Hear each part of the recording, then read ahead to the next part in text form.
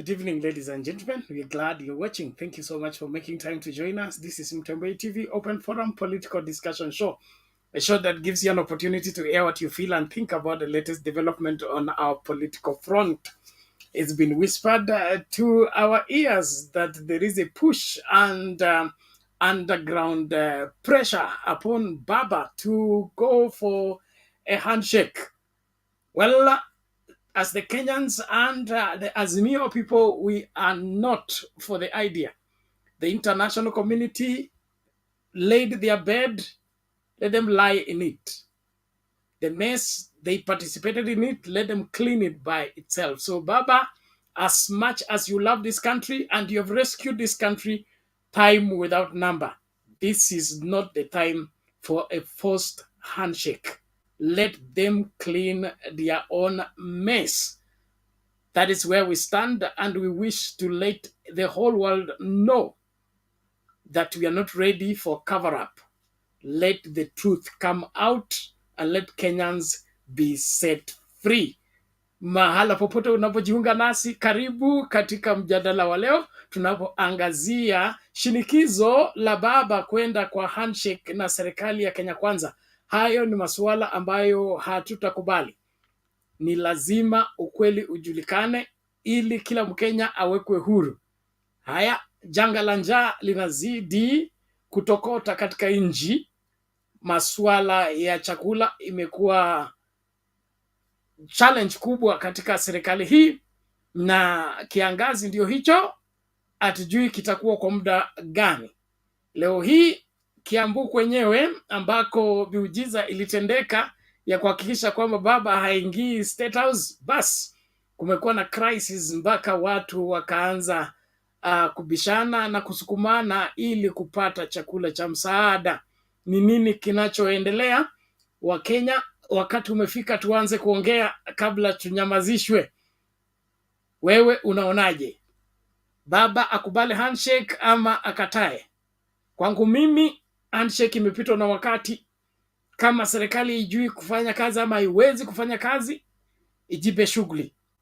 Tunahitaji uongozi ambao unafaa. Nchi hii ina wakazi wengi na wote wanahitaji kushughulikiwa na serikali yao. Haya, hustlers wako na matatizo, wamechanganyikiwa hawajui lipi ni lipi. Leo mboga wameanza demonstration kwa sababu makazi yao, mahala pao pa kazi pametishwa na serikali ya county sawa na serikali ya national. Sasa sijui unaonaje? Mahala popote ulipo, karibu. Tunapoanza kipindi cha leo, tunakukaribisha ukajiunge nasi katika mswada huu tunapoendelea na kujadili. Are you for the handshake or no handshake? I understand there is a push for a forced handshake so that the country can move on. Is that the way to go?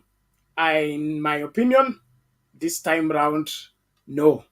There's no need of rescuing this particular move, especially when we are all aware that the international community has its own interest and had its own interest in touching the 2022 election. So wherever you are around the world, welcome everyone. Let's get talking. We want to urge all that are joining us from around the world. There is those who follow us on Facebook. We still have got issues with Facebook. So please, we urge you to join us on YouTube. That is where we are. And now we have started to stream on LinkedIn and Twitter. So if you are not following Mtembei TV, you're not getting Mtembei TV on Facebook, jaribu Twitter utatupata, jaribu LinkedIn utatupata, na YouTube hapo tupo. Masuala ya handshake wewe unaonaje? Kwa sababu naambiwa kuna wale ambao wanashinikiza kwamba Baba akubali handshake, inji isonge mbele. Kama Kenya Kwanza ina uwezo wa kuongoza nchi bila Baba, wasonge mbele, wasitusumbue. Sisi tunangoja shadow cabinet ya Baba, tusonge mbele kuhakikisha kwamba hakuna hakuna uongozi ambao uko na fiche fulani. Everybody should demonstrate their capacity to lead by ensuring that they take lead and take full realization of everything that needs to be realized as a people. So wherever you are, please let's ensure that we get in and get talking. Thank you, everyone. As you come in fast and furious, let's get set to talk. The link to use to get in the studio is right now in the comment section. All you need to do is click on it, allow StreamYard to configure for you the camera as well as the audio, and you will be in this space for us to get talking. We are in today. Is it for the handshake or not? Because there are forces that are pushing for a forced handshake between Baba and the Kenya Kwanza government. What is your take on the same? Hiyo ni lazima tujadili kwa kina, kwa sababu wakati umefika wa kuambiana ukweli. Uongozi lazima uwe na capacity ya kuongoza, isiwe ni uongozi ambao utaishia mahala ambapo Wakenya wataendelea kuteseka, ili hali wale ambao wanapaswa kuwasaidia kutatua matatizo yao, hao ndio wanaleta hayo matatizo. Ni lazima kila Mkenya awajibike ili tusonge mbele kwa pamoja. International community kitanda walikitandika, basi tunaomba wakakilalie. Hii story ya kushinikiza eti Baba aende handshake mambo yaishe, hakuna mambo kuisha mpaka Wakenya wapate haki yao, na ni lazima hiyo haki iwe ya kweli this time around. So no handshake from where I sit. Let there be truth, justice and reconciliation, that everybody gets what is rightfully theirs. Assuming office the wrong way is what ushers us into wrong living. So everybody, let us own up our responsibility and ensure that we are doing what is right because it is right, and not all these issues of trying to cover up whatever that is obviously out of order. Well, there seems to be a problem. Is it my camera? God.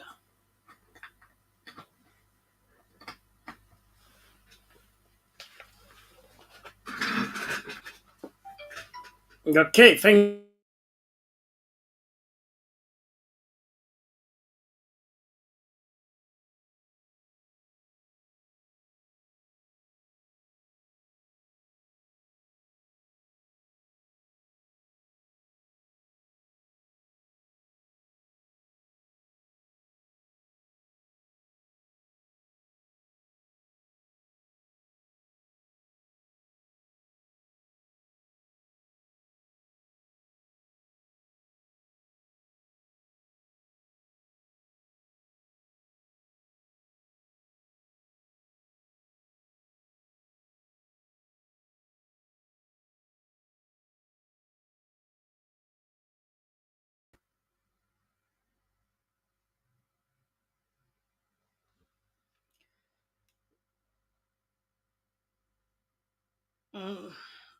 Okay, apologies for that hiccup. It seems like my net is a bit strained, and we pray that it will be able to hold on until we are done. We want to hear from you. Is there need for a handshake, and must the handshake be forced? What is cooking in Kenya Kwanza and their governance? And why is there a secret push placing Baba under pressure to go for a forced handshake? We are saying no to forced handshake. Let nguruwe ijikaange na mafuta yake. Hatuwezi kwenda kuokoa jahazi mahala ambapo tunahujumiwa.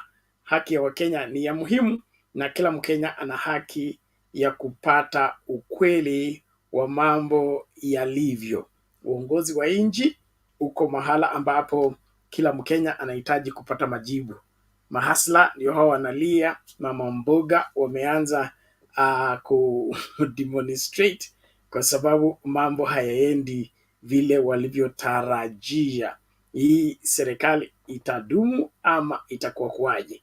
Naomba kila mmoja apeane maoni yake. Sijui naomba kila somebody to confirm if you are able to get me. My internet is a bit slow. I don't know whether it's reaching you loud and clear. Please confirm if you're able to get me. Please do so if possible right away. Thank you everyone.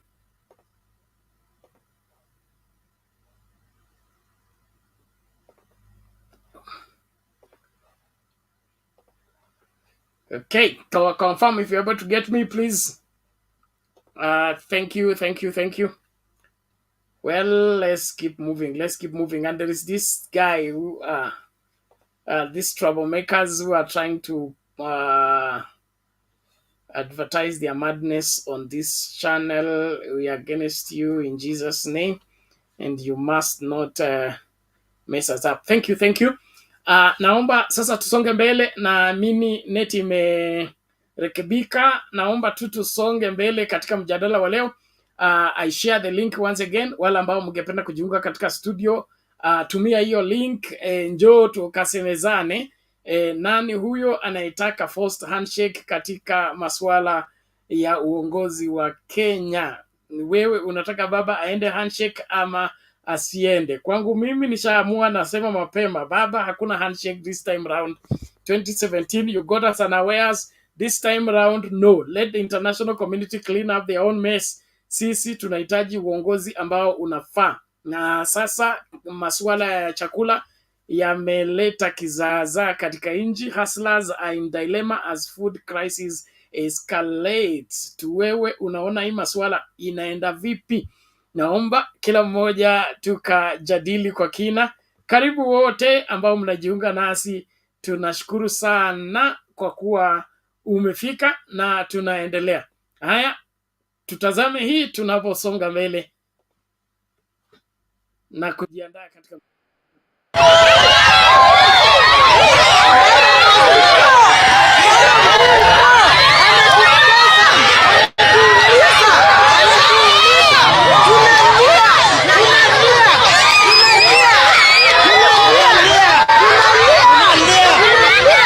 kwa majina na Akineta Nindo.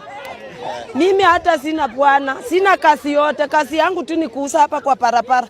Nachoma mahindi, nauza njuku karanga, nauza maembe na avocado. Sasa hata sina pesa ya kuuza. Nao wanakuja wanatuambia leo tutaangusha hizi vipanda chini, mjipange. Usiku waliangusha sote. Sasa hata mimi sina vile nitafanya. Hata leo nimeshinda tu kwa nyumba nikipoeka, ndio nimekuja tu hapa sasa. Hata watoto wanaenda kulala njaa. Niko na watoto shule wanategemea hapa. Nikiuza hiyo kitu kidogo, nikisha kuuza nilipe chama 100, ikiruti ndio napeleka shuleni. Sasa hata sina pesa yoyote. Sina kitu yoyote, sina vile nitafanya sasa. Mimi nachoma samaki pale.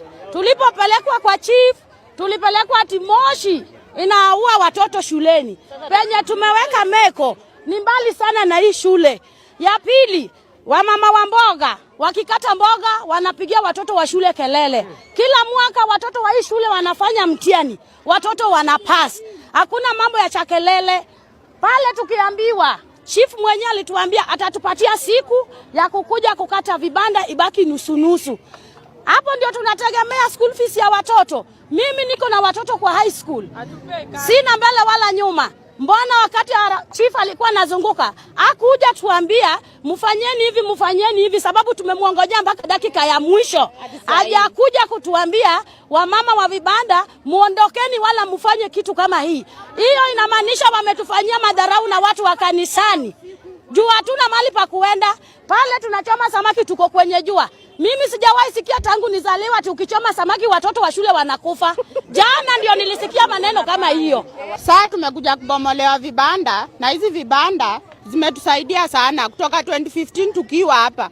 Wengi wetu tumetegemea hizi vibanda kama school fees, nyumba, kulipa rent. Si ni hustle tu mboga.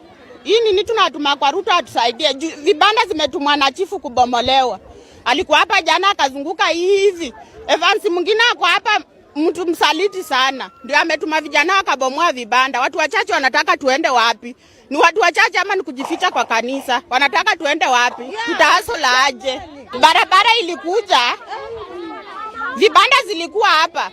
Watu wa barabara wakakuja wakapima, wakatuambia tutoe wapime barabara. Tukatoa barabara ikapimwa, wakatuambia mnaweza weka hapo muendelee kuhasol.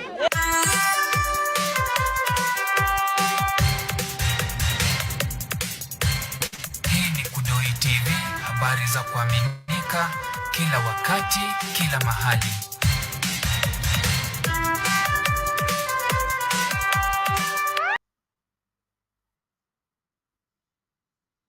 Sasa mtalipa tax.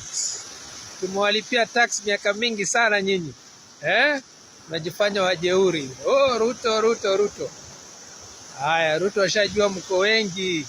Si pesa iko ngapi? 30 million. Alafu sisi ni wale 7 million ambao tunawalipia. Sasa kama wewe ni hustler, anza kulipa ushuru. Tena yule unamlipia ni yule wa kuziramba. Lipa ziliwe, tatia akili raundi hii.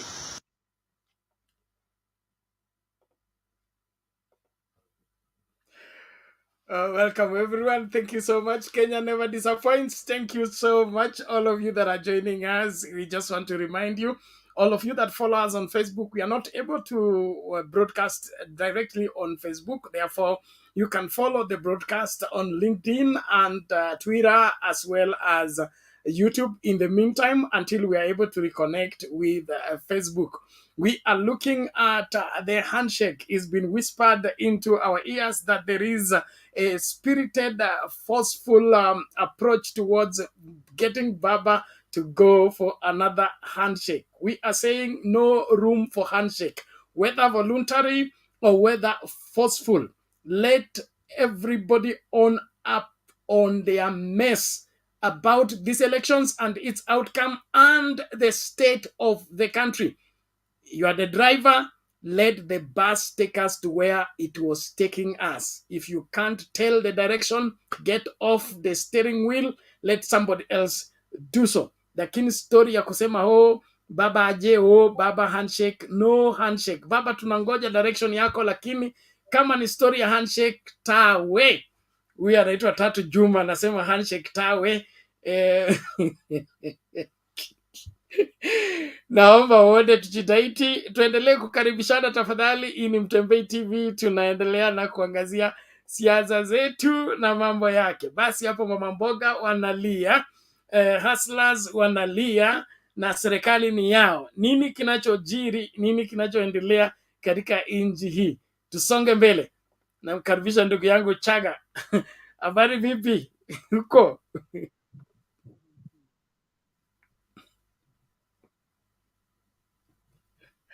Karibu dadi, naweka sauti yako haipo.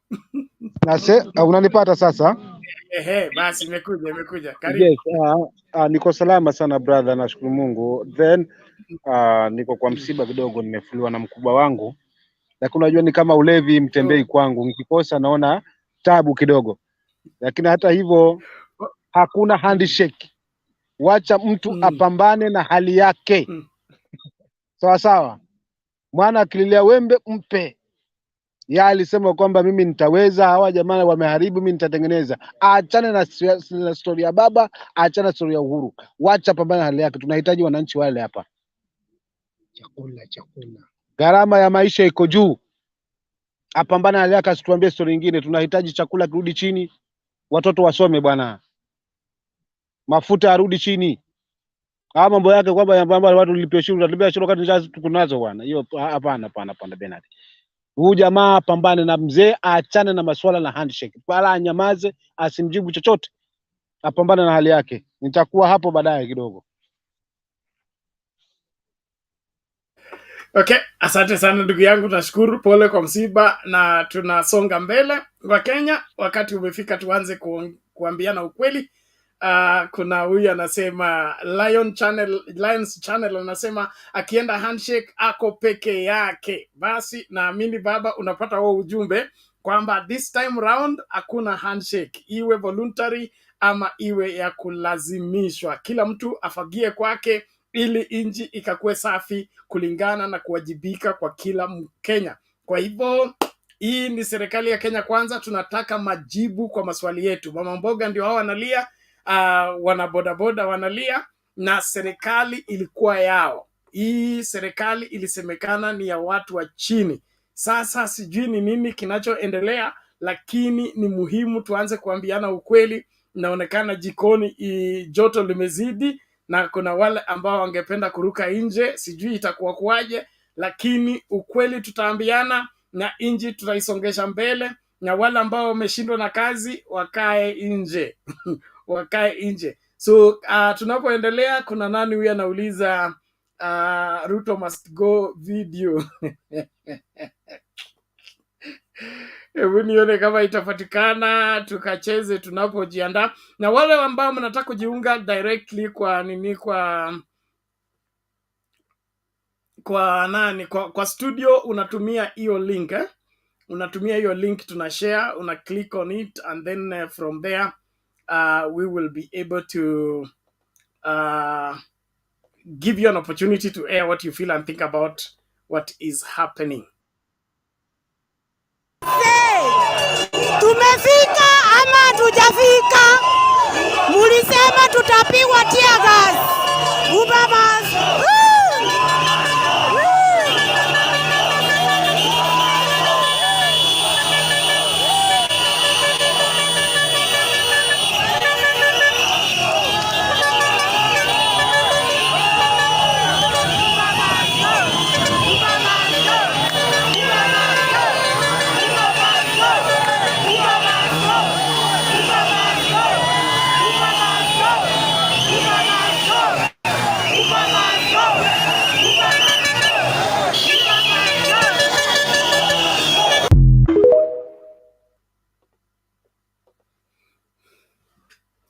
Okay, hali ni kama hiyo. Kuna mahustlers wanateta, wale wanalia, wale wanasema mabadiliko ni lazima. Esther Kabiru anasema no handshake, wacha Kenya Kwanza, Kenya Kwisha wajikaange kwa mafuta yao. There is no hot kitchen there can never be no hot kitchen. If you have been in the kitchen, you know the kitchen is always hot. So you must go in understanding that it's going to be hot, and you should be armed for the same, ama utatoroka kabla chakula kiive. Kwa hivyo hiyo ya kusema there is no hot kitchen unadanganya. Tafadhali tuambiane ukweli. My sister Yufin, habari ya leo? Mzuri sana Bernard, unaendeleaje? Nashukuru, Mungu mwema, tunasonga mbele. Aya, acha sasa tujitayarishe kwa kuwatch drama. Na tunaenjoy. Ja watu walisema Raila aende Bondo, Uhuru aende Ishoweri. Na hata hiyo Ishoweri wao Uhuru amekataa kwenda, Uhuru ameenda kuishi Narok na wanyama.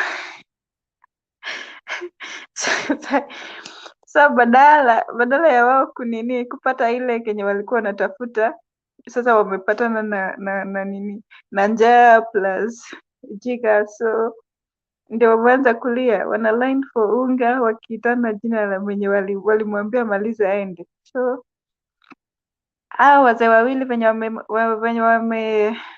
wamenyamaza hivyo, wazidi tu kunyamaza. Alafu hii mambo ya handshake, tawe handshake hatutaki kabisa, hatutaki lawama. Unajua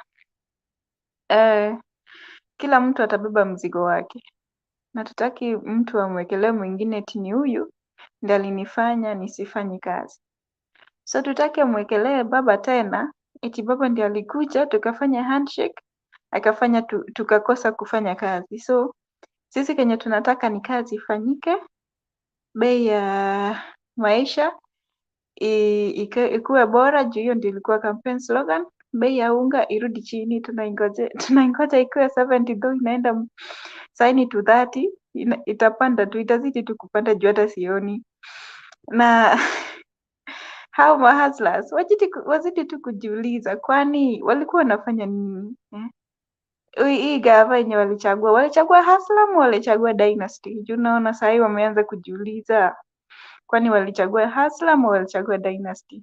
Kama mwenye walichagua alikuwa nini, kiongozi kweli.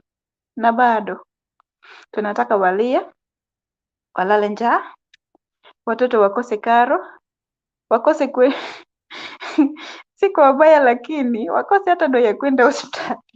Ndo wajue next time wachague leader mwenye na wajali, si mwenye nakuja kuwapea pesa alafu anaenda unampea kura yako, anaenda huko yani for himself, anaenda alafu anataka kukaa na tulut.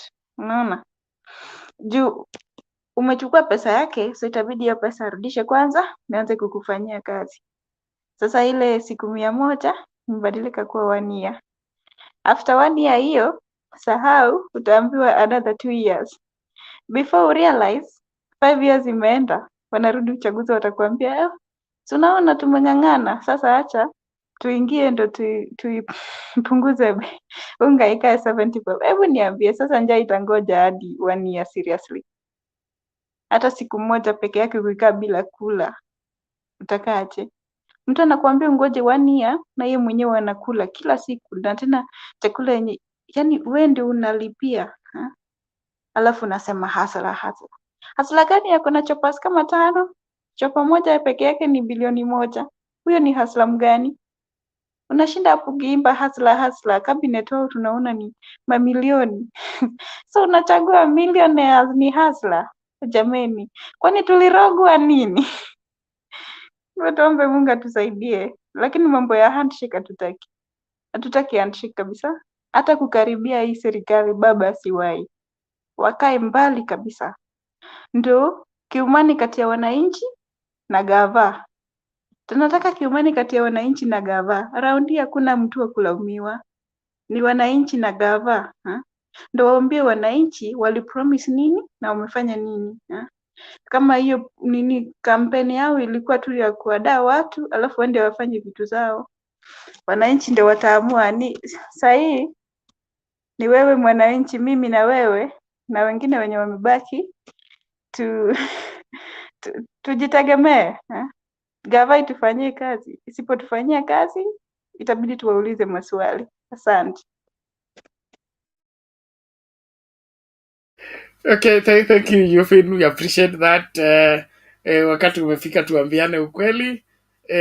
Lazima kae kana kwamba tunapelekwa kokote kule wanataka tupelekwe. Ningependa tu kuwakumbusha wale ambao huwa mnatufuata kwa Facebook, hatuwezi kuingia Facebook kwa sasa hivi. Kwa hivyo kama unataka kufuata kipindi chetu, kuna njia mbili, una join YouTube ama LinkedIn ama Twitter. So kama hujafuata Mtembei TV kwa LinkedIn, tafadhali fanya hivyo. Kama hujafuata kwa Twitter, fanya hivyo tafadhali, ili usikose ama usipitwe na lolote wakati tunaendelea na kipindi. Naomba tu tushirikiane kwa pamoja na tujadili kwa kina.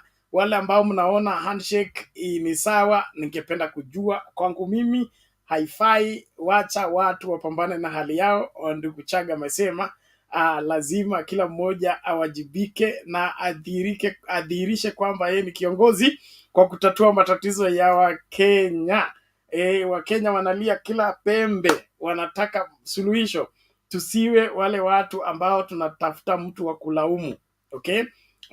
Tatu Juma nasema wakule jeuri yao, Kenya kwisha. Walikataa baba care. John D anasema walikataa 6K and free education. Basi mambo ni kama hayo, Wakenya wanaongea. Naomba tu tafadhali, kama unataka kujiunga katika studio, tumia hiyo link. Na samahani, link inaonekana tu kwa YouTube. So kama huja subscribe kwa YouTube, tafadhali fanya hivyo. We are not able to share the link kwa LinkedIn, and we are not able to share it on Twitter. So if you are following us on Twitter, jaribu tafadhali kuclick uingie kwa YouTube, hapo ndio utapata link ya kuingia studio tukajadili kwa kina masuala haya. Sisi tunasema no handshake, we don't want handshake. Let nguruwe ijikaange na mafuta yake. Kama Kenya Kwanza ina suluhisho, tunataka hilo suluhisho. Kama haina suluhisho, ijitoe mapema ili sisi tupate uongozi ambao unafaa katika kuhakikisha kwamba Mkenya anapata haki yake na kuna kupaguliwa na kuna kuachwa nyuma. It is that important. And things are getting bad, and so let us not pretend. We need to get a quick solution to the problem right now. Now I want you to look at this and judge for yourself if we are serious, or not. It is important that we we better get serious. This is very sad. Let me get the video ready. In the meantime, kama hujajiunga nasi tafadhali fanya hivyo, na ukitupata karibisha wawili watatu ili kila Mkenya amakinike katika kupata ukweli wa mambo na kutekeleza yale ambayo ni ya muhimu kwa kusaidia nchi. Okay? Okay, thank you everyone. Let me get the video ready. Nani huyu? Hey, public participation. Public participation, habari ya leo?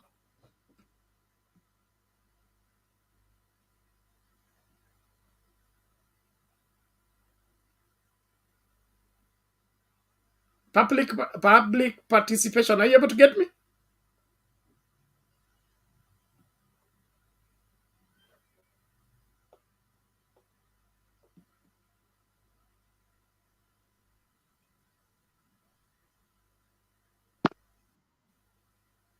Bernard. Yes. Bernard. Yes, mimi huyu. Vipi? Hi, Bernard. Yes. Unanipata? Kwa sawa, endelea. Okay, yeah.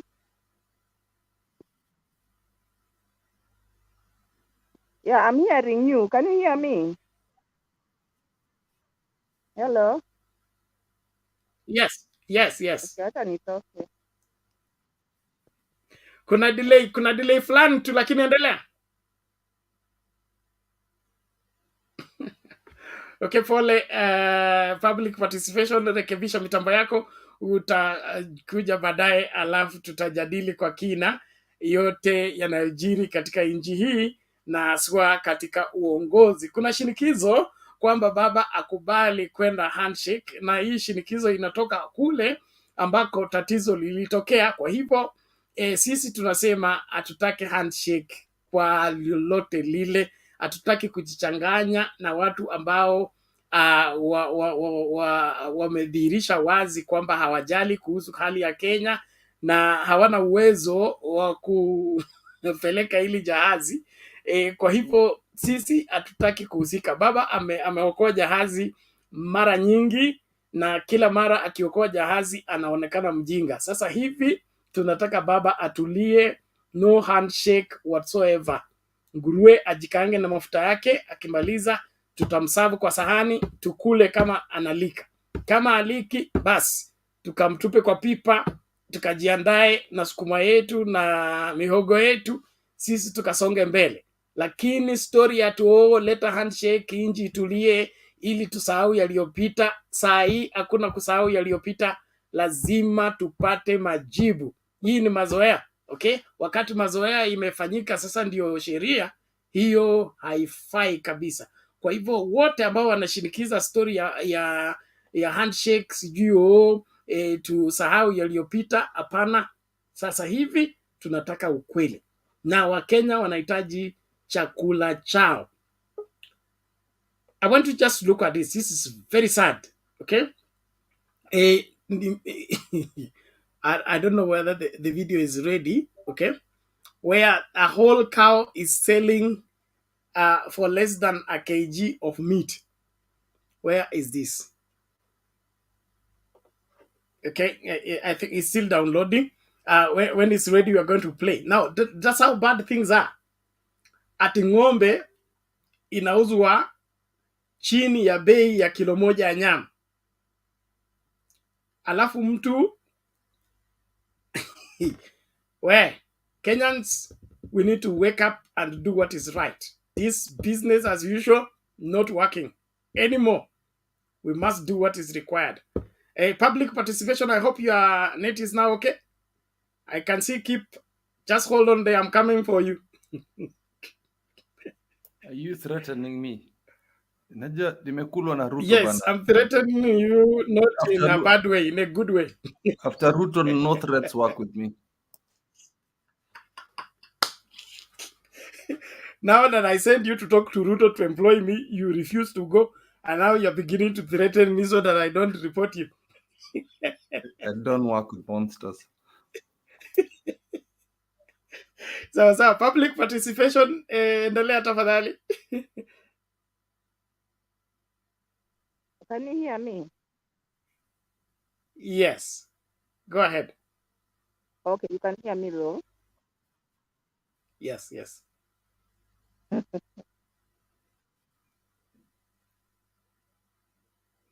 Okay, it's like public participation is not getting our response, but we can get what she's saying. So I think her configuration has issues. Kama unatumia simu, naomba hivi, restart your phone, switch it off completely, and then restart it. If it's on the laptop, you may also need to do the same so that your configuration is balanced and you're able to communicate without a problem. Sasa sijui ni kama unanipata, tafadhali rekebisha hiyo na utaweza kuongea. Asante. Lakini keep. Yes, big brother, how you doing? Handshake or no handshake? I am very angry that somebody is pushing for handshake. A handshake, we are tired of Raila holding people's hands. It seemed easy. I think the initial start of the Jubilee government, which was a coalition in the beginning, was the fact that they had a lot of money from international coffers to do infrastructure. There was a mixture of allegedly theft and also infrastructure projects that went along. So there was a lot of goodwill from the public. So a lot of people are paying taxes properly. A lot of small developments, not a lot, were actually happening in the country. So there's not that harshness we're seeing now in 2022. So at that point, Raila's participation was to oppose what was happening, and they were working towards that. So it's not forgotten as to what Raila did in 2013. There was a lot of watchdog stuff, which is what they want right now, which is not going to happen. 2016 is when things got a bit thick, where a bit of tribal tension came in. And we had from, what was it called again? Sagana 3, where Uhuru revealed the fact that if they didn't do that handshake, a lot of unification of Kenya was not going to happen, where you'd find people from Central would work in Kisumu or the other way around. So within the last 5 years, I think a lot of integration of the communities happened and a lot of calm and peace happened because Uhuru, I hate saying this, as being submissive to Raila towards the handshake. People don't understand that. That was a submission. Uhuru had to listen to what Raila does. Uhuru had what Baba did, but Ruto, on the other hand, is not going to do that. So even if anybody is begging for a handshake, Raila understands that Ruto is not going to heed to any advice. If you understand something about Ruto, I'm not going to say anything negative. I'm just going to say what facts are facts. Ruto is not going to listen to what Raila is going to say, even if there's a handshake or whatever you want to call it. So it's not possible. It's not possible from what the UDA people want, and it's not possible from what the Azimio people want. So it's impossible. I'm sorry. This ideology that we need a handshake, no, we are completely different. It's a different sides of the coin. The tail end of the coin will never see the head side of the coin. They will never see each other. Just try and look at a coin. Will they ever see one another? No. So that is impossible. We are moving towards what we call a revolution. So when I say a revolution, it's a change in government. And it's not a change in government in terms of overthrowing the government. It's a revolution in terms of the change of governmental behavior. People are saying that Kenyans are suffering right now. Yes, they are. But what we need to notice is the Azimio strongholds have good leaders. I'll give you the likes of Orengo. I'll give you the likes of Natembea. I'll give you the likes of Simbarati. And even down in Mombasa, we have very good leaders. Those are just the top ones I'm giving there. Kakamega has left a very good legacy. So that it will take a long time to destroy. So we don't need a handshake. 40% of the kitty or the pass of the government going into the governors will help Raila's strongholds work towards helping our people. I don't see any food reliefs going to Nyanza. I don't see any food reliefs going to Western. It's only down to the so-called strongholds of UDA. So if they want to keep moving their governments towards that, Azimio, I'm still part of NARC Kenya. NARC Kenya is part of Azimio. I'm not going to talk ill about UDA. Let them run the government the way they think they want to run it. So no handshake.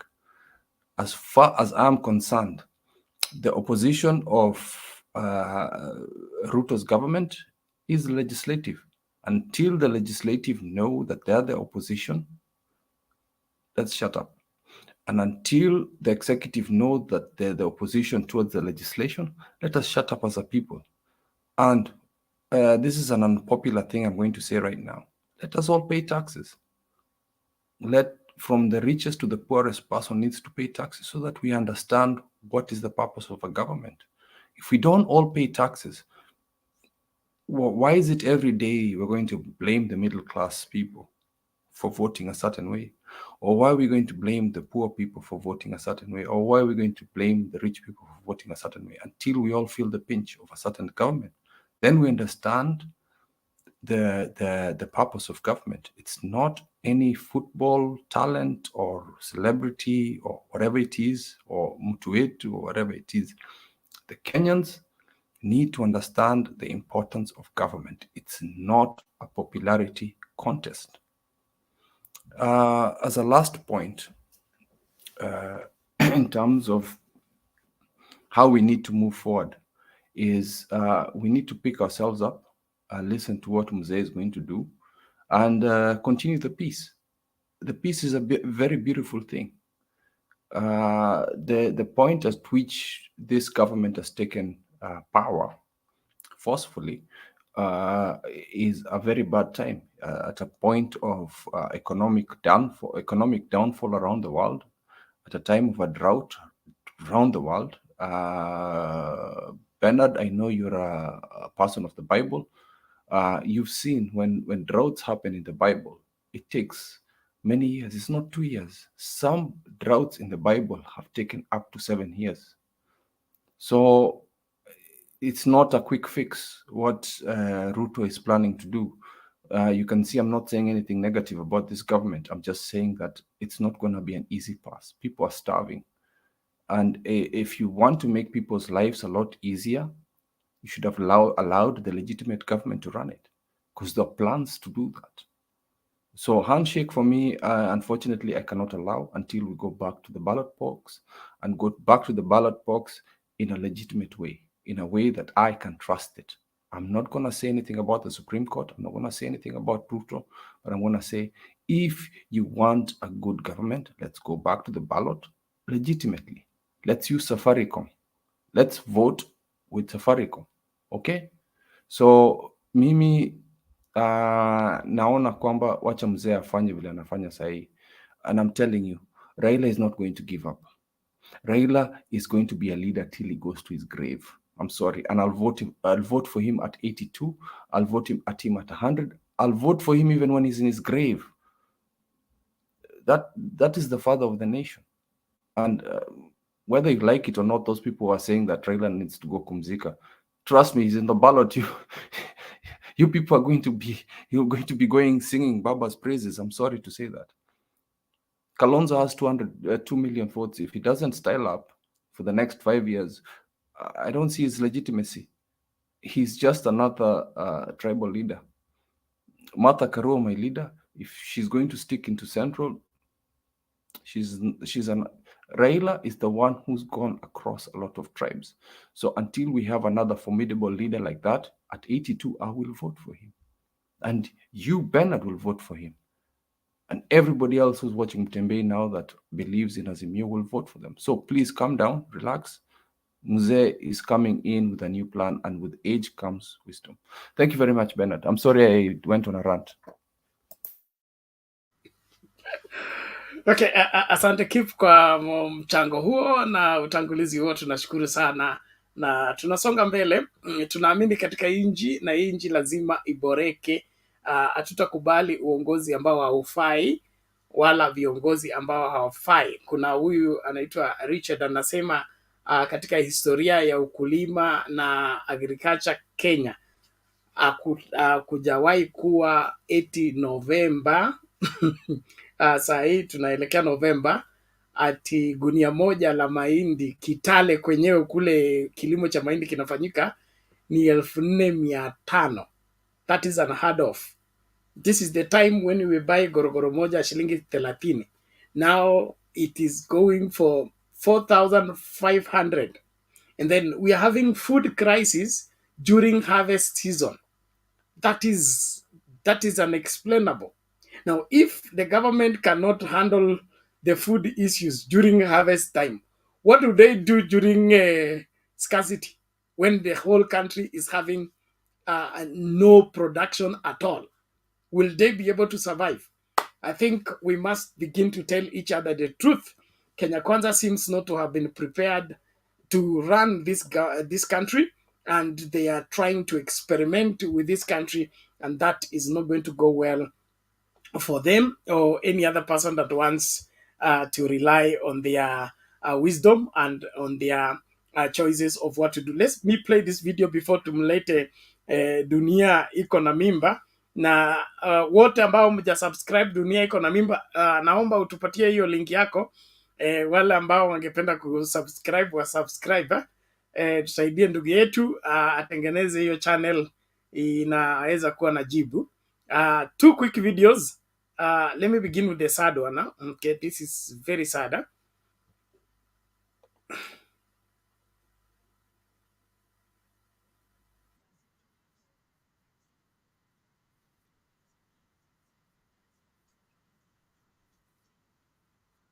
Livestock in the county have plummeted to deplorable levels as farmers rush to dispose weak and starving animals. As Emily Chebet reports, farmers in Bisil Market are selling sheep and goats as low as 100 shillings, while a cow is selling for a throwaway price of 500 shillings, down from between 20,000 and 50,000 shillings before the drought's peak. In the dusty market of Ilbisil in Kajiado County, residents are feeling the effects of the ongoing drought. Their livestock are dying in droves, and attempts to salvage what they can are not that successful. Indeed, the situation appears almost beyond salvage. The kicks of a dying cow. The owner hoped to sell it before the worst happened, but it seems he will have to accept the inevitability of this death. The struggle to get these animals to the market is real. There is transport and other expenses. The ravaging drought in this county has forced residents who depend on these animals for their livelihood to dispose them off to buy food and other necessities. The prices are heartbreaking. It sounds unbelievable. Hii pesa yenye nimepokea ni mbuzi 12 ndio nimeuza. Kwa kila mbuzi ni 100 ndio nimekuja kupatiwa saa hii. Hii ni kondoo 2, 100. Sasa hii pesa inakula nini? Tulikuwa tunauza kondoo moja 5,000. Kama anaenda nyumbani hakuna kitu ya kupelekea watoto. Kama anaenda shule amepunguza watoto, anakaa nyumbani na hakuna chochote. Frail and feeble cows lie on the ground within the marketplace. At least they managed to get here, but for some, it is a matter of time before the inevitable happens. The animals look helpless. The movement in these cows are indicative of the struggle to remain alive, despite the body's refusal to comply. It could be too late, and the price a cow will fetch is demeaning for an animal that is so highly valuable by the community. Saa hii ng'ombe unauza bei ya 400 na 500, ambaye hata ile gari ambayo ilisafiri na hiyo ng'ombe haiwezi hata lipia. So hata mimi tulikuwa tunawasaidia kuwanunulia, lakini mahali tunapelekanga imekuwa too much. Na ukipeleka Nairobi upeleke Bama, unaweza mwambia tu shilingi 500 ikiwa bila kupimwa. Kama yangu saa hii nikiwa hapa nimesimama hapa, nimepigiwa simu niwaambia tupeane na 500 ama tutupe. Back in the villages, wild animals are suffering the same fate. The vultures making a feast of the locals' painful losses. Pundamilia 6 amekufa karibu boma yangu. Punda yangu 2 amekufa kwa boma leo. The struggle for water for human and animal use is evident. A few who are lucky to access community water points are in a better position. Their animals can at least quench their thirst.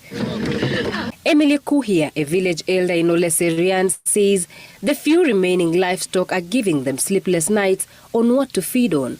What was not edible in the past is now valuable. Mtu alikuwa na ng'ombe 100 na kitu, lakini saa hii unakuta mtu ako na ng'ombe 5. Ikiwa sasa kiangazi itaendelea hata wiki 2, tutaangamia kabisa. Matumaini yetu itaisha hapo hapo. The weatherman has hinted that the situation may run into next year. According to the residents here, another failed rainy season will be disastrous. Not that it is not already. And should the rains pour sufficiently and replenish water sources and breathe life into the pastures, it may still not be enough food for the livestock, nor spur the recovery needed here. That is likely to take a long time. Naomba hivi kwa serikali, kama kuna mahali kama wanaweza kuja kutusaidia kwa hizi kuzinunua.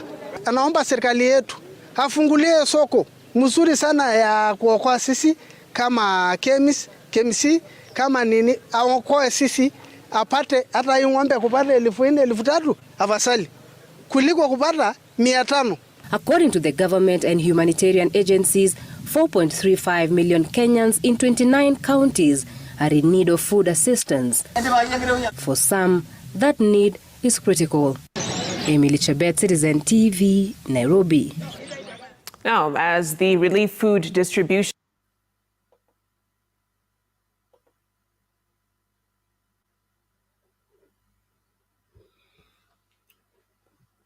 That is the sad story of our country called Kenya. The Bible says, "Woe unto you, O land, if thy king be a child, and that they eat in the morning." I don't think this should be happening at this point in time. Not with this technological advancement, not with this current state of affairs. We can do much better than this. A cow selling for less than the price of a kilo of meat, that's unacceptable. And it's happening in the watch of a functioning government. No way. No way. Something has to happen. Please, Kenyans, let's do what is required. This is a big, big mess. I don't know. Nyama kwenu mnanua pesa ngapi? Kilo moja ya nyama Naivas is around, a good meat is around 750. Sasa ukinua ng'ombe nzima 500. Yani ni nini kinaendelea? Dunia iko na mimba. Karibu. This is sad. Asante sana Bernard. Nimekaribia, nimepata nyamba ni chipu bana. Hali yenyu hapa? Unataka kuzambazia nyama? Tuliambiwa hii serikali ni watu wafugaji bana. Sasa si wafugaji, hii serikali ni yao. Wacha wang'ang'ane nao. Ambia hii serikali ni watu wafugaji. Si wale mafisherman na si wale wakulima miwa kama sisi huku. So serikali ni wafugaji. So kama nyama, kama mbuzi, ng'ombe sasa ni 500. Alafu mbuzi ni 100. Hii ni maajabu.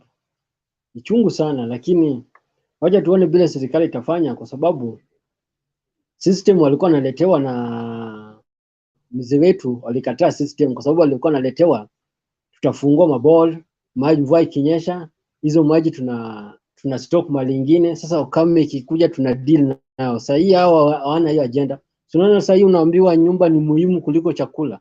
Ngojeni 1 year. Hiyo ndio bottom up. Unaambiwa walisema aje? Si uchawi, ni maombi, lakini mimi nabadilisha.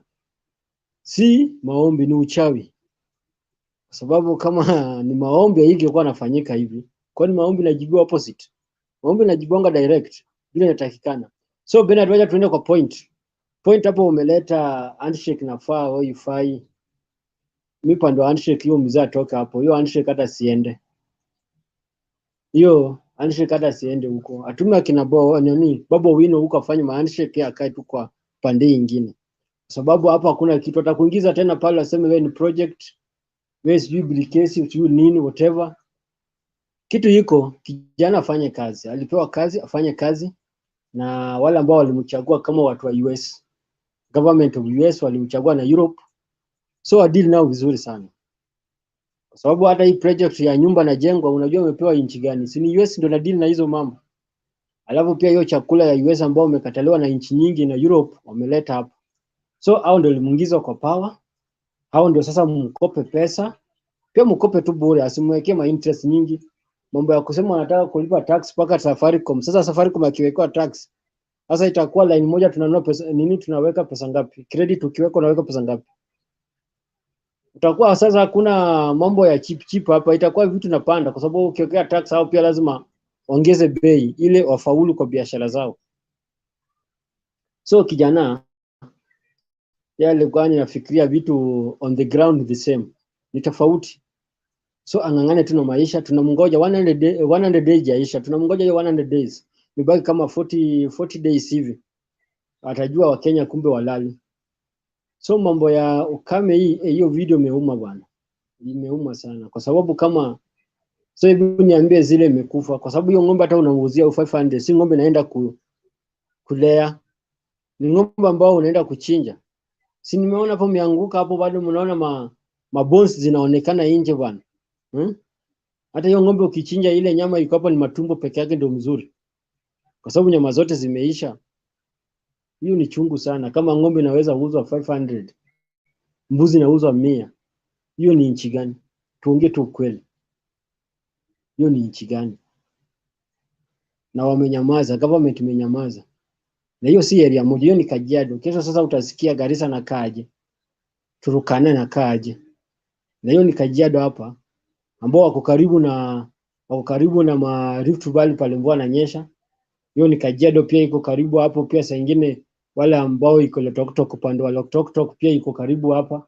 Sasa sijui itakuwaje. Ni chungu sana, lakini on the all waombe tu sasa kitu itabidi viongozi wa makanisa na viongozi wa Waislamu waweke prayer kwa ile area zimepatwa kame, ili Mwenyezi Mungu wasaidie au ajalie wapate mvua, kwa sababu hakuna solution nyingine ya wanyama, ni mvua tu. Kwa sababu hata hiyo chakula ikiletwa ya Red Cross haitatosha. Kitu itatosha ni mvua tu. Lakini mimi kwa hiyo serikali mambo ya mnasema mambo ya handshake na mambo nini, wasa US na Europe washoti the miss. Hii ni miss yao. Sio ndio aliweka jamaa kwa kiti na tuliona kila kitu na sisi tunaambiwa. So watu wangangane kila kitu watatax ni sauri yao. Sisi tuko tu tutawangoja tu. Tutawangoja tu, makatano si mbali. Bena ndio video umeweka ya ng'ombe imeniuma sasa, hata mapoints zangu ilikuwa nataka kusema zimeisha. Wacha niwaachie wengine waendelee, kwa sababu ng'ombe 500, hebu imagine, na mbuzi 100. Hata nyama kwota ndio tunanua 50. Nyama kwota ndio 50. It's Haya, bad news. mwingine It's bad. aendelee. Asante sana. Link Okay, nimeweka hapo mute your Bernard. mic. Link nimeweka hapo. Mute your mic, please. Thank you. Dunia iko na mimba anapeana maoni yake hapo, na ningependa tu kukumbusha channel yake nimeshare hapo link. Una click, una subscribe, una boost ndugu yetu katika kazi anayofanya na vipindi anavyopeperusha hapo kwa hiyo channel. Naomba tu tukashirikiane pamoja kufanya tofauti katika maisha ya kila mmoja kwa kuwa msaada. It is a very sad day in Kenya that we have come to that place where a whole cow can cost less than a kilo of meat. That is unforgivable. When we have devolution, we have a central government, and we have right-thinking people, we have KEMRI, we have a meteorological department.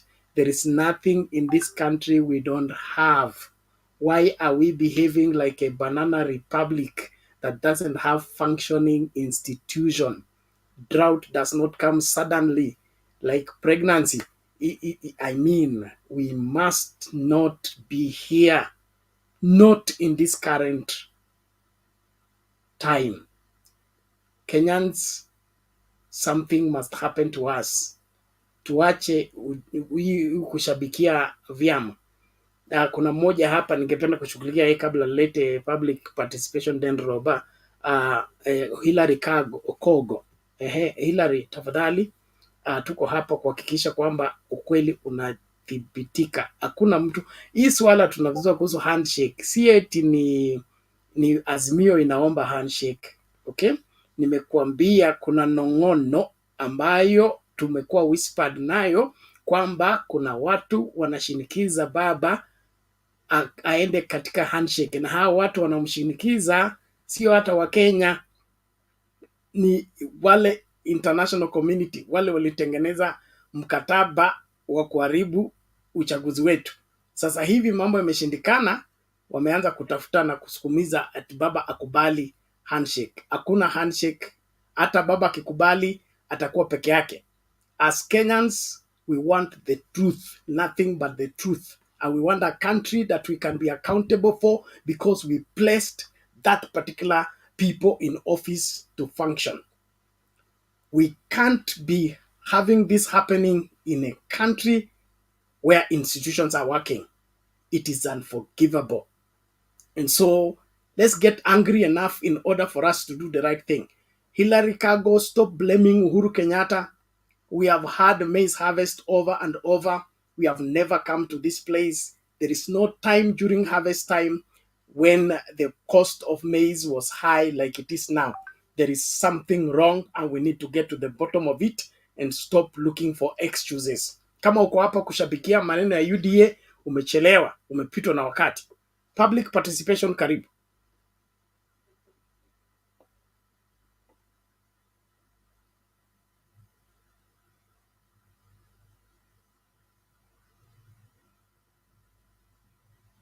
Yeah, inaonekana public participation bado ako na shida na mitambo yake. Robert, opposition leader, how are you today? Hey, Bernard, bwana, nice to see you. Nashukuru, asante sana. Kiva nione mengia ndia ukaweka tape hapa ndia kaenda shoe because he saw me. I don't know. He has been hiding. Then I thought maybe I found him. Then I'm happy. I don't know where he went to. And before I said hi to him. You know, he'll be back. He'll be back. I think he had sneaked out of office or something. Yeah, it's very sad. Very sad indeed. I mean, from the table you just put on and some of the things which we see what's going on.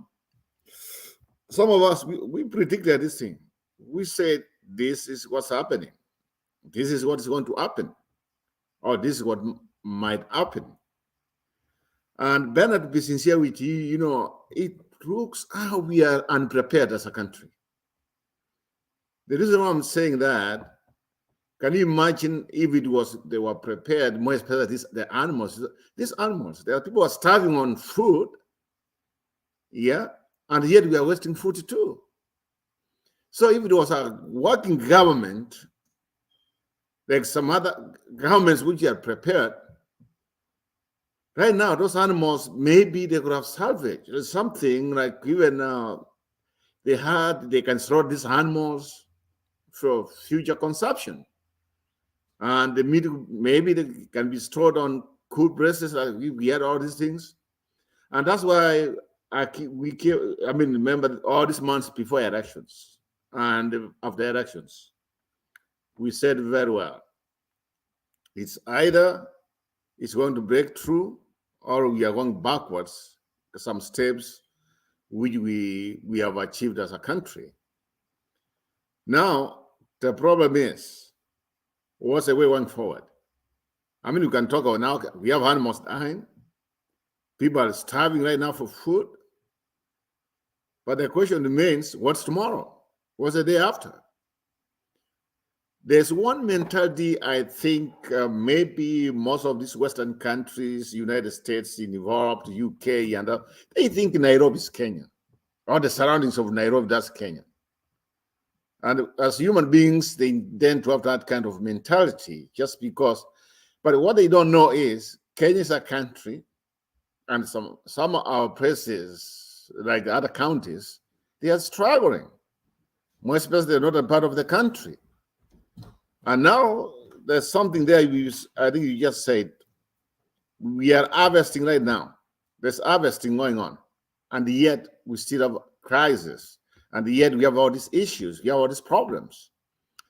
I'm a farmer. Bernard, you didn't know. I'm a farmer. I just sold my, before election, that's a few months before that. And I think maybe if I wish I could have sold my maize a little bit, I could have made a lot of money. But because of the way I just felt like sympathized and the situation was, I released all the sacks of maize I had. And I sold it, but I didn't know that this is going to happen. The reason why we sold, some of us, we sold that time because we saw harvesting was about to come. And yet, the harvesting is here. And we still have problems. Now they are saying Kitare. If Kitare, a sack of maize is going between 4,000 and 8,000, we have a problem. We have a problem. Because, you know, Kitare is the heartland of maize. That's where, that's where the determinant of what's going to happen the whole year. I mean, if they are struggling, then I think this government here, somebody has to advise them they have to look beyond if they have to save people's lives. You see, that's where we are headed to.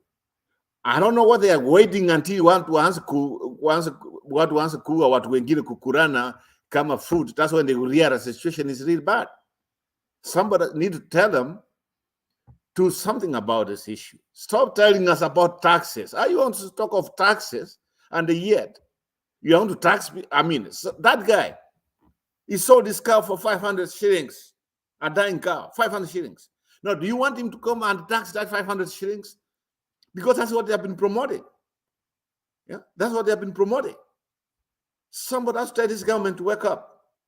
If they are not capable, resign.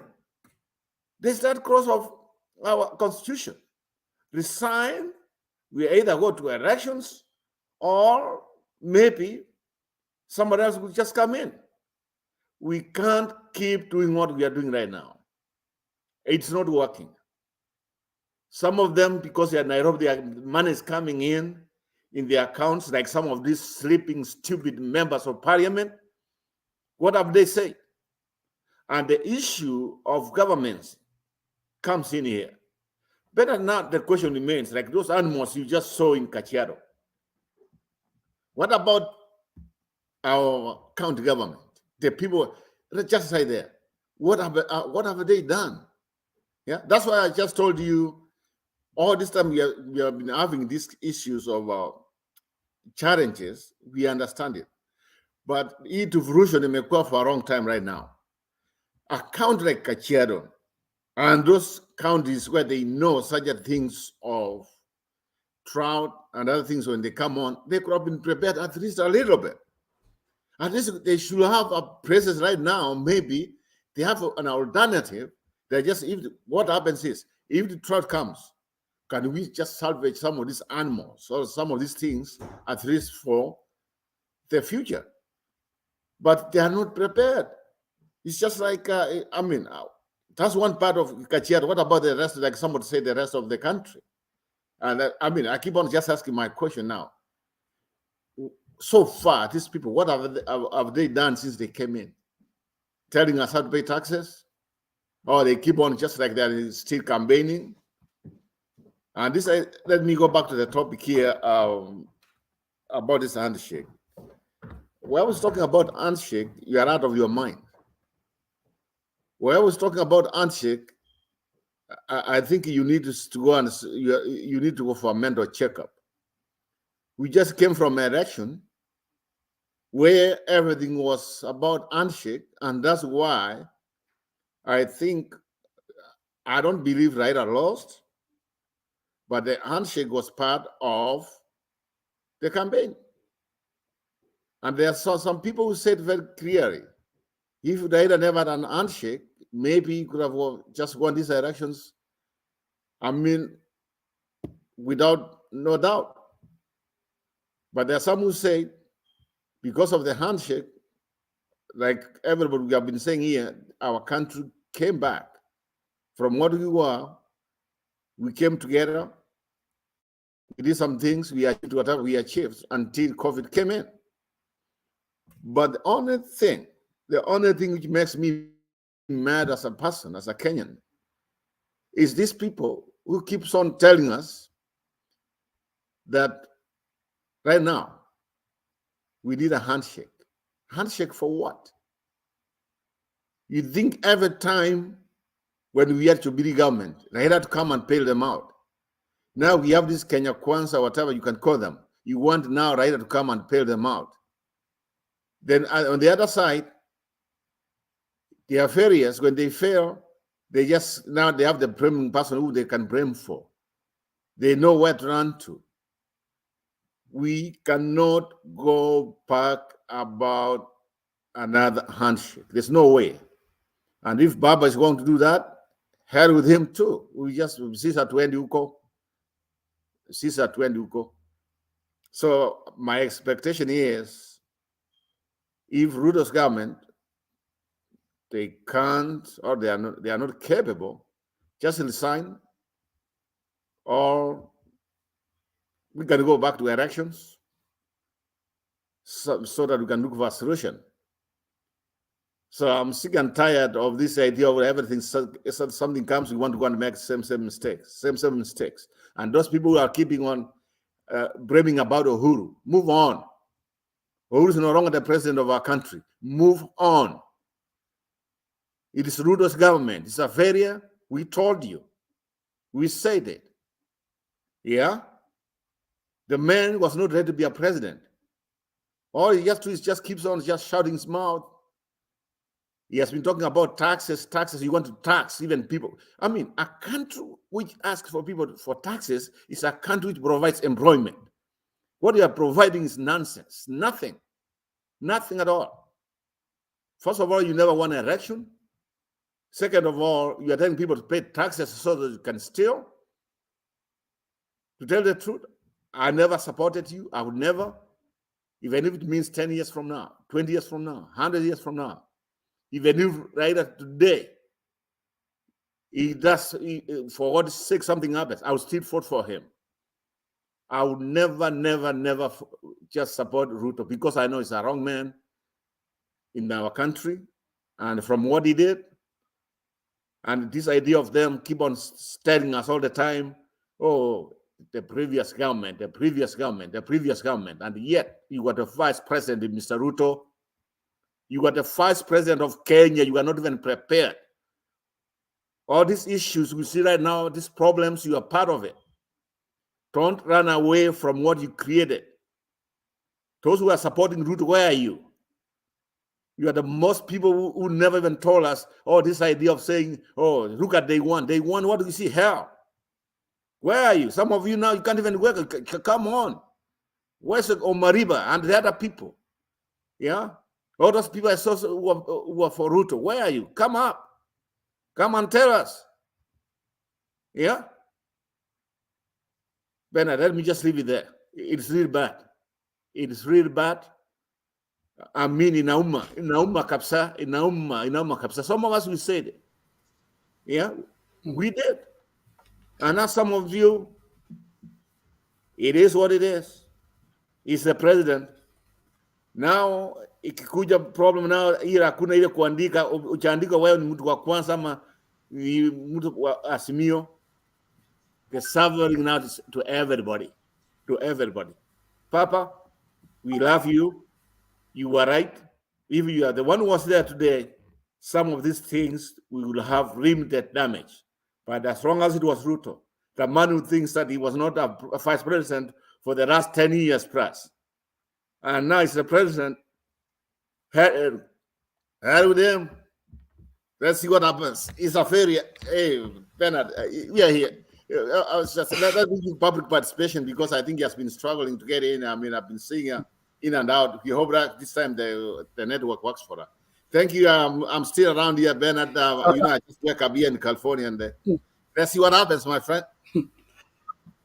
So thank you, Roba. We appreciate it, and it's our duty to do what is right for the country by ensuring that leadership provides the leadership, or they find a space elsewhere. We can't take this sitting down anymore. We must voice out what is ailing our country. Public participation. I hope this time round you are in Karibu. Thank you, Pastor Bernard. Sorry, network was giving me a problem. It's better now. Go ahead, raise your voice, Kiasitu. Okay. Hi, Roba, opposition leader and Dunia Icona member. I was watching the news and then I saw that clip of the sheep and the goat is going for 100 bucks and the cow is going for 500. And then I heard in Meru, people were eating carcass of camels which have died. And the other day it was camels of Somalis came into, I think, the neighboring community, and then they went into a lady's farm, and when she came out, they had us shot her to death. Bernard, this story has got me thinking about the story of Joseph in Egypt, when the king had the dream that there was going to be a famine. Okay, about the 7 fat cows and the 17 cows.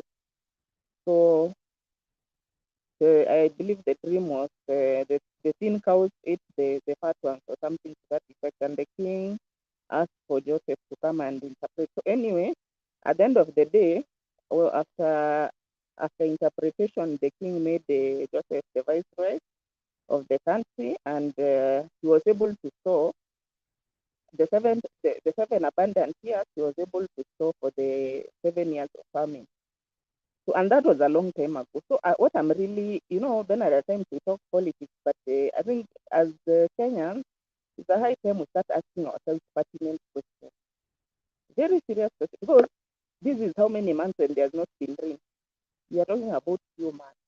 And from what we are hearing, meteorological department telling us, this problem will be on for another 2 months at least. Already we are in this dire situation whereby people are selling their cows and their sheep and their goats for 100 bucks. Now, my question is this: we have been here as an independent state for a good 60 almost years or 60 something years. So it's not the first time we have seen that rain can fail, but this thing of being so everything is dependent on rain-fed agriculture. Rain. If the rain doesn't come, we don't have water. We don't have, we don't have animals are dying. And it's a very short duration. So, I've been asking myself, what about if we were having a 7-year drought, like what happened in Egypt? Sasa tungekuwa tunasema nini? Everyone would be dead. Alafu the few wealthy people, they fly out, or what would happen? Because you cannot be in this kind of a crisis over a very short duration of not getting rain. And it's not the first time that rains have failed. So what really are the government doing? Because what I mean, not even what are they doing now, but what have they been doing since independence? Because it's like we have not really galvanized any mitigation strategies for in the event that we don't have rain, and we are spending so much on water in terms of everything, because the majority of our economy is agricultural. So I'm very disappointed. Me, even I don't know what to say. Pastor Bernard. I mean, it's very disturbing, the state of affairs in this country. And you see, Hustler, Hustler now is confused. Let me tell you. Amekuja ameingia, you know what he thought in his mind is that he'll come and he'll be swimming in money and things will just go, he'll have a nice time with his group.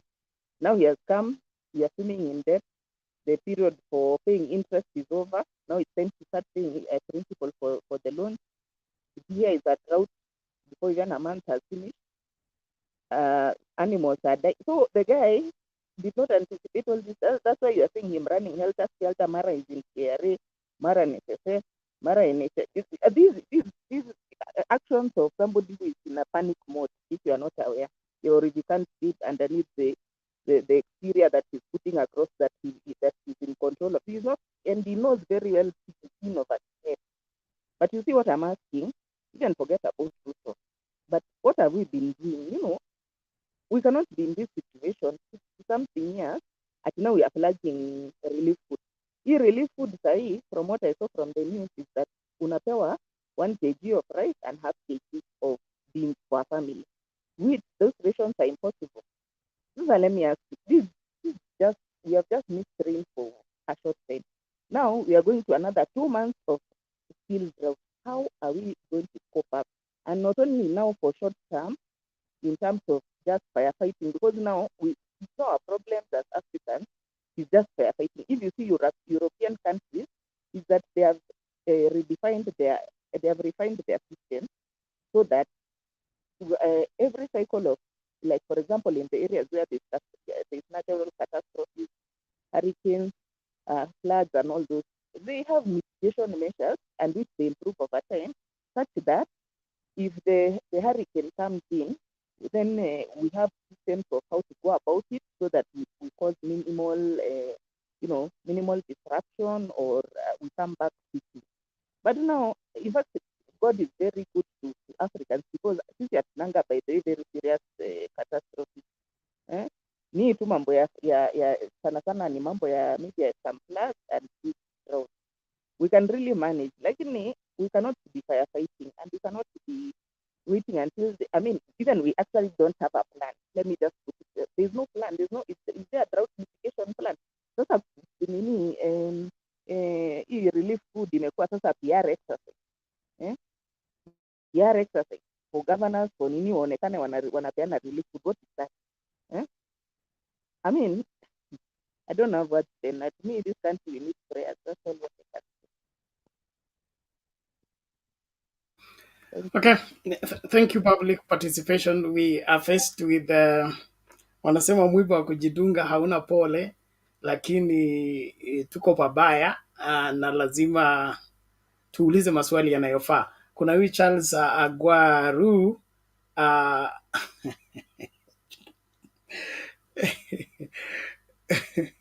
na ningependa Charles tuheshimiane kwa sababu Mtembei TV ni kama taasisi yeyote ile, na uamuzi ufanywi kama vile unavyofikiria eti kwa sababu kuna drought basi tuanzishe fundraising na tuchangishe hela.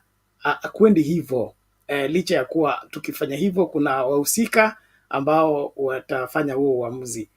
Kile unaweza fanya tu ni kusuggest. You suggest. You don't begin to condemn us that we do this and that. And what difference can that make? We did a fundraising for Marsabit.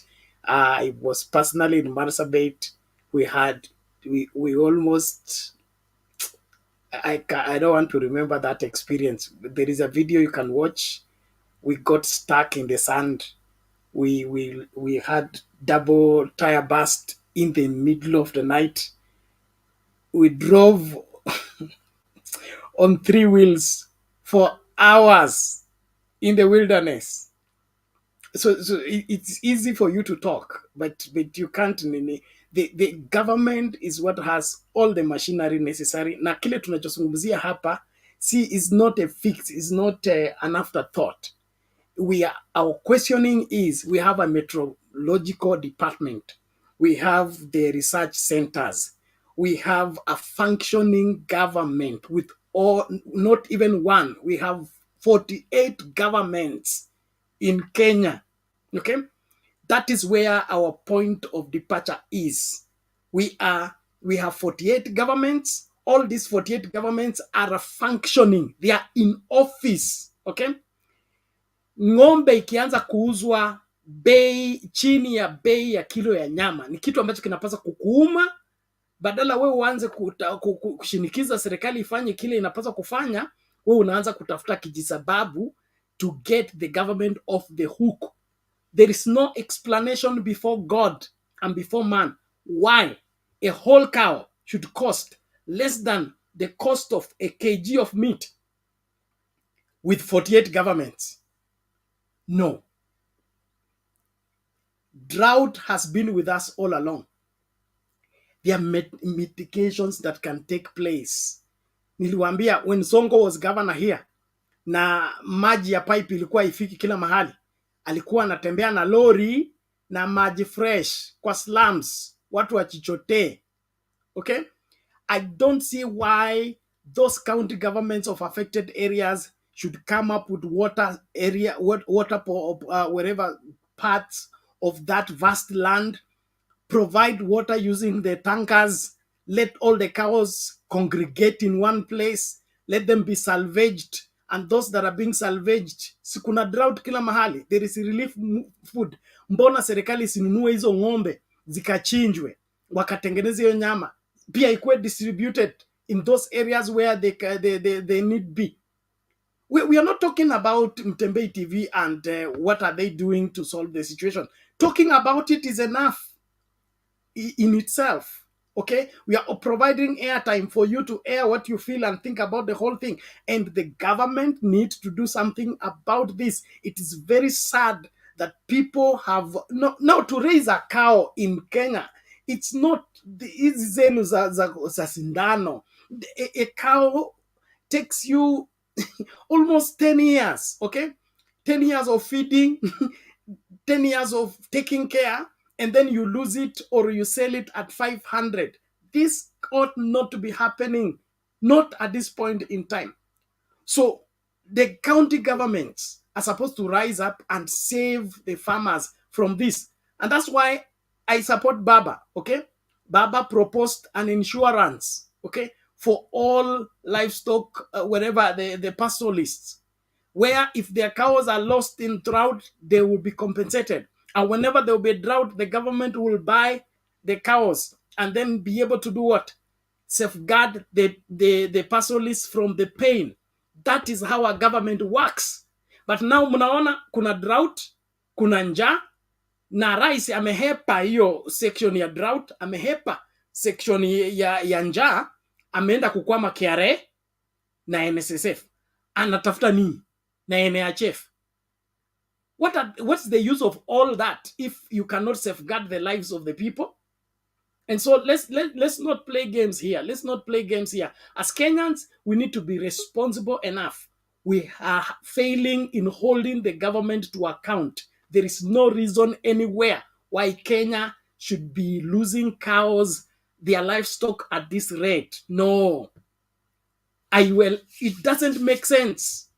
It doesn't make sense. Tuna maji, tuna magari, iko petroli, iko serikali. No. Pastoralists can be safeguarded wherever they are. Water can be transported to where they are. They only need to be notified. In this section, we're having water. This section, this we're having water. This section, they can carry the fodder from Laikipia, wherever, and feed the cows from one center. And they will save many. Not wait for the rains. And then you tell us it will take another 2 months. So you want us to sit, fold hands, and wait for the pastoralists to be impoverished? This is bad news, and it should not be entertained by anybody. And anybody in support of that, you need to be cured.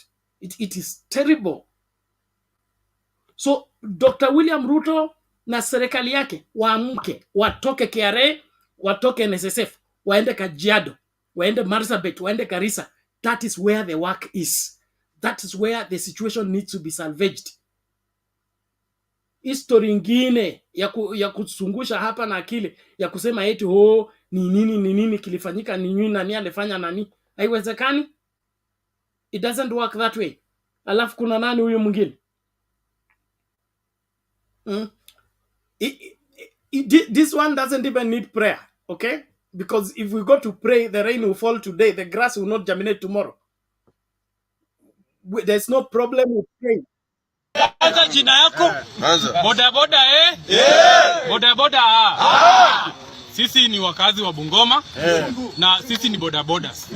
Na tunataka tuambie rais wa Jamhuri ya Kenya, Mheshimiwa William Samoei Ruto. We are boda bodas and most of us we are learned. And because of this, we are unemployed. Tunaingia kwa boda boda. We are doing boda boda to cater for our families. And we want to tell Mr. President, today we must get our right. We must follow order. Tunaelewana? We are giving him 7 days to respond on this. Mr. President alitupromise that when he gets elected, he will work with boda bodas, he will work with mama mbogas and the rest hustlers. And we want to tell him today, let him give us our rights as he promised us those days when he was in campaign. Tuko pamoja? Tunataka tuseme hivi. Wakazi wa Bungoma, the entire Bungoma, nataka watambue ya kwamba tuko hapa leo, tumekuja na our representative ambao ni waheshimiwa wetu, na tutawaacha waheshimiwa wetu.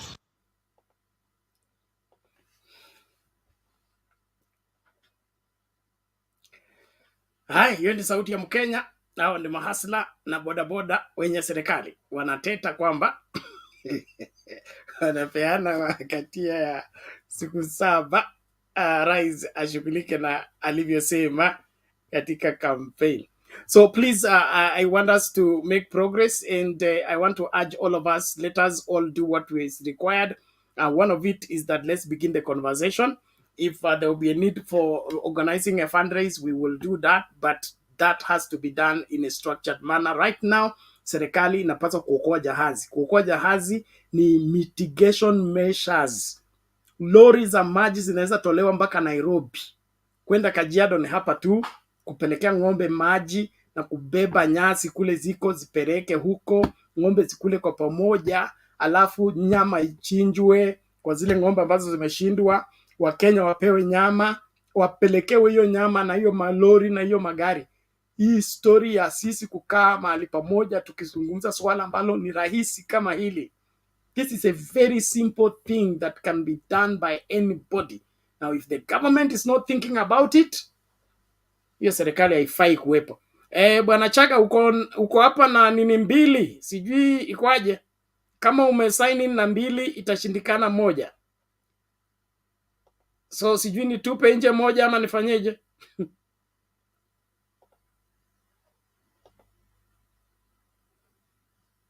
Okay. I hope that works.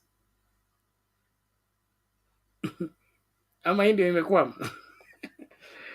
So I think we go back to Roba, tusonge mbele. Yes, Bernard. I just want to emphasize what public participation. There's some points he said, and I think that me also support what he said. You know, Drought, it's not like it's all over the world. It is. It's not like it just started in Kenya, and it's not like it just started yesterday. This is something that's been in the making for the last maybe 5-10 years, some places. I'm telling you, it's because some of these governments are prepared. Even the people who live there, they might not even notice that there's drought. I'll give you one example. Here in California, we have issues. I've seen rain like once in a long time. I see some signs like, oh, please be careful when using water because we do have drought. I mean, those are some of the things you see. But guess what? Farmers, they don't even notice. Everything's the same. Farming is going on the same. Yeah, those animals, plants, and everything. Do you know why? Because the system was set a long time ago. Everybody asked what are available for the animals, for the plants, and exactly what Baba was saying during the campaign. But now, when we come, and this man was part of the government for the last 10 years, and it's just like he's cleaning up the mess of the last administration. He's cleaning up the mess. That's what somebody said sometime back, I think the vice president. I mean, that's an excuse which you should not allow them to use. Another thing I want to just bring here, Bernard, is this. You know what, Kenya, I think we are the people who are also failing ourselves down. Here's why. We have never ordered our governments accountable for what they do. For instance, let's look in details. You know, we have been having mambo ya, well, how do you call it? What do you call it? Mambo ya devolution for now 10 years now, I guess 10 years. But the question remains: if you are an account government, you know your challenges, the most challenges. Let's say in Kachiaro, let's say in Northeastern, some of the counties. What have you done to overcome some of these issues? Yeah, that's the problem. Right now, where you see animals dying, these people, if you see they have been given millions and millions of money to development, this is one of the things they could have put as a priority on their list. It's just like water, and everything should be a priority. We should be able to have water if drought comes. We are unprepared as a country. I'm telling you, we are unprepared. For what is shake, what in Kwambi Ukweli, it's through God's grace people in Kenya are surviving. You can't tell me a government comes here at one day, you are given a bag of maize. What about the next day? Yeah? What about the week after? And that's where some people will go wrong. The government may provide misahada. Sasa, igorogoro moja ya nini if somebody gets there, itamfanyia nini for the next 1 week? Our people are suffering. Our people are suffering, except nobody is bringing the story out. And we have all this media seated in Nairobi, in some other parts of the country where their life is comfortable. Tell us stories from all over the country. People are suffering. Bring stories. Ruto should not even be in Nairobi. Yeah? How comes during the campaign they couldn't even, they were all over the place. That time, hata ndege siko na mafuta anywhere, sinaenda. But when people are dying, and people are just disappearing now, they can't even move. They can't even just go there and see what's going on. Something has to be done. Something has to be done. Now, hii mambo of some of these governments like the US and Britain, the way they came in, na mambo ya election, hii haiwezi kutusaidia sasa. I think our priority right now, let us go to the drawing board and we see how can we help the suffering people in every county. Most counties, I'm telling you, people are suffering, but there's those ones which we have to have as a priority. So, hii mambo ya kusema mchange pesa, I don't think that's a good idea. Let us hold our government accountable. They have the money. Pesa iko. The money they are putting to the county governments, we should find a solution how we should use that money to help the people. Hii weskani kabisa. Something has to be done. Something has to be done. We had people kadogo wakifanya kitu kidogo, we start praising them. That's what we have been doing. And maybe tomorrow mtu atashiba tena atapigia hiyo William Ruto kura tena. And that's my problem I have with my Kenyan people. We just it looks like we never run from our mistakes. Tunasahau very, very quick. Today we get attacked by terrorists. 2 weeks to Mesahau, we are on the same place. We went at Charlie.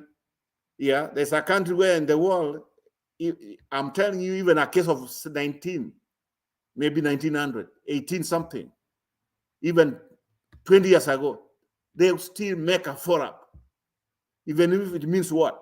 But Kenya, it's what have you done for me today? That's it. What have you done for me today? If to kienda hivyo, I think we are not building our country.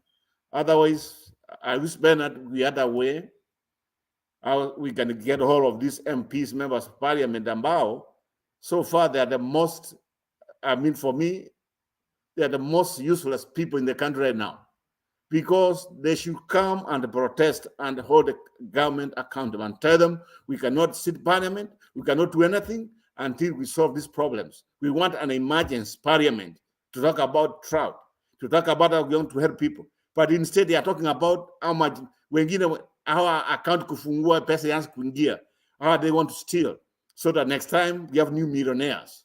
I wish I had my way, I would just clean them up.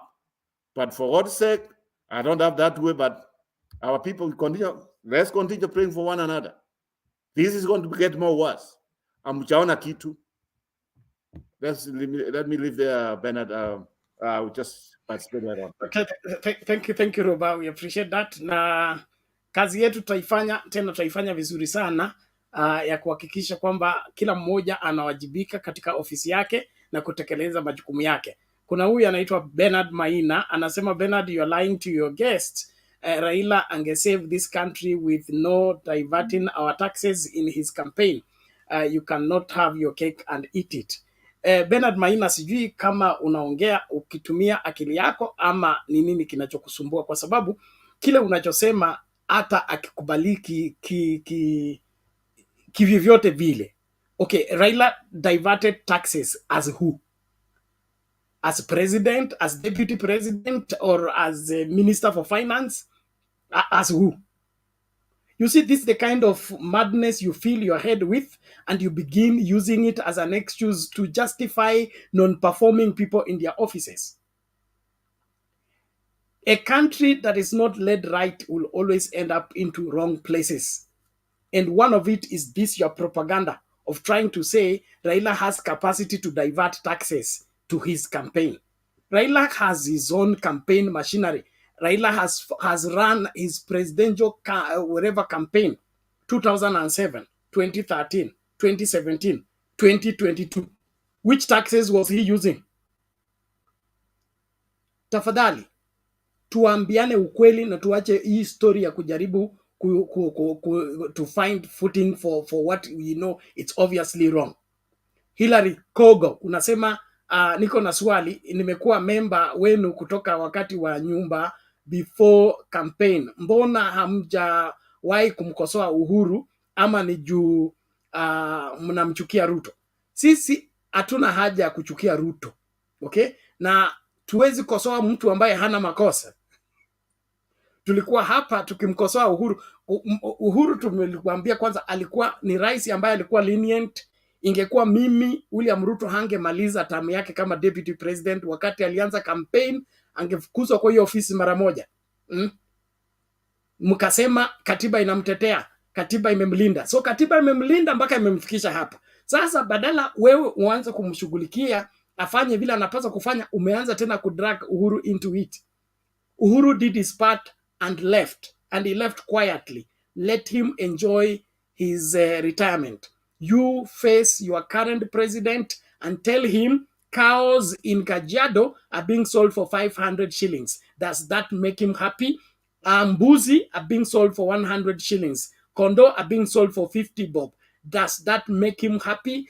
Is he the president of a country where cows are being sold for 500 shillings?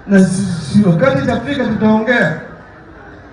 Mimi naambia nyinyi ngojeni tu. Tutajifanya kama wajinga, wale wanajua. Lakini wakati inakuja ukweli ikidhihiri. Ukweli ikidhihiri, uongo ujitenga. Viongozi walioandamana na Odinga wakimnyoshea Rais William Ruto kidole cha lawama kwa masaibu yanayokumba nchi na kusisitiza kuwa wangali wana imani na ukombozi wa Raila Odinga. Baba wali warawe, bei ya mafuta ikapanda, bei ya unga ikapanda, bei ya gorogoro ikapanda, bei ya maisha ikapanda, Wakenya wakakuwa maskini. Baba wali warawe, the fight against corruption was lost. The DPP has become an agent of the government. The Public Service Commission has become an agent of the government. Baba, while you are away, Wakenya wameumia. Ruto rais ndiye alisema akiingia hivi unga inaenda chini. Sasa anasema jamani, nipatie mwaka mmoja. Wewe ukiwa na njaa uwezi kupata gorogoro, utakubali kungojea kwa mwaka mmoja umpatie Ruto nafasi ya kurudisha unga chini? Kinachosubiriwa sasa na Wakenya ni kuona ufumbuzi alionao kinara wa ODM Raila Odinga na mkondo atakaoelekeza taifa kufuata. Bramwell Bwire, KTN, Seme, Kisumu. Haya, mambo ni kama hayo, mbiu ya mgambo ishalia, basi kuna jambo lazima kila Mkenya awajibike. Tuambiane ukweli. Hakuna haja ya kudanganyana. Kama jikoni imekuwa moto sana, toka. Ili wale wanaweza kustahimili moto waingie ndani, waandae chakula ili Wakenya wapate haki yao. That is where I stand and that is what needs to be done. And so if the people in office are not solving Kenyan problem, they have no business in being in that particular office. Public participation. Endelea. Thank you, Bernard. Karibu Roda. Sasa. Bernard, I think we have a problem in this country in terms of our understanding of government. What is the role of a government? Because to me, the understanding of the role of a government is that you are collecting the taxes so that you can be able to offer citizens, services. For example, now for the county of Nairobi, pay so many taxes. The other day we were discussing here that you cannot even paint your house without going to get a permit. Your own house, you cannot paint it. Ukipatikana una paint nyumba yako, ama you are even jenging a chicken coop, and you have not gotten the necessary documentation from the city council, you'll have a problem. But for those taxes, what services are we getting? Because we don't pay taxes because we owe the government taxes, because that's the kind of mindset which Hustler has come in, that have to pay taxes, because the government needs the tax. No, but you see, you need the taxes. We are paying you the taxes for you to offer us a service. So what services are you offering us?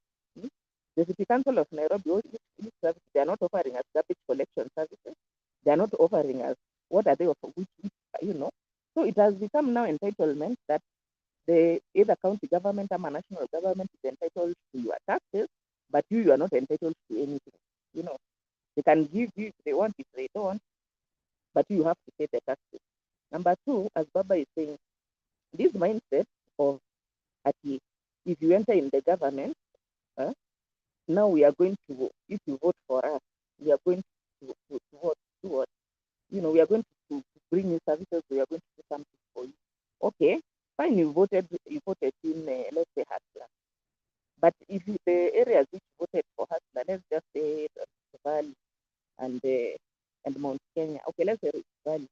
So when Hustler is giving out, giving services or instructing the CSS on how to give out services, he's only going to give out in Rift Valley because they are the ones who voted for him. But the money which is using to give out the services to Rift Valley, is it not the taxes which are being paid by everybody in the country? So does it this mindset of we need to be in the government so that we can get services? Why? We are all paying taxes. It's not only the people who voted for the government who pay taxes. So it's kind of a punitive measure that, if you don't vote for this particular party, you don't vote for this candidate, that you're not going to get services and you'll still be. So what essentially that means is that we'll take your taxes and we will take them to develop the areas which voted for us. I mean, this kind of a mindset is only in a kind of a very backward and uncivilized state. Because if you look abroad, I mean, it is nothing like that, if a democratic president comes in, so now only democratic states are going to benefit. If it's a Republican president, if there are only Republican states are going to, everybody is entitled. So I think what Roba said and also what Pastor Ben has said, we need to hold these people accountable. And the people who are going to hold these people accountable should be our representatives, because that's why we voted for them, so that they represent us. But now, when you see, like the other day, I saw a governor of this somewhere saying that, now the national government needs to come and before this is over, the people will start dying of drought. I was like, okay, how can a governor talk like that? Helpless. Yani serikali saidia, si ndio serikali ya hapo. It should not be in a baraza talking about that. The national government, if you are not going to come here, my people are going to start dying next week. What is that? Me, this country, by the way, I don't know. I understand. I mean, and then we have been so brainwashed that this thing of token, that, you people, lawyers vote for me, then I give him Mudavadi and Wetangula. Okay, now he has given this to Wetangula and Mudavadi. Whichever issues which now are happening on the ground for the majority of lawyers, are they really benefiting? It is individuals who are benefiting. Like in us as Africans, we have this tribalistic thing of, if you just give me a token of my tribe, give him the position, I'll be okay. No, because whatever, even if you are trying to get those things, that effect is not going to fall down. That's the fact. And then I also saw the PS of agriculture now has gone to Tanzania at kuangalia chicken farming. I was like, my friend, we are in the middle of a nationwide drought. Things out of control. Na wewe at you are on fact finding mission, umeenda Tanzania kuangalia kuku. At yao we can roll out this chicken rearing at large scale in other parts of the world. I mean, of the country. This cabinet is just another joke. Seriously. Na mtu ako very proud kuonekana kwa TV ati ameenda kuangalia chicken farming, and you are the PS of agriculture. You have gone to check chicken farming in Tanzania with the situation which is happening in the country, in the rest of the country. And you go to the place where hakuna shida, and the other parts of the country, people shida, you are sheepishly there on the camera that, will roll out nini. Now we are going to roll out chicken farming at large scale. Is this the time for that? I'm very disturbed by this, because the rate at which we are going, I don't know. But let me tell you and assure you that Hustler and his team, you are playing with fire. Because especially those so-called hustlers who voted for you now, they are so angry, they are so desperate. And those are the people who will give you help. In fact, not even, forget about Azimio, the people who voted for you. Because you made their expectations too high, give them very high expectations, and then after giving them very high expectations, within 1 month, less than 1 month, even the taxation which Mamamboga is facing and the boda person is facing is too extreme. And this issue of blame game, I'm cleaning up mess of the last 10 years. My friend, First of all, in the first 5 years, let's forget about the last 5 years. The first 5 years, you are the one who had cabinet, the chief cabinet position. Ni wewe ndio ulikuwa nazo, wewe na watu yako. Energy, finance, and others. Very key docket. So huwezi sema ati for the last 10 years, unaweza sema 5. The last 5 years, maybe things are not good between Hustler and Ruto. But the first 5 years, anything that was happening, Nani is part and parcel of it. And the dockets which were his were not doing any better. So let him come out of blame. Because if it's about to blame game, Kibaki ndio angekuwa na blame game. Kibaki was there taking over 24 years a dilapidated government, which was on its knees, which was in debt, which was everything, the roads were in potholes, everything was in shambles. And hakuna siku hata moja I remember Kibaki akisimama kwa podium aseme that mimi nime inherit, please don't give me pressure, don't ask me anything. I need at least 2 years or 1 year to at least be able even to understand how far this problem which has been there for 24 years. Hakuna siku mimi nilisikia Kibaki akisema hivyo, na hakuna siku nilisikia Kibaki akisema ati we are going to show Moi and people, or anybody who is criticizing us, that sisi ndio tunajua mambo ya agriculture, agricultural what, that we are going to subsidize production, not consumption. Part of the role of a government is subsidize when there's an inflation like now. I'm sure the people who are in the Western countries can tell us when there's an inflation like now, a global inflation, is recession and resulting in inflation. The role of government is to subsidize in basic commodities. Sasa me to understand tulienda shule gani, Ruto alienda shule gani? Because me I know that's a function of a role of the government. That if there is a problem, there's a recession, and the inflation is too high, you are supposed as a government mchukue ile pesa yenye mko nayo mweke subsidizing so that the basic commodities are affordable to your citizens. Sasa ukikuja utuambia ati you are not subsidizing consumption. Ugali is not consumption. If people don't eat ugali, they will die. It's not consumption. Unajua consumption ile unaweza sema ni kama ile ya starehe. But this is not consumption. This is not this basic food or basic livelihood commodity. So you have to subsidize, and that's the role of government. Me, Bernard, I don't know. This country, by the way, my pastors mtatusaidia na maombi. We are doing well. Thank you. Yeah, thank you very much. We appreciate public participation for that elaborate givings on this particular situation in the country. And it's appearing clearly that the people charged with the responsibility to govern this country seem not to have no idea on what they ought to do. And therefore, they are keeping themselves busy to look like they're doing something when actually nothing is happening at all. Then there are these UDA deceived guys, there is this one anajiita Hillary, anasema things began to go wrong when they ran short of when there was no opposition. Mimi nakuuliza Hillary, nyumbani kwako uko na opposition? Kwa nyumba yako vile wewe unatunza mke wako ama watoto wako, unahitaji opposition ndio uwajibike kwa jamii yako? Let's not look for excuses. Opposition was eliminated from the new constitution in 2010. So if that is the only problem, then you really have a serious problem that you have to be opposed in order for you to function as a man or as a woman. That is wrong and in fact, please get something else to say. Get something else to say. History ya kusikianga Ruto anaongea alafu wewe unaanza kubeba kuparrot whatever you had being spoken on the platform without thinking through and assessing it against what is required. It is sickening.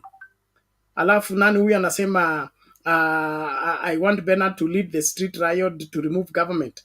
We will get there, okay? We are not yet there, but we will get there. If this government does not style up, Now, you say I should lead government and send your children there. Don't kill people's children. You are a coward. You are a coward, and you shouldn't even be talking, because when it comes to the cause of this country, what is right is what matters. Is not safeguarding somebody's children or safeguarding my own children.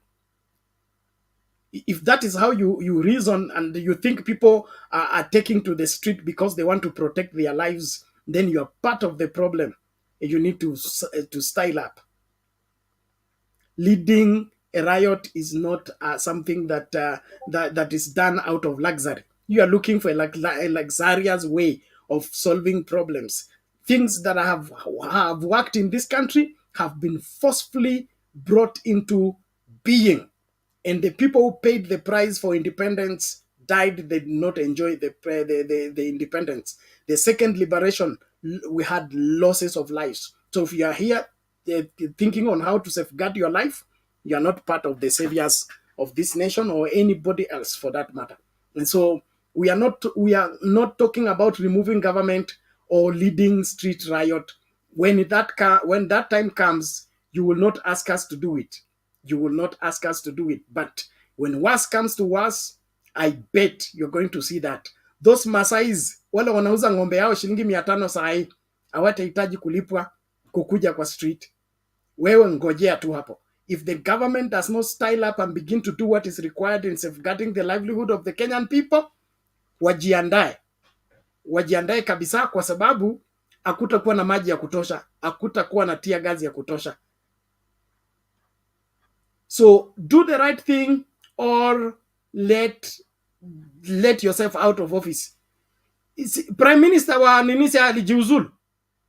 Wewe ukiona jikoni imezidi unajiuzulu. Sio story ya kusema atu nini. So it is important that happens. So story ya atu opposition haikukuwa, that is why things went bad. How can you do that? Atu wewe ulianguka mtihani kwa sababu klasi haikukuwa na class monitor. Can you even listen to yourself? Because there was no class monitor, ndio sababu nilianguka mtihani. Can you explain yourself like that? Ati wewe ulienda shule kuchungwa na class monitor ndio usome. Tuache ujinga. Let's do what is right. Thank you very much. Naomba one more video before Rhoda can come in. Na wale wanaomba maombi tutaomba, lakini kuwajibika ni muhimu. We always say that prayer is useless when God's ways are neglected. That is it. Uwezi wewe kuwajibika, ulishi chambi yako au utunzi familia yako, lakini wewe umeenda kuomba. Maombi haiwezi kusaidia hapo. Maombi yanafanya tu kazi wakati tumewajibika. Wababa umesimama kwa zamu yao, wamama umesimama kwa zamu yao, watoto wamesimama kwa zamu yao. Hapo tukiomba, tunaomba kila mtu afanye kazi katika sehemu yake. Lakini wewe umehepa kazini, umehepa majukumu yako, umekwepa kutunza kichochote ambacho umepewa kutunza, alafu unaenda kutegemea maombi. Ndio hata kanisa State House saa hii naona iendeki. Bale maaskofu walienda huko kutakasa, sijui ni kama walitakaswa ama walifagiliwa. Wacha tungoje. Njia ya muongo ni fupi, na Kenya Kwanza itayaona wasiotarajia. Naomba tusonge mbele tusikilize hii, alafu Rhoda aje.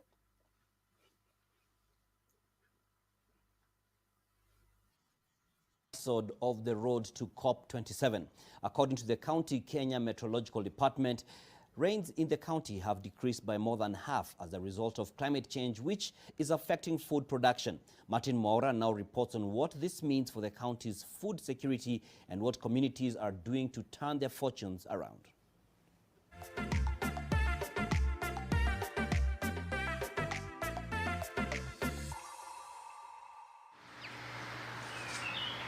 We meet Helen Wanjogo, manager at the Sabasaba Agribusiness Farmers Cooperative Society, busy waiting for farmers to deliver their produce.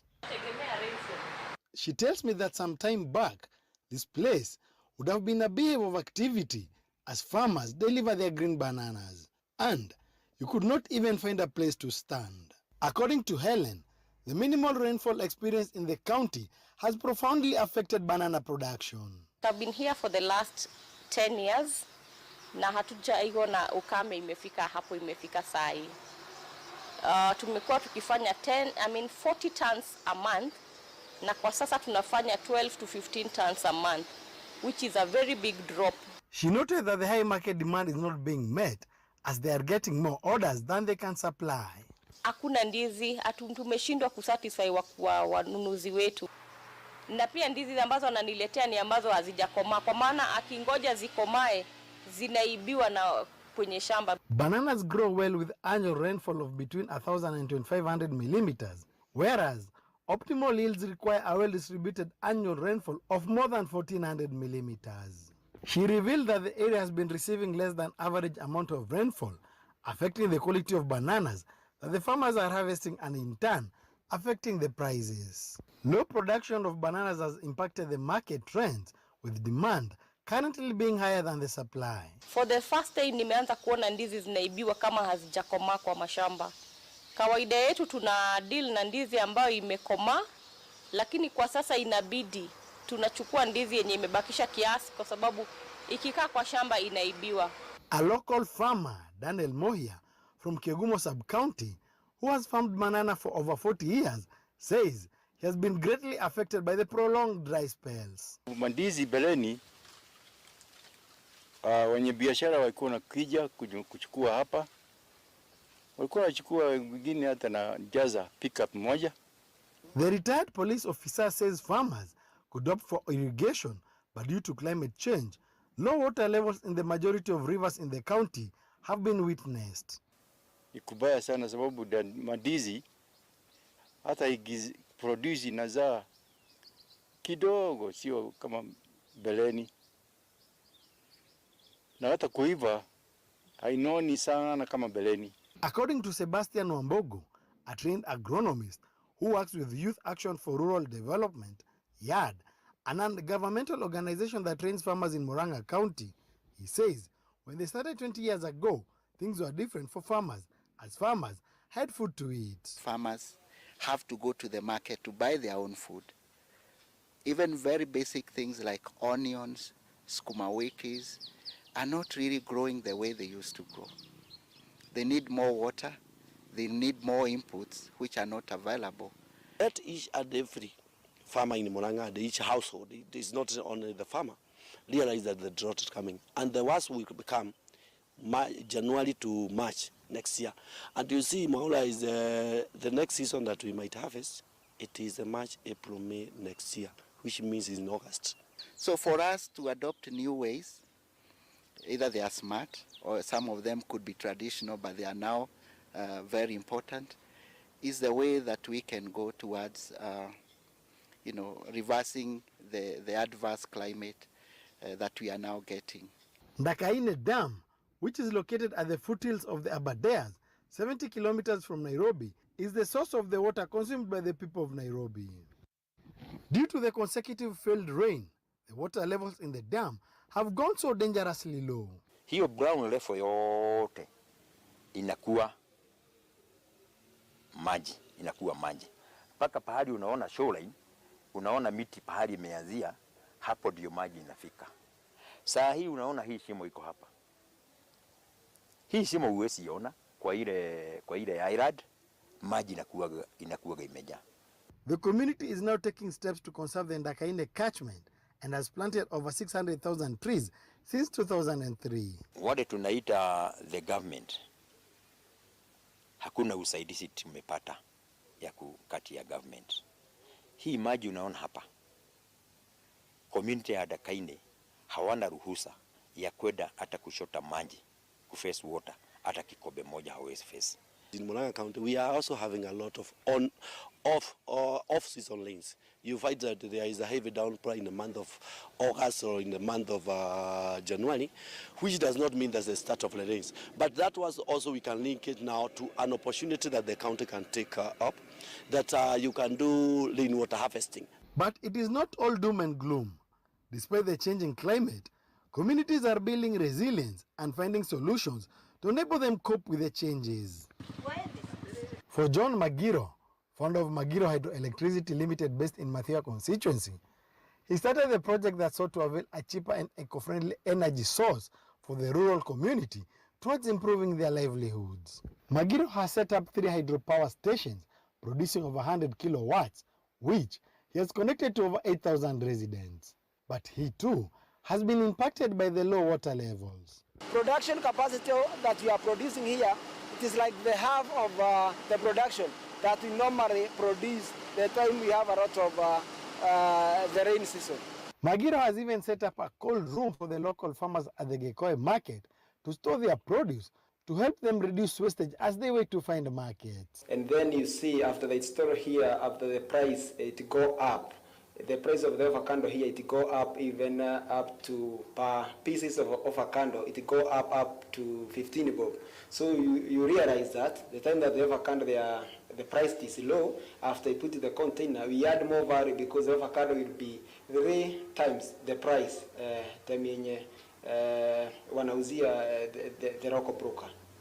To help fight climate change, carbon emissions and air pollution, Magiro has also introduced electric motorcycles to the residents. Na already imesaidia sana juu mambo ya kupollute air, hakuna hiyo like the other motorbike, hata ikiguruma hata ikiwa jiani, hata huwezi sikia kama inaguruma. Locals are also embracing solar-powered cooking methods to help mitigate climate change. We meet a team of women being trained on how to make and use the parabolic solar cookers. So the moment we leave the trees to grow, we are going to have more rains and we are going to have less of the climate change impact, like prolonged droughts and the floods.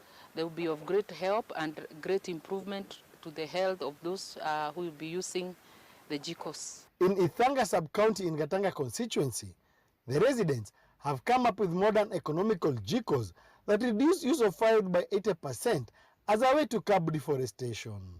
Martin Mora, NTV, Murang'a County.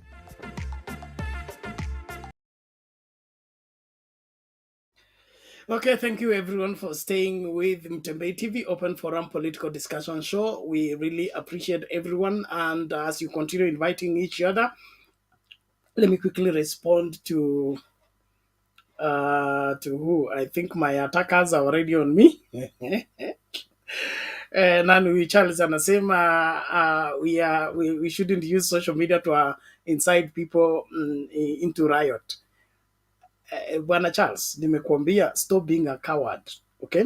We are simply saying, you know, picketing, demonstration, and taking to the street, it's all within the constitution. Hakuna sheria unavunja wakati una protest. Sasa sijui nyinyi mnasoma katiba ipi na mnaishi nchi gani? Picketing, demonstration, industrial action is all covered within the constitution, and it's one of the avenues of wananchi defending their rights.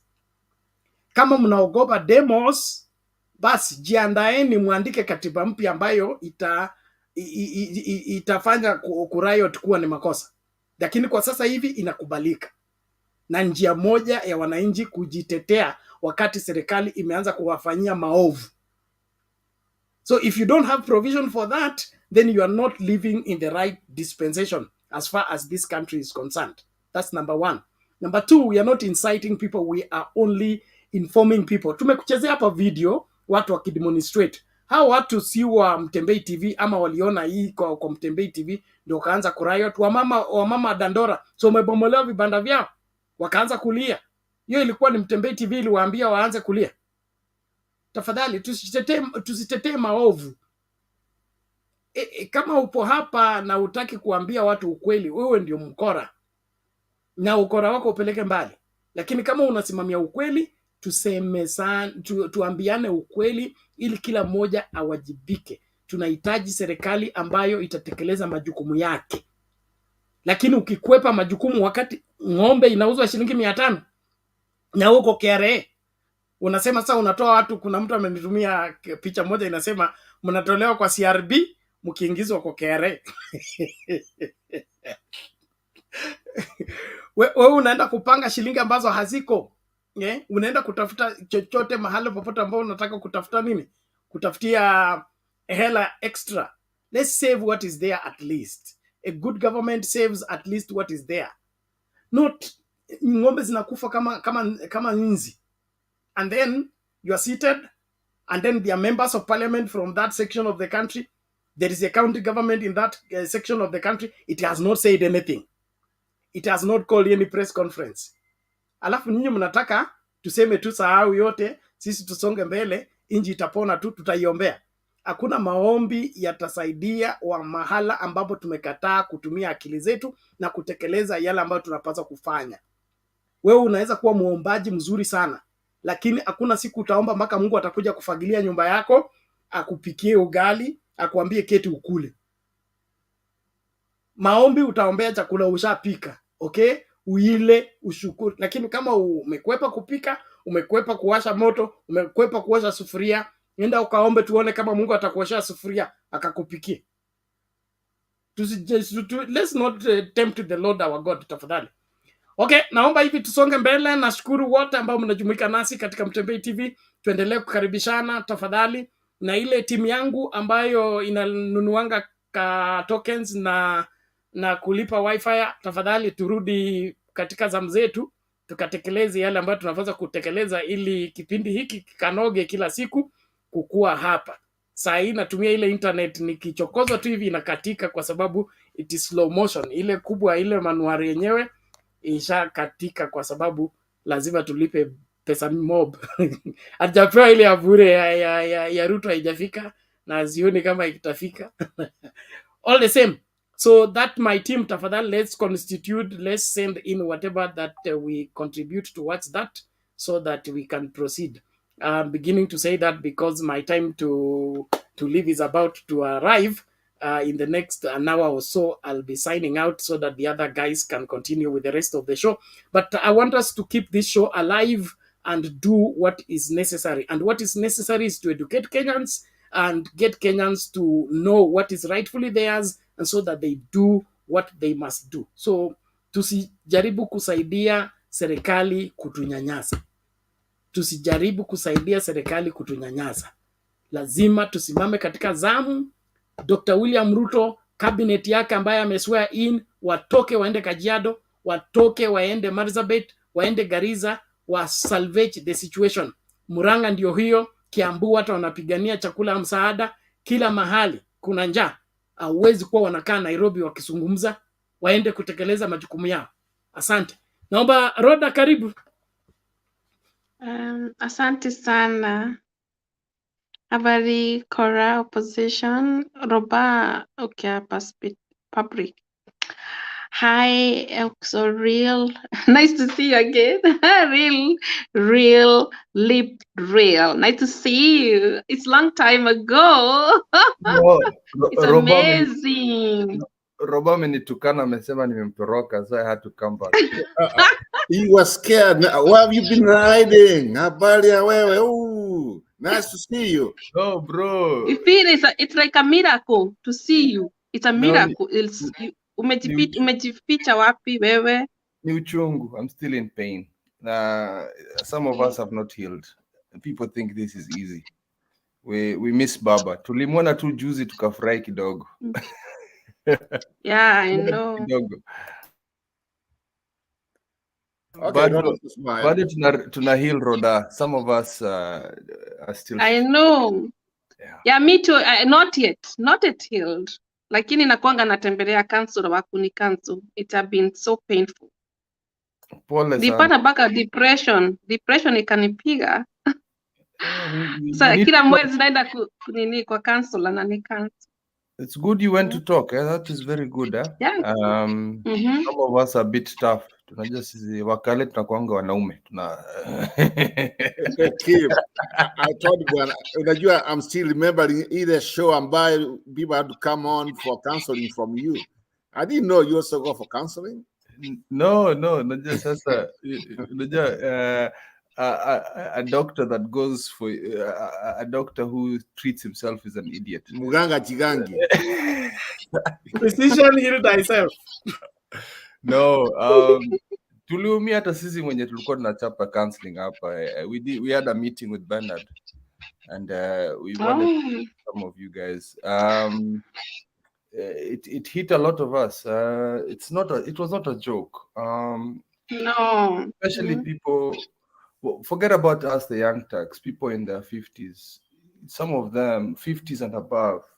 It was, you're thinking, how am I going to take another 10 years with this government? The 30-year-old, it's gone. But anybody who's on 4th floor and above, si mchezo. So it was not easy to swallow. Still isn't. No. But we're still here. We're here to discuss things. At least we've come in mature. And I can see every day in Mutembei, we're not getting baited by the other side. Because we're the only ones who are allowed to say the other side. Usikia the president mwenyewe complain tulimpiga vibaya sana wakati wa campaign about Mutembei. So why I'm not even going. I did not want which President Uhuru? Which president? The fake president of Venezuela. You keep it. I don't know which one. They keep the Venezuelan president. I meant the Venezuelan president. Okay. Sawa basi. Order. Naomba tusonge mbele tafadhali. Mungu karibu kwanza kuvunja sheria. Unajua hata mimi mpaka wa leo hiyo kitu ya nani president haijaniingia. Mine was intentional. Nataka kusikia Kiba anasemaje. I meant the Venezuelan president. I was wondering which president you're talking about. Yeah, it's Venezuela. Okay, thank you. Everyone, please nisabu ya Roda. Wacha Roda amanye submission. Tutasonga mbele. Asante. Mimi nimerudi people's president bana. Raila is people's president. I'm back there bana. Tuende Uhuru Park. Sorry. Endelea Roda. Wow, akinimeteka. Back animated. Anyway, nice to see you again, Real. Welcome back home. Tuko sister and brothers. We are here because we love our country and we at West nchi yetu inaenda pahabaya tunaona. It's really painful. Place kama Kajiado, Masai community, it used to be very green. Yani unaona cow zinakufa alafu wanauza 500. I was very like wow. Na unajua ng'ombe zinakuanga zinauzwa kama 4,000 hapo. Kama sisi watu wa kutoka Mountain tunakuanga tunanunua ng'ombe kuliko Masai community. Huko Kajiado tunakuwa tunanunuanga kama 5,000, almost 10,000 kama ng'ombe kama buzi. Sasa mtu akipata 500 itamsaidia na nini? What? Hawezi lipa tax, hawezi lipa nini? What is it's very sad what is going on in our country. People are starving for food. So I feel like this government wanatutesa sisi wa Kenya. They know they don't want to be open up to know our problem, what we are going through as a Kenyans. Wanafix, unajua tunasemanga kama sisi Christian tukiwa na mashida Mungu atafix. Ni wao wako responsibility wanafix ile mashida tuko nao. Kama huko Masai community wanatuma county government maji na ng'ombe wa nini na chakula, hizo ng'ombe zinapata chakula na nini. Kama unaona huko Wajia, huko nini Masabet, they have a responsibility na wanafanya kazi na organization kama Red Cross. Juu kama Kenya kuna kwa na Red Cross, wanafanya pamoja na kanisa. Kanisa wanasaidiana pamoja na government na Red Cross, yani wafeed watu wa chakula kama huko Masai community na huko nini Wajia, huko hizo side zote na Masabit, Barigo. Alafu waende huko nini, hata Barigo kuna kuanga na shina na chakula. Alafu waende nini huko nini Kiambu too. We have a lot of problem in Kiambu. You see Murang'a, what is going on in Murang'a? Murang'a, especially that place, it usually be green all the time. Sijaiona nini Murang'a kukiwa na shida na nini na ja all the time, wanakuanga na nini green all the time. Huko ndio tunakuanga tunanunuanga vitu zinaitwa doma. Unajua doma zinatokanga huko. Ile market tunanunua zinakuanga every day in the morning, tunakuanga tunanunua doma za kutoka huko. It's really sad. Nimeona vile kuko very dry. Hakuna maji, hakuna nini. I get very very very sad. Nikashida hii serikali kwani wale da State House kulala. Nikashida huyu president kipa nikashindwa, alienda State House kulala, si amke, ako na nini na chop ya military, aende huko aone live. Si Mungu amempatia akili, aende huko aone live, awapatie chakula na nini na hizo ng'ombe huko Masai. Aende huko Kiambu afanye the same huko nini. Leo Thika, mnaona vile Thika kulifanyika. Leo wamama watu kwa wanapigana kwa chakula. Sijui ni baba mwingine alikuwa anaiba nini beans, wakamkibiza, walikuwa nasema it's not enough. Walikuwa nataka maize, sijui nini mahindi na unga, sababu unga imekuwa very expensive. People they cannot afford. So this government, they I don't know what they are thinking about us. They have a responsibility. Hakuna sahi Mkenya anataka kulala akiwa na njaa. It's very sad what is going on, even Bungoma, where every county, it's painful. So I would like to ask the Kenya government, please, they have to do something. Tomorrow, like Sunday, they go there.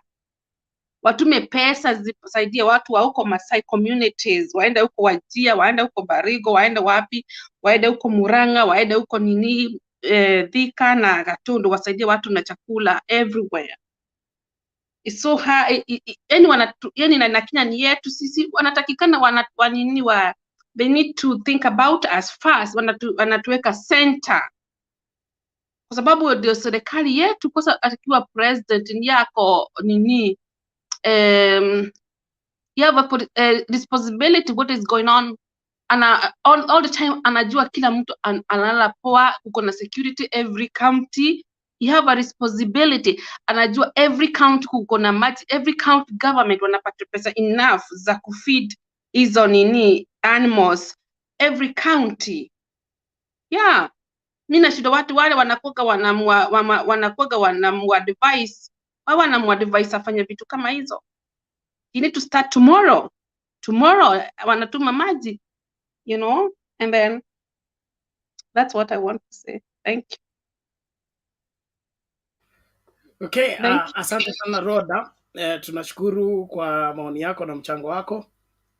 Ni muhimu kuambiana ukweli. Kuna nani huyu ningependa kumshughulikia, kama hata kaa vizuri tutamtupa nje. Anaitwa Bernard Nyoike. Anasema hii mnaongea ni ujinga, kwani hamjui mambo yaliharibika na ni Uhuru na Raila. Mbona hamkuongea mambo haya wakati Uhuru na Raila walikuwa wanaharibu uchumi wetu? Sasa wewe Nyoike, ulikuwa sehemu gani katika serikali ya Jubilee wakati Uhuru na Raila walikuwa wanaharibu uchumi? Uchumi uliharibika kivipi? Can you break down that? Mbona huu uchumi unaharibika tu wakati Ruto anaingia ndani? Wakati Uhuru alisema bilioni 2 ya hela zinapotea kila siku, mlisemaje? Tafadhali usijaribu kutetea maovu. Okay? Jana tu rais mwenyewe akasema hiyo stamp inauzwanga, custom stamp ama gani inauzwanga, inapaswa kuwa 10 billion, lakini serikali inauza 2.6. Hiyo tofauti nyingine inauzwa na watu wengine, lakini sio serikali, bakini inauzwa. Is that not the avenue where the 2 billion was being lost? Uchumi uliharibika na Uhuru na Raila kivipi? Mimi nimejaribu kucompute hiyo maneno, haiwezekani, kwa sababu wakati wa Uhuru barabara ndio hiyo, Nairobi Express ndio hii, SGR ndio hii, kuna Mau Mau Road, kuna road infrastructure imeenda vizuri. Okay? Subsidizing ya Wakenya chakula iliendelea vizuri. Wakati wa COVID, for the whole year, in the heat of COVID, Uhuru and Raila held the Kenyan families together. Hata wakati tulikuwa na lockdown, complete lockdown, hakuna kwenda job, watu wanafanya kazi online, but bei ya maziwa, bei ya nini, bei ile panda tu ilikuwa ya matatu. Okay? Kwa nini walipunguza wale watu wanakaa kwa matatu, badala watu kukaa wameshikana, kila mtu anakaa kando kwa kando? Because the matatu was carrying half capacity. That's when the price ya matatu ilipanda. Lakini the whole 2020, when we were in the heat of COVID, the prices of commodities, wakakata ile taxi walikuwa wanaongeza kwa essential commodities so that the price remains low, and they succeeded in doing that. Is that wakati uchumi ilikuwa inaharibika? Wakati Uhuru alifungia kuleta counterfeit products zile za kuchoma miguu za Moses Kuria, hiyo ndio ilikuwa kuharibu uchumi? Ama wakati alifunga illicit brew o kurudisha vijana wetu katika akili timamu in whole of Central, hiyo ndio ilikuwa kuharibu uchumi? Ama unazungumza kuhusu nini? Let's style up. Mbaazi zikikosa kuzaa usingizia jua. Dr. William Ruto as president, he needs to style up and heed the road to go and solve Kenyan problem. Hii story ya kutafuta vijisababu uchumi iliharibika, uchumi iliharibikia wapi? Wewe ukiletewa mtoto kulea unashikilia hapo, kama ni breastfeeding unaanza. Kama una titi la kumpa unatafuta maziwa ya kumpa kwa chupa. Uwezi kuanza kulaumu huyu mtoto nilipopewa sikupewa na napi, nilipopewa hawakutuma pambas. The moment you take over all the problems plus the profits of the place. We don't need stories right now. We want solutions. And Dr. William Ruto and his cabinet, they better hit the road, or else Wakenya watawakula. Live. It is not a joke. Wacha ukimaliza kukimbizana na hiyo relief food wataanza kukimbizana na store. Wataanza kukimbizana na mali ya watu mashambani. You just talk about right. You play with the lives of Kenyans. Unafikiria hiyo pesa ya relief food itatumia kwa wananchi bana? Inaenda kukulwa direct. Hiyo pesa inaenda kukulwa sahi. Wacha ikuje from Europe and America. Sasa ni mabillions inaenda kukulwa. Yes. Inaonekana ni sahani ya sadaka wame stretch. They want to declare famine a national disaster so that the international community can send the money and they will be able to get foreign exchange. Since foreign exchange is not coming in. Hata mnasahau si fertilizer ishakulwa.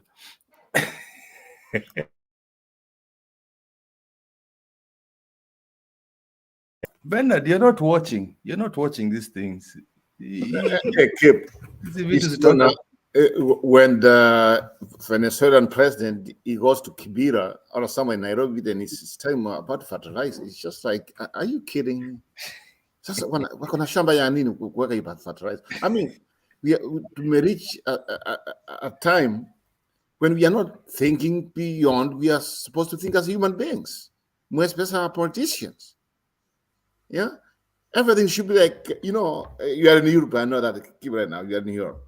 You know, some European countries. Robert, just before you go, wanaongea juu ya COVID relief funds. Hata si tunajua hata ya COVID ilikulwa. We're not denying that. We know it was eaten. You cannot justify the eating of fertilizer for your person and our person. It doesn't matter. We do not justify the eating of government funds. So COVID ilikulwa, yes, Charles, ilikulwa. Na fertilizer inakulwa. So you can't tell me both evils are okay. Continue, Robert. Yeah, I was just saying, Bernard, I'm sorry to just cut you off. I was just saying, sometimes we lack sense of direction as a country. We lack. Yeah. When our president comes, the theme of his presidency at this point, it's about taxes, taxing and paying taxes. Okay, but where are the jobs? You cannot tax untaxable. So una tax even somebody ambaye anauza maji. Yeah. So these people, the way they have money and they live large, ndio wanafikiri kila mtu anaishi. I think the one thing ambayo tumekosea kama wananchi wa Kenya is a situation where in every time politicians wanakuja, they just lie to us. And after they lie, we take them like that. Yeah. I'll give you an example. Since all these things have been going on, I know some people, some friends, some of them were just like, they were UDA guys. But now, sasa ndio every time yani wakiwa anything there on their issues, ndio umeona your name is there for contributions, ndio mtu unaniomba pesa jamani, you need help. You couldn't, I mean, now hii mambo ya UDA hivi tulikuwa tuna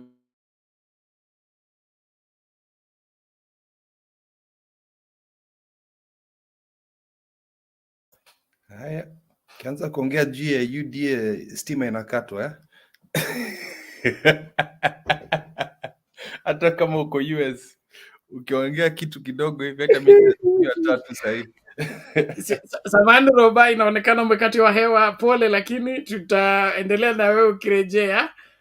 Kama utaongea vizuri kuhusu UDA watakurudishia haki ya kuongea. Sasa hivi wamekufungia. Pole lakini naomba kipu endelee.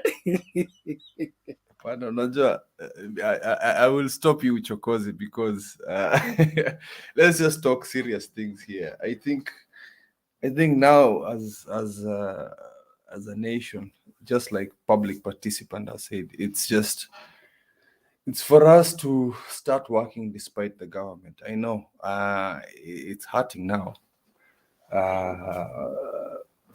I remember when I joined Mutembei about 12 months ago, we did talk about this.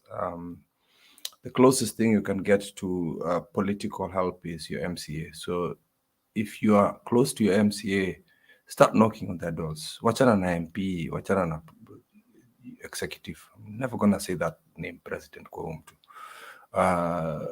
Talk about your governor. That is the highest post you can go to, but forget about your senators, your MPs, and the executive body of this country, and even forget about the legal part because I don't trust them. So ukitaka kugonga serikali vizuri, think of your MCA. And if you think of your MCA, it's when you can ask for these things. There's a certain budget each MCA gets. And with that MCA, with that budget they receive from their county government, it's equivalent to CDF. Ask them to help your county government. There's a lot of problems that we're having right now. So every single county has a different problem. Kama ni maji, waambie wahudumie hiyo. Kama ni fertilizer watu kutoka kwangu, let them sort that stuff out. If it's rejuvenation of certain cooperatives for farming products, like the milk cooperatives in Central and in Rift Valley, we need to start working as cooperatives, like as a group. As kuna zingine hapo, we need to clench back what the government has been holding us to our tea industry, again, Central, a bit of Nyanza, a bit of Rift Valley. So me, I'm just coming in as an encouragement to the Kenyans because we're hardworking and we should stop begging. I think right now there's a bit of a split between the people who voted for this government and the people who didn't. So naona vile Roba amesema kuna watu wenye hawezi wapatia pesa sahi. Yeah, it's his own right to do that. It's painful to have somebody ask you for help when they've been supporting the other side. For me, I'm just a special case. I'm from the heartland of Ruto, so everybody there is UDA. Yeah, there's no question for that. At the moment, I don't think you can blame my people for voting for Ruto. That is a standard. Yeah, hiyo ni kawaida. It's like Rift Valley. You cannot blame my people for that. It's their person, and I have learned not to blame that. We're still very much a nation of clanism. Until we come off that, which is the next generation, it's acceptable. I'm not happy about it, but it is what it is. Mi tunaangalia watu wengine nauliza sasa, nyinyi mlivotia huyu mtu kwa nini? Why? As for me, continuously from now on, I just want to follow Raila, Martha Karua, and Kalonzo, and anybody else who's on the right side of political mobilization. And we need to encourage them because the numbers are the strength for these people. So musikufe moyo. I think I have a sense of feeling that some of you are giving up. Don't. Just think of it that we have devolution for a reason, and some of these counties are actually working. Simbarat is doing a lot of work. Natembe is doing a lot of work. Orengo is doing a lot of work. Gladys Wanga is doing a lot of work. I mean, I'm out of breath mentioning these people doing this sort of work. I am not hearing anything about relief in these counties, meaning that they're not agricultural counties, but they're doing okay. So if you're finding that Nakuru right now is a filthy town because of Susan Kihika, that one I'm not even embarrassed to mention her name. The first day she got into power, she bought a very powerful car. Why? Hata ujaonja kidogo hivi. And then the other thing which is embarrassing, what are the Merus doing? Please, she's not, I know you're a bit bitter about this government, but until you see something happen, do not start an impeachment process without a cause. She has not even implemented a single law or budget before you start complaining about the governor's mansion. That is after she's taken the money off it. She's working off Kiraitu's budget. I'm not for her, by the way. Ladies and gentlemen, I'm not about that. I just want people to think about process. Yeah. So I like what the Meru people are doing, but do it right. Do it right. Wait kidogo. Don't rush it. You're on the right track, but not yet. It's not ready. Ijaiva. Mnatoa supu kabla hata nyama ijapata mchuzi bana. That's watery. Let her fuck up a bit. Excuse my language. Sorry. As for the drought relief, I would kindly want Mtembei to hold off kidogo. We want to see the desperate counties that would need that relief first before you can plan otherwise. So let's ngoja kidogo. I'm back. I'll be coming back. Ilikuwa tu kidogo sabbatical. Some of us needed a bit of rest from political talking. And najua last time it was a war. Right now it's a battle. And last time it was very strong words between either sides. I think right now I'm just going to tone down my language towards the other side. Hata nikiona watu wakiongea upuzi kwa comment, I'm not going to react to it, because right now I just want to talk intellectual stuff, because now they're in their presumed government. Give me political or intellectual reasons as to why you want me to support it. Secondly, I know some of you live in Kenya, right? So I would not want Ruto to fail because I'm bitter. I want him to succeed. And if he succeeds, people like Bernard will live a prosperous life. If I want Ruto to fail, I want Bernard to live a harsh life. He's my friend. He's my friend. Bernard is my friend. So if I think of it that way, I'll be wronging Bernard. That's why Bernard every day is hitting the government hard. I'm not going to accept Ruto as the president, no. But that doesn't mean I don't want him to succeed because of Bernard, because of other Kenyans out there that I want their lives to be prosperous. So it's like saying that I want a few Kenyans to die so that a political point is made. It's not right. That you see Utu. That is not. It's not human. It's not revenge. No. Bernard has been singing this for like the last 4 hours, and it hurts him. Ng'ombe inauzwa na 500 shillings.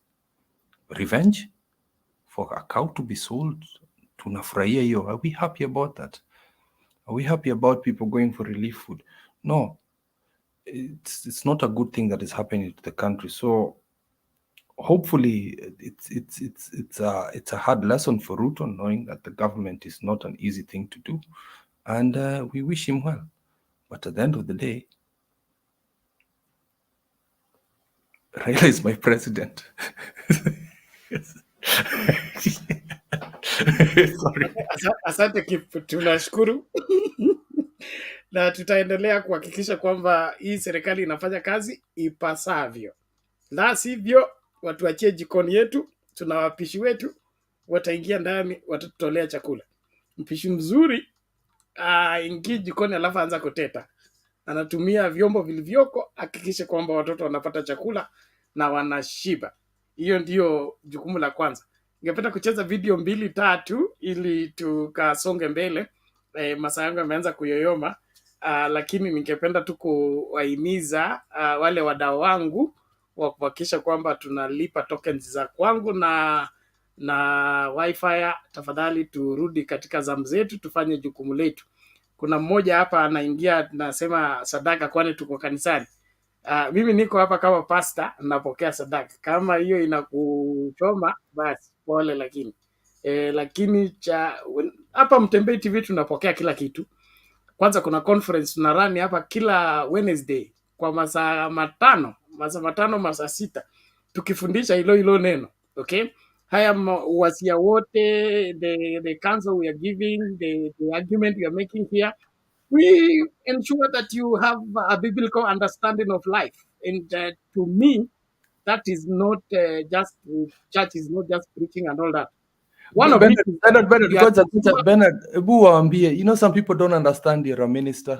You're a whole pastor. Explain here. You have the papers. They don't know these things. You have your own ministry.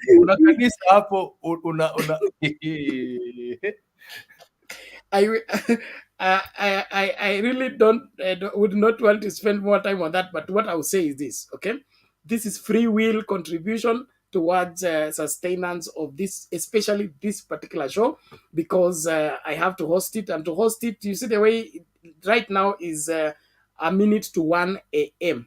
Okay, 1 a.m. So for me to host that, I cannot be traveling to Mtembei TV studio headquarters and stay there all night, every night doing the show. I have to host it from my place, and for that to happen, I need to have a sustainable internet. Right now ile natumia ni ile ya watoto kwa sababu hiyo ingine kubwa imeenda.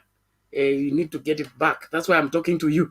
Na naomba tu tujisatiti, tufanye yale tunapaswa kufanya, tusisumbuane kwa masuala rahisi kama haya na tutekeleze. Alafu masuala ya relief, committee itakaa iamue. Okay, tutaangalia hali ilivyo, tutawajibika bado, lakini kwa sasa hivi hatuwezi fanya impromptu because the situation is dire, and first and foremost the government need to own up the responsibility.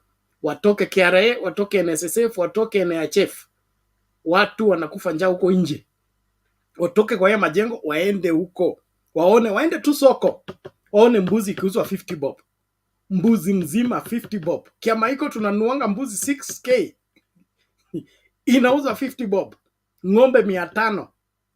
Kilo moja ya nyama Naivas, nyama fit, it's 750, 1 kg.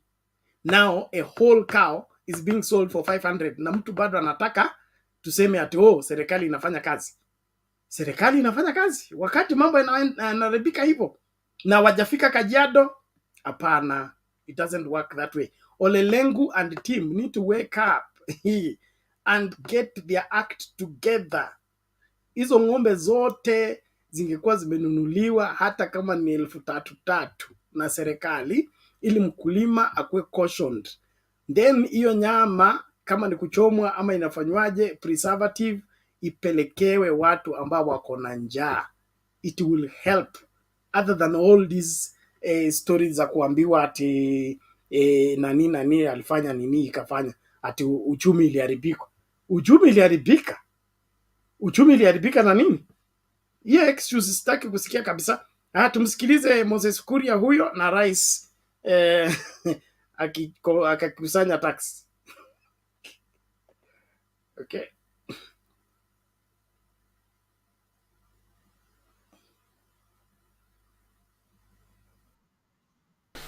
And reality.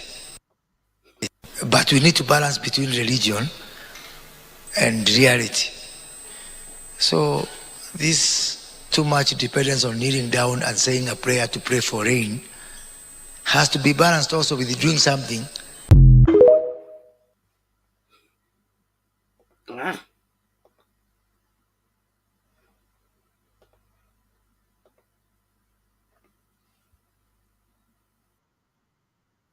Have a PIN number. Just as simple as that.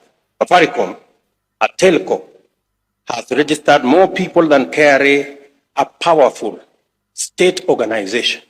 It is very clear that the magic lies in technology and strategy, not in power and resources.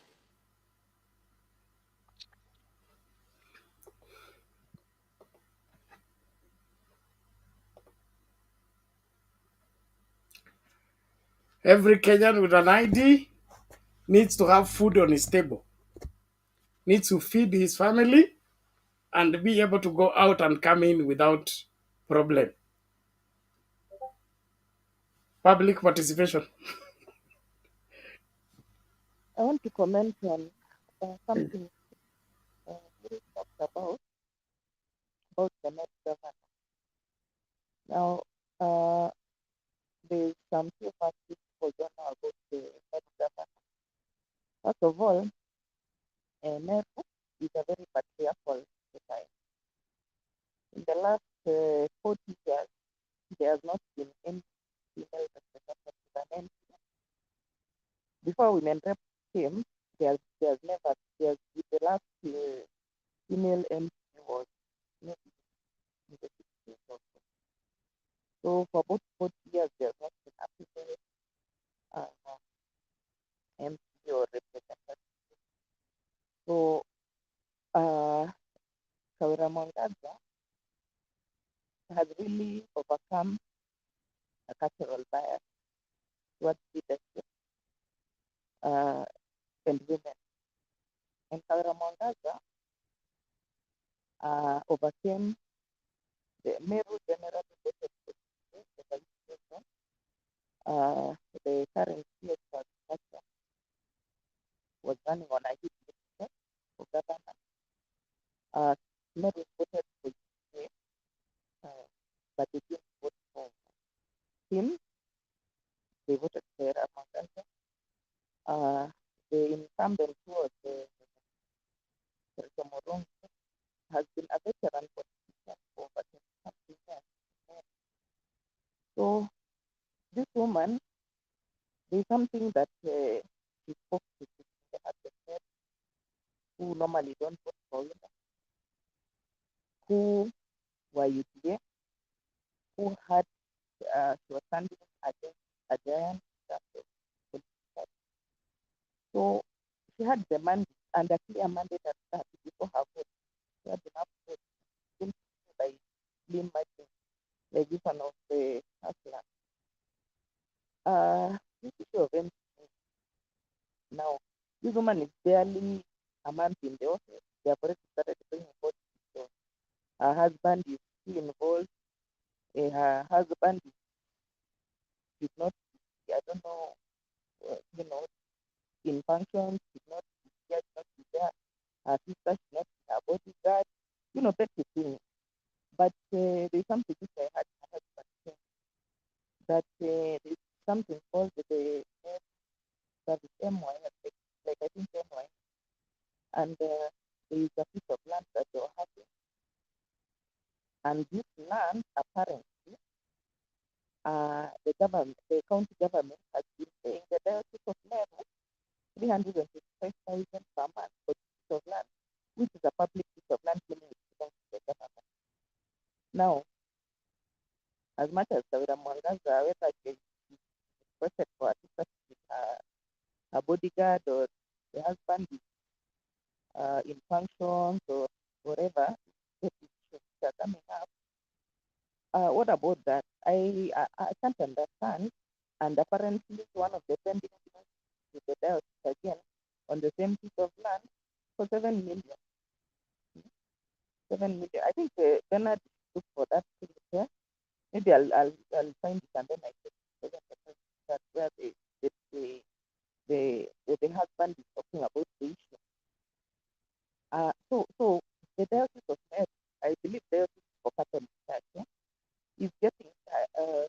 already had been paid 5 million so far, and they were claiming they were not paid the apprentices for 7 million.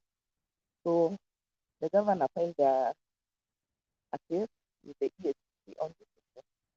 But you see now what is even more shocking to me is that sasa kanisa imeingia kwa hii mambo ya corruption hapa, because how is the diocese being paid?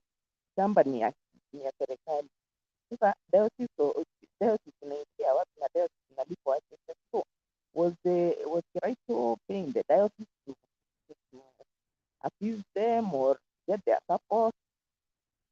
There's some very, as much as people are focusing on Kawira Mwangaza, there's some very strange things that are going on in that town. Because me, hakuna palingine nimesikia sasa kanisa ndio inalipa pesa na county government for a piece of land that belongs to the government. Okay? So meaning that if you look at the reasons why Moroni would do that, so that apate support ya diocese waweze kuambia washirika wake washirika wao wapitie wapitie Kiraito or what. But whichever the case, Mwangaza has a clear mandate from the people. And if MPs want her to pay them feedback or give them money, or because as much as people saying like go and knock at the MPs door, these MPs are very corrupt, very hungry for money. Wameingia hapo sasa, the first day wanataka wapewe pesa na Kawira Mwangaza, get rich quick. So we cannot remove governors who have a mandate and a clear mandate from the people based on some MPs. We are not even clear who is behind them. It could be Kiraito behind them and some other people who are corrupt in the county who know that if they want to get there, their gravy train is going to stop. So me, this issue of victimizing state, I see it. No, we need to look at this issue more than look at her husband and what her husband is doing and not doing as the first gentleman and the sister in her bodyguard. Those issues are neither here nor there, So me, what I want to know, especially this issue of diocese, where is there coming in somewhere for the side? I don't understand. On the issue of everybody needs their ATM. Unajua, this issue of taxation, I gave an example. There's an example that increasing taxation on alcohol, let's say taxa, you go and you add the taxation on taxa. So what happens is that as you're adding the taxation on taxa, there are people who could afford taxa now, they can't afford. So they move to brew or they move to cheaper whatever. So the taxes which you are thinking unaenda kuongezea kwa taxa, like or any other or another type of business. Sasa hiyo business ikicollapse, hata hiyo kidogo yenye ulikuwa unapata utatoa. And now this business of kuambia mpaka wazee ati wa contribute to taxes. Can you first of all talk to the Senator Keroche alipe kwanza the billions of money which has been evaded tax. The people who evade tax in this country, it's not Mama Mboga or you and me who are majority of the people who are evading taxes in this country are the who is who. In fact, in this country, I said the other time, yes. In this country, if you want to break the law, you make sure that you're in the government. And I said clearly, the motivation for Keroche going to run for Senate, ilikuwa so that he can escape hii case yenye ako nayo kwa KRA, so that arudi afungue kiwanda yake. So what it has become is that, and it's a clear message which has been sent, and it has always been sent since when Uhuru came in and there were IT suspects, that ukiingia kwa government, being in government then protects you from economic crime, from crimes against humanity, or whatever, tax evasion.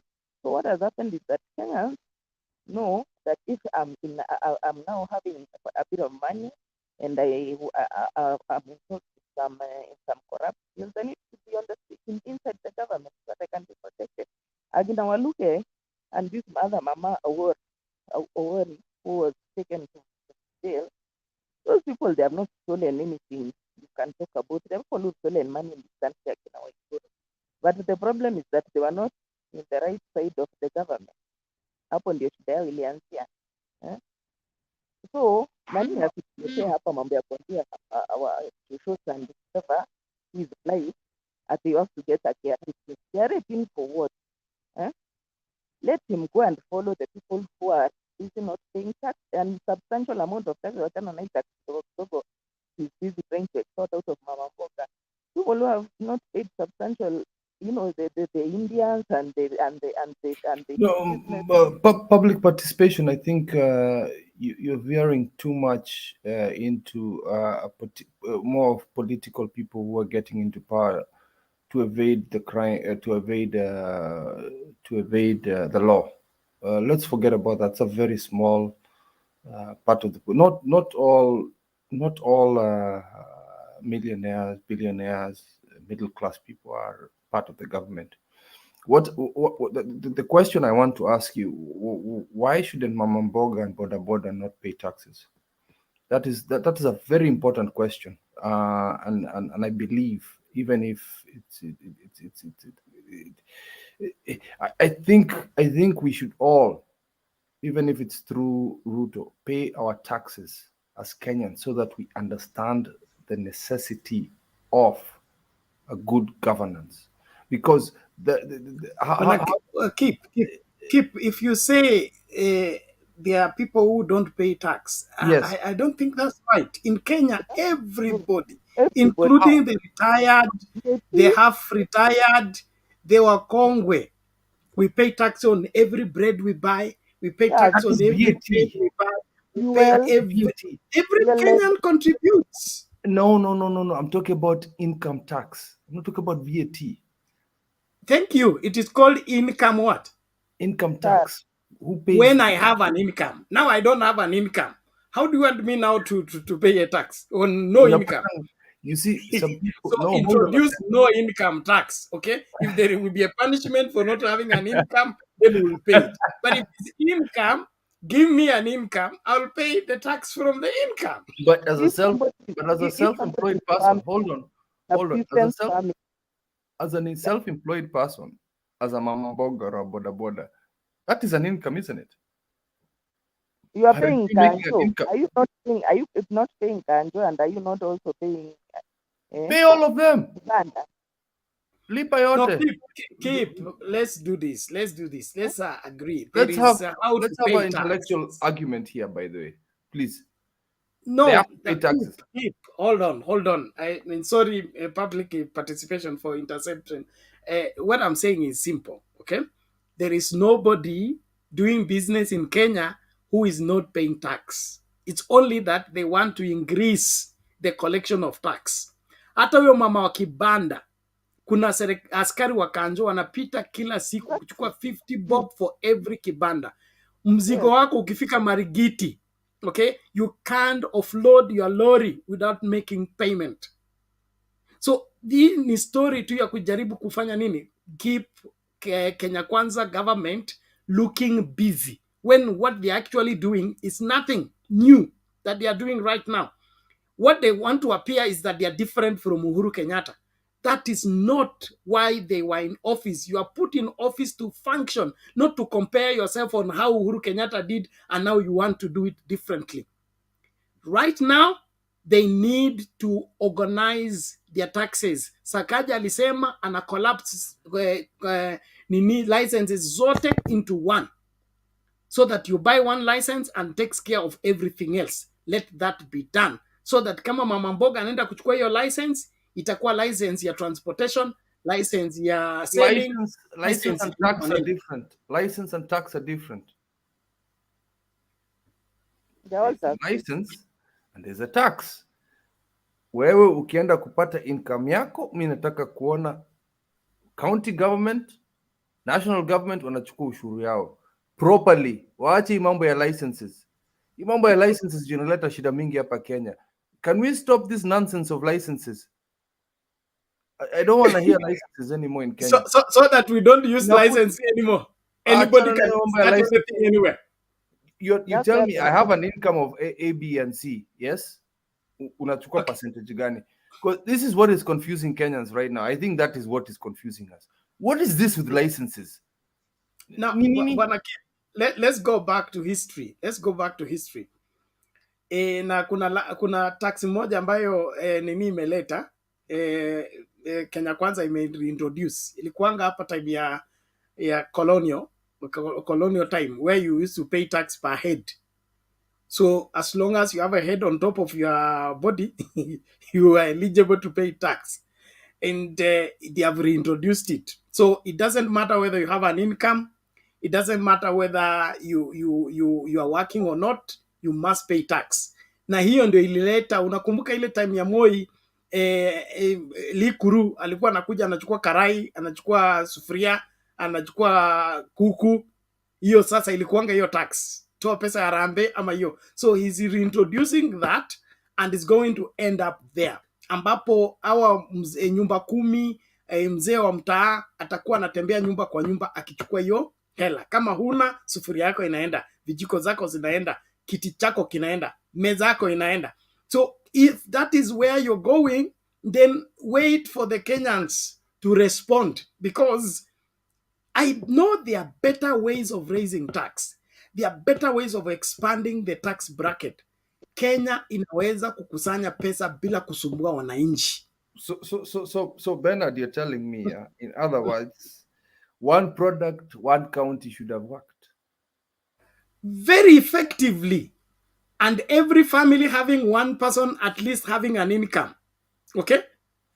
Because that county, the government owes you either 6,000 per month or gets one family member to get an income. Okay, then all the families, if they have at least one member having an income, the income tax will just mushroom. Okay, so it is strategic. It is not punishable like the approach that Kenya Kwanza is giving.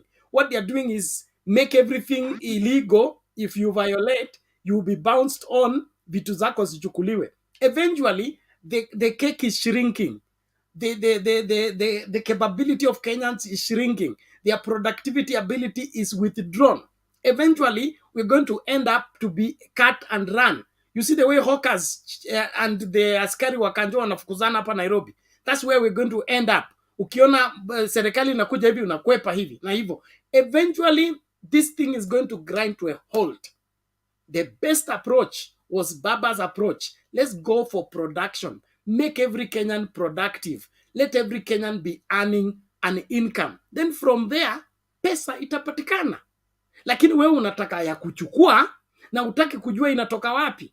So kama hizi ng'ombe zinauzwa 500, okay? That was an opportunity that the government would have ventured into. Now we can preserve meat for years. Okay?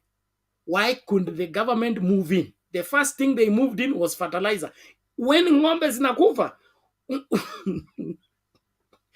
Bernard, umeacha ng'ombe zikufe, unaenda kushughulikia fertilizer. Bernard. Public participation maliza tafadhali. Keep order. Order, keep. Thank you. Let public participation maliza alafu uchukulia hapo. Asante. Okay, this issue of taxes kuna time yenye niliuliza, is there any consultation in terms of what the tax regiments that we have? Is there any public participation? Is there any expert participation? Ama ninaamka leo, nina decide, okay, I'm going to put this tax. I'm going to put, without even looking at the tariff implication. What KIP is not seeing is that majority of Kenyans are, first of all, they are living below the poverty line. Many of them, especially watu wenye wako ushago, what they do is subsistence farming, whereby una farm tu ile kidogo ya wewe na familia yako kukula, then because in the villages it will be very poor, munafanya some kind of a barter trade, so that nikienda somewhere and I need, instead of using money because there's no money, I give you my egg or something, so when you're living in that kind of an environment whereby people are in a lot of abject poverty, then unaanza kuwalazimisha. And me, I'm telling you clearly that, by the way, lower cadre or middle class people who are evading taxes, hakuna. What when you evade taxes is these wealthy business people who are highly connected. When I evade tax left, right, and center. And there are also people colluding with them to be able to, and even Somali community. Hao ndio watu wenye hawalipangi tax. Sasa instead of kuanza kutumbua ule mama yako mwenye ako ushago huko, they are just farming for subsistence yao ya kukula on their small 1 acre ama whatever, kidogo tu hiyo, they start harassing them. Unajua sasa itakuwa kama ile ya Mungiki, whereby Mungiki walikuwa wanaenda kwa shamba, wanaenda kwa every household that lazima utoe, and these tax regiments, they have to come out clearly. Na hata hizi accounts together with so-called licenses, they need to be consultation. That's how people do it. Si ati unaamka, governor anaamka anasema sasa, if you will be painting your house, you need to have a license. If you will be, unataka kujenga kibanda ya mtoto yako ya rabbit bed ya mtoto, you need a license. You need to do what, you need a license. Is there any consultation? Are they working together with the experts to see the parity in specifications? And the other thing is, we also need to know how are our taxes going. So that if we are paying, so far, Ministry of the General, 60% of taxes are going to corruption. Sasa kama 60% of the taxes are going to corruption, ni nini ya ingine tunaongeza? The Baba government walikuwa wamesema wakiwa na Karua that they are going to fill those. They will not come and ask us to pay more tax. What they'll do, they know where the money is and where the money is going. So they'll fill those loopholes where the money is. Sasa nikuulize, bucket hata ukimwaga maji ngapi? In fact, the more water you pour in a bucket each household, the more it pours out. So shida yetu sio kulipa tax. Shida yetu ni corruption, na hiyo pesa is being siphoned, ndio yenye ilikuwa inaiba 2 billion per day. That is a lot of money. 60%, hebu imagine 60% of the money, alafu unakuja kuambia hapa tuwalipe more taxes for what? And together with the tycoons over here, and you are Kina Keroche, you are senator there, who, and she even has got to tell you ati unajua senator hawana pesa, I need money for my car, na hajalipa billions of taxes. What is that? She should even be being in any auction at a personal property by now. But now she's just sitting pretty amefunga kiwanda for some time. So, and by the way, we need a logical, not kienyeji type of tax regimen whereby you are like, okay, today we are going to put tax. Governor anakuja anasema anaweka one ana collapse kila kitu. Akisema ana collapse, ameconsult nani? Has he consulted with the business community? Has he consulted with the experts on taxation to see the parity implication? It's not just a matter of ati nimevotiwa in mimi governor, kesho I make an edict. That's not how things work in civilized countries. This is not a one-man show. Thank you. Okay, thank you. Public participation, we appreciate that. And ni gumzo ambayo tutapiga is something that we must ventilate on. But in Kenya, huwa ni sheria kama is almost a law. Ukishatengeneza hela yako, unatafuta political office ndio ulinde mali yako. So politics is used as a cover up or an avenue through which you will protect whatever you have in quotes looted, and so that anybody who comes to look for whatever that is yours, you say it is political. You see, everybody is now saying it is my political enemies at work. Ukiuliza sahi taxes za Kerocha and the other team wanasema it's political. It's no longer an illegality. It's no longer tax evasion. It is my political enemies are at work. And this has been with us for ages. We cannot pretend about it. Na tukikubali kuambiana ukweli, hapo tutasaidiana.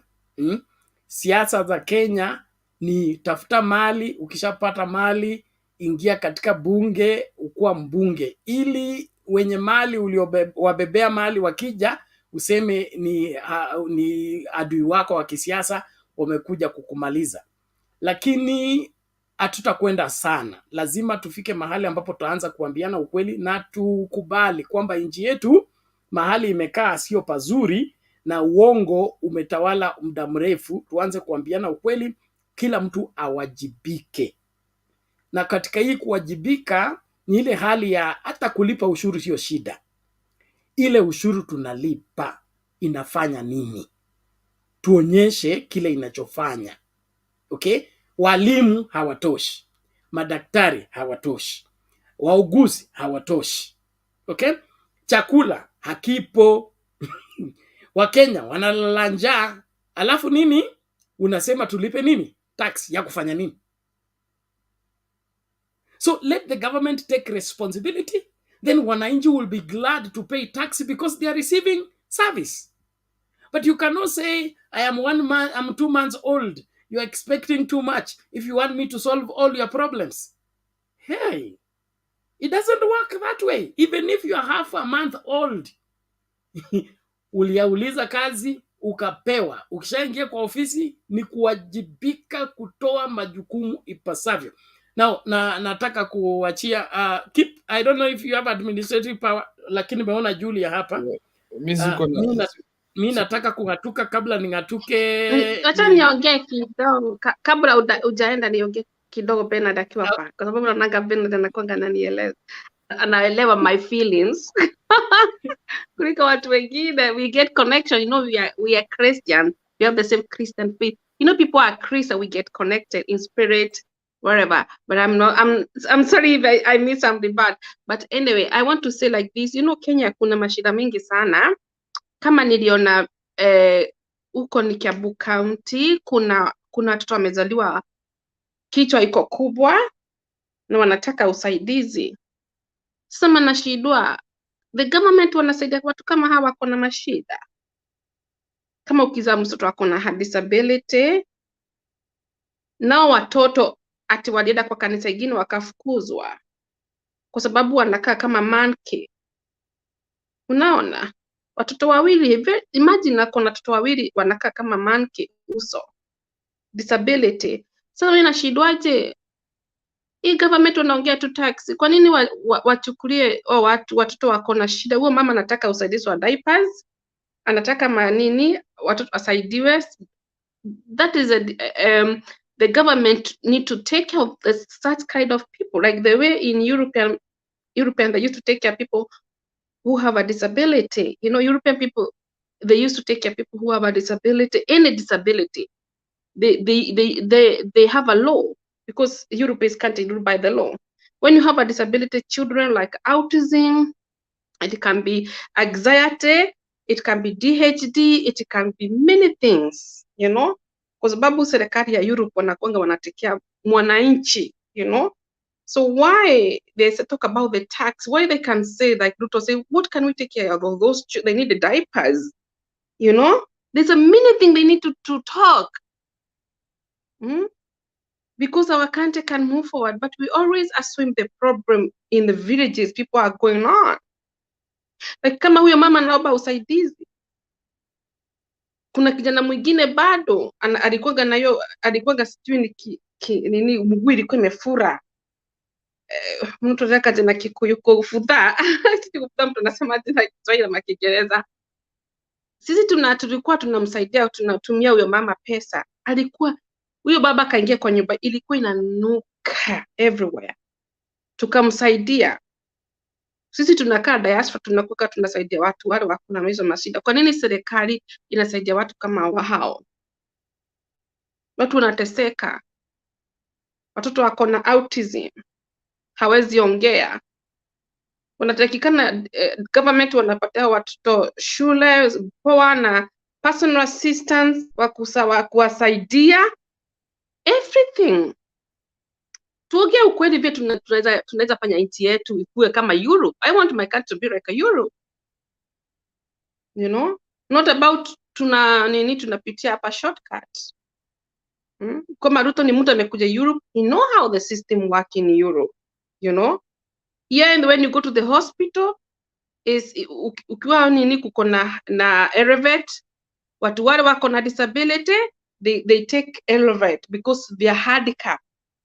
So the government, they used to take care of us, not us.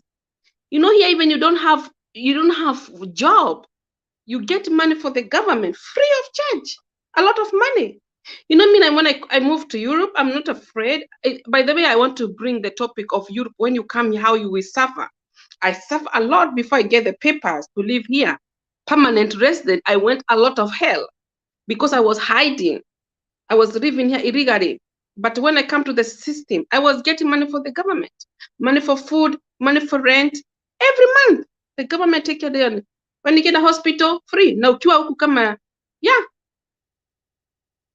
Sisemi ati mambo huku ni everything. Ukiwa kama foreigners, you don't have a papers, you have to suffer. I suffer a lot because I was working black job, I was cleaning, and unajificha, you know, when you meet the police, you don't know what happened. Utarudishwa. Mimi kuna siku, I went back home 2008, 2006. Utaona polisi wakanirudisha nyuma tena nikarudi tena. You know, we go a lot, but we always try to hide. There's a many things we can fix in our country, but we always just look there. Come on, government, wake up. Let us build our country together. Let's play this dirty game. And we can able to help those children who have a disability. And kuna watu wengine wanakuwa na hizi magonjwa za kuanguka chini. Inaitangwa aje, ugonjwa you fell down. Unajua hizo ugonjwa? Hawa mama wanakuwa wanaripiwa uko villages. Now government, they have a disability to take care of those people with the medicine, when they go to the hospital, everything. Yeah, thank you. Okay, asante Roda kwa kuleta hiyo. Ni mojawapo tu ya matatizo tulionayo, na serikali iwajibike. Unajua kuna kukwepa majukumu, mojawapo ya matatizo yetu. Tunaona shida lakini tunakwepa kusema kwamba ni sisi tuwahusika. And that is one of the reason why most of the problems in Kenya continue without being addressed. Like food issue, okay? Food issue ni mtu kukataa kufanya kazi yake, ndio kila mara kuwe na food scarcity, kukuwe na declaration of hunger as a national disaster, ndio misaada isikuje. Tutaishi kwa misaada mpaka lini? Wakati tuko na rotuba, tuko na maji, tuko na akili, tuko na uwezo. We can overproduce food. Hata serikali haihitaji kuaddress story ya bei ya unga. Just overproduce maize. Bei ya unga itadrop yenyewe. Na kila mkulima atafaidika kwa sababu mahindi iko ya kutosha na bei inafaa. Lakini kwa sababu tunataka kutumia damu ya Wakenya kujinufaisha, we cause artificial scarcity just for us to profit. So let's accept it.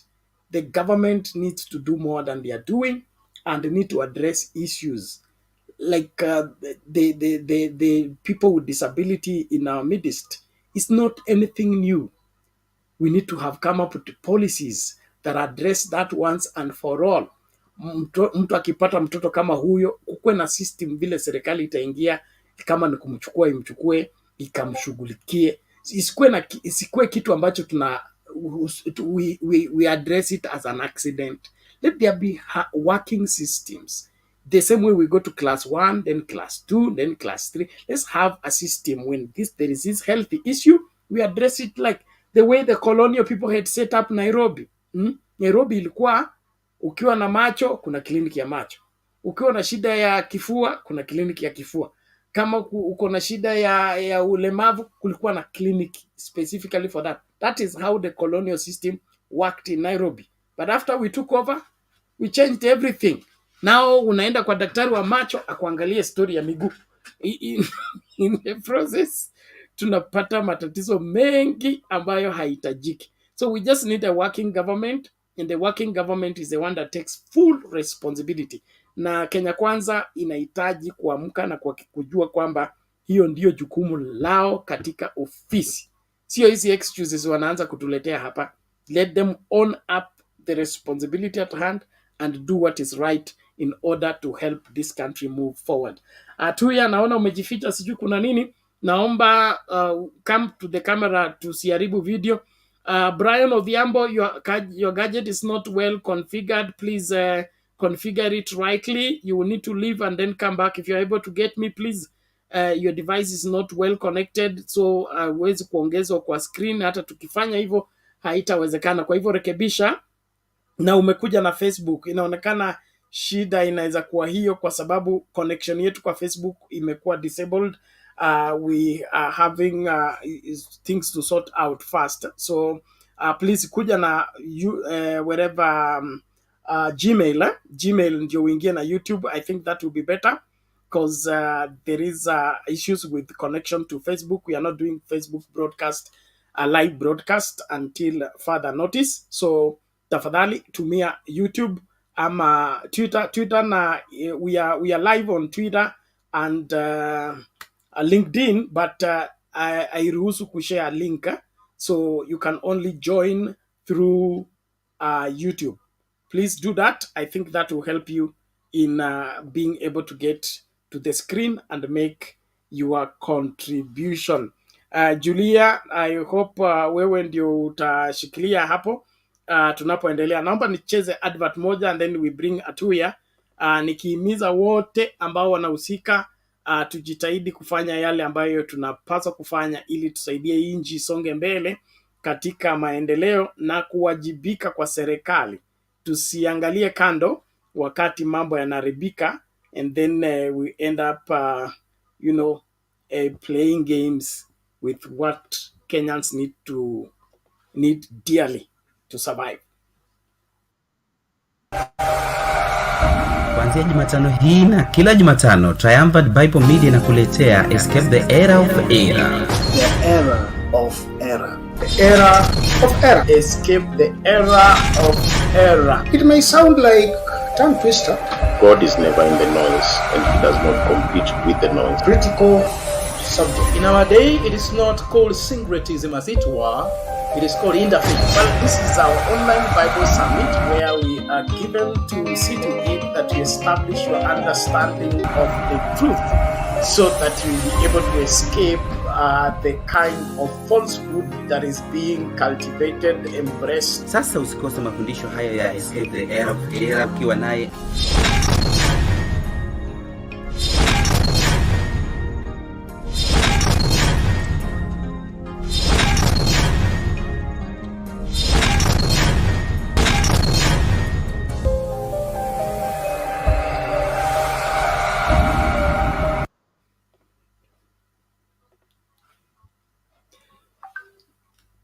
Okay, those of you who love Bible knowledge, you have a date with us on Wednesdays. Every Wednesday we'll be doing that so that we establish your understanding in biblical reality. Usichanganywe na hao manabii wa uongo wamezidi. Kwa hivyo tumekuja kama sauti ya tofauti ya kuhakikisha kwamba kile kinachoendelea kisichokuwa sawa tutakirekebisha kwa kuwahimiza Wakenya kufahamu ukweli. So you can make a date with us every Wednesday 9 o'clock in the morning all the way to 4 p.m. and I want to invite everybody to participate in that. We'll be live on Mtembei TV and I'm sure those of you who have tested, we have already done 2 weeks, and if you have tested, I'm sure you enjoy the presentations, and we want to continue further so that we really address some of the things that the church is avoiding to address right now. And there is a reason why they are avoiding to address it, because it becomes easier to manipulate people when you keep them ignorant. One of my favorite preacher, anajiitanga Walking Bible, is called John James, an old preacher. He's over 80 years old. He has preached a message on YouTube called How to Preach and Help Nobody. And he says today's preacher seems to have graduated from the same Bible college where they learned and became experts of how to preach and help nobody. And so in order for you to escape that, escape the era of error. Tafadhali kama unaweza usikose kujiunga nasi katika hiyo conference, na tunaomba misaada yenu wala ambao mnaweza kuhusika kutusaidia ili tuhakikishe kwamba tutaleta wahubiri ambao wanahubiri ukweli na watatusaidia kufahamu Biblia vizuri ili tufuate Mungu wetu vizuri. And then of course kesho Sunday tunakutana kwa House of Pilgrim, tutakuwa na service live hapa. Kwa hivyo usitie shaka, sisi tutaendeleza injili ipasavyo, licha ya kuwa wengine wetu wawataki ukweli, wanataka kudanganywa. Usifuate uongo kwa sababu uongo utakuangamiza bure. So inaonekana tu yametupwa nje na neti. Naomba anaporejea tutaendelea na mjadala. Alafu ile kirende yangu ya kulipa wifi na token, tafadhali tusilege. Let us do that so that we resume daily broadcast without problems and then be able having a strong network. Hii inatumia ni ya watoto, alafu unaona nikicheza video inachukua muda ndio icheze because it is 5 Mbps. We need 10 Mbps to be able to throw videos fast enough and be able to navigate from one item to another. Otherwise, I really want to appreciate everybody for continuing to follow Mtembei TV and learn whatever you are learning. But more than that, tusikue wajinga tafadhali. Lazima tuchukue au MP wote au MCA, msiwaachie briefing space. Wameingia kwa ofisi, wanataka watupatie majibu kwa nini ng'ombe inauzwa shilingi 500. Wale wanawatetea ni wasaliti, na sisi hatutaki wasaliti hapa. Thank you. So I think I will leave public participation making contribution. Atu akikuja ataongezwa. Kuna Julia kwa back office atakuwa anaendeleza kuongeza watu katika conversation, but let's keep the conversation strong, right and focused. Tusidivert. Jubilee wherever UDA government has to deliver, wapende wasipende. Na tukiwaadresi hapa wasisikie, after a few weeks tutakwenda kwa hiyo ofisi. Tunataka wifi ya bure, tunataka unga 70 bob, tunataka maisha bora kwa kila Mkenya. Wacha hii anatuweka kwa list ati tulipe taxes. Kabla ya taxes tuonyeshe ugali tunatoa wapi, mahindi tunatoa wapi, maisha itakwenda vipi, watoto wetu wanaenda shule vipi. Hiyo kwanza. Kabla hiyo usitusumbue. Thank you. Public participation continue. And then on the issue of you brought up the issue of Meru issue. The Meru County seems to have a problem, and the problem seems to be personal, using a public office to solve a personal problem, which is rampant in Kenya. Where tukikosana kwa shamba, unanipeleka kunihujumu katika ofisi yangu kwa sababu tulikosana outside what was not official, and it's wrong. Secondly, ile inaniuma sana na inikasirisha, okay? Ni wanaume wanaojiunga pamoja kupigana na mwanamke. It makes no sense in my school of thought, okay? There are different ways of addressing issues. Wanaume mnakusanyaje pamoja eti mnaweka resources pamoja kwenda kuimpeach mwanamke for what? Sit down, give us the alternative of what you're offering. Mama kama ameleta baba amlinde kwa ofisi, shida iko wapi? Si mmewe na mmewe kazi yake ni kumlinda. Ama mnaogopa baba akiwa karibu hamtapata nafasi ya kuhujumu huyu mama? Wacha baba akae hapo. Baba alisema ana volunteer, halipi mshahara, wache mzee ajunge nini. Niliwaambia hapa our first deputy president of the Supreme Court, okay? Angekuwa na baba nyumbani, angekuwa saa hii sasa ndio chief justice, okay? Shida alipotoka kwa hiyo supermarket ametukanwa, kufika nyumbani hakuwa na baba. Baba angemuuliza madam, what is the problem? You are taking the gun to where? Say sit down. No, please talk to me. Wangeongea maneno ishie huko nyumbani, saa hii angekuwa chief justice. Lakini alifika nyumbani hakuna baba, yeye akaendelea na ile emotion yake. Kufika supermarket, job imeenda. So madam anafanya vizuri, ameleta baba karibu kazini ili alindwe. Kwa hivyo msimsumbue. Inyi MCA wa Meru, tafuteni kazi nyingine ya kufanya. Thank you lakini. Bernard, the other issue which I wanted to bring out about taxation. Sasa si kuna kuanga na minimum wage ya 7K. Sasa if you are not earning that 7K, now how many Kenyans are earning 7K? Very few. Kwanza wenye wako ushago hata pesa hawaonangi. Wanafanya barter trade. Unaenda kuona daktari unampea mayai. Sasa what are you going to tax? Utakuwa kama Mungiki wenye walikuwa wanaenda wanakuambia wanatax mpaka maziwa yenye una milk. Wanatax kama kuku wapatie moja ama mayai 3. We need to be involved na hii mambo ya taxes because we also want to understand hii pesa yetu inaenda wapi. Because you cannot ask me for more money and you are not showing me how you're utilizing already what I have given you. Eh? And clearly we know this money. Kitu yenye Hustler angekuwa anatuambia is not how he will make sure that he gets more tax, but how he will fill loopholes of where the pilferage of the taxes you're already paying are going. Because kama Auditor General alisema ni 60%, when niambie, should he be now thinking about taxation, or really his priority should be to deal with this 60% which is being lost through corruption? Sasa jamaa, even saying the word corruption is a problem. Ni kama ni kama ni kitu, you know, like a curse word. Hawezi hata mention hiyo kitu corruption.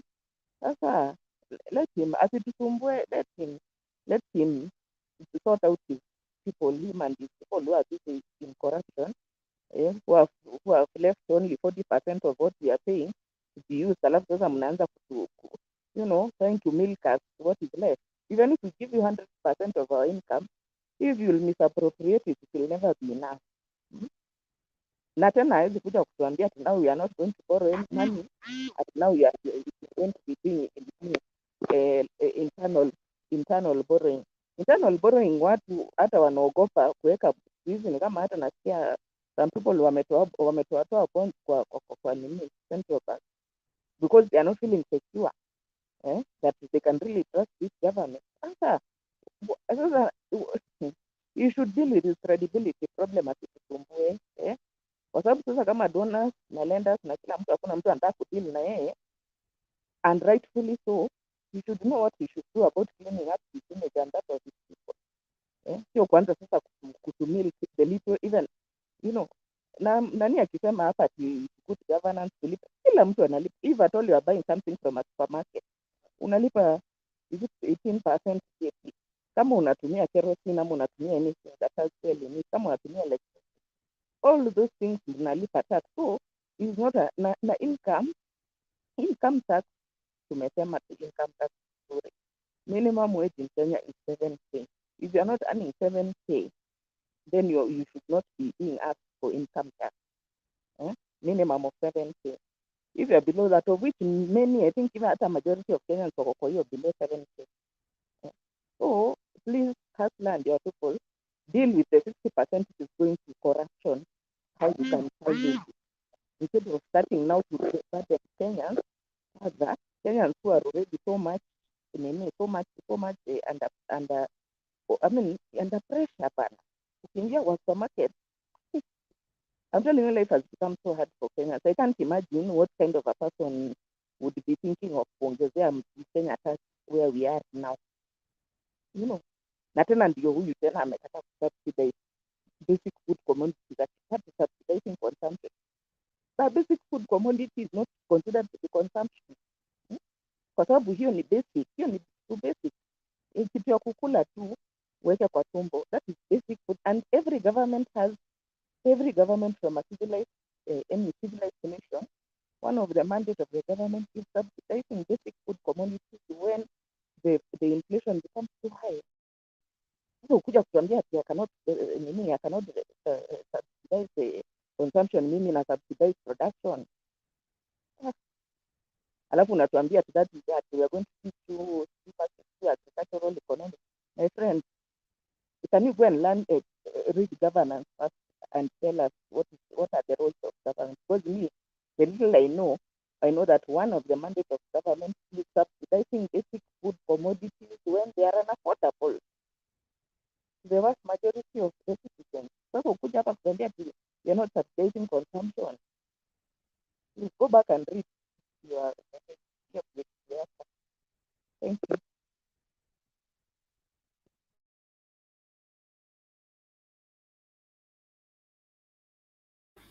Okay, thank you. I think that is that. Nani huyu Brian Odhiambo anasema is contrary to the order of nature, Mr. Bernard, for a man to be a helper of a wife, or hey, it's not like of a wife or a woman. It's not like that. The husband's responsibility is to protect the wife, and one way of protecting the wife is to surround her. There are things that we can as well address not necessarily getting personal. If the man became the director or the supervisor of things, then it will be, or became the governor, then that becomes an issue. But if he's only there to offer helping hand, sioni shida yake, na kama hiyo ni makosa pia, let it be addressed. Otherwise tunasema hatutaki stranger in office, in parliament, like when you are not whatever, an ex official in parliament, when you are in, it's called you are a stranger. So if he's being in the wherever county office or county cabinet or county meetings, he's a stranger, then let it be addressed as a stranger and not be turned around, look like it's the incompetence of the governor. Okay. Oh, by the way, Yes. Bernard, Yes. kuna Mhm. governor, kuna governors wenye walikuwa na office of the first lady.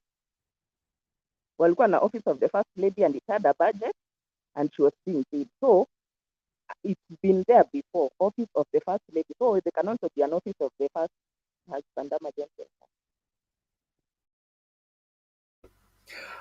Yes, and then So that is where the challenge is arising from. But also kuna maswala ambayo tunakwenda naye excess, ambapo we are losing our professionalism in handling our offices by turning those offices to become husband and wife manenos. Na hii maneno inatokea kwetu kwa watu wa makanisa, haswa sisi watu wa roho. Sisi ndio tumeleta hii complication yote. Ati mimi ni pastor, then it makes my wife automatically a pastor or my assistant and all that. Hiyo mimi ni mhubiri wa injili na sijaanza kuhubiri jana. I've been preaching business for all my life.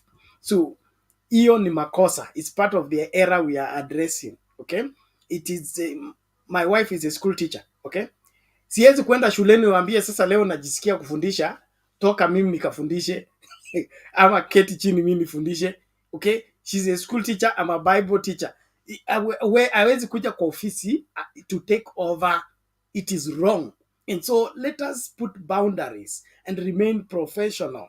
Let's not cross the lines na tuanze kuforce vitu ambavyo haviko. So kama hiyo ofisi ya first lady, is it in the standing orders? Is it covered within the constitutional setting? If it's not there, it's just a tradition, then let's negotiate around it, but not turn it into a do or die issue. It is wrong.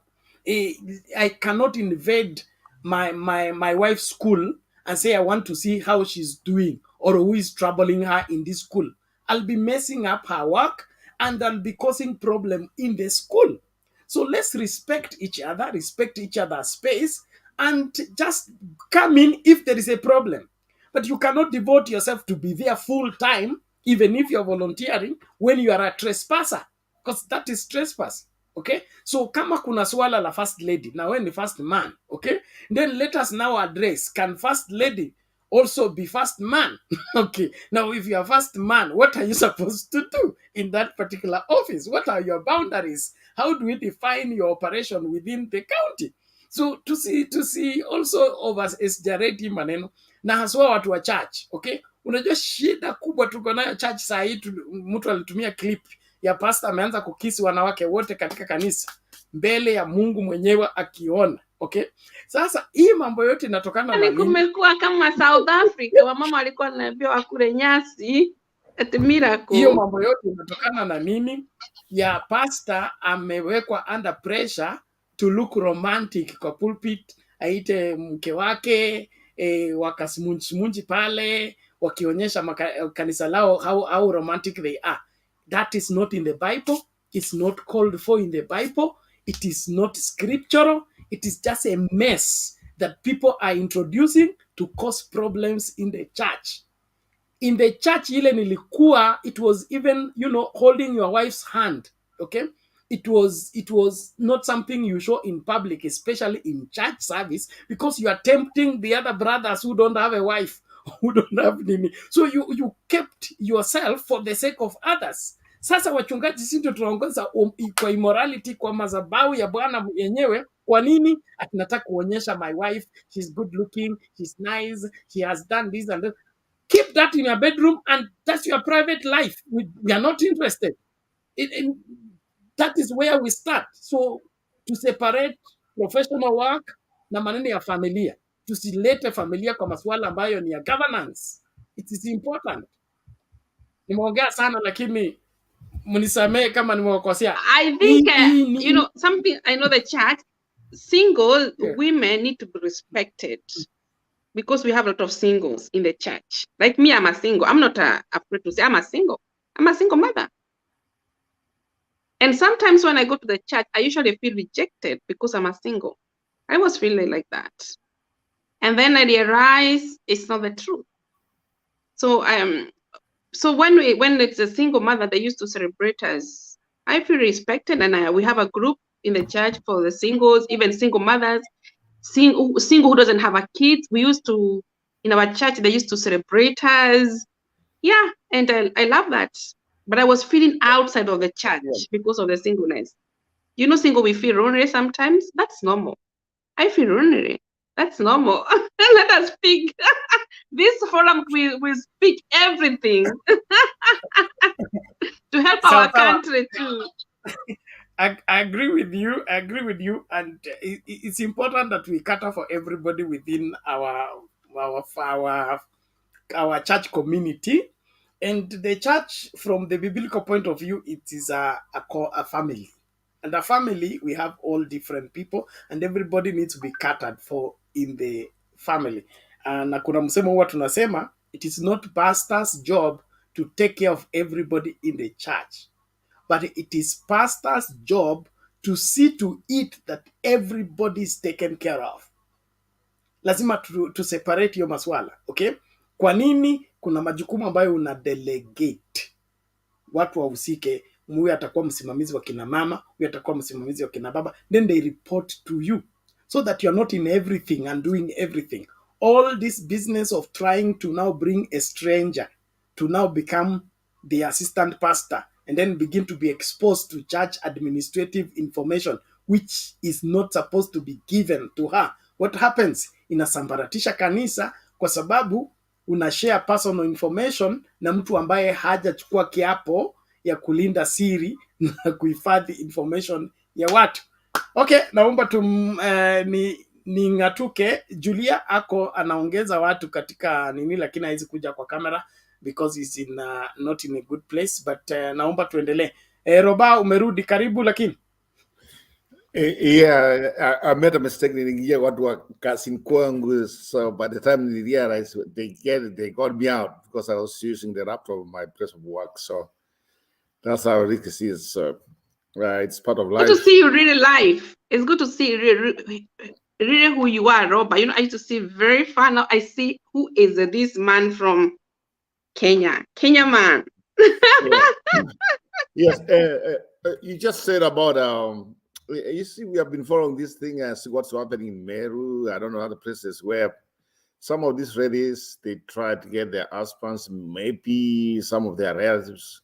It's because of poverty, and it's because we are lack of jobs. That's the problem. I'm telling you, Kenya, we are afraid of jobs. Even if we can beg them to bring their men to work, I mean, to be part of the administration. So that is the worst part of what's going on in our country. So if you get some of these Kenyans, you know, we have a lot of Kenyans who are running a lot of companies outside the country. I mean, I work in a company. I'm a supervisor at a company. You know, sometimes it pains me. It pains me as a manager when I see young people. You know, we go to colleges looking for people, right? Young people to hire so that they can come and work for us. Yeah, and that job they are starting, like, we are talking about somebody's being paid almost like 5,000. I mean, 5,000 Kenya shillings by hour. Yeah, then you see all these young people. Some of them they come, some of them, and yet Kenya, people are dying for jobs. I'm just saying, what caste do we have? I mean, this is the solution. Better we can't be here talking all these issues if we have a country where the private sector is doing very well. Yeah, we have become a country where everybody grows up and thinks the solution is the government to go there and steal. That's all I've been fighting for. If I want to prove my case, I'll tell you one thing. Let us just remember what happened before, when we had the new constitution, when we had the governorship and other things. Even remember the first time when we had the governor, nobody was fighting to be a governor. Do you know why? They didn't know the expectations. Guess what happened? After they realized the money which comes from the national government and it goes to the county to be a governor, and right now, you see, even people like Orengo, I'm not saying anything bad about him, people who are wanted to be in the Senate, people who are minded national figures. Look at that. Everybody's fighting to go back to the county government to be a governor. Ask yourself why. Yeah? It's not like they want to be there. It's because they know the power which it comes with. It's because of the money. So we are doing the wrong thing. And our people keeps on telling us, hey, guess what? Hey, we want to do this employment. We want to cover people. We want to produce jobs. Jobs in Kenya. I mean, how many people are right now? People who graduated from universities. Graduates. My sister being one of them. I'm telling you, one time we shall overcome.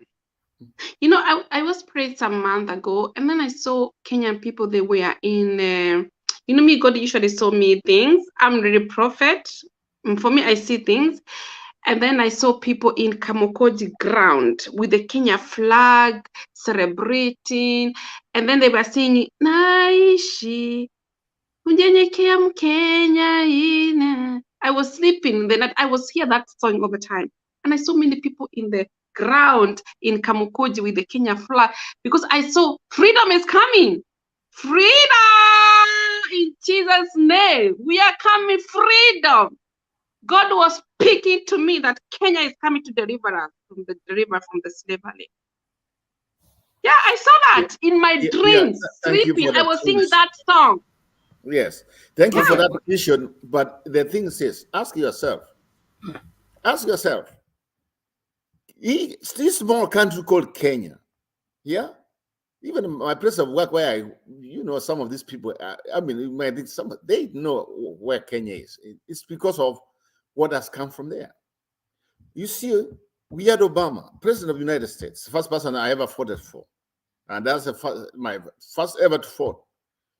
Yeah? So, it's that came from Kenya. Then now you see the current Prime Minister of Britain now. That was born in Kenya. But what went wrong with our country? Something's not right. Kenya is very famous country, whole world. You know, it's very famous because Kenya is a headquarter of United Nations. Order. Thank you. Let Robert finish his submission, then you can come in, please. Yes. So that our viewers can follow the conversation. Yes, thank you, Bernard. Thank you, Rhoda. It's okay, I appreciate it. So what I was saying is, we are famous of producing these powerful men and women. If you do, I know, because I'm not a doctor of medicine or something. I can say that. I just went to school for something else. By the way, you were talking about Kiambu. I went to RNC school. And I know some of these guys, I know how it is. I know some of these guys here, we communicate, especially here in the US. Do you know how many Kenyans, women and men, who are doctors in this country, engineers, people who have started business? Yeah? And yet, we are a country celebrating when we have our women who in Saudi Arabia, we have our women who in some other places. Oh, you know what? We have sent people to go and work outside the country. That's how useless we are. We should not celebrate for sending our people to go and work outside the country. Let us create those jobs so that they can work in our country. That's how we can grow. Yeah? So all these people, why do you think some countries like the United States, Britain, they are what it is? I mean, they are doing better than that. USA is doing better because they are provided this environment where everybody wants to come in. You come and work for them, and the taxes you are paying, the money remains the place where you are working. But guess what? They make use of you, if you want to say that, but they provide you with a job. That's what we have to do in our country. I'm sick and tired when somebody comes here, minister or a secretary, saying, oh, we had our people working outside to get some jobs, to go and work somewhere else. That one disappoints me. I get disappointed. But instead, we should find a way, how can we create environment so that some of these people can leave where they are to come and work at home? Maybe that's what the solution is. Maybe they could have started some of these companies. I know somebody here, a Kenyan here. I mean, they have some big company, a trucking company, and providing employment to some of these people. Sometimes I feel jealousy, quiet jealousy. It's quiet jealousy. It's like, what about if it was, this thing was somewhere in the road, or somewhere in Tika, somewhere in Kiambu, somewhere in Kisii, where I come from? What about it was there to help out these people? But instead, our government, they are very happy to see some of us outside there, to see some people far from home, when some of us, we want to come back home because we want to help our communities. So the idea of the current government, let me give them one solution. The one solution they should work on is this. How are you going to make sure the private sector, it starts producing jobs again? The private sector has become a problem in our country. I'll give you an example. Look at all the sugarcane companies which we had issues. Sony, you go Western. Why? Because the government has been one of the participants. They're participating there. Get the government out. If we get the government out of those industries and we get it private, it's going to work. And that's why I keep on asking people. Even last week, I told people, compare yourself. National Bank of Kenya, which was run by the government, and the commercial bank, or Equity, or Safaricom, who's doing better? The last time I checked, I had an account in Kenya National Bank. I couldn't even get a branch in Nairobi even to withdraw money. I had to go somewhere like faster. Do you know what? Because they have closed down. They are now part of Kenya Commercial Bank. That's how the government is a bad business investor. And for us to prefer as a country, for a country to be what it is, we should embrace private sector. Even this idea of them going to Kericho and saying maybe machines, I'm not for that. The machines came because people were not there to do picking the tea. I get it. But at the same time, we should be a country. They keep on telling us we are the peacocks of East Africa. I understand we are, but we need jobs. We need jobs. We have to demand our country to tell us how many jobs they have created every month, like other countries. We have to demand. And those ones should not be like they are lying to us. They should point 1, 2, 3. And if that's not the case, then come 5 years from now, we should hold them accountable. Not the mambo ya kufika election time. Mnaanza mambo ya ukabila nini na nini na nini. That one, it makes me feel bad about it, even the rest of the communities, because we are united, but when it comes to election, we should be united, and our enemy should be the people who are not providing what we deserve. And I'm telling you, the best medicine of Kenya, the best medicine is creating jobs. And from there, the country can just kick off, going to the next stage. If there's no jobs, you can have all this university you have like now. You can do whatever you want to do. At the end of the day, we are fighting to be a member of parliament. Now, even we are fighting, remember even the MCAs when it started. I remember even somebody who he was a university graduate, never wanted to be an MCA because they thought they are just above that.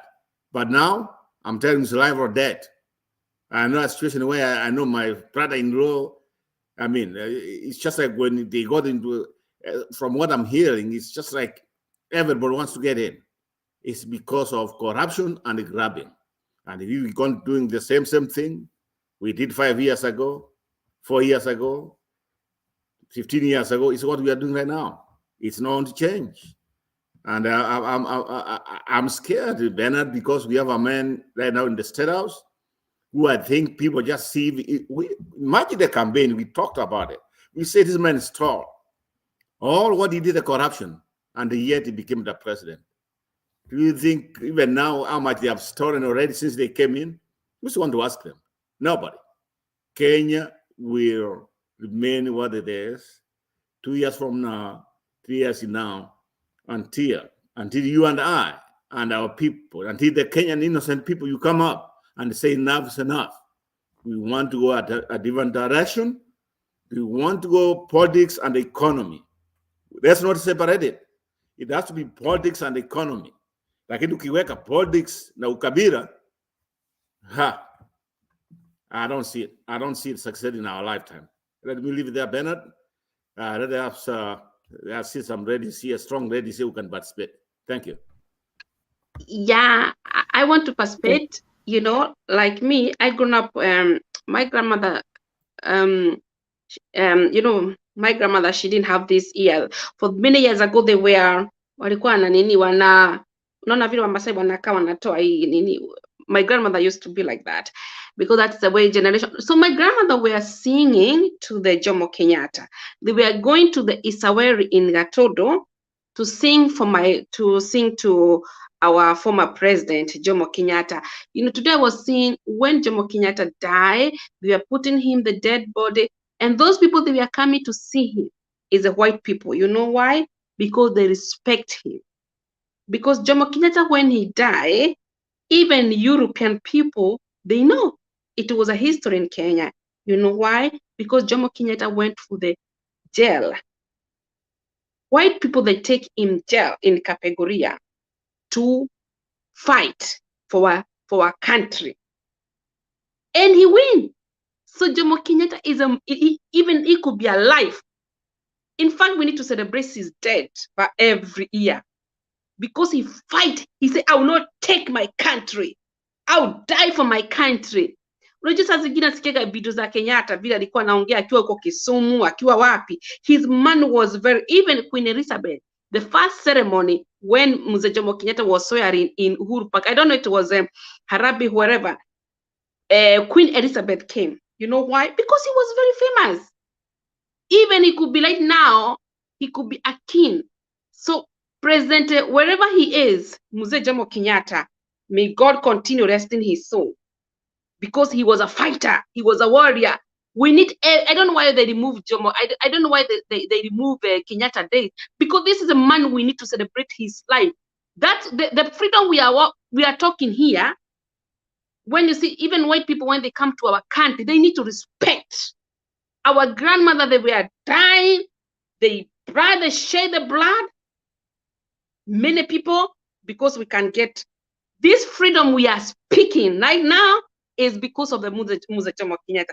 All the time I usually pray for Jomo Kenyatta. May God continue resting him wherever he is. Because right now we could not be the way, even that truth or the way he is speaking, he could not have that freedom. You know, even Jomo Kenyatta was dying in that state house. That house Ruto he is sleeping now. That is the house Ruto he is sleeping now. Okay? I don't know, he was in state house in Mombasa. So that house, it was a Jomo Kenyatta. He was our king and our hero. So Ruto need to respect our democracy, respect our independence, because we know our hero, they fight for our country. We will not let our country to go another hole when we know people, they were dying for us. You know, like people like Kennedy Matiba. No. This man from South Africa, what was his name? This man, he made a history in South Africa. He went for the jail, 27 years. They put him in jail. And white people, you know, South Africa, there's a lot of white people living there. And he said, I will not cast you out. He said, not. He said, I will not cast you out. You will stay. I will stay here. I will not. He didn't do rebate. You know, when you go to South Africa, you see even the police, white police. You see even the poor white people, because that he bring people. So in South Africa, They are not divisions. They are units. So he win even Nobel Prize for the people who have done amazing whole world. Even Mzee Jomo Kenyatta, those days, if they could give people Nobel Prize whole world, he could be the first. Everybody have done something in the world. So Ruto asicheze na nchi yetu. We come very far, and our history will never. Hata hii Mashujaa vile ali celebrate, he did wrong.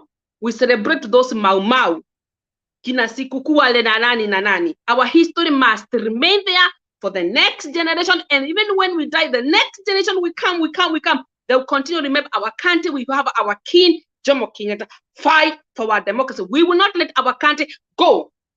We must, Kenya, stand up, don't afraid anybody. Kenya ni yetu, daima, damu yetu. Asante sana. Okay, thank you, Rhoda.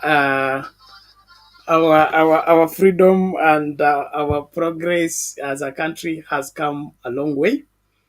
We have those who started the fight, there are those who stayed in the fight, and there are those who are still in the fight, because we have those who are determined to drag us back into the imprisonment of class difference and intimidation of others.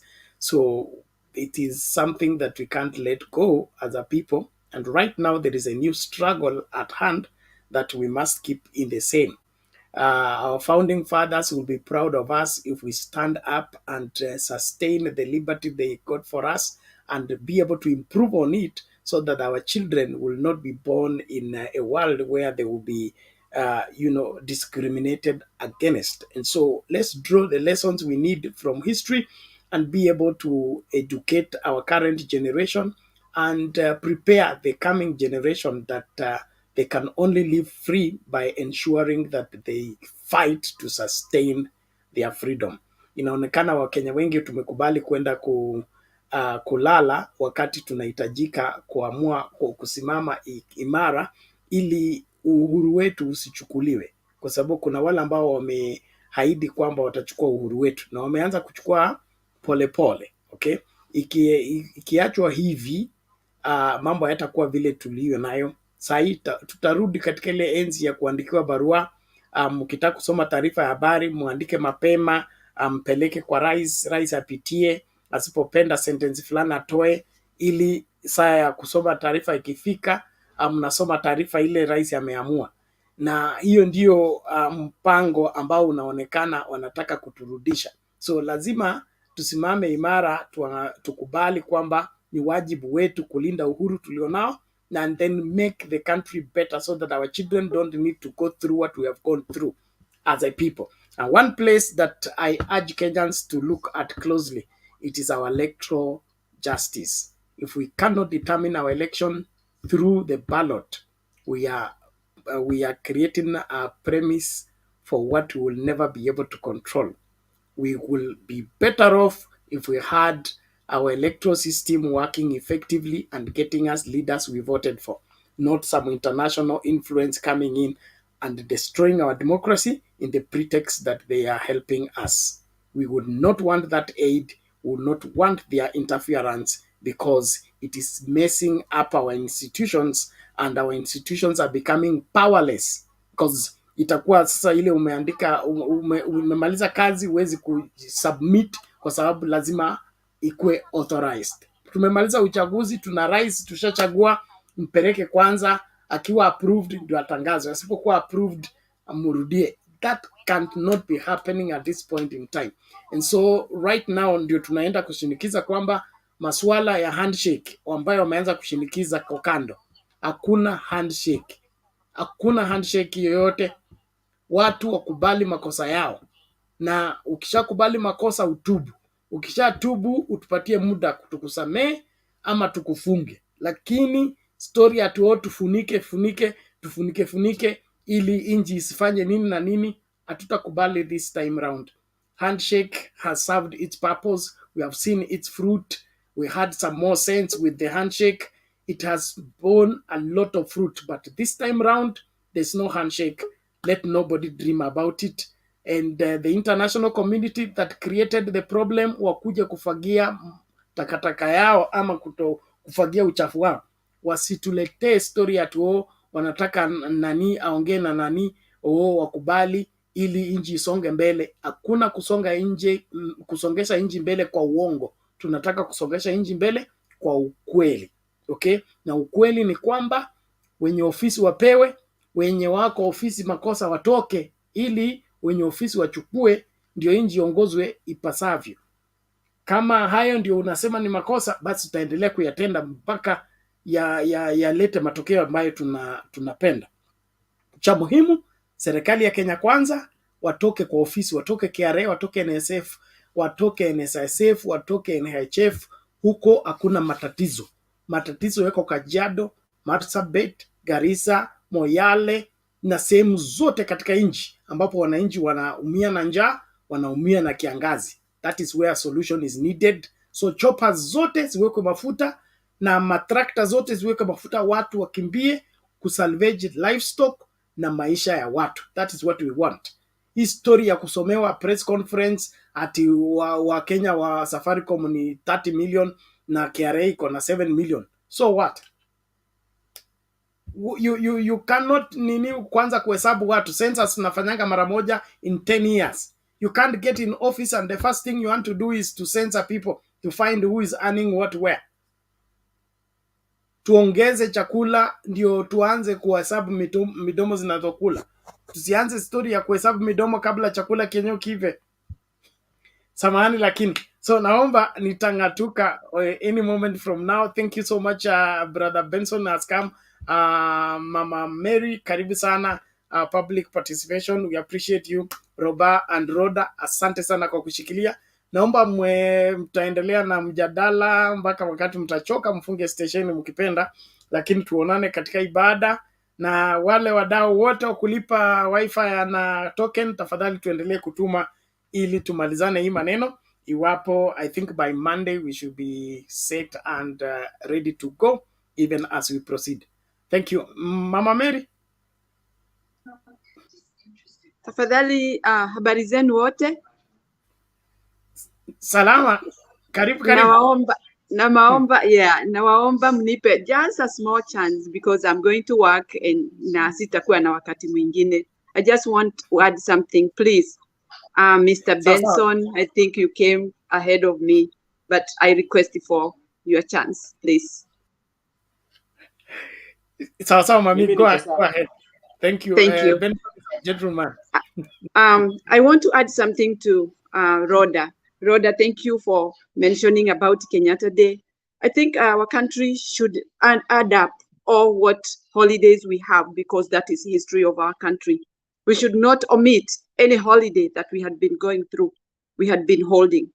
That is one thing that is very important for the generation to come because this country is a country of history. And the other thing is that Ruto said we don't need to know history. What else do you want? You also have to sit down and know where your mother came from, your father came from. That is history. Why don't you want the history for the country? I don't understand. That is very shocking. The other thing is freedom is ours, not for Ruto. It's for the wananchi. It's not for Ruto in person. The other thing is Kenya did not grow, was not planted by anybody. It is a country like any other country. So for that reason, it should be respected. This is our country, and we are going to stand hand to see that everything goes in the right direction. Our country is just like America. There's no difference. We are all human beings. There are human beings living on the other side of the ocean, and others are living in the other ocean. That's the only difference. So we are all human beings. And our country, we love it. We want our country to have democracy that stands for everybody. It's not for one person. And the other person, that person who is on the chair, should not sit there saying what we should do. We know what we can do. And our country knows, we know how it is. As far as we are concerned, history must be taught at school so that those children can grow knowing where it started. We did not come here mistakenly. We came because that is where we belong. Our country must stand firm. And Raila Odinga, please show us the direction. We are behind you. We are very happy when he's still talking, when he's strong. He should be strong and strong every day, and God will bless him. Guide us, and we will follow you. We are holding your back, and we are here for you. Thank you, guys. Thank you. I'm going to work. Have a good one. Bye.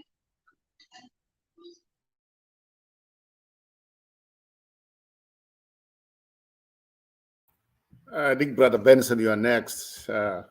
Yes, sir. Hello everyone. Mimi niko na shida na kamera yangu sasa, saa zingine inaweza toka anytime. Sijui nini leo mbaya, na my network naona iko sawa. Anyway, I don't have much to say, and I just wanted to participate and give views of what can really contribute to our country. You know, democracy is something that is growing. It's something that keeps on growing each and every time. It's growing, and it grows when people communicate and people give views and people listen. One thing that I'm saying is this: Kenya is a very good country, and everybody loves Kenya, especially like if you're born in Kenya, you know, you have that home feeling. When you're flying back home, you are landing to JKI. There's that feeling that there's that special feeling that you usually have, yeah, and you feel that you are home. And I think what needs to be done, I think, like I always say this thing, people need to start conversing with themselves and know where is the problem, where do we find the problem. You know, as however much we might be complaining of even the current government that is in place today, we might complain, give views, but still I believe we will not achieve it. And the reason why we are saying we will not achieve it, because we've done so much harm to our Kenya as a country. That fabric of Kenya, we've done so much harm to that fabric of Kenya, including even us, the voters. We've done so much harm. We've done so much damage to country of Kenya. And what is required of us as a citizen, we need to go back and start conversing with ourselves and say, where did we go wrong as a country? Where did we go wrong as voters? So when we get that point, then our country will be a country that we all speak, we want to admire in some years to come. But if we don't find where we went wrong, we will not get the desired country that JM Karaoke and Tom Mboya were talking about. That country is not there. But we need to have a conversation with ourselves. We need to start those conversations as the street. Let the street talk for us. What is the street saying? Life is expensive. First, it starts with vote. How do we vote? How do we vote? We vote people who do not have the interest of the country at heart. Everybody that you see, they violated the chapter 6 of the Constitution.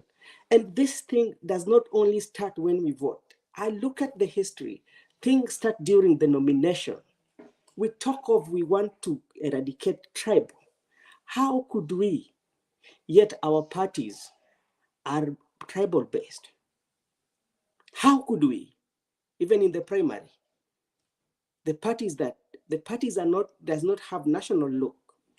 If they do have, but the people who control them, when I talk of Wiper, I know where Wiper has the majority.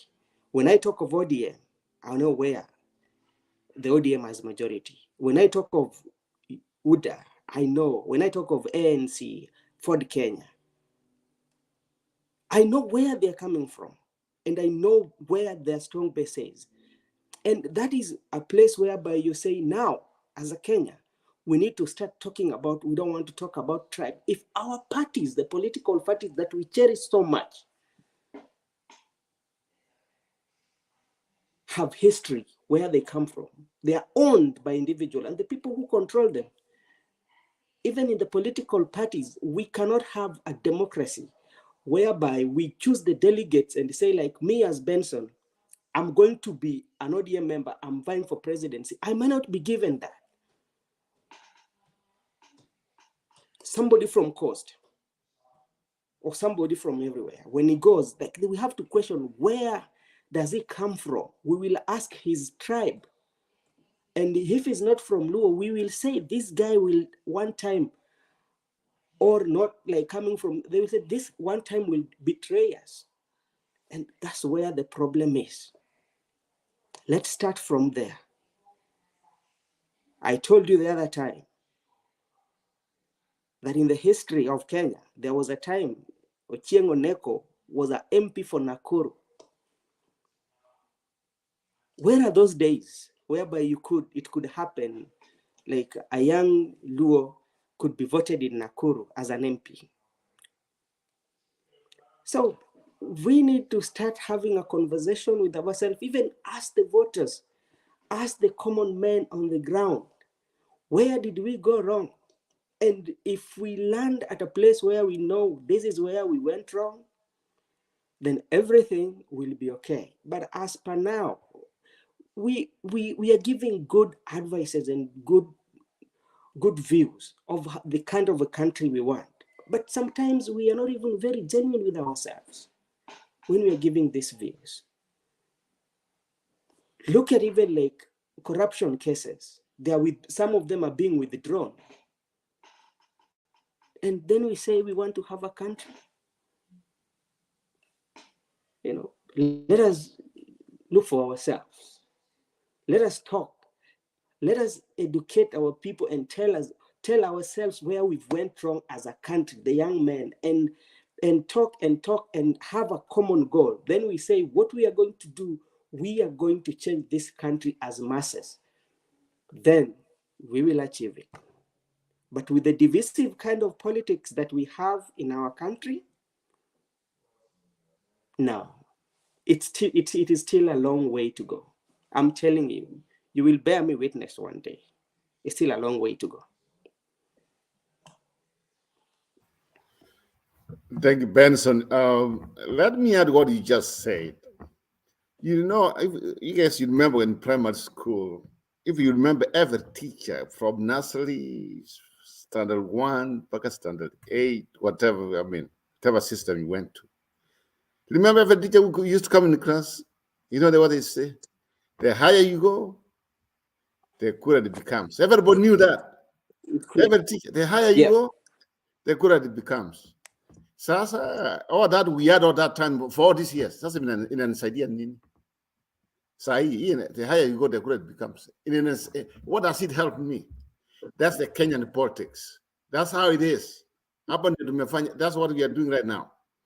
So, Benson, I agree with you. What you just said, something went wrong somewhere. And more especially now, when we did our new constitution, and as all of us, we know, some of the constitution was from the United States. It was. But you see, I remember a couple of weeks ago, somebody asked that question about when you compare this constitution, the U.S. constitution and the Kenyan constitution. So when we did this one here, but what we forgot is how to protect the election, maybe so that we forgot about our tribal thing. Remember, why 2016, he had won the popular vote. And then democracy, she could have been the president because she won a lot of votes. Yes. That's what democracy means. But because of the protection of the electoral college, electoral college, for those ones, for the sake of somebody, I remember somebody was asking me, not asking me, but another program, asking, what's electoral college was put there intentionally with the founding fathers of United States, to protect small states. A small state like where Mr. Biden comes from, Delaware. Delaware is a very small state, like Vermont, yeah, to protect them. Why? Because they knew if they don't do that, people will only be campaigning in California, New York, and all these big states, then you win an election. It's the same thing in Kenya. We forgot that we are a tribal country, and we forgot how to protect that tribalism. Person talking of issues when it comes to election, that's where we go wrong. You know, it's as if it's just like as long as my person is there, I don't care. And that one has to stop. Right now, it's only in Kenya, somebody can form a party, then he wins the election with the same party.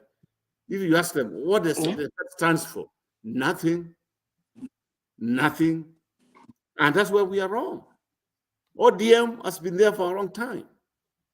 And it's a national body. Or for that matter, I mean, Wiper also has been there a little bit. Or Jubilee right now. Or KANU. But ask yourself what they stand for. Nobody will ever tell you what they stand for. What do you see there? We see the man who's running there. We see the tribe. And we see whether it's a man or a woman. That's what we see. We don't see what they are going to do for us. We don't see what their agenda is. All we see is just like something else, and we are used to that. And that one has to stop. We want to build our country. And if we want our country to move on, we must have political parties which stand for something, so that when we go to election, we know ODM stands for this and that. People in central Kenya, whenever they hear ODM, they hear about Raila Odinga. And that one scares them. Yeah, according to the way they have been fed all these wrong things. When you hear KANU, what comes to your mind? Because some of us, we never saw Jomo Kenyatta. Maybe when some of our opponents, like a few months even after they died, what comes to my mind is Moi. Because Moi was here for 24 years.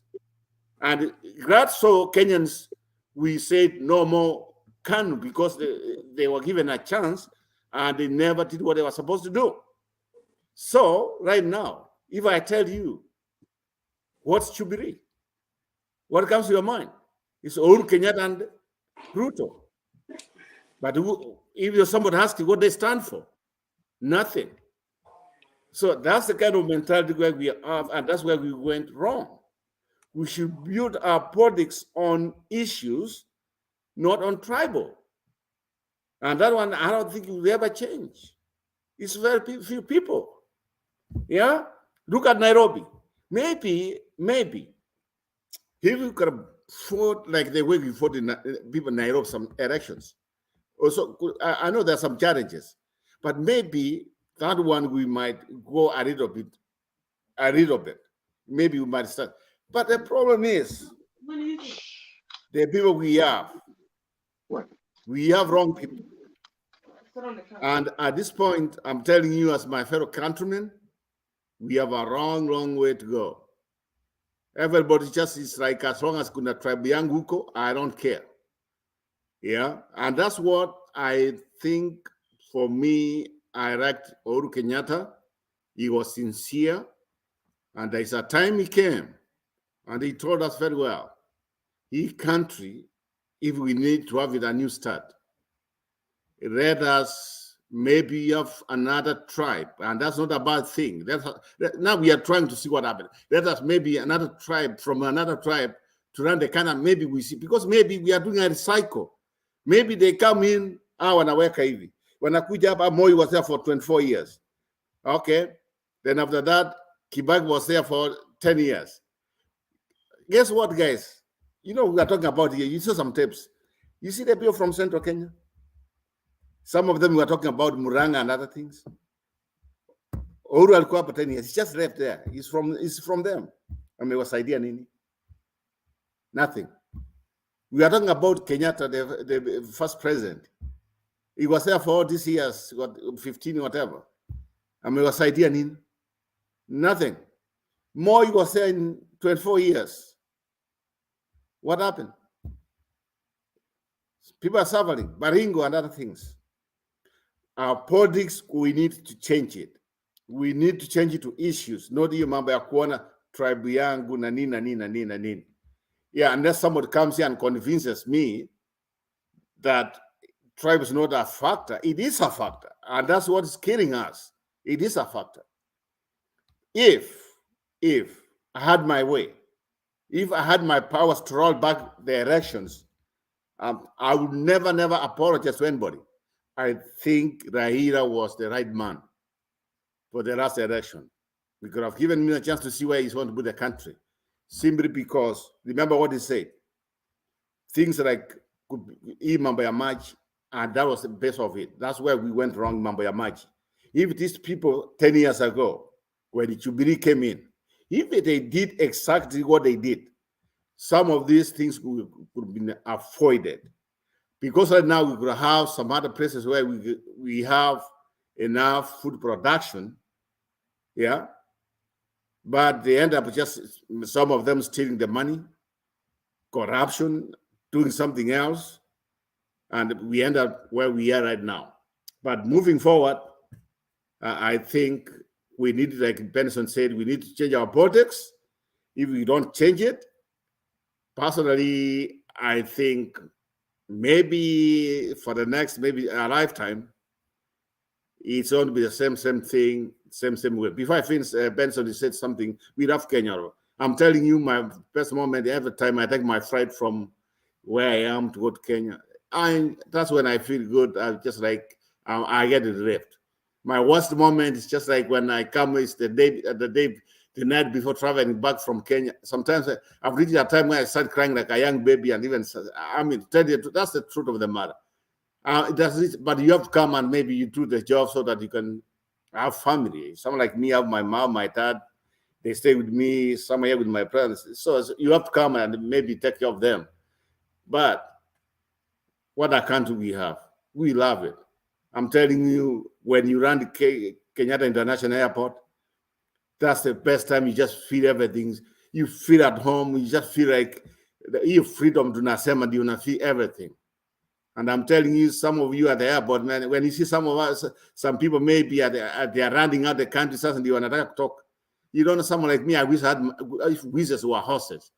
I would never leave my country. Never. But it is what it is. We have to come and work for a living because our country, Kenya, they celebrate.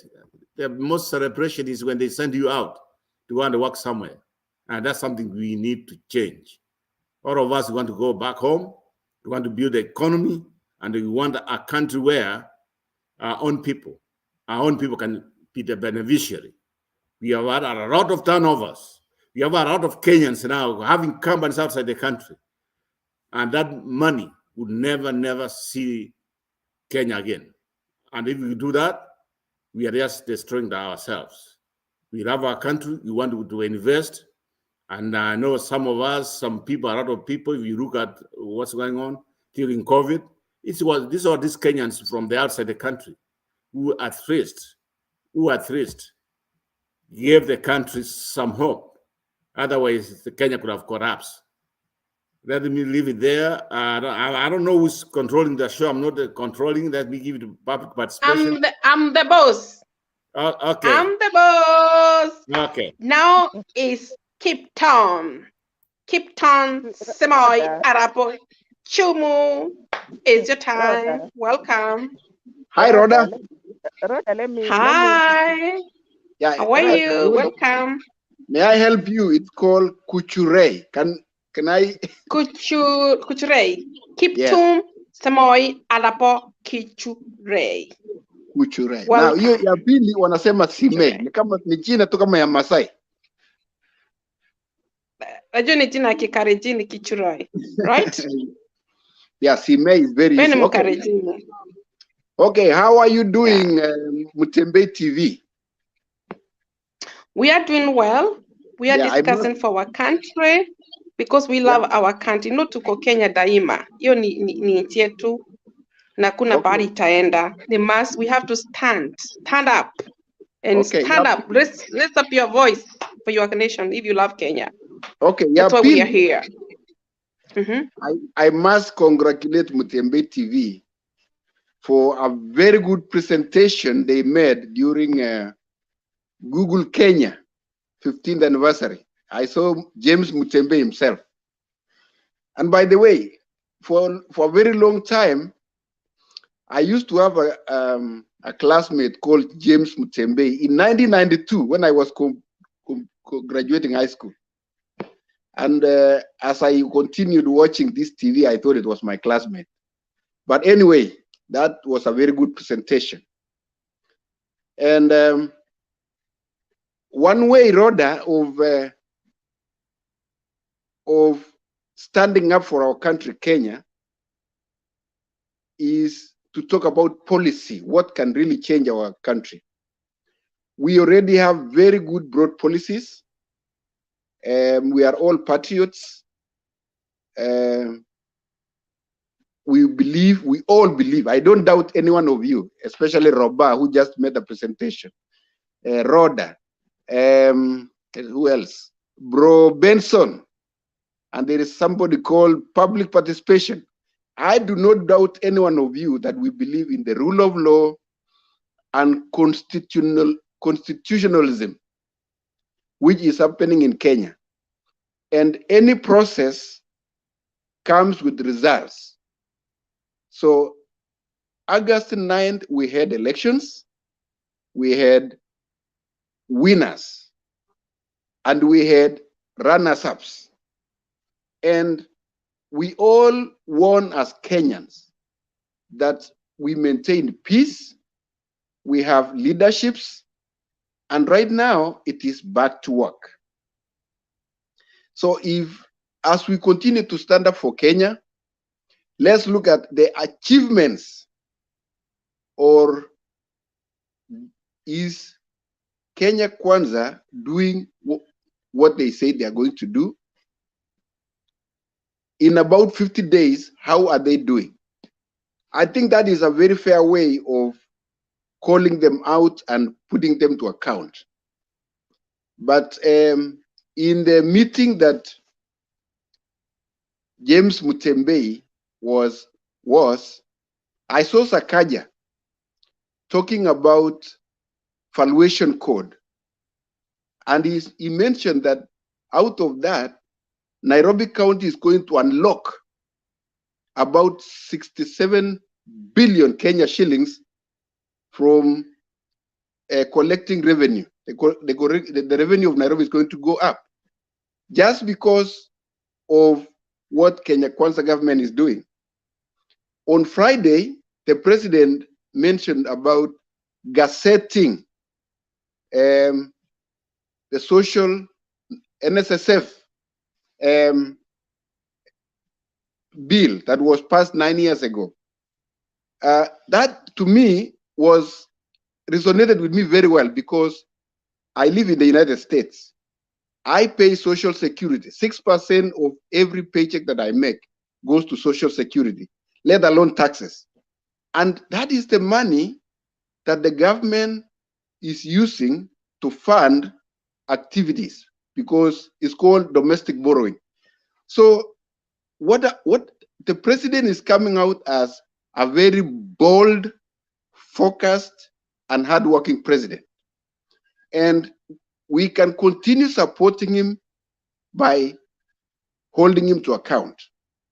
And the way I can see, he is on his way on achieving his goals. I know for a fact that the cost of living is still high, and given time, I'm very confident that he's going to deliver.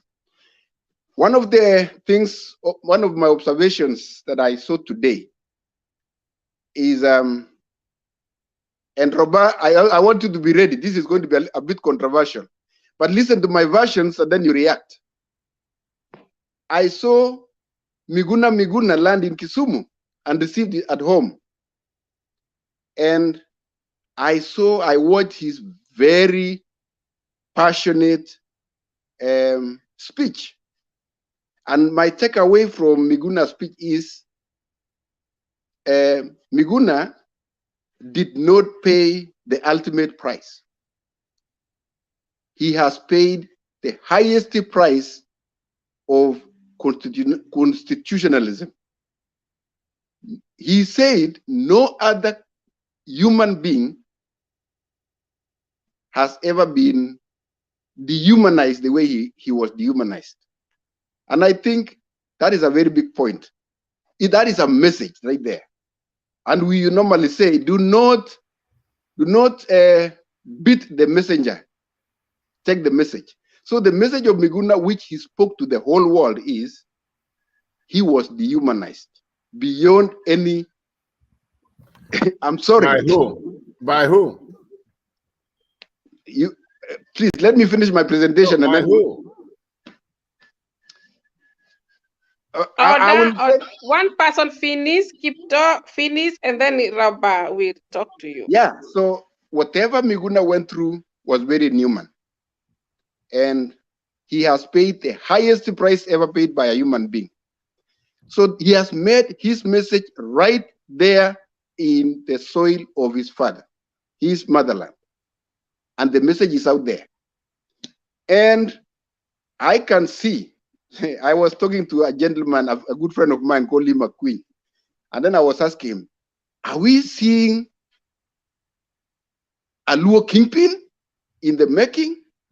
And then he was up my in the friend, head. you know what? You can't just come here and start lying to us. One person at a time, my friend. No, one person at a Rhoda, time, can you just protect keep me? on spreading lies. Let me tell you something. Let me finish my point. Get away from the. Let me finish my point. All right. So I was just asking, you know. Robert, wait him to finish. Keep two, and then you talk with him, please. In and order, then I so say, please, and then Lee please, saying, Robert. And then Lee Proben. So saying, wait a little bit, and then we can wait to keep Tom talk. And then Lee McQueen is saying, I think Babu Owino is going to be the next Luo kingpin. And then I was telling him three major things happened. Number one, he has said his message right in his motherland. That's number one. Number two, a journey over 1,000 miles starts with one step. And McQueen, according to his math, he said 30% success. So, number one, he has passed a message. Number two is all trips, all journeys on his way to become the Luo kingpin, he has just started. And sky is the limit. And number three, kingship is not given, it's taken. So I want to wish Miguna all the best as he speaks the truth all across Kenya. Rhoda, I don't want to provoke Roba.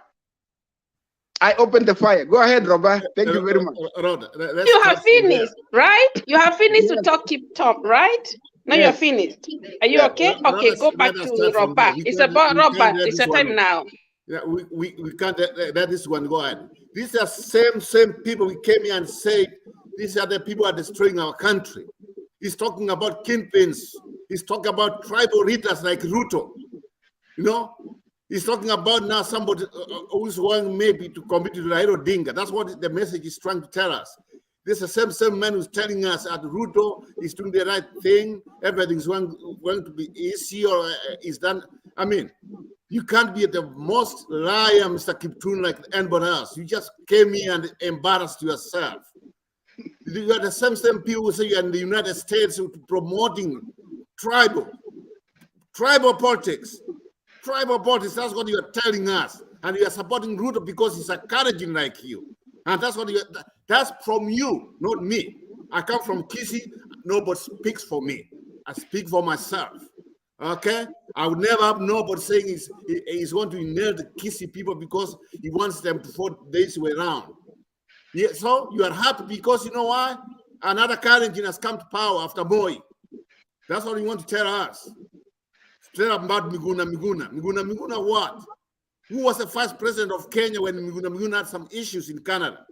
when he became. Who was the first president? It was William Samoei Ruto. Okay? Raila Odinga had nothing to do with Miguna.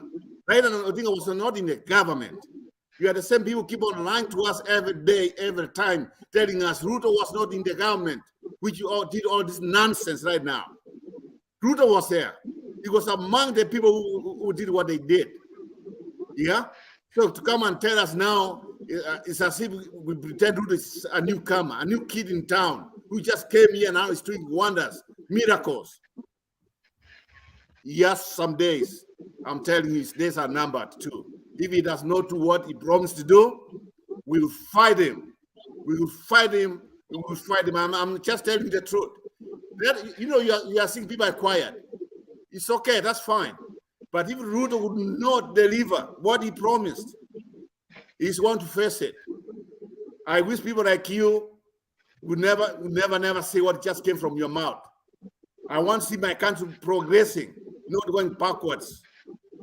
I don't like it. Man, you just messed up my day. Thank you. I know where you are. Thank you for being a tribe, Mr. Tribal Man, Mr. Arab. I'd always support it. I'm not a Luo, but I support Papa. Okay? I'm not a Kikuyu, I support Uhuru Kenyatta. I'm not a Kalenjin, I don't support Ruto. That one tells you a lot. Thank you. Rhoda, let me say just one thing. Rhoda.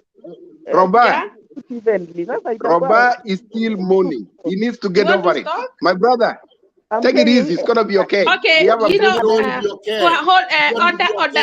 Please, order. You cannot have for 60 years. You can't have please, order. Cartels ruling our country. Order, please. Everybody have to try to speak. Point. Everybody. You are speaking well, Robert, and keep on. You have right. But please, we respect one another. Continue. Thank you. Keep Tom talking what you, and then later on. Benson, okay, Benson, take the hand before. Benson, you take your hand. Benson. Okay, Benson can talk, and then you come to you, please. After Benson, you come to you, please. Okay. This is what I think, Mr. Kiptum. You are allowed to say what you are, but like something that we are looking here, we have a country, and when we have a very good country, it doesn't matter what tribe is leading or who is leading or what kingpin is coming. But we want a country whereby a generation that is going to come, they're going to find a country whereby everybody is united, you know. And let's just put politics aside about the kingpin, about even like we're coming to Gonyanza, you're talking about Miguna, and every person has political analysis on how they do their political analysis. And I'm telling you for a fact, this is something that I'm telling you. I just want to give you Rahila from Aluola. That name Rahila has a rich history in it. There are history that has shaped the country of Kenya.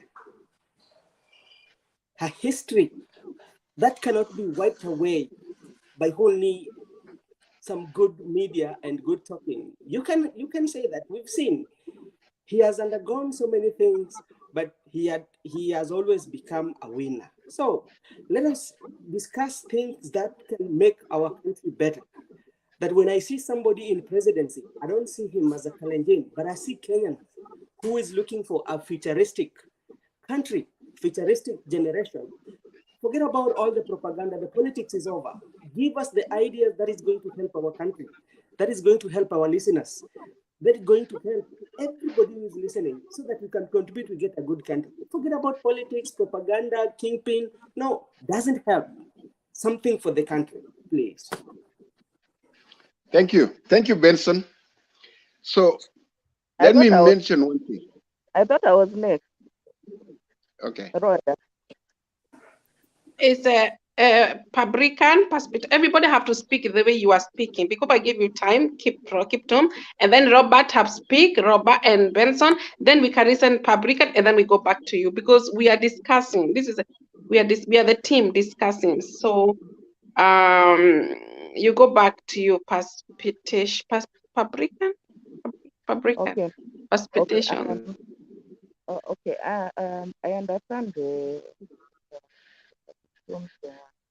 mindset. This is the mindset of a lot of Kenyans, but this is because for many people, we are not yet in a mindset of an advanced democracy. Because in an advanced democracy like the US, Obama is black, who would be considered black, can become a president when blacks are 14 to 15% of the population. In Britain, a Muhindi can become a prime minister when the population, the Indian population maybe is 10%. This is the advanced democracy. But you see, in primitive kind of environment like ours, this is where we have mindsets like what Mr. Kiptum is having here, whereby we are talking about tribal thinking. My friend, Raila is not thinking of move. I don't know why you cannot get that. Raila is not a thinking of. I think you can see all the people who are here. Rhoda is Mount Kenya, Mary is Mount Kenya, Roba is from Kisiland, Hip is from Kalenjin. I mean, he's a national leader. Please don't reduce him to a tribal king at now. Yes, Muguna can become the tribal king or the other one, the one who shot somebody. But Raila is not. Don't reduce him to a tribal king. Ruto might be a tribal king, but Raila is not a tribal king. Me, I've been supporting Raila since during Moi days. Yeah, because and I'm not a Luo, so how did I know about him? Even when I was in school, I knew about him.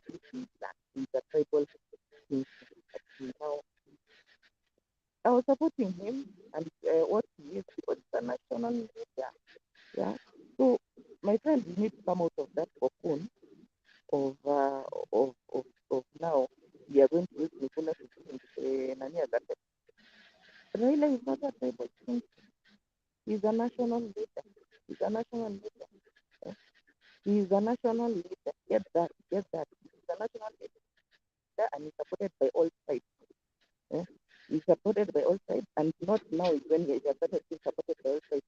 He was being supported back when, from his father's time. His father was a national leader. He was not a Luo king. He was a national leader from before independence, during study time and all that. Then Raila came in, and Raila has been very instrumental to so many changes that have come to this country. He's not been working for Luo. And you see, like the time when now what happened during this election, those were telling Raila that, you have been denied the chance to be president, so many can just come back home. Because them, what they recognize is that they gave him out to be a national leader. Yeah, he belongs to their tribe, but he belongs to the country, or they had given him to the country to work for the country. Because everything which Raila has done, hakuna kitu Raila amefanyia waja. In fact, that's one of the talking points many people like people who are against Raila say he has not what has he done for Luo. And for sure, he has not been working for Luo. He has been working for Kenya to bring us out of single party state, to bring us into multi-party state, to remove us from 24 years leadership of Nyayo, to bring in a new democratic the party. Then from there now he continued like that and always protesting against excesses of government. That is not a tribal leader. Sasa kama if Muguna wants to become a tribal leader, of which me what I'm trying to tell is that this is a tribal, as Roba is telling, where you are trying to come out of that primitive of tribe, because this is the problem which has been in Africa and which Muzungu took advantage of. that he's trying to divide us along tribal lines, and that was the problem here in Rwanda, that tribal issue, and where they even one tribe like Somalia, they are now fighting clans. They are one tribe, they are one division, now they are fighting different clans. Those divisions, like, can we please advance? Like you, I do this here in a Western place. Somebody like you can become a president and yet you are a minority. Sasa kama Obama could get votes from belonging to 10% of the population, and you can get votes because they are voting based on principle, not on your color, not on your tribe, your race. And that's the same reason why also the Prime Minister could be able to get an Indian Prime Minister could be able to get through, and others who get when they are minorities. So they look at the policies you're telling them, they look at your principles and all that. And we also need to come out of party, tribal parties, the tribal political parties. It's good to have parties which are based on principle, conservative, democratic, republican, like that. Those are in Kenya, a tribal party, a political party has just become a tribal vehicle to help you galvanize this tribe to be able to win. Usually, when we need some of that, because now if America was like that, Obama have ever been elected, but all it was now about tribal kings. Okay, so who are the tribal kings? Ni Wazungu, ni wa Jews, any Irish. So let's galvanize and then we'll put one of our own. But putting one of your own may not be advantage. No.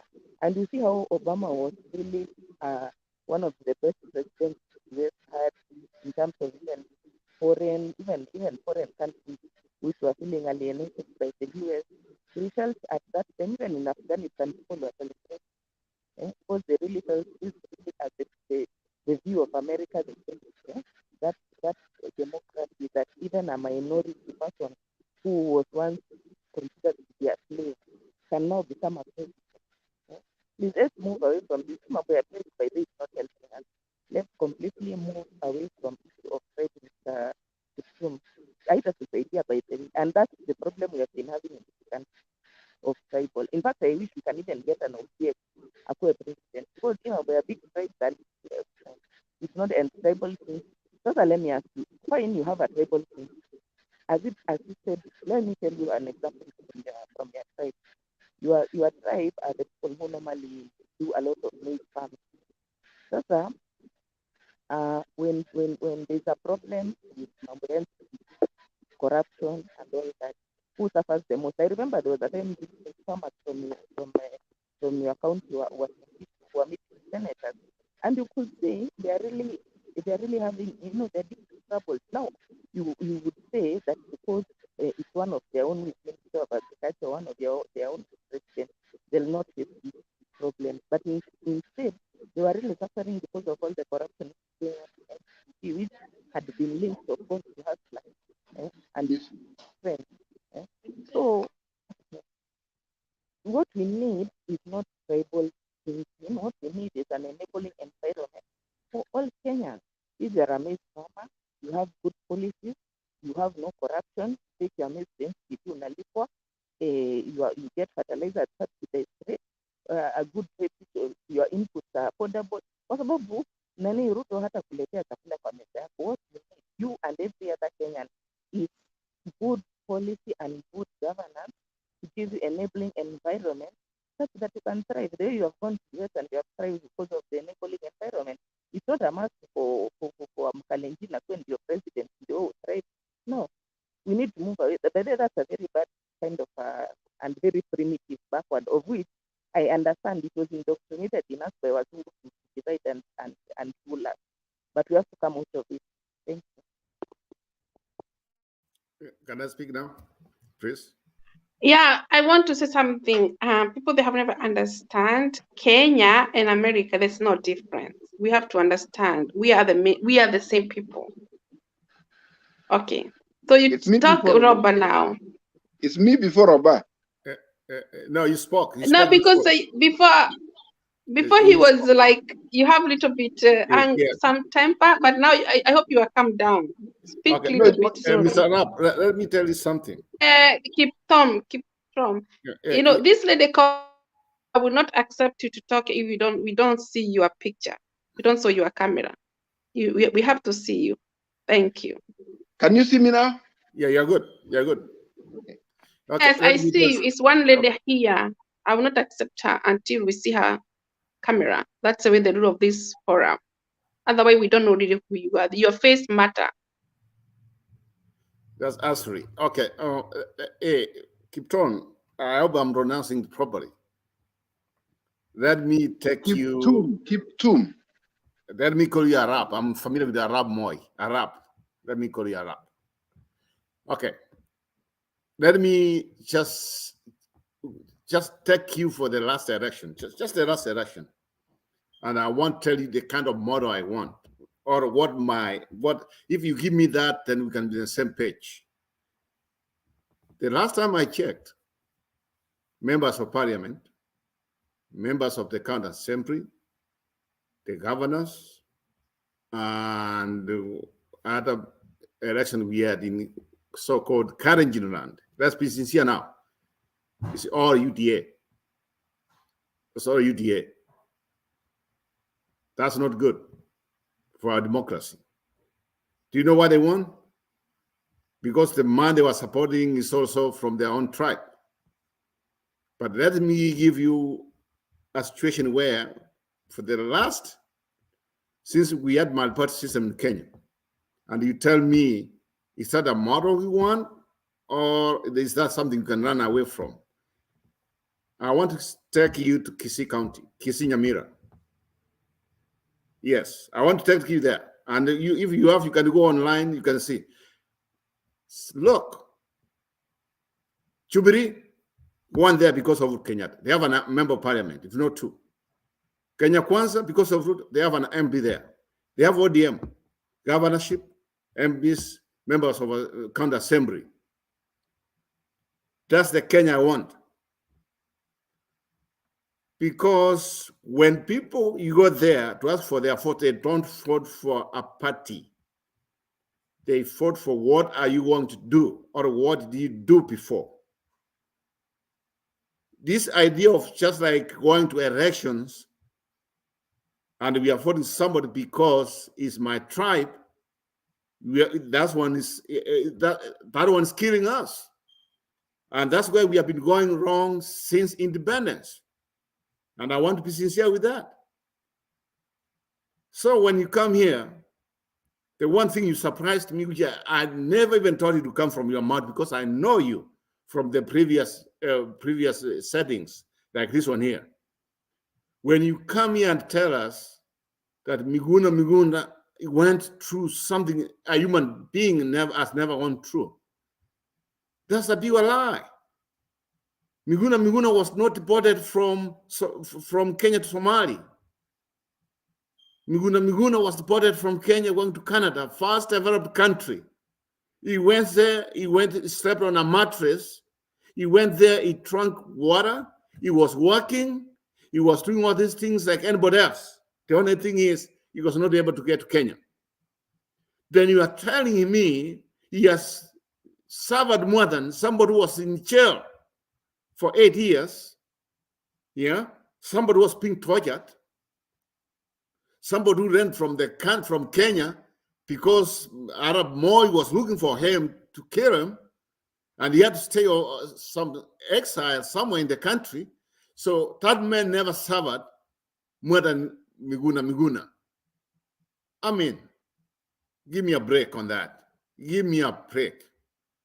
The only thing I can agree with you is, and maybe I might be wrong, we need to give whoever is the president right now, the Venezuelan president, right now we have to give him some time, maybe for another 50 days to see what he has done.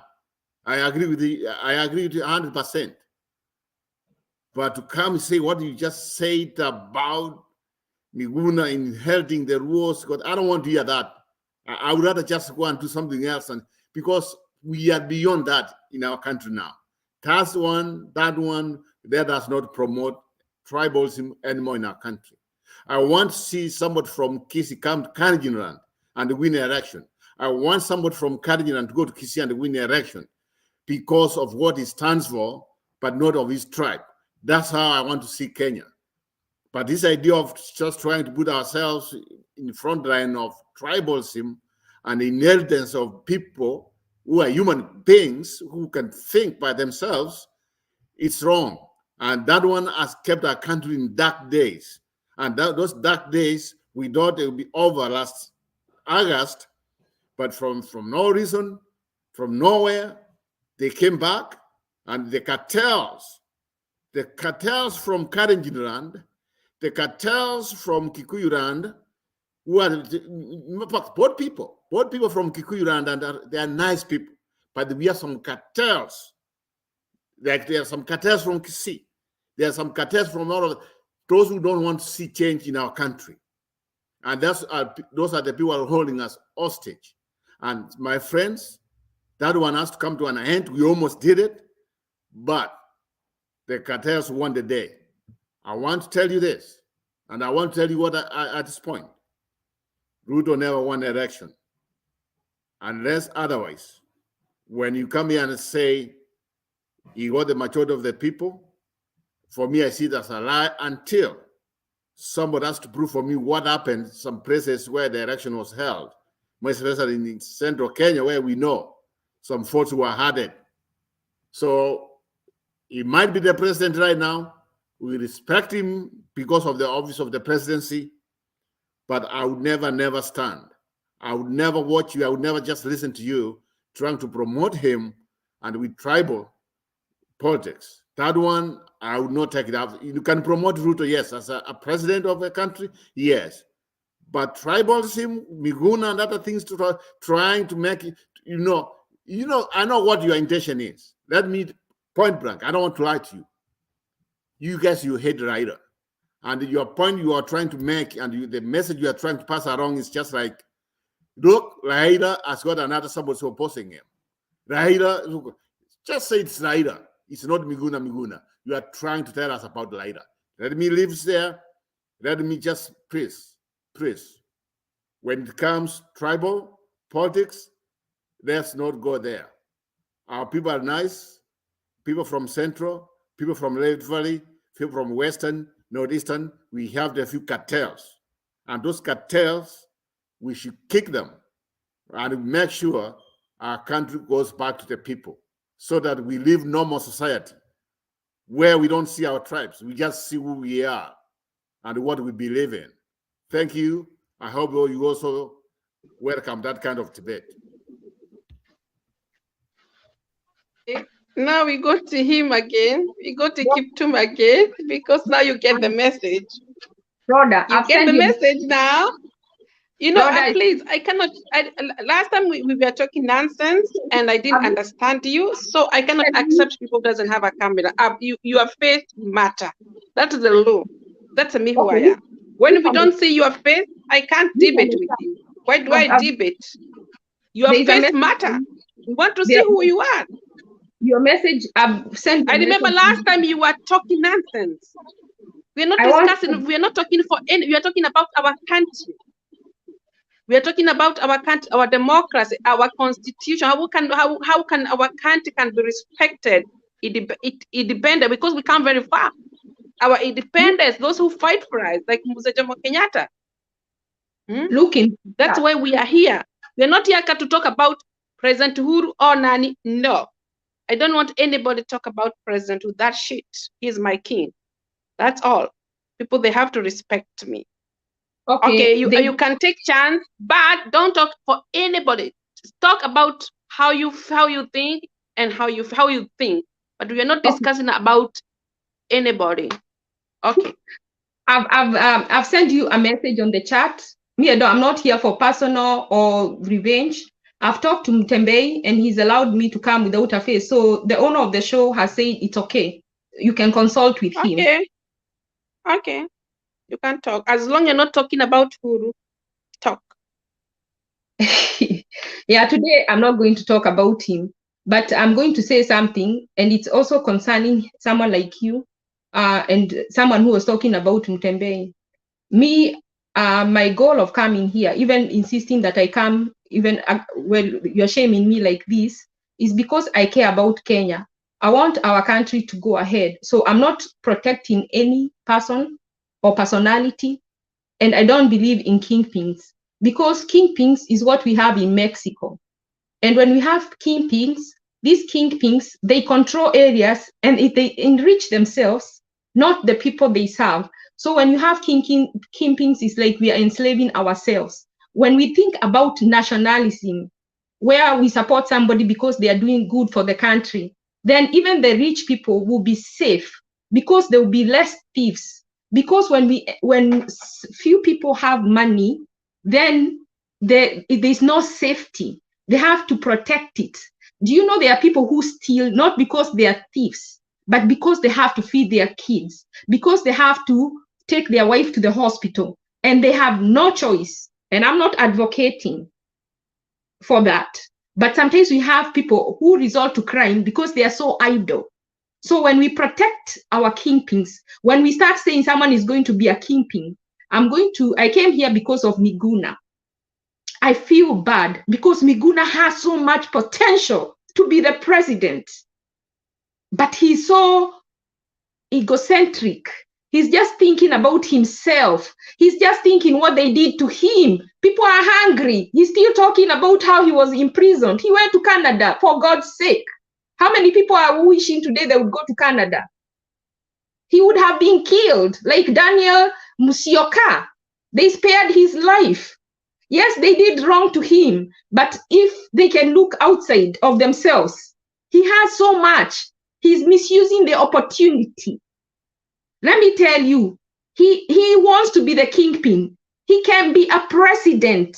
That means he can serve more people just than the Luos. But what does he have to offer? We have a very big gap right now. I'm going to talk about this property Ruto wants to come and tax. By the way, Rhoda, I feel bad. I'm a Kikuyu. You don't know how close I am to that Kenyatta you're talking about. Very close. And I feel bad that he lost the opportunity. You told me not to talk about him, but he had so much potential to change this country. Do you know someone like here in America, the person who started Microsoft? Do you know what he did? He said he will not, there's one of them who said they will not let their kids inherit. They've given them enough opportunity for them to make their own money. So what they use their money to do, they have a foundation to give back to the society. This 30 million Uhuru has, even though he just took half, he can improve the whole of our, let's even talk about the central province. He can say nobody will ever go hungry. Did you see today in Thika, people are fighting for food today, and they are being given rice that is unsanitized. The condition that they are being given is not packaged, it is open. So it is just getting, it is like we are in Somalia, yet we protect our kingpins. My own parent will not want me to say anything be in front of her. She's like, you, Rhoda, don't think you're the only person who likes Uhuru like that. My mom says, don't even if she sees something bad, she doesn't want you to tell her. She says, keep quiet. But we are dying as we keep quiet. Our children are not going to school because we can't afford. And these people we fight for, I wish they would fight for us half as much, just half or quarter as much as we fight for them. We would be changed. Like now the property tax, let me come back to what I'm talking about. I'm going to give you a personal story. These properties in Nairobi, some people bought them a long time ago. They've retired. And like, I know some people who retired from a certain parastatal.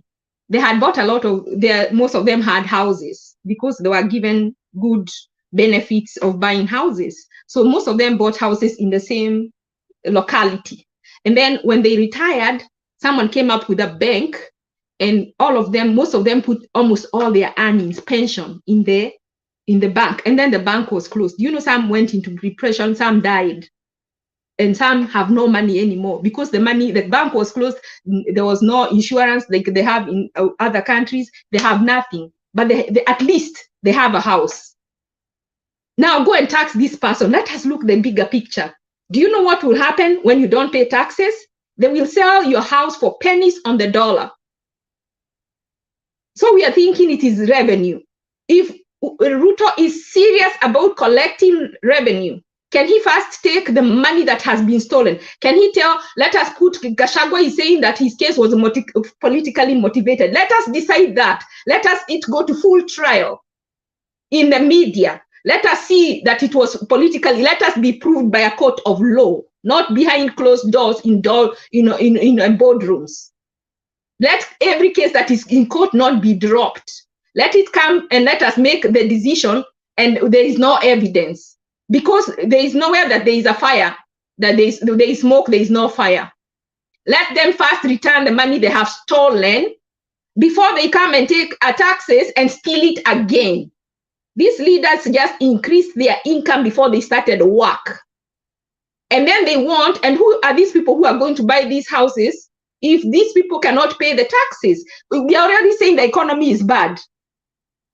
If the economy is bad, and you want to tax people for property, and they're not making money, they have no income. These are houses that were bought years ago, mortgage free right now.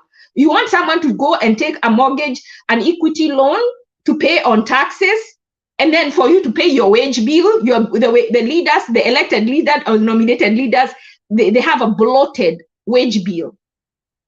Or pay, the expense of the wages is high. They're adding positions. That is why they want us to pay taxes so that they can live well. And then they're giving themselves excessive. Do you know what a senator in America makes? Is less than what a senator in Kenya makes when you add the parks. And then they keep going abroad. They don't bring anything back. They don't bring any best practices back. Like now, why should children clean classes? In this era of AIDS, of hepatitis C, these kids are cleaning these classes and toilets without gloves. These are places, this is an opportunity for the country to create jobs, employ cleaners to clean schools. When our children go to school, they should go to learn. And then they should not touch anything. Employ, there are so many unemployed people. If you cut on the parks that you're giving those elected leaders, you will have 10,000. Those sitting fees that you're adding to leaders is equals to pay one sitting fee is equal to pay one person salary. And now we need to address those things. One sitting fee. So there should be no sitting fee. You cannot get a sitting fee on top of your salary. So that is double payment. Yet people are we are making our children clean and exposed to themselves to disease. When people clean, anywhere that is being cleaned in the public, it should be cleaned by people who have done, is it called OSHA? They should have been taught how to handle waste, so that they don't expose themselves to disease. Every parent should say, my child will not clean. My child will not clean. He came to go to school. I have paid taxes. My child will not clean. Use that tax to hire somebody. One, we'll protect our children, and children are not supposed to be enslaved into jobs that they should not do. They will go to school and learn. They will come home, we'll teach them how to work, to clean. And second, we'll be able to employ a lot of people, even in the remote parts of Kenya, as cleaners, as cooks. That way, we have employment.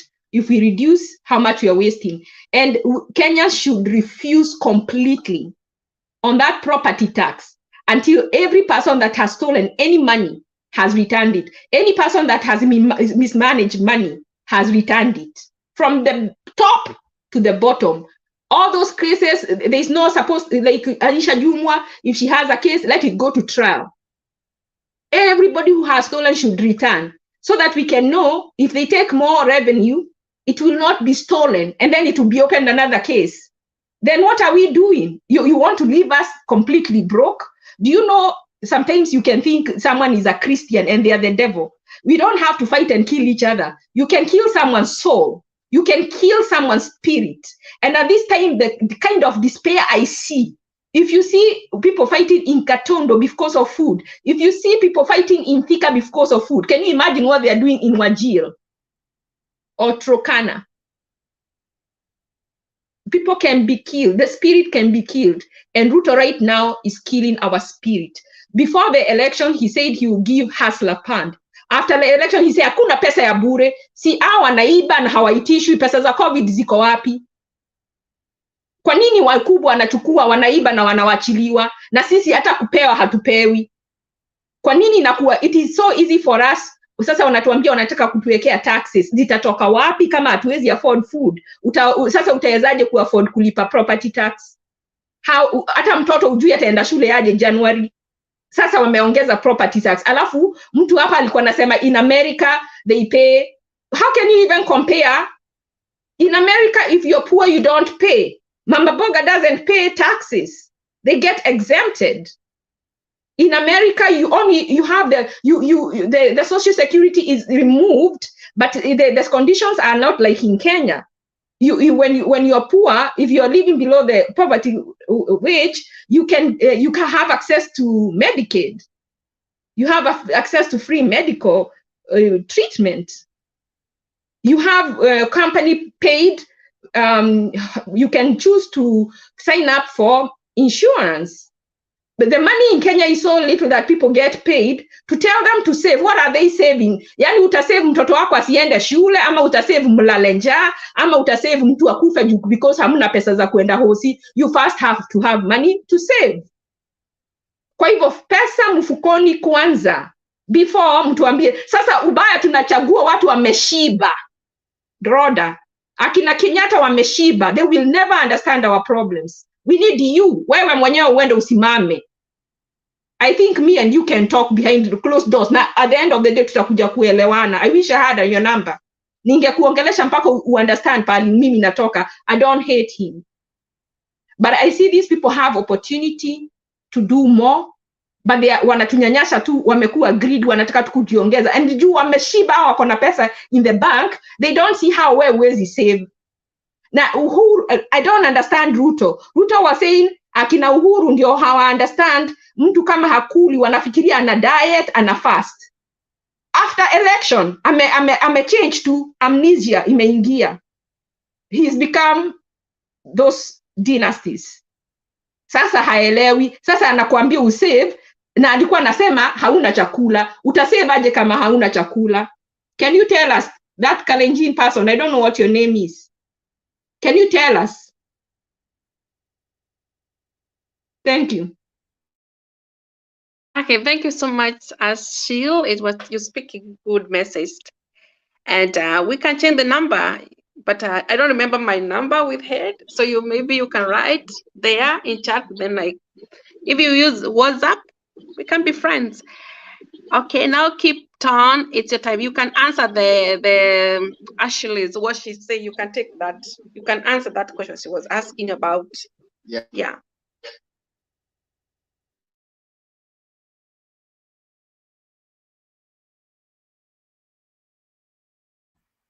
I think it's frozen. I must congratulate Ashley.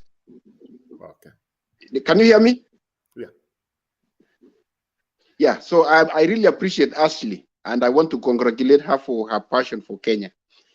Her ideas can really, really help in shaping our country. One thing that I can only suggest to her is there is a government in Kenya called Kenya Kwanza.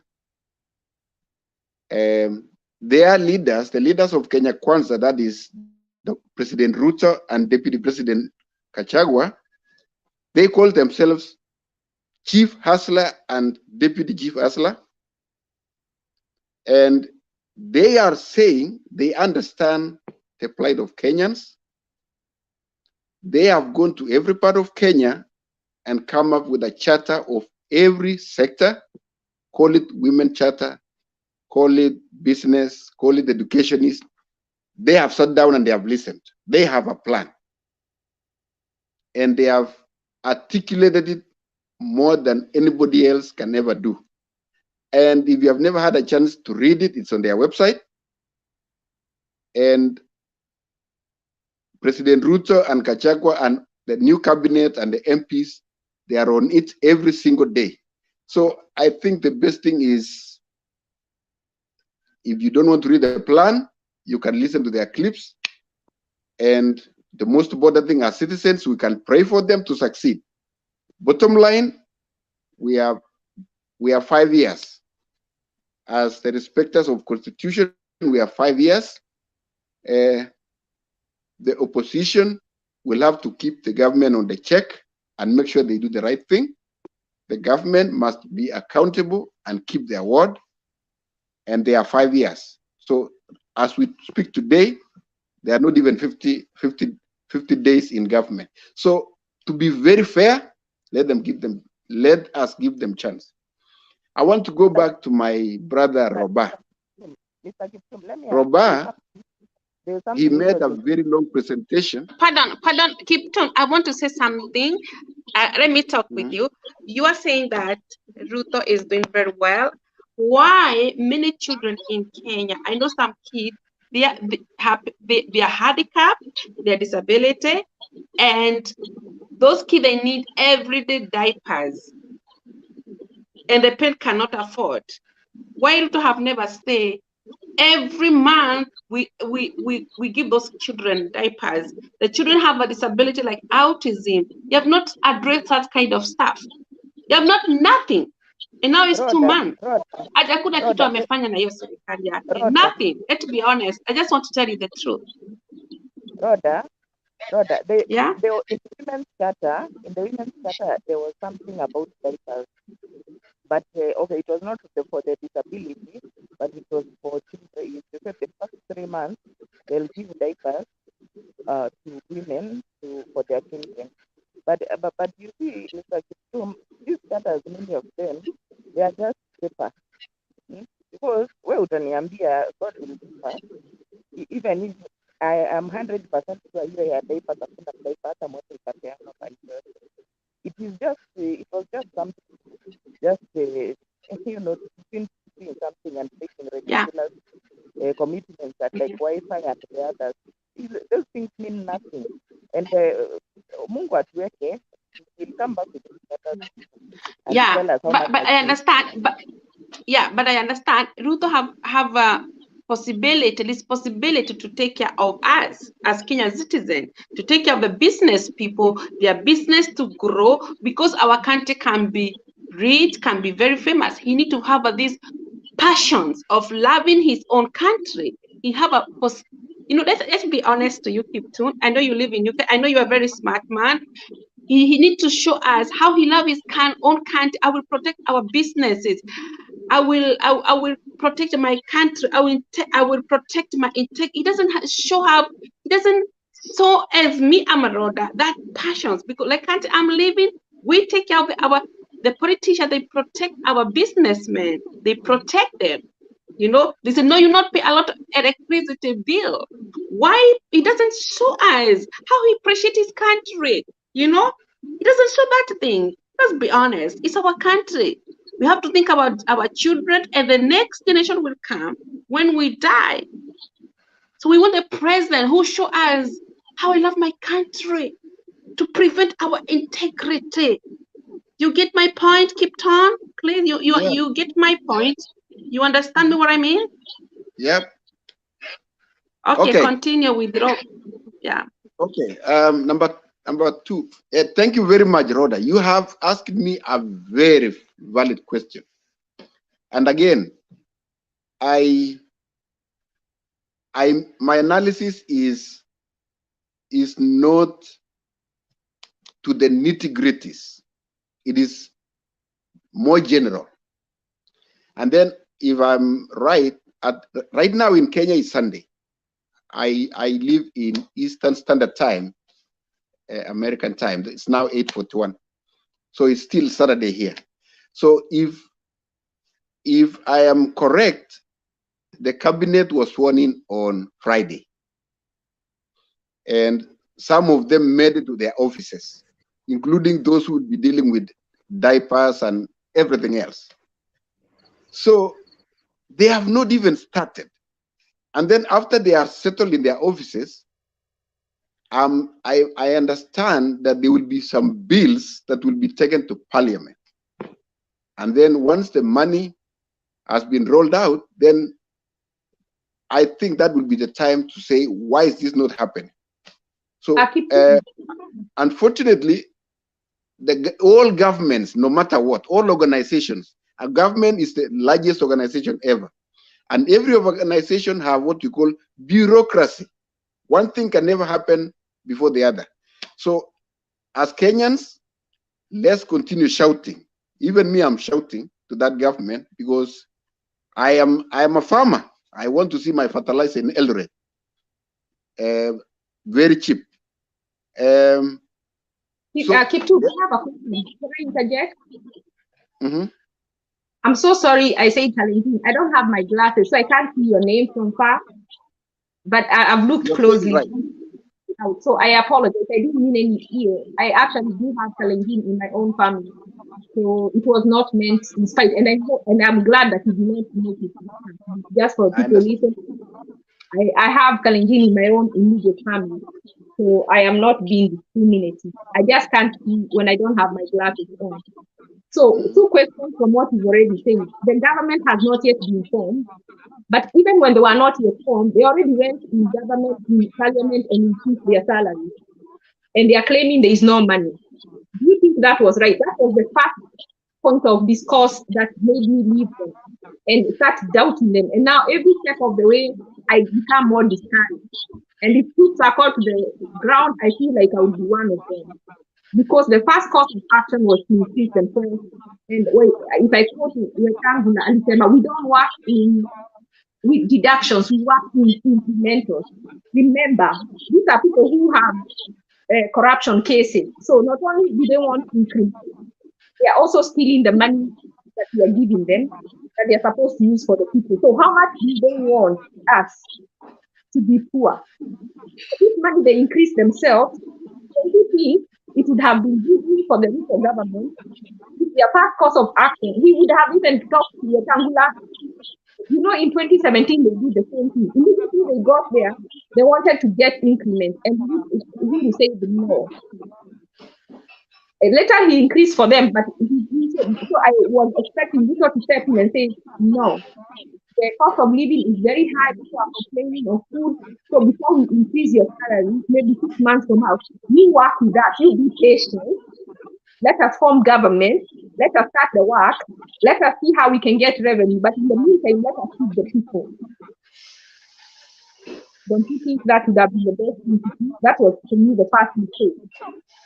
The second mistake, they put so many corrupt people in government, people with the corrupt, suspicious or dubious character. And now he was telling them that he wants them to do the work. How can you because Kiptun was speaking, can we let him speak, please, and from there get honest? Yes, continue, Kiptun. You talk about your farmer in your county. Yeah. So I was calling upon each one of us to continue holding the government to account for them to deliver what they said. Actually, I really thank you for your passion.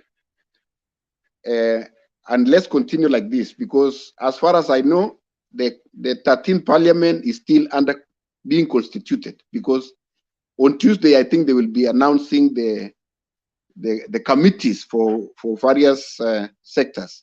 So I know it has been a culture of every parliament to be increasing money for themselves, which is very bad as legislator, and we have to continue shouting and allow me, Rhoda, and I want to tell this to Rhoda and Roba and Ashley. Yeah.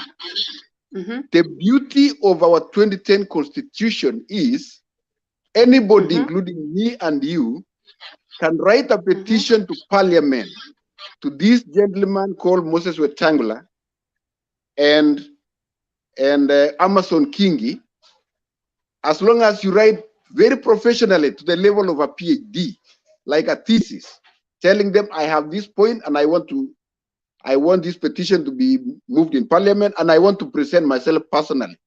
You as Rhoda or Roba or Ashley or me can sit before the MPs and tell them this is what I want you to do and try to convince them until they can do something. Or we can also get signatures.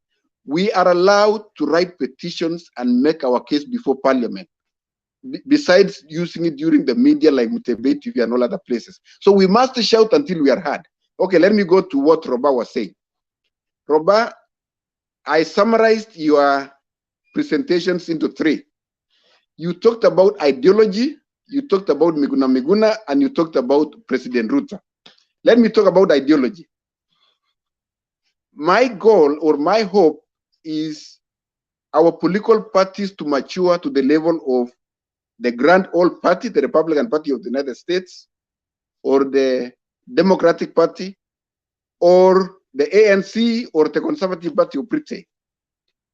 In Kenya right now, the oldest party is KANU, followed by Fort Kenya, and then ODM, and the rest.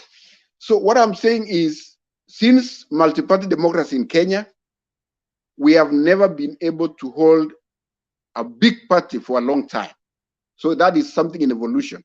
And I can guarantee you, you mentioned something about Moi while you are making your presentation to me, that Moi want us against multi-party. I want my multi-party myself. Excuse me, I want to say something here. There's one guy is talking about Baba. Raila Odinga is not going to handshake. He will not. Of course, he's not going to have a handshake with Ruto. That is something I know. Definitely not. He's not going to have any handshake. Even if he go, we will accept. We will continue debating here. Continue. Keep it on. Yeah. Thank you, Rhoda. Do you also watch, do you listen to Chris Kumekucha? Yeah, Chris Kumekucha show today in his YouTube presentation has made a long, about 10 to 15 minute show about handshake loading. But that is not my focus, and don't even quote me on that. So what I'm saying is my hope is Kenya develops ideological political parties big enough to dismantle tribalism. Tribalism is a very bad thing in any country. So, and if you can accuse Ruto of anything, but we really have to be honest enough to give him the credit that he has the vision of building a big political machine that can unite all Kenyans. Him and Uhuru built Jubilee, and they won. He has built Kenya Kwanza, and he has won. Well, I am very sensitive when Roba is here because he doesn't recognize. But it is Chebukati who declared him, and Martha Koome, and anybody else could have gone any other court. But as we stand now, he is our president, declared by institutions mandated to declare him as president. So, that being said, let me go back to Miguna. Let's forget about everything else.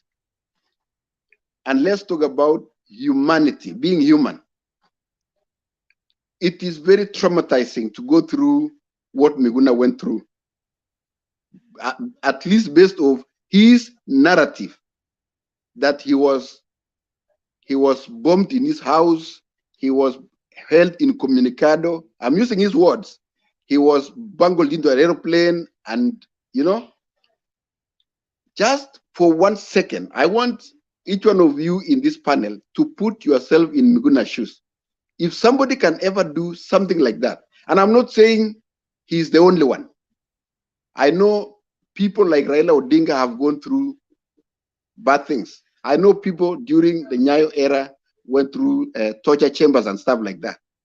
But 2 wrongs never make a right. The fact that Moi did some bad things to some people does not mean that anybody else can do it to Miguna. But in the 21st century, remember, I want to jog the memory of Roba. The people, the 14 million voters that voted in 2022. In 2027, there will be about 5 million new voters that are going to vote. And that one alone, they tilt the scale of the winner. Same thing to 2014. Out of the 14 million voters that voted in Kenya 2022, there were about 6 million voters that were new. They know nothing about what Raila and Ruto did in 1992 and stuff like that. So every generation have very new thinkers of how they want their era or the time they live in needs to be shaped. So I can see Roba is almost my age. He's my generation. But listen to me, my friend. I have a 20-year-old. The way I want my leaders is not the way my children want. They need to live in a certain way of their choice. So as much as I can talk and talk and talk, it is not in any way in agreement with what my children want. So we can talk with a lot of passion. But again, it is the children of the next generation who will decide their fate. So what I'm trying to say is, I have 4 children. They watched Miguna being tortured, and they really got scared about Kenya. So no, nothing. It was illegal. It was unethical. It was inhuman. And call a spade a spade. When something is inhuman, call it inhuman. And it doesn't matter who was in power or was not in power. So an injustice to one is an injustice to all. That is something we should never see as human beings. So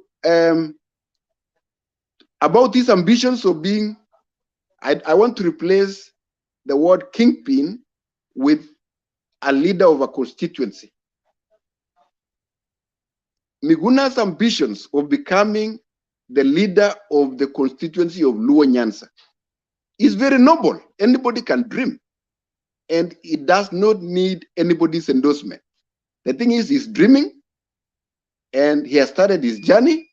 We wish him well. If he succeeds, praise the Lord. If he doesn't, praise the Lord. In any case, when let's assume, let me give a scenario. When we are debating, me and Roba in this debate, he has a point of view and I have a point of view. Any sample is, in this debate, 25% supports Roba, a dear, and 25% supports my dear. 50% are just observing, and they will just follow, will win. So, in the constituency of Luo Nyanza, trying to look for a leader, we have 2 guys there, Miguna and Raila Odinga. If Miguna's idea, my friend, you have been speaking a lot. You have been speaking a lot. My question is, allow me to. No, allow me to finish.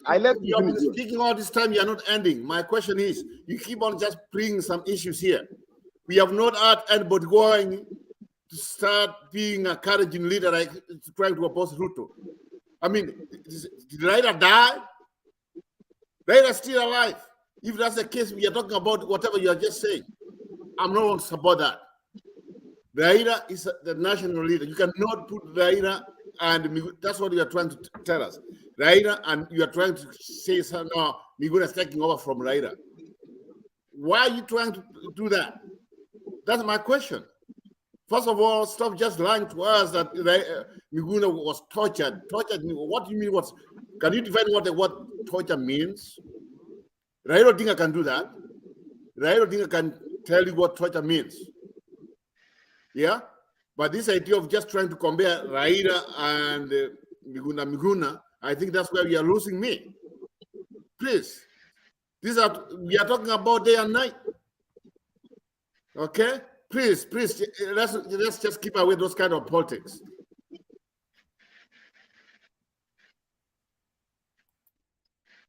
Okay, can I continue?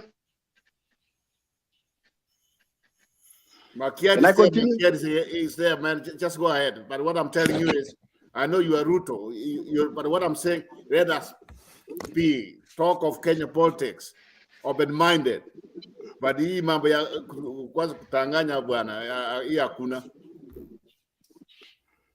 Kiptum. Okay. Yes, sir. Habari gani? Oh, mzuri sana. Habari ya wewe? Salama sana, nimekuwa nikikusikia huko. Let me just mute your mic for a minute because there's feedback. Nimekuwa nikikusikia huko ukiongea vitu na some things that you spoke are really questionable. Let me say hi to Roba first. I can see Ashley is there also. Fred Kasuti, long time no see. Naroda. I know you are a supporter of Kenya Kwanza. And you are talking about a lot of charters that the president, the current president, signed with the various organizations and various bodies in the country. My question to you is this: there's one charter that the president signed with the ladies, Akina Mama. What was that charter about, and was it fulfilled? Before we go to these other things that you want us to believe about the president right now, I just want to specifically talk about that charter that he signed. I have the date here. I have the details of that date charter, and I believe you know what I'm talking about. So before we believe the president on these other things that he's promising, just tell us what happened to that charter and what did it promise?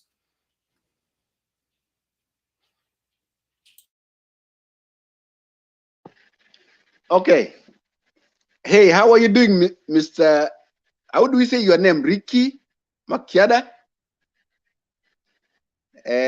So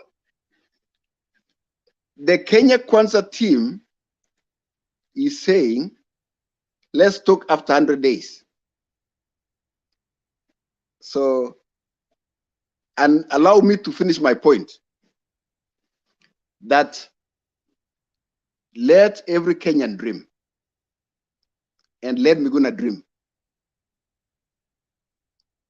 And the truth is, I was a supporter of Raila Odinga 2003 to 2007.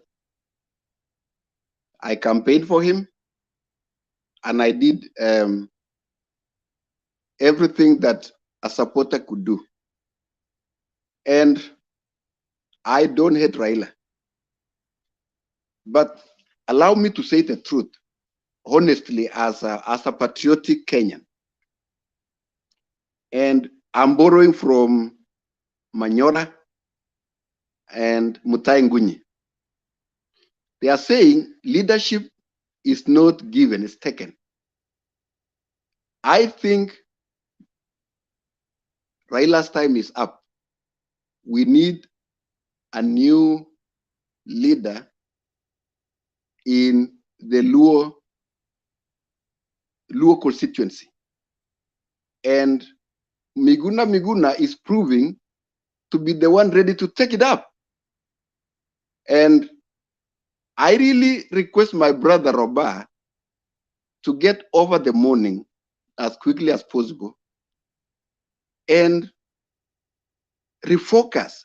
Our job is to pray for the government, support, and do politics as we prepare for 2027. And may the best man win. Thank you, Mr. Makiadi. Okay, I don't know, Roba. Sijui mmefikia wapi, naona mikono inainuliwa. The man comes here, he tells you he was a supporter of Raila Odinga. The year he gets here, but when his tribesmen came in, now he cannot support him anymore. He told you the truth. He told you the truth.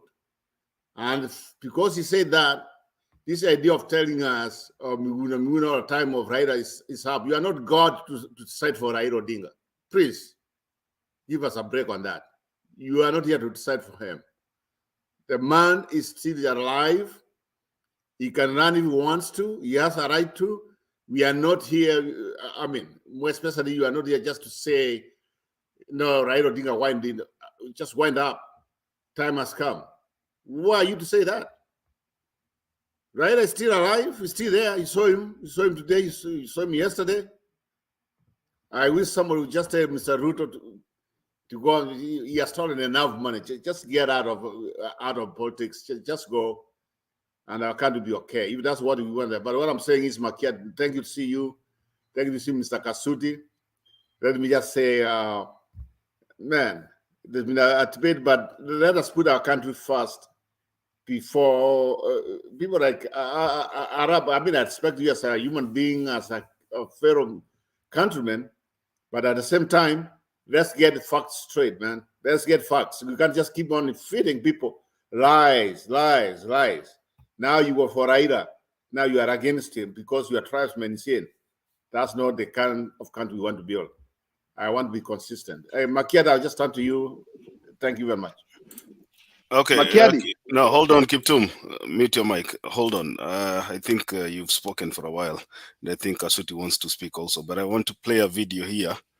And then we can move on. You know, you're the person who is who keeps on telling us about how believable, the believability of this government.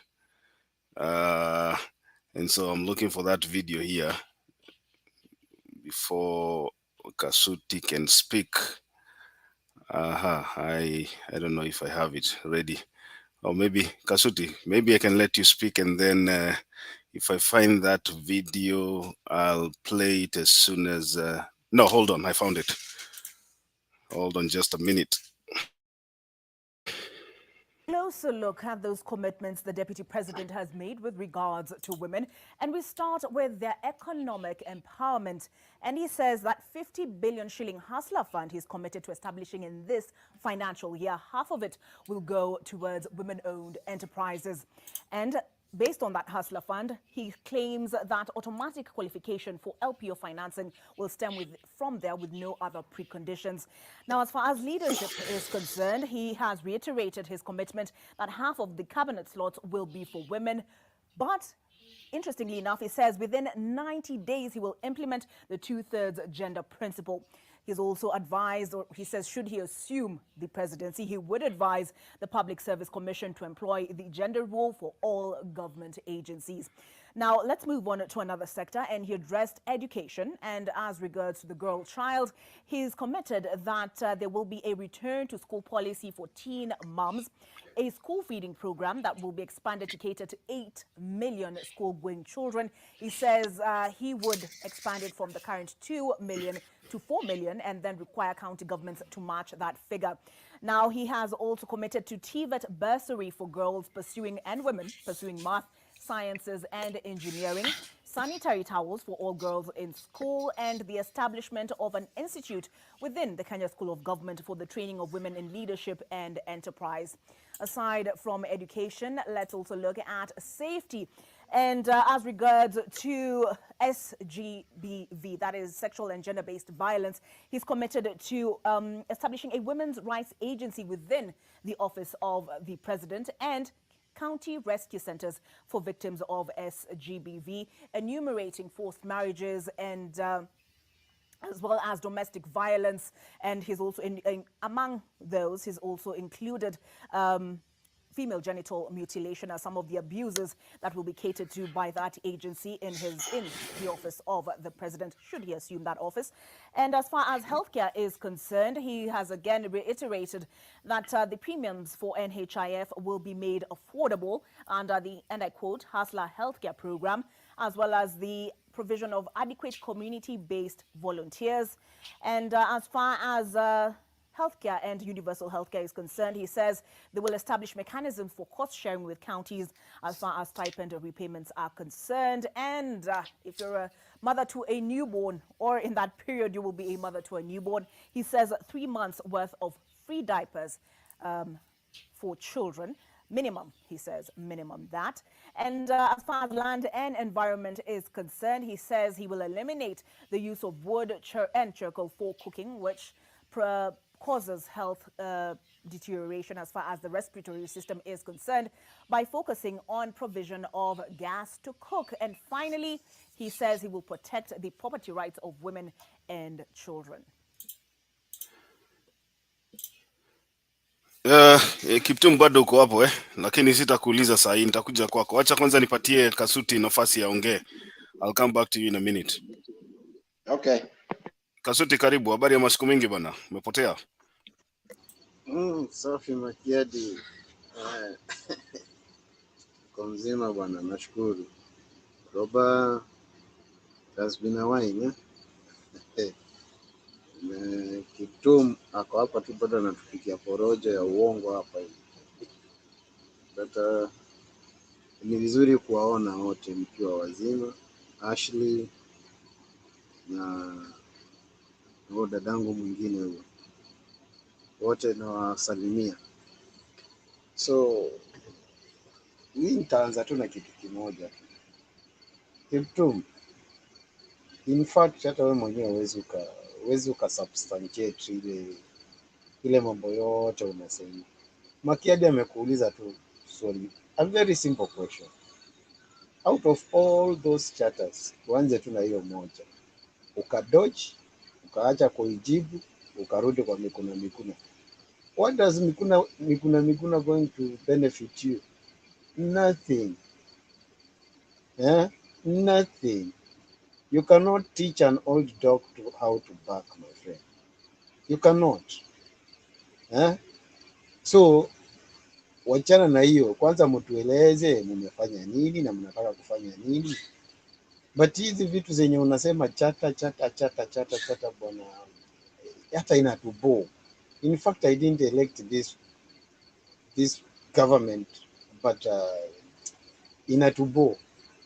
So you can imagine, saa hivi tunaongea hivi wewe saa hivi uko karibu, hata wewe ongea kabisa vile unavyoongea, but at the end of the day, my friend, the moment utaanza kutaksiwa left and right cha nguvu kwa lazima, ndio utakuja kujua Allah, we did a mistake. We did a mistake. Saa hii asola huyo mwenyewe is nowhere to be seen.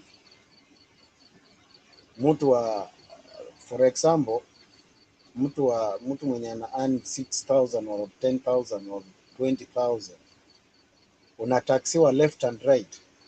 NHIF imesongeshwa juu, NSSF ndio hiyo 6%, KRA ndio hiyo iko hapo. My friend, where are we going to? Alafu hapo unakuja kutuambia vile wanajua shida, vile wanajua kufanya nini. Saa hii to make it matter worse, anza sasa kulipia taxi ya pesa, ndio utajua ujui. Pesa unanyang'anywa kwa mfuko, life. Sasa wamekosa kukuibia huko juu, wamekuja paka mashinani, paka kwa mfuko yako. Zikuchukuliwe kwa mfuko yako. Uchukuliwe kwanza kwa M-Pesa, uchukuliwe kwa PSU1, uchukuliwe kwa NSSF, uchukuliwe kwa NHIF. My friend, utabaki na nini? Mtu mwenye ameenda kufanya mjengo huko ako na shilingi 500. Unga peke yake imekula shilingi 300. Hujanunua mafuta, hujanunua nini, mboga hujanunua. My friend, alafu hapo tu mko tu tunashangilia. Tunashangilia. My friend, hamjaona. What is loading here is a disaster. Hata wewe Kiptum, I'm very sure. Yani hata siku hizi hatutakangi kuongea. Makiadi, siku hizi hata tulishindwa kuongea, tunanyamaza tu. Tunaangalia hawa badala watuambie vile wanaenda kubadilisha economy ya nchi, wanafikiria vile wanataka kuondoa Raila in leadership. Hiyo nayo hamwezi, because hamwezi ndugu yangu. Hiyo hata mfanye nini hamwezi. Because you cannot compare. Hata nobody can dare to fit in the shoes of Raila. Hakuna mtu anaweza fit kwa hizo viatu. So Kiptum, hiyo mpango wenu ya kuturudisha kwa single party, it's about to fail. Hata kwanza it's about to fail. Imefail. Umepumbasa Wetangula, umeng'oa huyo is no longer now party leader of Fort Kenya, which means Fort Kenya colors. Umepumbasa Mudavadi is no longer now a party leader of ANC. Colors, hiyo mshaiweka put. Umepumbasa wengine Mutua chap colors. Umepumbasa nani mwingine? huyu wa Northeastern colors. So my friend, the fact still remains. We cannot go back in single party era. Pole sana, but we are watching you. We are still monitoring your space. We are watching your steps. At the end of the day, wakati mtajua kuna watu wanasafa hapo nje because of the power of their votes. And I celebrate when people are suffering. I celebrate because of one thing. Ungeongea wao wanasema tulitaka kuweka hasala mwenye ati senior sijui chief hasala sijui nini. Who understand what? Right now that hasala has been thrown under the bus. It's nowhere to be seen. Hausikiki kabisa. Afadhali Kiptum anaongea na nguvu saa hii kwa sababu ako mahali tofauti na wale watu wako kwa ground. My friend, kwa ground mambo ni mbaya. Mambo ni mbaya my friend. Acha kutuambia hapa hasala ati you know. Mungu atusaidie sana because I don't think if at all we are going anywhere. As this regime, it's about to fail. Majiadi, hiyo tu ndio naweza sema. Lakini Kiptum hatujibu hiyo maswali ulimuuliza. Alidoji tu akarudi kwa mikuna because he has nothing to talk about. He has nothing to defend of. He has nothing. He know nothing. So even although I'm expecting him to answer, he will not answer anything. He will not, because he don't know. Na kile hujui ni kama usiku wa giza. Asante Makiadi. Haya, safi brother Kasuti. I think Kiptum tuko naye hapa, kuna maswali mingi sana tutamuuliza. Let me give an opportunity first of all to, I think, Ashley. Kiptum, ngoja kidogo tu. Thank you so much. I like the way Kiptum educated us about the opportunity for citizens to go to parliament and ask them questions. And I hope that someone will go, even though they don't have, he said, PhD education. You can go and talk the way you do because they represent everybody, or they should represent everybody. That's something that I didn't know that someone can do. Now, I think, Kiptum, this administration is not defensible. If only, unless you're a beneficiary of that system. The things that they are doing, the beginning, it's like in a marriage. If your husband comes to the house and starts mistreating you immediately, then there is no miracle. Unless there is like when Paul used to be Saul and he had a change. So unless there is a change, supernatural change, we don't expect anything. Now my question is, do we wait 5 years? Don't you know 5 years is a long time? And if we allow distraction for 5 years, coming out from it is going to be next to impossible. I've been trying to study how in UK, before the Queen died, which was just now in September, the day before, she had just sworn in the first prime minister. I don't know what happened with that prime minister, but now they have another one. I think Kenya needs to adapt that system. We need to study it and see how we can change these people. If at the first sign, we see that they are not keeping their promises, because that will hold them accountable. Just that they want to hold us accountable, we also have to be able to hold them accountable. If someone says that they will come and give free money and immediately they are selected, they start thinking now that they have numbers, the numbers we gave them, they start fighting us with those numbers, oppressing us with those numbers. We need to show them the door. They need to know they can go immediately, legally. We need to explore that opportunity. We need to know how it is done, and we need to put it in our constitution. So we put them on notice so that whatever they do, they know they can go. They don't have 5 years. It should not be guaranteed. That's what I have to say for now. Okay, Kiptum, we are coming back to you, and I think now you'll answer my question. My question to you was from the video. Hold on, don't mute your mic. Don't unmute your mic before. Yeah, my question comes from that video. You want us to believe this government. I want you to tell us what happened to the promise of 50% cabinet slots going to women. I want you to tell us what happened to the no preconditions for the hustler fund before even we move any further with the discussion. You are muted. Are you ready for me? Yeah, go ahead. Yeah. Ile kitu mimi taomba tu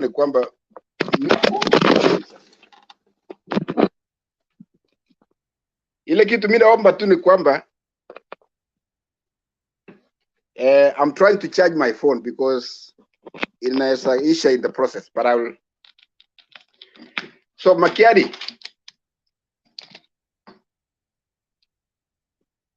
are you hearing me? Mnanisikiza? Uko sawa, endelea.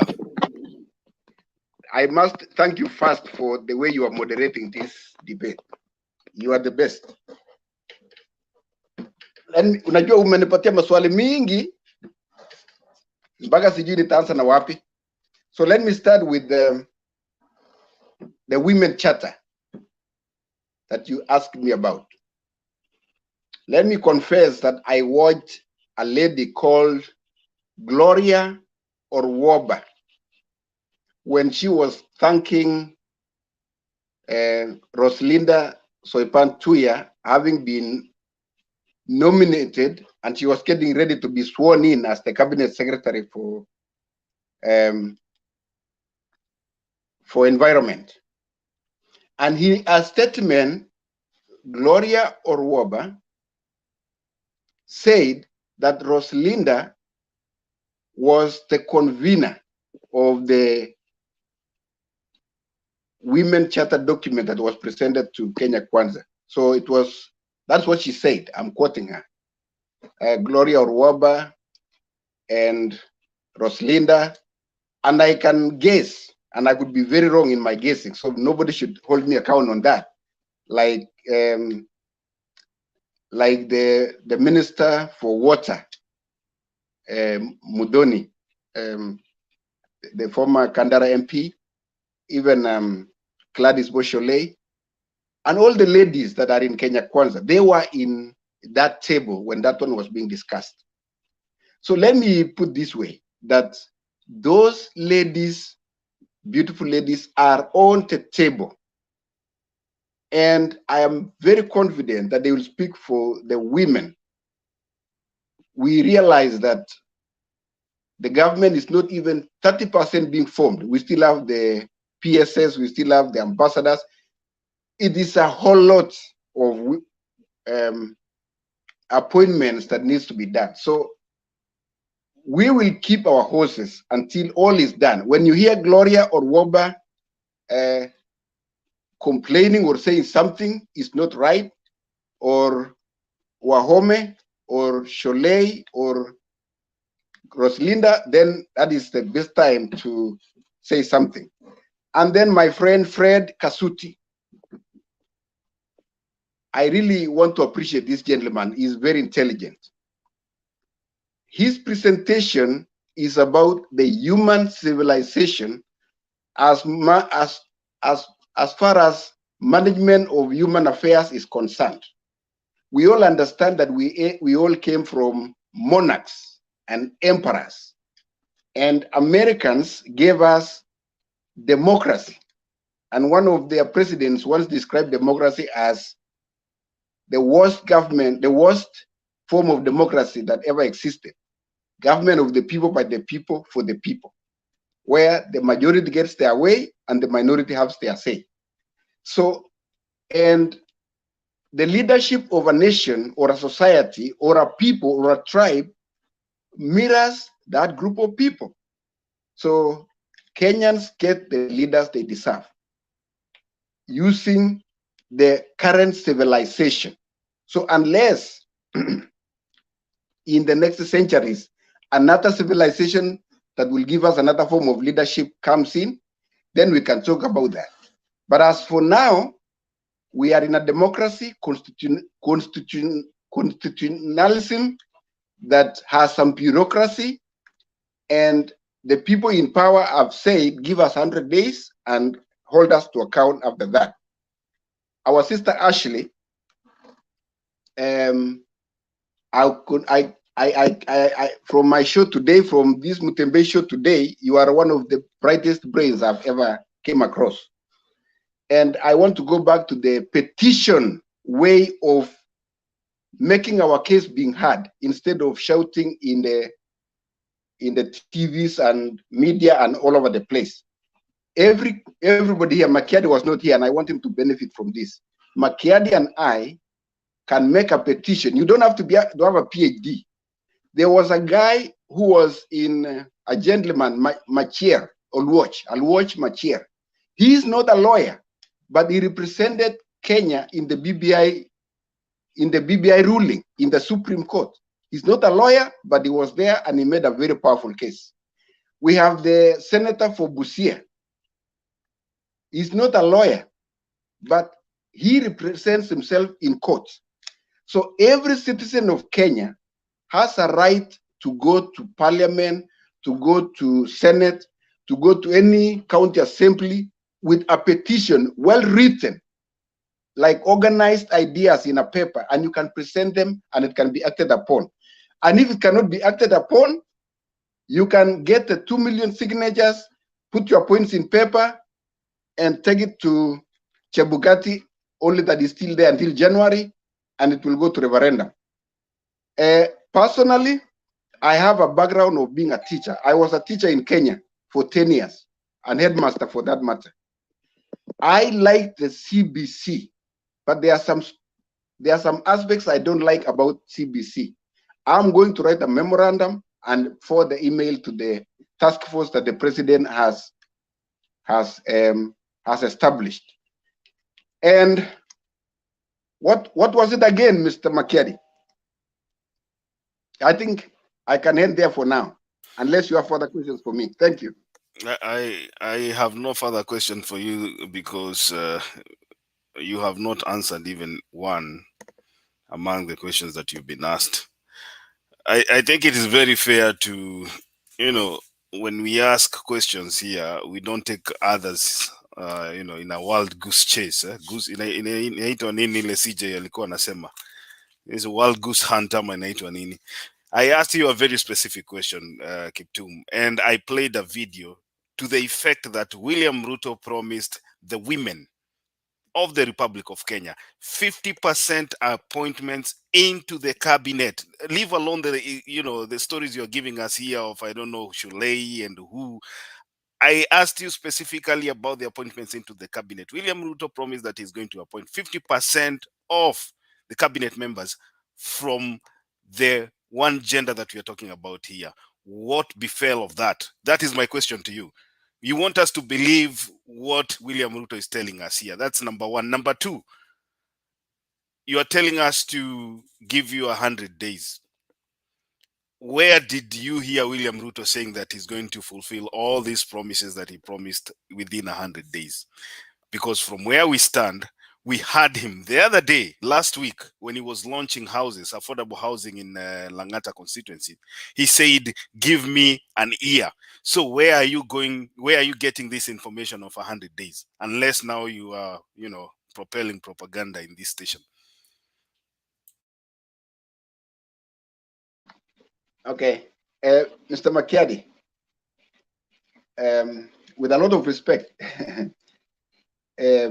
as panelists here or analysts, I just air my opinions based on what I have gathered from watching the news and reading newspapers, and including the policies of or the happenings in our beloved country, Kenya.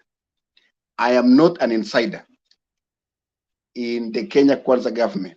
I am just a voter, a patriotic Kenyan, commenting on topical and current affairs issues. And to be fair to me, Mr. Makiadi, I really answered your question very robustly. And I want to encourage us in this panel to also be respectful of each other and not casting aspersions, but an objective debate. I think my answers were very, very objective and very unsatisfactory based on the information I have.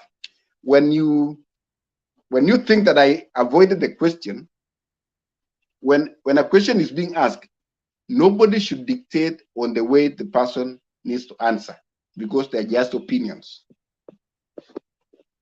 Those questions that you are asking is specifically for the minister or the president himself, but we are just observers. Thank you.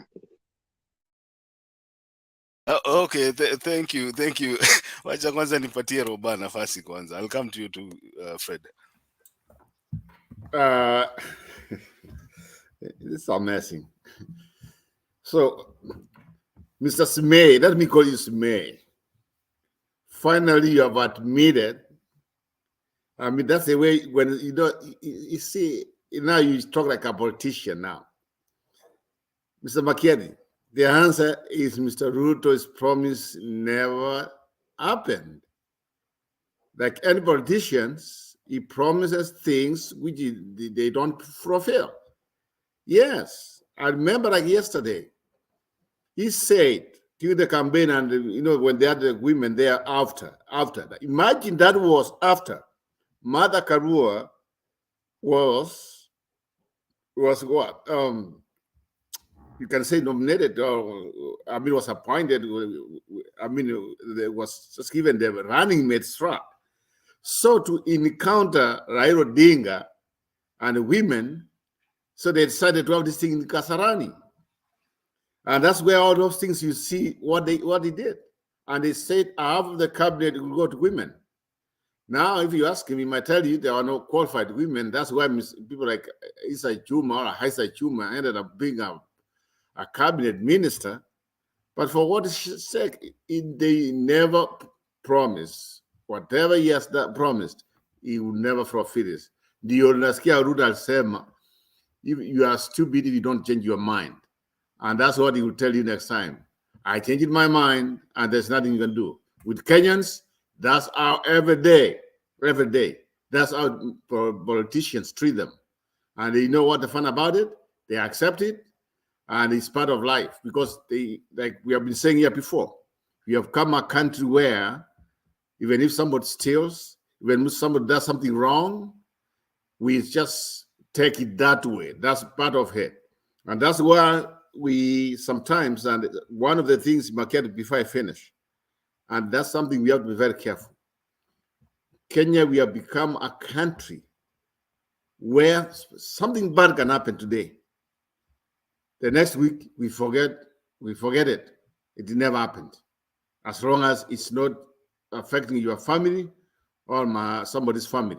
And for example, let me give you a good example. It's terrorism. Yeah, remember terrorism. Some people, you can see some people died, some people shooting and everything. 1 week later, we are not even wanting to pursue the people who killed some other people. There are situations where people have been murdered.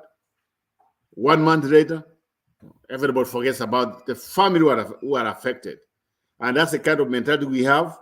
And that's why Ruto said what he said to get election, to win election, whatever it is. Now he's in. He's not going to answer that question again. He will tell you you are stupid not to change your mind, the way he has been telling us before. So Mr. Kiptoon, Sameh never answered your question. He tried to just kind of try to accuse you that you are just like, you're trying to tell me never answer. Mr. Kiptoon, you never answered the question. Let's be sincere. When something's yes, it's yes. If it's a no, it's no. Ruto never fulfilled that thing, and they never did.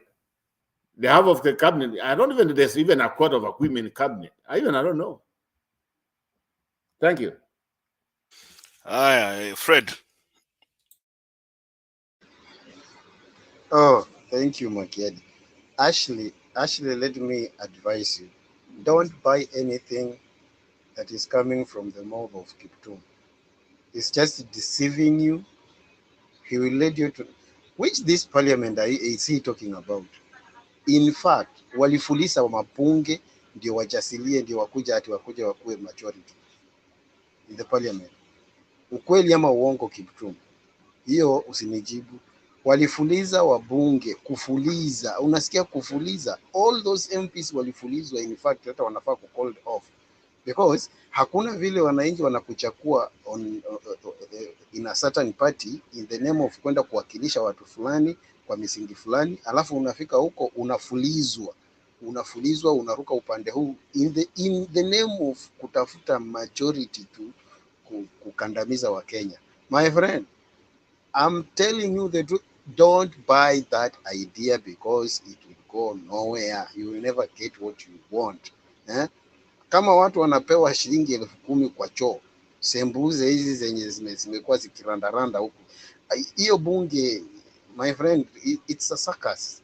It's a circus. Kama ni clean up inafaa kufanywa, inafaa kuanzia kwa bunge, kwa sababu they are there purposely to serve the interest of William Samoei Ruto, nobody else, because those people vile wanaamka wakisema kwa sababu at the end of the day they were not majority, wakaamua kufuliza wabunge wengine. Wale wabunge walikuwa na njaa sana, wale first comers, wale walikuwa na njaa sana na mashida zao mingi, wakaamua kuwa fulized to Kenya Kwanza.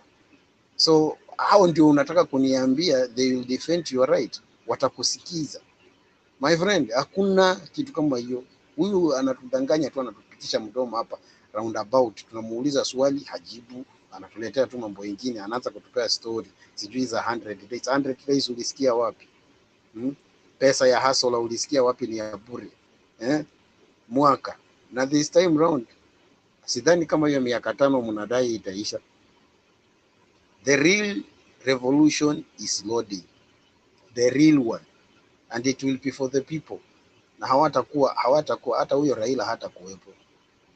Unajua, a hungry man once he get tired he can do anything. He can do anything to make sure ameenda upande ule mwingine. So nyinyi endeleeni tu kufanya kile mnafanya, bora fanya kile mnafanya, but kumbuka your days are numbered. Even though we need to start calling off all those MPs wale walivuka upande huu, walitoka upande huu wakafulizwa wakaruka upande huu. Hao ndio kwanza tunataka kuanza na wao.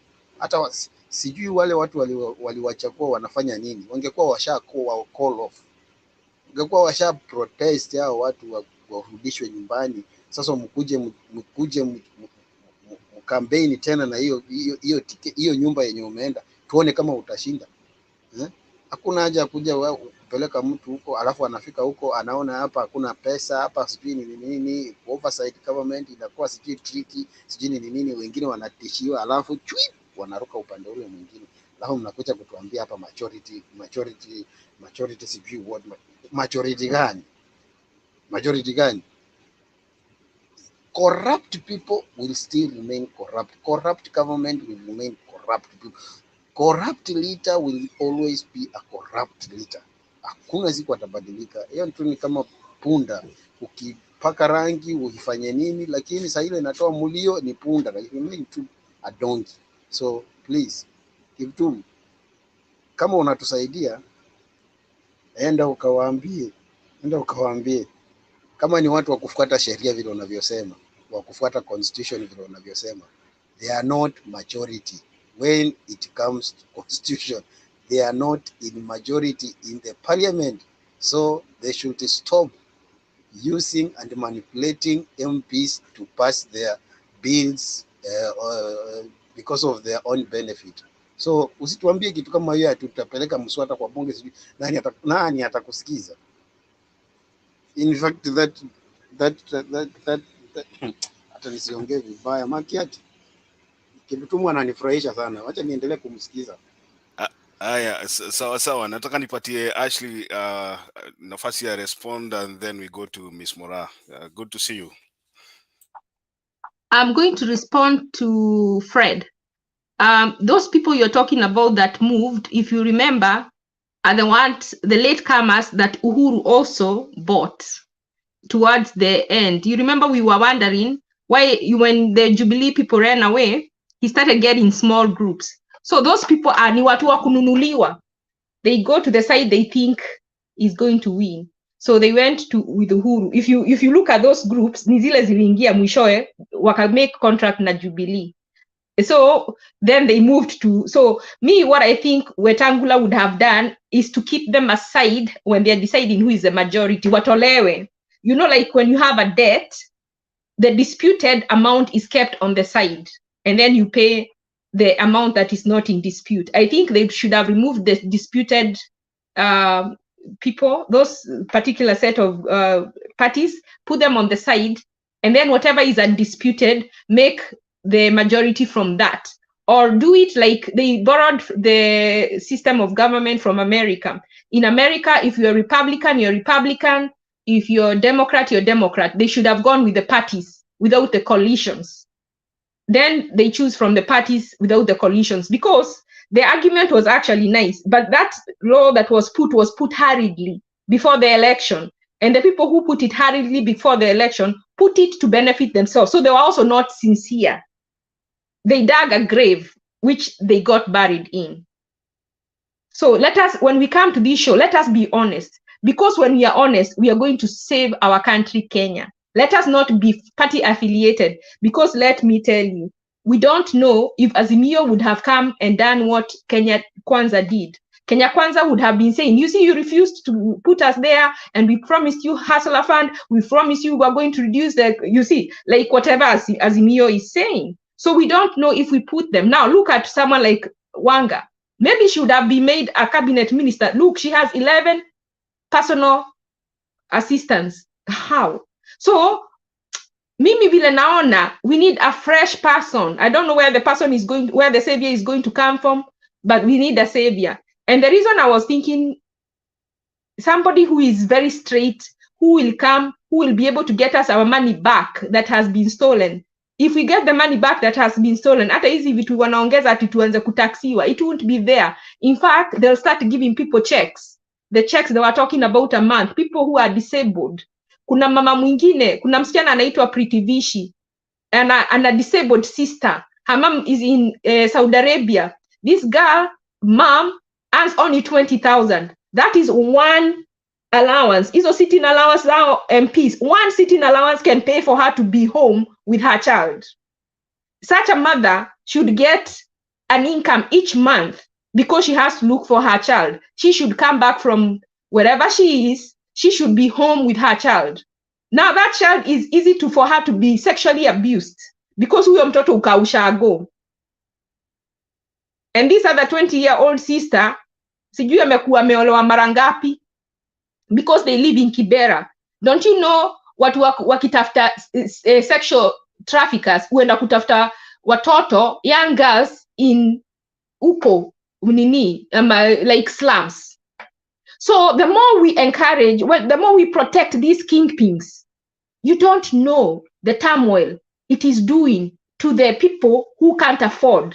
To the, when they hold so much money na mtu amepeleka out of the country, that money is not even in our economy. Iko nje imewekwa pahali, yet our country is struggling. You don't know how many people resort to do things like huyo mama ameenda, ameachia 20-year-old mtoto. Huyo mtoto amepelekwa ushago. Huyo msichana anazurura tu. Do you think that girl is very smart, by the way? But she had no opportunity to go to college.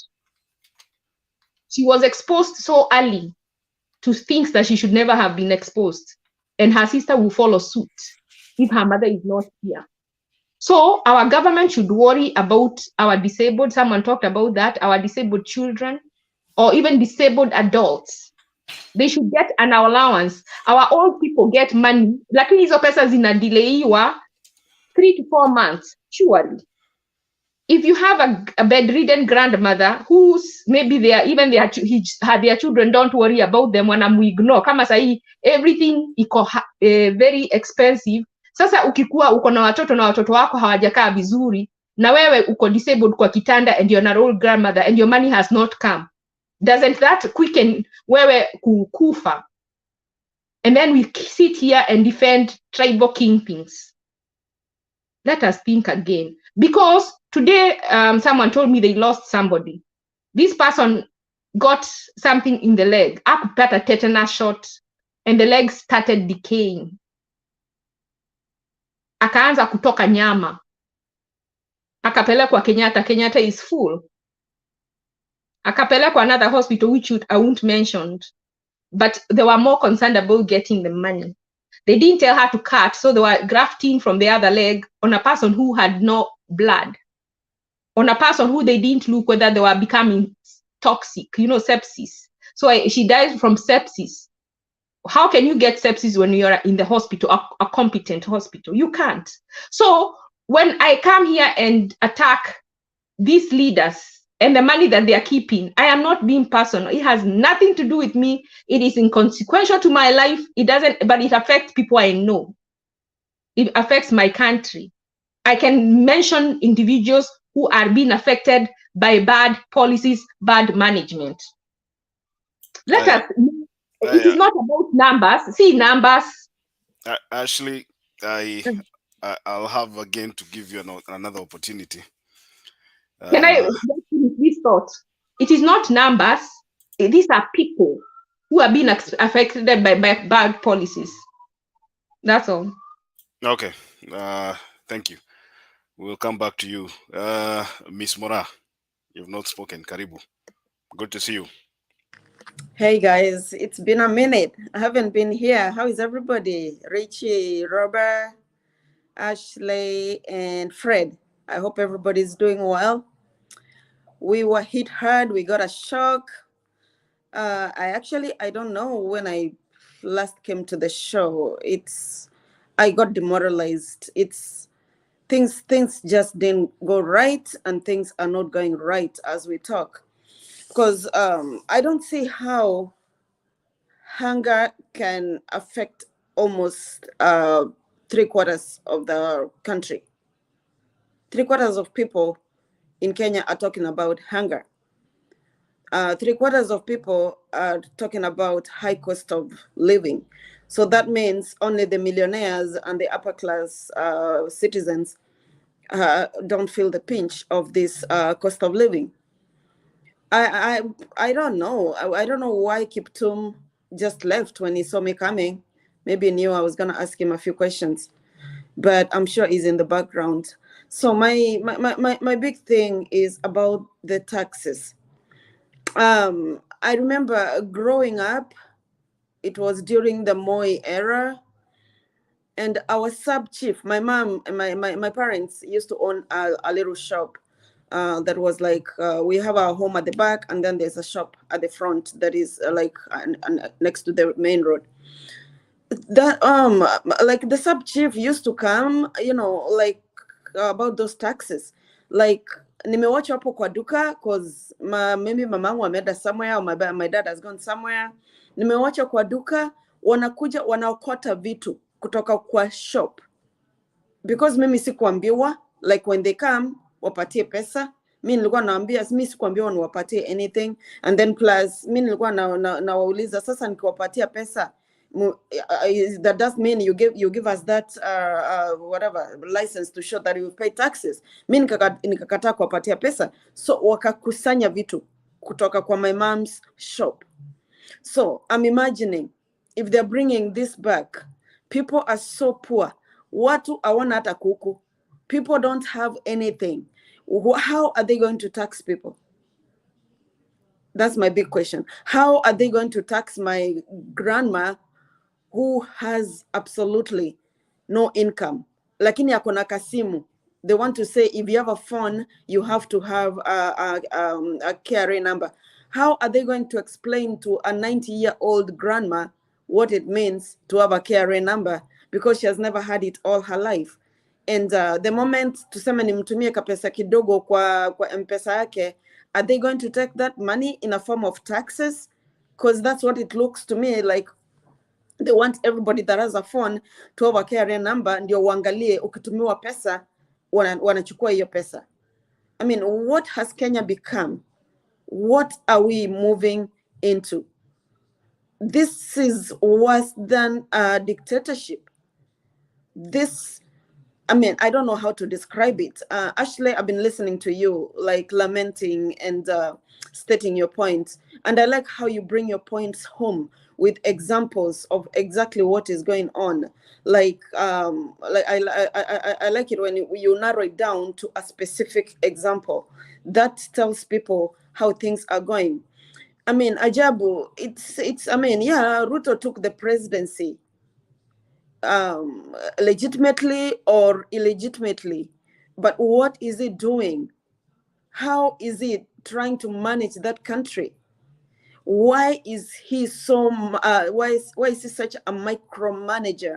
Like he has to put his nose and his hands and his face everywhere. Some things he needs to let other people do on his behalf.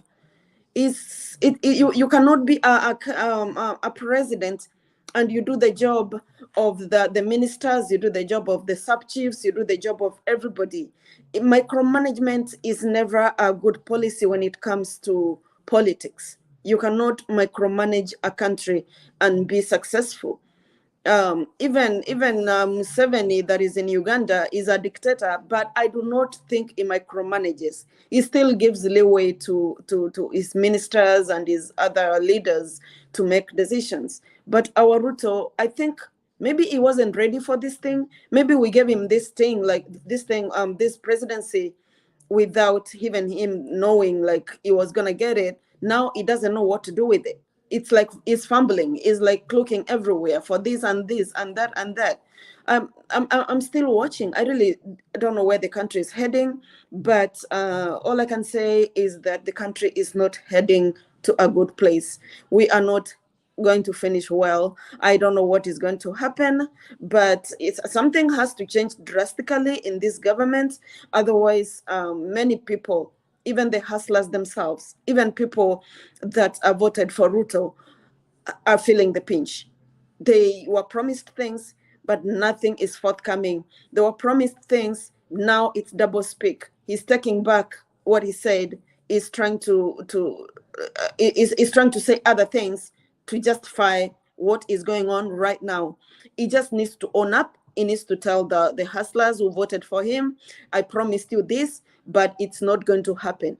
Lakini ni madharau, unasimama like on the podium and you tell these poor boys who are coming to your rallies, who believed in you, and you have the audacity to tell them like hakuna pesa ya bure serikali itawapatia. You have to pay taxes on the be nice. I mean, he needs to choose his words when he brings those conditions out into the public. I mean, he has impunity, like left, right, and center.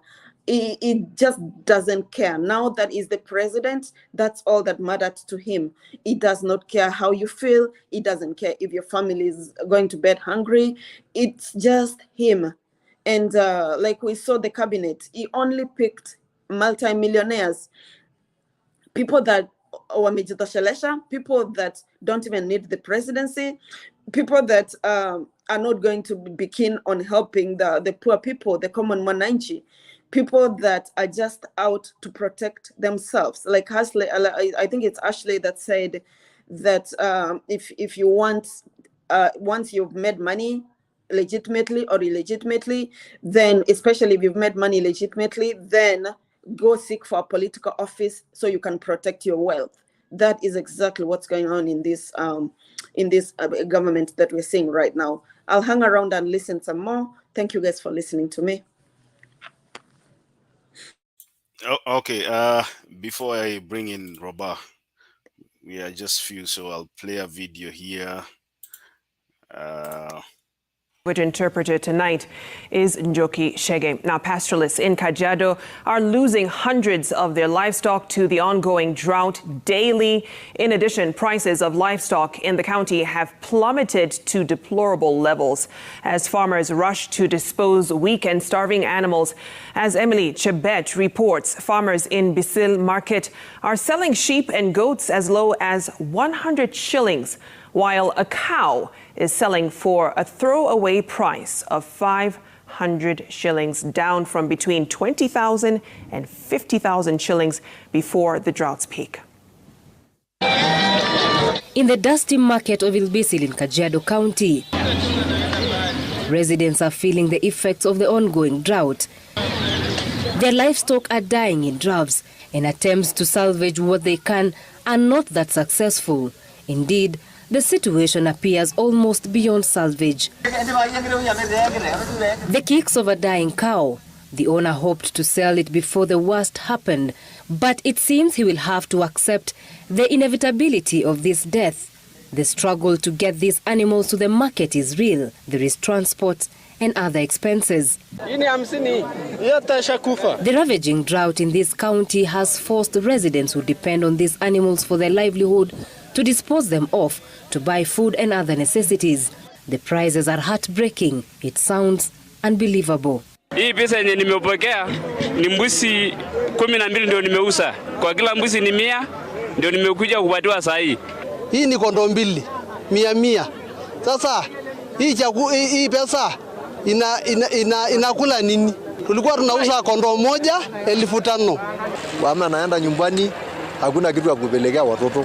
Kama anaenda shule amepunguza watoto, anakaa nyumbani na hakuna chochote. Frail and feeble cows lie on the ground within the marketplace. At least they managed to get here, but for some, it is a matter of time before the inevitable happens. The animals look helpless. The movement in these cows are indicative of the struggle to remain alive, despite the body's refusal to comply. It could be too late, and the price a cow will fetch is demeaning for an animal that is so highly valuable by the community. Saa hii ng'ombe unauza bei ya 400 na 500, ambaye hata ile gari ambayo ilisafiri na hiyo ng'ombe haiwezi hata lipia. So hata mimi tulikuwa tunawasaidia kuwanunulia, lakini mahali tunapelekanga imekuwa too much. Na ukipeleka Nairobi upeleke Bama, unaweza mwambia tu shilingi 500 ikiwa bila kupimwa.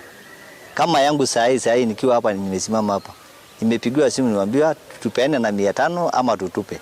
Back in the villages, wild animals are suffering the same fate.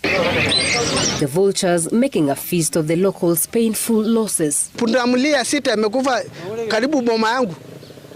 Punda yangu 2 amekufa kwa boma leo. The struggle for water for human and animal use is evident.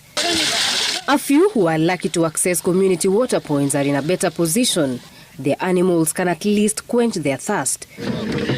Emily Kuhia, a village elder in Oleserian, says the few remaining livestock are giving them sleepless nights on what to feed on. What was not edible in the past is now valuable. Mtu alikuwa na ng'ombe 100 na kitu, lakini saa hii unakuta mtu ako na ng'ombe 5. Ikiwa sasa kiangazi itaendelea hata wiki 2, tutaangamia kabisa. Matumaini yetu itaisha hapo hapo. The weatherman has hinted that the situation may run into next year. According to the residents here, another failed rainy season will be disastrous. Not that it is not already. And should the rains pour sufficiently and replenish water sources and breathe life into the pastures, it may still not be enough food for the livestock, nor spur the recovery needed here. That is likely to take a long time. Naomba hivi kwa serikali, kama kuna mahali kama wanaweza kuja kutusaidia kwa hizi kuzinunua. Naomba serikali yetu afungulie soko mzuri sana ya kuokoa sisi kama KMC kama nini, aokoe sisi apate hata hiyo ng'ombe kupata 1,400 1,300 afasali kuliko kupata 500. According to the government and humanitarian agencies, 4.35 million Kenyans in 29 counties are in need of food assistance. For some, that need is critical. Emily Chebet, Citizen TV, Nairobi.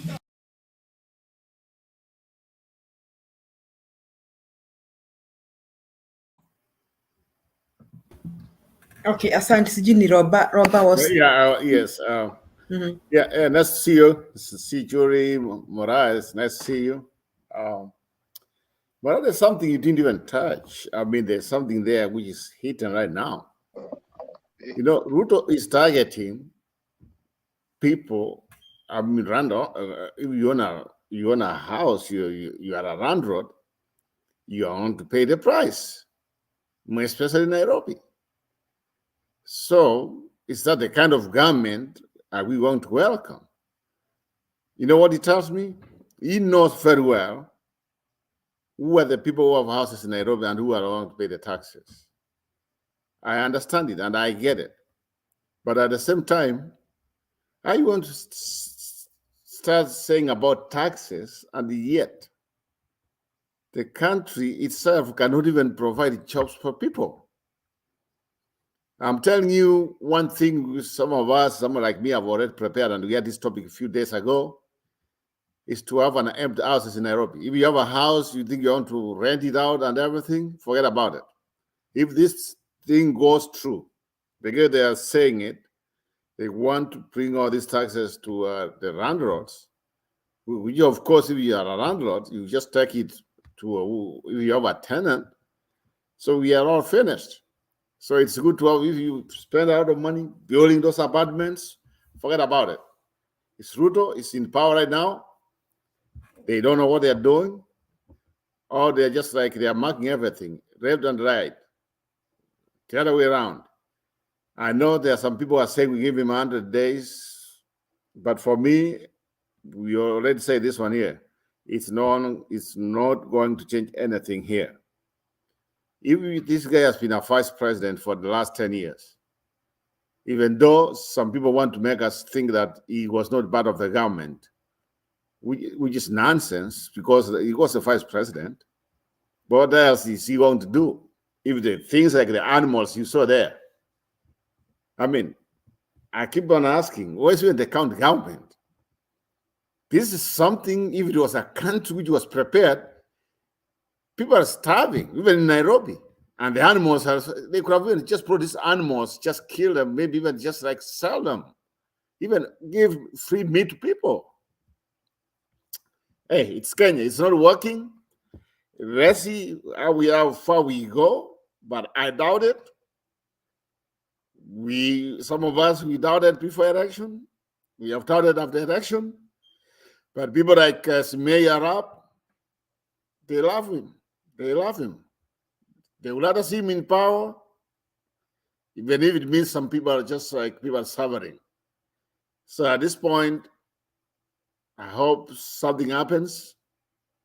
But at the same time, I really sympathize with some of our people because this suffering will keep on going until people realize if we keep on doing tribal and politics instead of economy and politics, it will be the same thing. Okay, Mr. Kitun.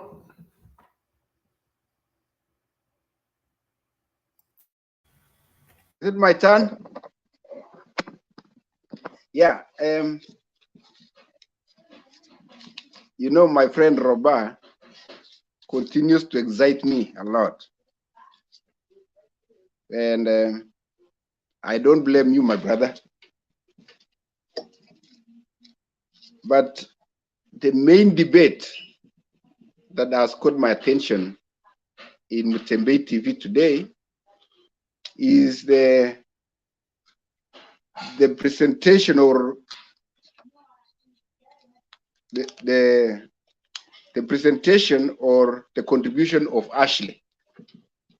And Ashley is against property tax.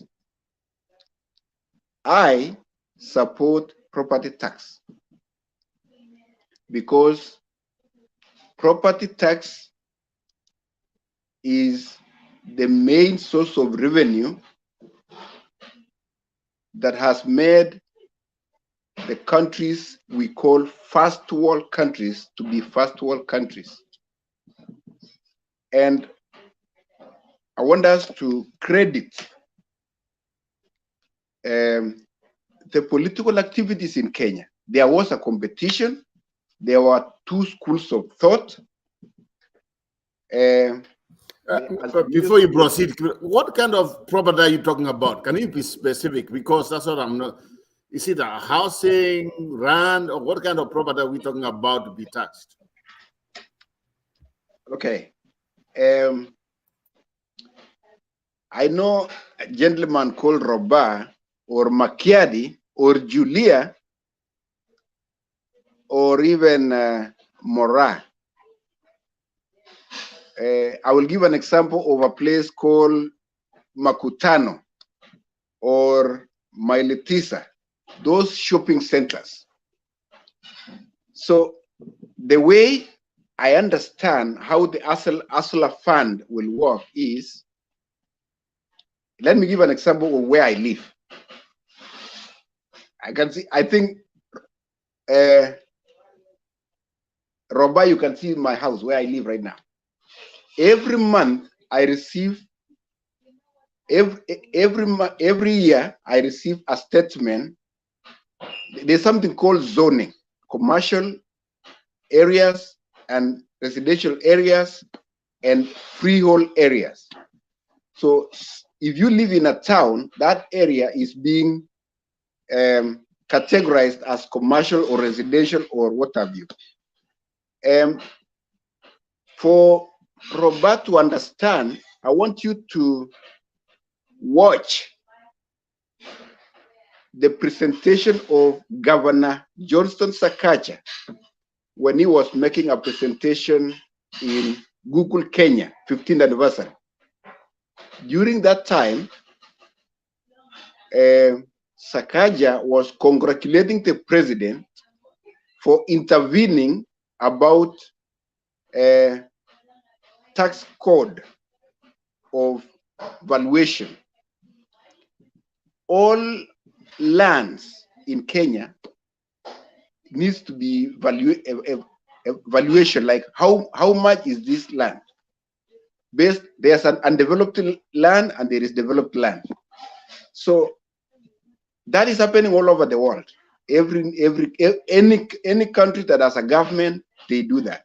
So what happens is, where I live is, every year the valuation is done of where I live, and they say, based on the developments around this area, the value of your property is that, and the rates around here is between 6% and 4%, depending on where you live. So I will give an example of a shopping center called Makutano, where Roba or Makiadi has a 50 by 100 plot. That plot has been developed. That plot gives somebody 100,000 Kenya shillings. The valuation, and based on the valuations of qualified auditors from the government, from private sector. Simple and clear. The taxation is either 4% or 6%. So if you're earning 100,000 from a 50 by 100 plot, that means the tax you need to be paying is 6,000. Now, in a shopping center like Makutano, where the properties there could be 5,000, for example, that is 30 million Kenya shillings per month. If it is 2,500, that is 15 million. If it is 1,000, that is 7 million. And this is how ASLA funds comes in. There is individual, there is small, medium businesses, and there is corporate, there is chamas and everything. The government of Kenya Kwanza negotiates with the banks that give the hustlers money, especially those who want to develop property. You develop a quality property that gives you good amount of money, like 200,000 Kenya shillings. That way, you are able to pay a tax of about 12,000 Kenya shillings per month. And that is how the government will get the money in treasury, and all the projects will be funded and everything will work. At least that is where I come from. I'm lost. I'm lost. So when you say somebody's going to develop a project, yeah, develop a project in what? In terms of commercial or as an individual project? I mean, is it my personal house they are on to tax, or they are on to be taxed in commercial or rentals? Can you be specific on that? Okay, Robert, I'm talking in general terms. I give an example of what happens where I live, and that is what government does all over. And I say, please, just for a minute, from what you're saying about the appraisal. So what you're trying to say is, if you live in a residential area, like if you live in Guruguru and you live in Dandora, Dandora's property tax is going to be lower than the person living in Guruguru, because it's not about how much you make, it's how much your property, the location where you are. A location like Harlingen, their taxes, their property tax is going to be higher than somewhere in Eastland, because Harlingen is a high level, it's a high class. So they'll be taxed more. Their property taxes will be higher. But where in the Western world, that tax goes to the people in that locality. So if you tax high in that, and that's why people move to these places, because those people can afford, those people who live in good places have good income, so they can afford to pay high income tax. And if they pay high income tax, their crime rate is lower because they employ their own police. So they're able to employ more police. They are able to have more better schools. And I think Julia will be able to talk on that, because you work in a school. So if you go to your school, if you live in a good place, you have better schools than someone who lives in a, like in Eastland, their school will not be as good as the person in Westland. So the tax for Westland will be higher. So their homes are higher, they cost more. So if your home costs more, you pay more in property tax. But that tax doesn't go to the property government, it goes to the county government. So your county, which counties have better services because they collect more money. Poor counties don't have as much services because their people are not that wealthy, so their tax is not high. Now, the problem I have, I don't have a problem with that. The problem I have is in Kenya, there is theft. So they will collect the money. How sure are we that it is going to be given back to the people? That is what I have a problem with. So to show goodwill to us, we the people, what I am asking the government to do is to take the first step, to do it fast, to hold everybody who has stolen into account. Let them first return all the money that has been stolen, that was taxpayers' money, and then they can come and tell us, now, since we are good stewards, we want you to pay more so that you can get better services. Then we will talk. If they don't do that, I am ready to go to the street myself. Thank you. Is that Ashley? So yes. let me say something. And thank you, because you are not in disagreement with the fundamental issue of revenue. So, but I think I agree with you to that extent that me personally, I am not into the nitty-gritties or the real details of which area is paying more and which area is paying higher, because that will be based on, first of all, we have three opportunities. Opportunity number one is the MCAs, who have to debate them in the county assemblies. Opportunity number two is the MPs, who have to pass this to be a law in parliament. And the biggest of all is the public participation of the locality. And I will give an example of Dandora, because you mentioned Dandora. The people of Dandora can sign a petition and say, no, we're not going to be taxed. Or if all the people of Dandora comes to a meeting and signs a paper and puts there the grievances, I think they will be heard.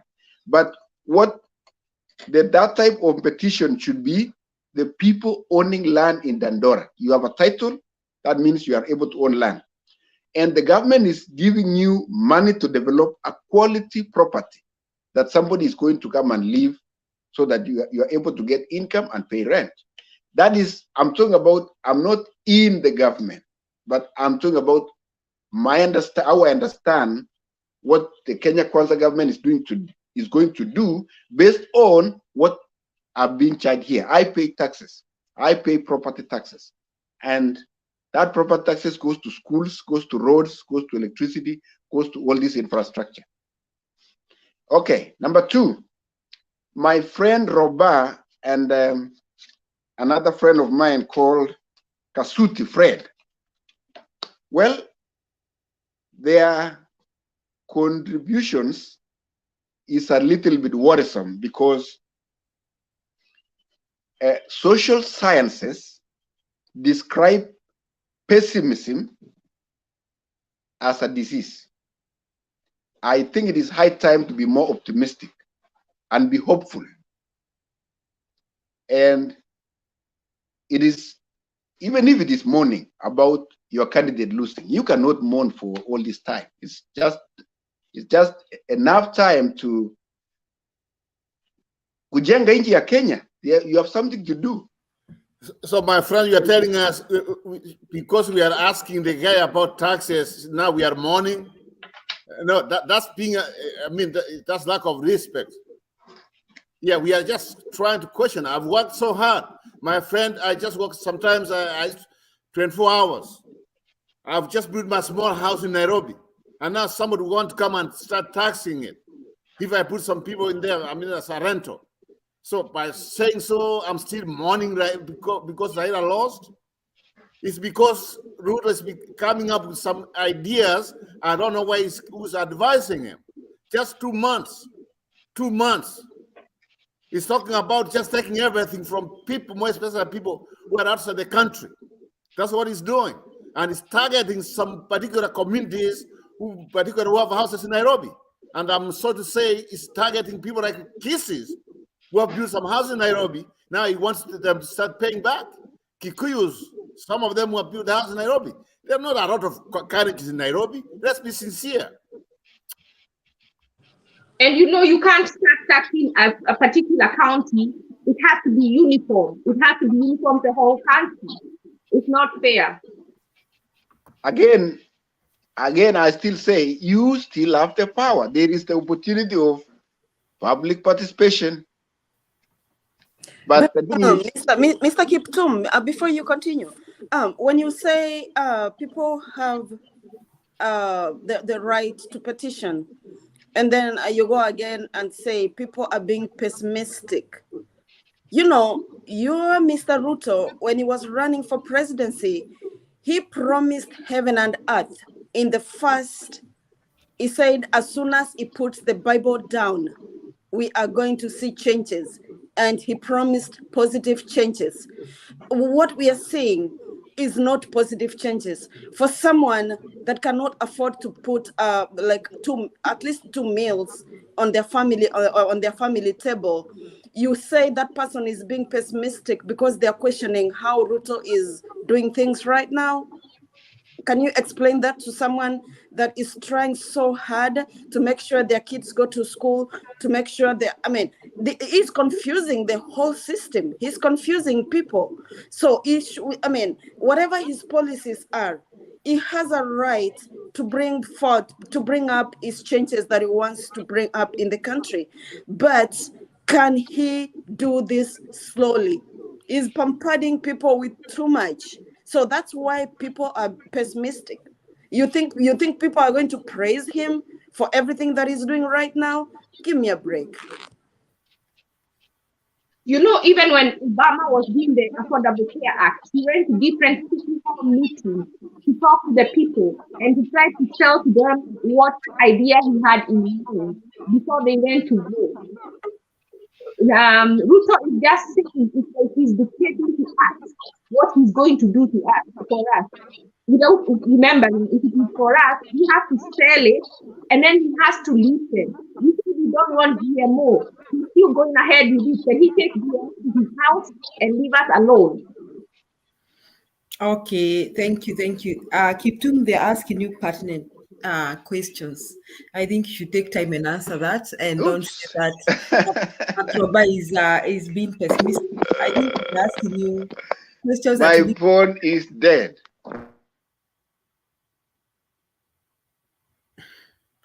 He just doesn't want to answer. He's saying his phone is dead. He just does not want to answer, or he has no answers, because there is no way. Ruto just taking presidency in the last, I don't even think it's been 50 days, and then is bringing radical changes to the economy. Like everything has to happen his way, and it has to be now. No, we don't. Things are not done like that. In economics, things take time. The economy takes time to revolve.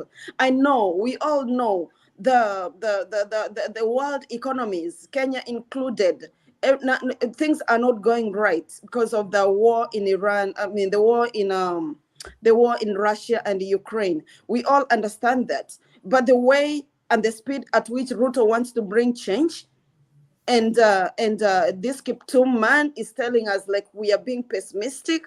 No, some of us have studied economics. Some of us know how change should be effected in an economy. He's lying to us. Someone cannot just come to the platform and try to legitimize Ruto just because he's a stripe mate. He needs to come and argue points. He needs to come and tell us, okay, I agree with you guys, this and this and this. But you cannot disagree with people with everything. I mean, we are, I don't know, like 6 people, and is disagreeing with everybody. No, Ruto can bring change to the government. He's the president, but at what speed? And what is the reason behind the changes? So I'm sure what he's doing is trying to make money for the government to function. We all agree about that.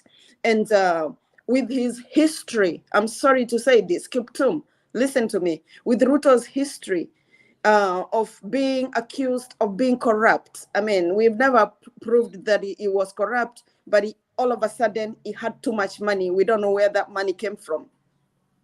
So, you know, the IMF does not just dish out money to countries. You just have to have a good plan for the money. They look at the history, who are the leaders, how is the country being run. That's why some countries never get money from the IMF, because IMF knows, like right now, if they give money to Kenya, what are the chances this money is not going to be stolen? So he's trying to make money locally because he does not know if IMF is going to give him money to run the economy. That is my take. And I have a question. Why is he trying to make money while he can recoup the money that has been stolen? We can start with COVID-19 billionaire. That is a lot of money. There's a lot of money that's been stolen. Why can't we start there? Then we talk about taxes.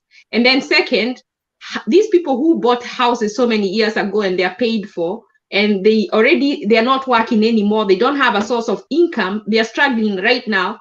If they cannot pay the property tax, are they going to have their houses auctioned, or what would be that next step? See, that's the thing. He needed to have like a group of a task force. He needed to form a committee to come up with this tax levies, like to map out like how these tax levies should be effected. So my mother in Kisii, she owns a house that my dad built when we were little. My mom, practically, she doesn't have any income. We send her money to use like for her monthly whatever's what she has to do with the money. So why they want my mom to register her number is that when they see any money in my mom's number, they take that money because they're saying M-Pesa is going to be taxed heavily. So it just doesn't make sense. And then all the people that were appointed as the CSS, or whatever the CS in his government, it doesn't matter if they had cases, it doesn't matter how they got their money, they were all cleared. Are you telling me none of those people could have stood trial? None of those people. That's the question we are asking ourselves. Yeah. And So everybody that Ruto nominated for a cabinet position was clean. Like hata zingine tunaona tu, like Aisha Jumwa. Why couldn't she stand trial and win the case before she was given that docket?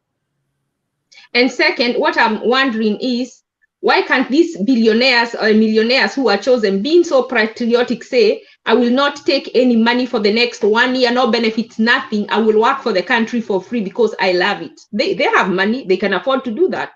Then we can use that money for something else. Ashley, where? In Kenya? If someone has 4 billion and they still want a CS position, are you kidding me? People are greedy. People are hungry for more and more money. You think someone like Musalia Mudavadi, he has a lot of money, but why is he scrambling to even accept a position doesn't even exist in the constitution? People are just greedy. It's all about power, and it's all about getting more and more money at the expense of the poor grandma who can't even afford sugar right now. Anakunywa uji like sijui ile imekuwa fermented, anakunywa bila sukari because sugar is so expensive. That grandma cannot even afford soap kuoga. Anaoga tu na maji. You guys. Where is Kenya? Let me share something, some clip. Maybe we can discuss something from that. And hope Kiptu umepata charger, umecharge simu yako. Usituambie tena hauna charger. So this is Sifuna who was speaking.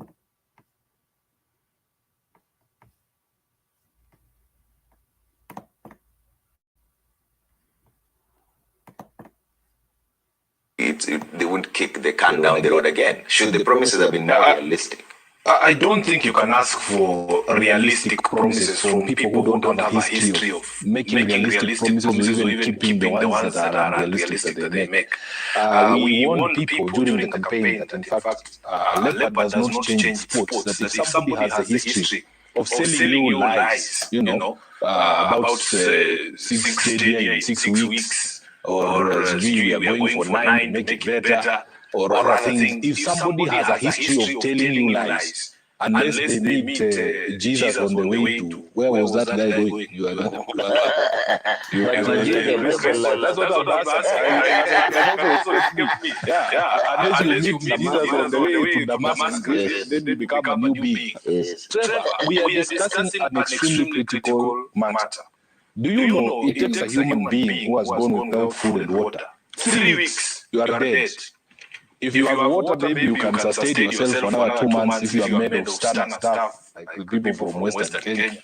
You can last 2 months. Mr. Cherargei is Senator Cherargei. When he talks about painkillers, you know the hypocrisy in this country is it stings to high heavens. Mr. Cherargei cannot go to a dentist to have his tooth removed without crying for anesthesia. If he does that, he can tell us here. This short term that you're talking about, if you have promised us that in 3 months' time, we will have cheap unga, what is so difficult with the government retaining that anesthesia that was there for the people to be able to afford food for 3 months? I asked you this question on the floor of the Senate, and you said, oh, Sifuna, you are not a maize farmer because you are a senator in the city, you don't know how long it takes to produce food. You told us that in 3 months, in fact, you told us you are starting harvesting maize this month and that it should go down. So why is the president talking about 1 year for the price of unga to come down? Because you people are taking us around in circles. You don't know what you're doing. This fuel subsidy that you're saying, was benefiting 5 companies. It wasn't benefiting 5 companies. I know for a fact that I was not buying fuel at 170 shillings because there was a subsidy. And fuel prices affect everything. Cherargei, please tell us, if you are sure, is it you we should believe, or the president when they say that you are telling us that the price of maize should come down? Is it next week that you are harvesting your crop? Can Kenyans, can Nairobians come to your farm and buy unga cheaper? Where are we supposed to go to find this cheap unga? And after how long? You told us that you're talking about these fuel subsidies. It is at the highest ever level, fuel. Right now. And Trevor, fuel has a knock-on effect. It affects everything. You saw the electricity bills being adjusted upwards because of the fuel cost charge that is embedded in the price of electricity. You told us during the campaign that kazi ni kazi. I was being called by hustlers in Nairobi after the pronouncement by the president that kazi mtaani is no longer kazi. That now this is a kazi that is outdated. What happened to kazi ni kazi? These hustlers that you're talking about in Nairobi, Trevor, a majority of the people here just wake up every day to go and look for kibarua, to be able to earn that 500 shillings that then you come back. And the 230, is going to a packet of unga. Already, you have not paid electricity, you have not paid your rent, you have not paid for water. When you take away that 500 shillings and you promise them that, you are going to be involved in this grand scheme to build houses. It is okay for us to build houses. We don't have a problem with low-cost housing. But that is the long-term story that you're talking about. In the hierarchy of needs, if I remember my basic education, first you start with the food You're not going to put me on the 6th floor with an elevator, a nice running toilet, but I am hungry, I'm dying in the house. Please, what we expected is that the government would front load the most urgent issue. If we have a drought that is the most severe drought in 40 years, we need to see cogent and concrete plans to be able to sort out this problem of how we are going to get food sustainable. That can be a long-term plan. But Wamatang, really, even if we take President Ruto's time frame of 1 year, why is it so difficult to retain that subsidy so that in the short term, just like Cherargei needs his anesthesia to have his tooth removed, please, can we continue to have that low cost of food? I remember very well when President Uhuru Kenyatta spoke about the effects on the Kenyan economy of global happenings. They said, oh, this war in Ukraine is just an excuse. Yeah? And now it is Cherargei coming to tell us that, oh, we do not live in an island, that Kenya is also affected by the global bumps. This is the knowledge that you people were rejecting then. How have you become now the biggest preachers of the same gospel, Cherargei? So what we want to see, we need medium-term interventions to ensure that Kenyans can at least afford a meal. Can you please, as I wait for you to build my low-cost house, can I be alive to see it? Because if I don't get food in 2 or 3 months, I am done. Your project for housing is going to take how many months? You are saying that you will employ all the young people in Nairobi in one construction project that is going to do what? Do they have the necessary skills to do that? Whereas Kazi Mtaani utilized your very basic skills to clean your own environment, to be able to do, to open drainages. You're going to tell somebody who doesn't have maybe the technical skill to lay tiles to be the one to do the job or to weld windows. Surely, Trevor. So what we want is to see some level of seriousness in the approach in this government in terms of what is priority and what is not priority. Lastly, we are being asked to keep quiet. We can't keep quiet, Cherargei. This is our job. The president, when he came to parliament, said he expects a robust opposition to keep him in check. And an election is a contest of ideas. So it was the ideas that we were putting in place that you guys rubbished, and your ideas that you put in, you're proposing, that we raise serious doubt about. This question of bottom up. Those of us who didn't understand the theory of bottom up are still waiting to see the practicals. Maybe we will understand, but we don't see it. We don't see it. You are actually, the burden that you are putting on the lowest income earners in this country, the most vulnerable, is heavier than those of us who are at the so-called top. Cherargei, for you, really, it doesn't matter how far or how high the cost of unga goes, because you are able to afford. You are in leadership in parliament, you are in all the good committees, we put you as the vice chair of PAC, you are earning all these allowances, but you are taking away the hustler who was earning 500 shillings at the Kazi Mtaani, and then telling him to wait for these grand jobs that are coming. Are you going to make him the senator for Nandi? So we don't see a plan. Once you won the election, once you have been elected, Cherargei, it means that Kenyans chose your ideas over our ideas. How long will you spend telling us that we are the ones who caused the mess? Kenyans all maybe saw that we, and I don't know what we means because I was not part of government, the outgoing government, because I know that William Ruto was part of that government. And even the question of price of unga was a problem even in 2017, Trevor. So you are the people with the instruments of power. Can you please sort this mess out? As you find your way around government, please give us the anesthesia, give us the painkillers as the people down there, the hustlers that you talk about, for us to be able to survive, to see you with your grand dreams of having this so-called sustainability. All right, there's a lot of feedback.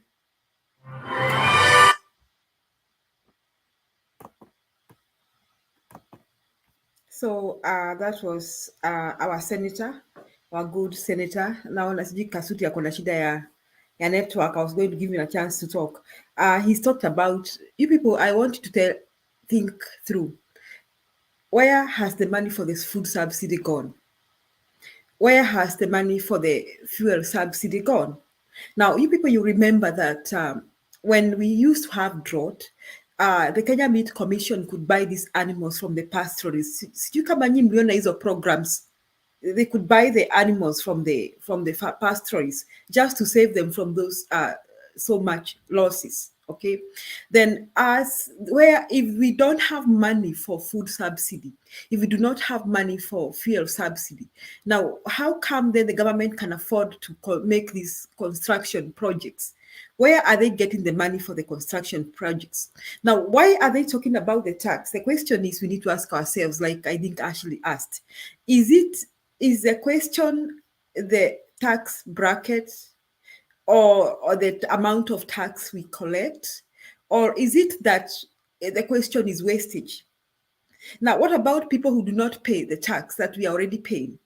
What about people like Keroche Industries who had a case with the KRA? Nasikia by now Keroche Industries amekuwa exempted. Hizo kesi zake zimeisha. Now, talking about taxes on the streets by the current president, I think it's just a show. Hiyo mi naona tu ni drama. Because I heard him tell KRA that kuna tax inapotea, and then he's telling the KRA people, can you make sure you tell those people to stop stealing? Tell who to stop stealing. I mean, we need actions and policies. So the question is, you people tell me, where has the money for the food subsidy gone? Where has the money for the fuel subsidy gone? Now, where is this the same government that is saying they are broke, going to get the money to finish this construction? Watatoa wapi hiyo pesa? Na je, what about those who don't? What about those who do not pay tax? What happens to them? Now, Mora, you said that you don't have evidence for Ruto's corruption. Ruto was charged in court for taking a piece of land belonging to Mukesh, and he was asked to return that land and pay him losses. So I think 500,000 Kenya shillings. That is one evidence of his corruption scandals. So there is a lot of evidence about our current president's corruption scandals. And that is why when he was addressing KRA that he was telling KRA that atimwambia watu wache kuchukua pesa, he cannot open his mouth to say the word corruption because he does not have any moral authority. So my take, Roba, Ashley, Mora, I feel you. But I do not expect, however much the likes of, what was his name again? This man was here, gentleman who was here. However much they say we are pessimists, I do not expect any surprises from this government.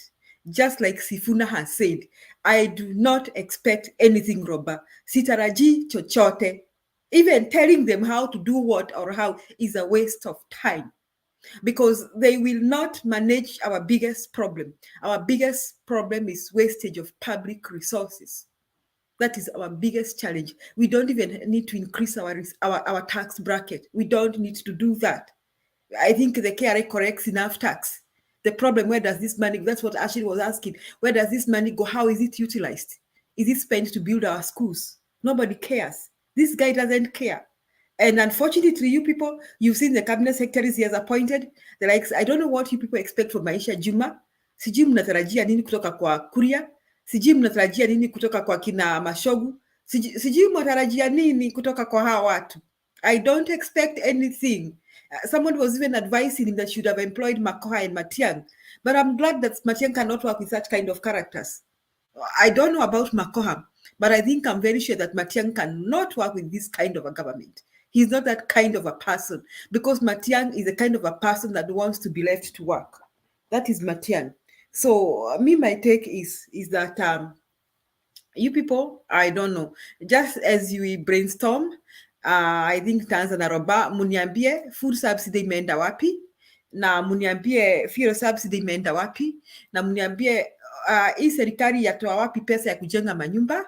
Well, at the same time, they cannot afford to provide food subsidy. They cannot afford to buy the animals from the pastoralists to prevent them from further losses. They cannot afford to provide fuel subsidy, but they can afford to do this construction. And tell me, do you really think this government is going to look at corruption scandals? Karibu Roba, then we can go to Ashley, then Mora. Thank you, Churi. They tell you they want to build houses. I mean, they say they have started a project, but there's no money, and that they have not even started laying a foundation. It's just a matter of just like covering. Then you keep on just a suspense. You could suspend. You keep on waiting.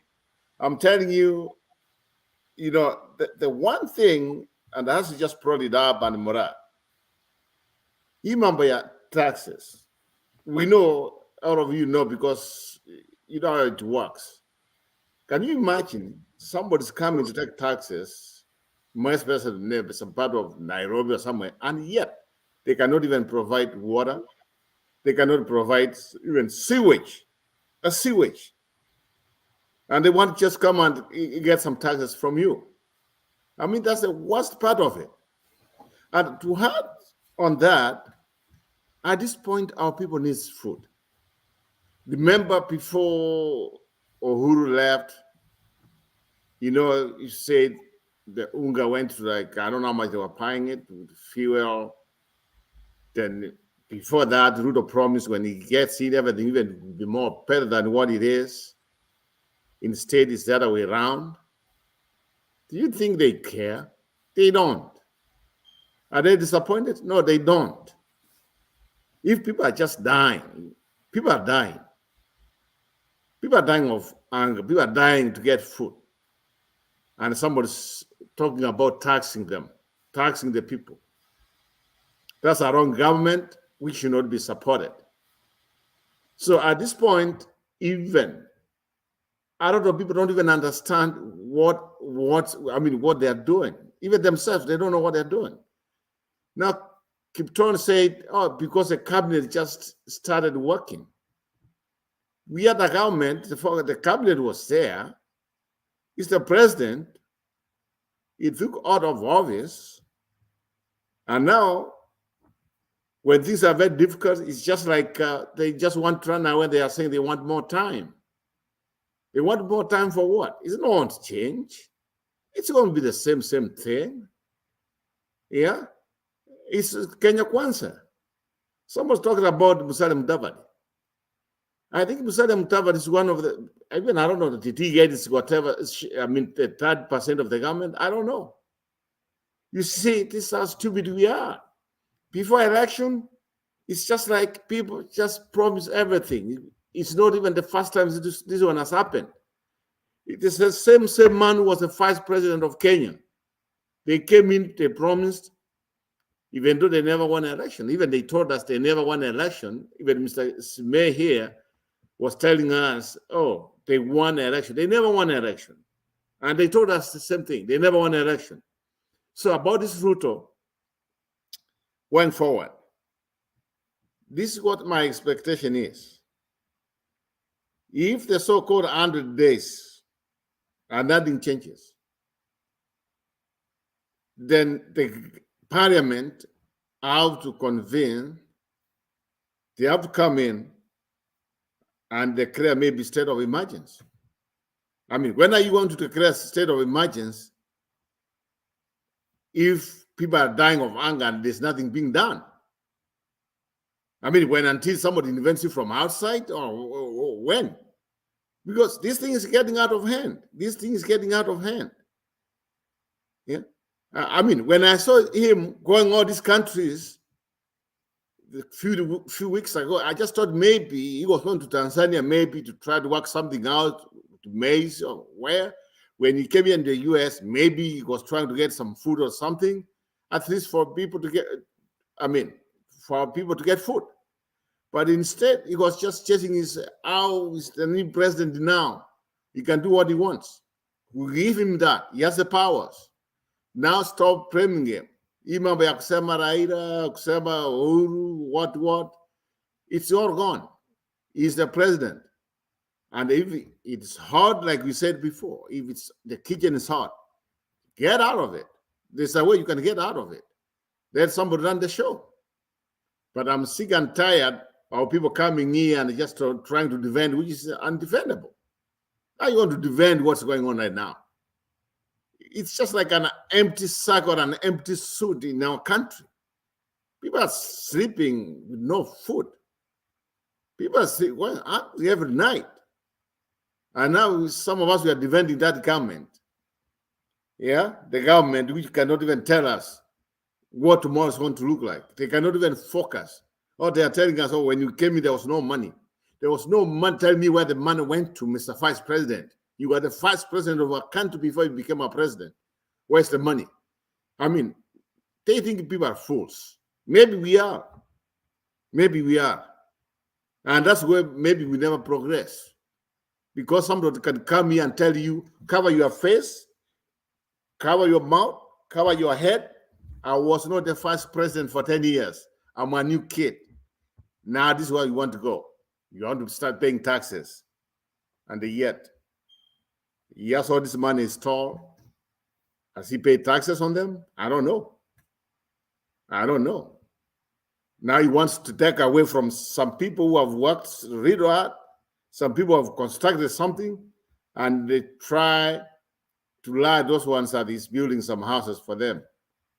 Building houses, and yet some houses in Nairobi, they are going to go empty because of what he's doing right now. Yeah, so right now you cannot even rent a house in Nairobi. I mean, if this one is tax place, which means if you rent somebody, if you have somebody, if you have a tenant, so for you to pay the taxes, it has to come through the tenant, because I'm not going to take the price. So which means rent is going to go up. So the so-called people are called, you know, what to achieve. So this man, so his economy, you are talking bottom up. It's just starting from, I don't know, it's inaanzia katikati, inaanzia kutoka juu, even it is confusing. I hope he could have not talked about mambo ya taxes this time when people are looking for jobs, this time when there's not enough food in the country. All you are talking is about taxing people. I mean, that's being inhuman, it's unfair, and he should have not been the president. And we all support him to be the president because he never won. Hell with them. Thank you. Okay, Robert, I'm asking as I go to Ashley. Somebody saying in Rift Valley, he's saying he's Nancy, I don't know whether it's Nancy or somebody saying that they just harvested maize, but because they spent so much on the maize, they are not willing to sell it at a low price to the government, because they are saying they even spent about 7,500. Kiptum may tell us how much they spent because ni kama pengine yeye ni mkulima.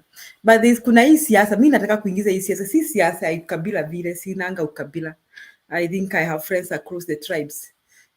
I think we don't have as many Kalenjins in Nairobi who own houses. I think the majority of people, half of them are Kikuyus from Mount Kenya.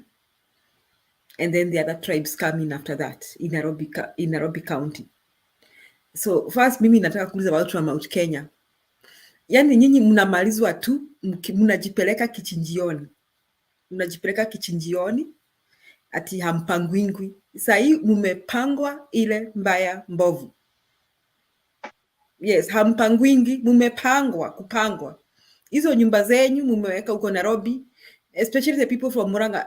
Robert, did you know that the people from Murang'a own so much in Nairobi? Murang'a, especially Murang'a County. Did you yes, know? I'm aware. In fact, most even some businesses like in Nairobi, the so-called Nairobi, where you see the big houses, the people from Murang'a. I'm aware of that. And the outskirts of Nairobi, there's a lot of around there's a lot of Kisii people too. Kisii people, and there are some people in Mount Kenya region who commute from Nyeri. They work home. You know, they drive home.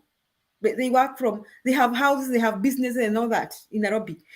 So these people voted for this government because they, for one reason, they were trying to punish Uhuru. And mimi huwa nasema hivi, people who criticize Uhuru and don't like Uhuru ni chuki tu. You know, even however much we talk about Mali ya Kenyatta, there's nothing Uhuru could have done about it. We saw later Makedi was playing some clips here, and he was showing us Uhuru and Mama Ngina and Kenyatta, and we were talking about how much rights the presidential family has. And we were seeing that this young boy began enjoying being the president's son when he was born there. He had no choice. He did not choose to be born there. So whatever Kenyatta didn't do us good, because we can talk about many things he didn't do that we don't like. Even we can talk about the assassinations that we don't know how they happened. And then we cannot talk about the land, the amount of land that the Kenyatta family has. And that is not fair, because I also want to agree with Kenyans that it is not fair for somebody to have so much when the rest have nothing. But still, the Uhuru Muigai Kenyatta himself, we cannot pin him down for much. Me, the only thing I'm very disappointed with Uhuru is that he did not fight corruption. I expected him to fight corruption. So he allowed thieves to steal from us. And I will be very disappointed for a long time. He should have started himself and should have done something about it. However, for his money and all that, it is a waste of time for us pinning him down. So these people, they blame Uhuru all the time. And the Mount Kenya region people were made to despise Uhuru. And therefore they voted for Ruto because at they are punishing Uhuru. I understand Uhuru bought some home in Narok. Sijui ni wapi ama ni Kajiado. Roba, nimesikia hivyo. Ati Uhuru akona boma huko kwa Wamasai. It's in Narok. It is Narok. Yeah. Not far from Masai Mara. And these Brookside people you are talking about, Uhuru can sell it and go and buy a home in London. You people, did you know that the Kenyatta family has another family in Britain? They have a family in Britain. I mean, he has nothing, the man has nothing to lose, and even becoming president was not such a milestone for Uhuru Kenyatta, because this is the son of the president, and there's nothing we can do about it. Me, I was not born in the presidential house because my mother was never married by Kenyatta or Kenyatta family. So then there's nothing I could do about it because I had no choice. So I got to accept my fate because that is my fate. Sasa hii chuki ya Mount Kenya na watu wengine juu ya Uhuru is a waste of time. This chuki should stop. And because of that chuki, these Mount Kenya people went ahead na wakapiga kura. And now I'm sorry, Roba, but me, I want to tell Mount Kenya people, if they are going through some pain, it is payback time. Kikulacho kingoni mwako. And all choices have consequences. You see, now he's coming up with taxes. They are the majority of property owners in Nairobi County. Unfortunately, the rest of Kenyans will also suffer innocently because there are Kenyans in Nairobi, like Roba is saying, who were looking for the kind of government that they can serve them. But because some Kenyans also thought the other way around, here we are, plus Chebukati and Mother Kome. They sold us to the dogs. I'm not calling Ruto the dogs, but they sold the country to the dogs. So we are here. I want to agree with Sifuna, trying to say that we can do this. We cannot do anything. This government cannot put up structures for anything. They don't have structures. And actually ask a good question. How can you wake up and say that property owners in Nairobi should pay this? Do you just say things, or you put up structures and policies and tell Kenyans good, reasonable reasons why your government is making such decisions? I want to say this as Ashley comes in. The likes of Kiptum and Ruto followers should read about Sri Lanka loading.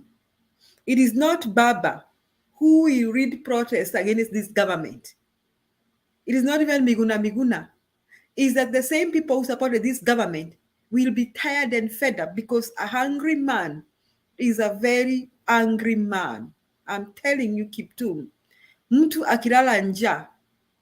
The moment you hear Safaricom has collapsed, the moment you hear Safaricom has withdrawn from Kenya, because all of us here, me, Mora, Kiptum, Roba, Ashley, and the people who are watching depend on Safaricom. We send our money through Safaricom. We buy stuff for construction through Safaricom. We pay fee for family and relatives through Safaricom. Everything. I don't know what I'll do with Safaricom, because I can't do Western Union and the others. So you people, just wait. This drama is going to be interesting. Unfortunately, it is going to be very painful for the common Mwananchi, and we are the common Mwananchi. Actually, I ask a question, you can help me understand this. Why can't the government afford food subsidies? Petroleum subsidies, and why have they withdrawn kazi kwa mtaani? Hiyo pesa ya kazi kwa mtaani imeenda wapi? Because the government was paying those youngsters that money. And how come this government can afford to build houses and cannot afford to continue with kazi kwa mtaani, food subsidies and fuel subsidies? Karibu Ashley, and anything else you'd like to comment about?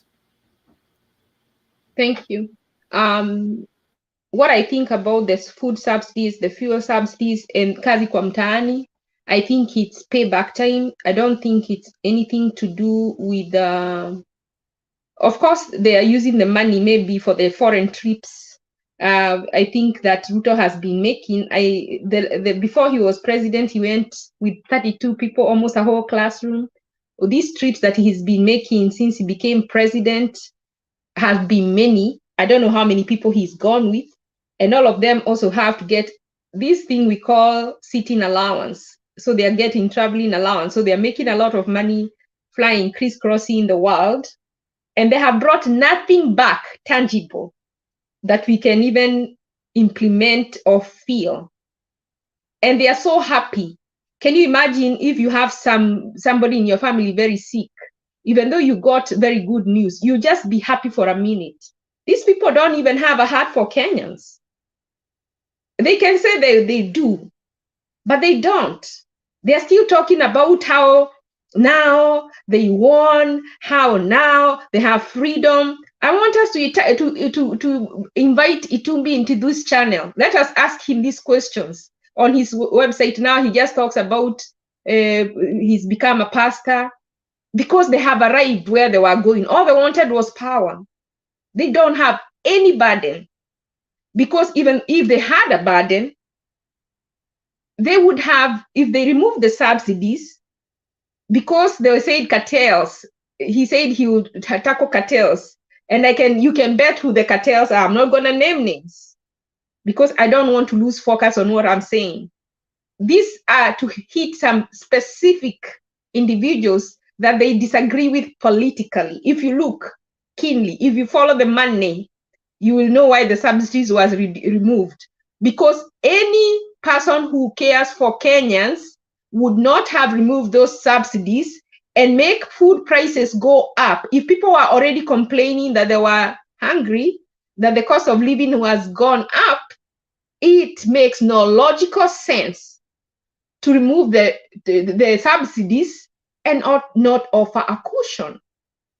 If he had removed the money and said instead of the food subsidies, this money is going to cartels, I will send the people who are, talk to the chiefs, see who is like send money to people directly, like they did in the Western world during COVID. Take that money for food subsidies and get some more from some other places. Send people money so that they can use that money to buy food, to cushion them from the high price as a result of removal of subsidies. He has to attempt to be seen as if he's trying. But do you know, ni kama kutukana mtu anakuambia yuko na njaa. Me, I have been told right now in Kenya kuna jua imewaka hakunyeshi. Alafu unanipatia fertilizer. That is the answer that you give me for me telling you I cannot afford food. Can you imagine? Kama ningekuwa karibu ni kumpiga slap na teke kumzindikisha. Because that is I'm looking for the word. Is it spite? Is it spite? What word do you use? For somebody, yani unamwambia uko na njaa anakupatia fertilizer. Sasa kama kwetu kuna monkeys, they are called the rose. Hizi the rose inakulanga food. Sasa naambua zimenona because ukipanda kama ndizi hata ni potato, kama carrots, everything they eat. So if they eat this food, even though you get fertilizer, you're not gonna get the food. So they want people to be poor. When I look at this thing, I'm seeing them wanting people to be desperate. Do you know what Wetangula said when he was increasing, giving these people the allowances? He said so that when they go to the village, they have money to give the people. Should we put not policies in place so that those policies can make sure that these policies get to everybody, like the one I'm saying? Say people who make this amount of money will get a subsidy from the government. They'll get a direct payment from the government. That is a better policy than giving an MP that you have to keep calling him. He has to decide whether to give you or to line out his relatives or to line out their girlfriends or their boyfriends or to keep it for themselves. That the only people who are building right now, the only people who are doing anything are politicians, because they are the only ones with money, our money. And now they want to make more so that they can add more positions. This CSS position, which are, the court say they are not legal. So they want now to go and use the numbers we gave them in parliament to legalize illegal positions. And guess what? The money they are looking for, the revenue, is not for service. It is to increase the wage bill. So at a point, we have to stop complaining. At a point, we have to take action. At a point, we have to discuss what are we going to do. 5 years is too long. We have to think of an answer now. And we are so many. We, the people, are more than those people in power. If we raise our voices in unison, they will know. Unajua kuna mtu alikuwa anaitwa Flavor Flav, alikuwa na kitu hapa inasema, you know what time it is? They will know what time it is. That's what I'm going to say. Asante, Ashley. You know, I've been in the school sector for a long time, and I realized that wanafunzi, especially wanafunzi, all these people you hear of strikes in schools, watoto wamefanya hivi, those kids are not normally insane. What happens is that problems are just here and there. Chakula saa zingine haitoshi. Saa zingine chakula haijapikwa ikaiva. They send their complaints to the principal. The principal ignores them. Juu yeye ako na mamlaka, yeye ni mwalimu mkuu. They have issues, maji hakuna, mamaji ni baridi ama nini. They just have issues plus issues, and then until everything goes beyond there, they can't take it anymore. So actually, thank you very much. You've explained to me something that I've not been looking at it from that point of view, or maybe I've not paid attention to that, about that payback time, like we'll pay you back. So these people talked about cartels when they came in, when they won. I mean, I think their speeches were all about against cartels. And that is where I was pinning down my former president, Uhuru Muigai Kenyatta, and I was thinking, this is my thought, that I don't believe that he fought corruption. I don't believe he made enough attempts to fight this corruption, because there were cartels, and I think the subsidies were the subsidies were benefiting Kenyans, because they were going to help Kenyans buy food at affordable prices. But the subsidies maybe were also going to certain people who are importing maize, or who are oil businessmen, petroleum products businessmen. So we were benefiting as Kenyans, but still there were people that Ruto knows were the main beneficiary, were making money out of this. And because Ruto knows this maybe are Kenyatta's people, he got to punish them. I also understand that some of the subsidies came in when Ruto and his cartels decided to import maize, cheap maize. And Uhuru knew that. So I think Uhuru's government provided subsidy to other companies, and Ruto's farms also suffered a big deal, because Ruto's farms were bringing in maize at higher prices. And now you people, you go back, you remember the people of Rift Valley were in protest, that they had maize, and their maize was not being bought, and the government was importing maize. Sijui kama mnakumbuka hizo scandals, that we are importing maize, and we have our producers in the Rift Valley who have maize. So this is just, I'll pay you for what you paid me, okay? You subsidize maize so that my business, my cartels cannot benefit. So this time I'm carteling this subsidy to teach you people a lesson. Now, Ruto is teaching Uhuru's friends a lesson, while we are going hungry. Our Kenyans are going hungry. Now, is it fair to the common mwananchi? Is that fair? Mura, what do you think? Them, it's a game. Yeah, as our Kenyans die of hunger. You know what Ruto is doing is undoing what Uhuru did, especially what Uhuru did after the fallout.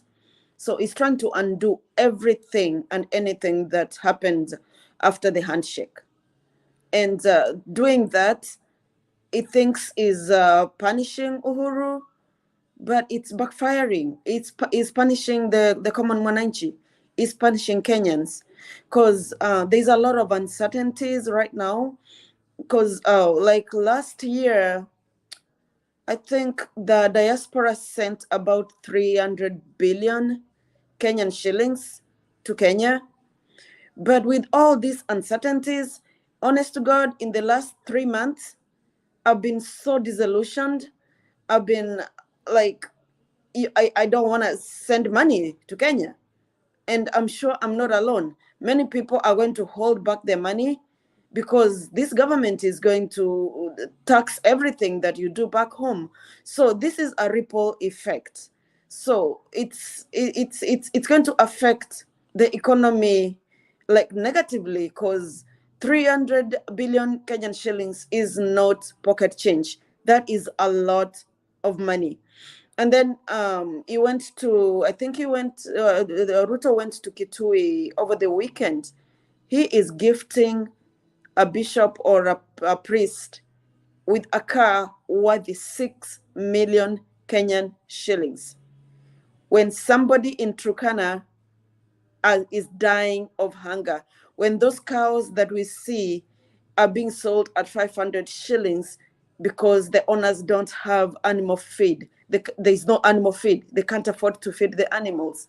It just does not make sense.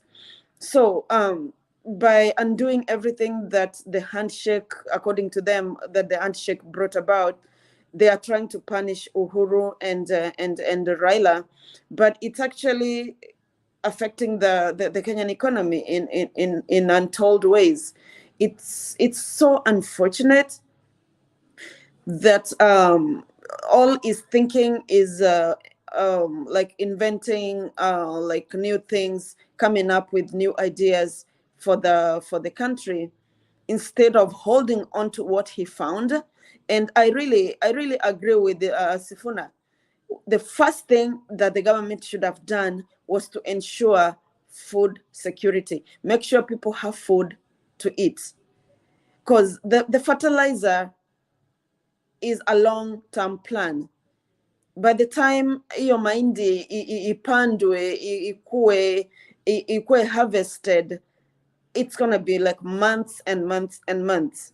So had he taken that money that he said they subsidized for the fertilizer and bought food for people, that would have reduced the animosity that people are feeling.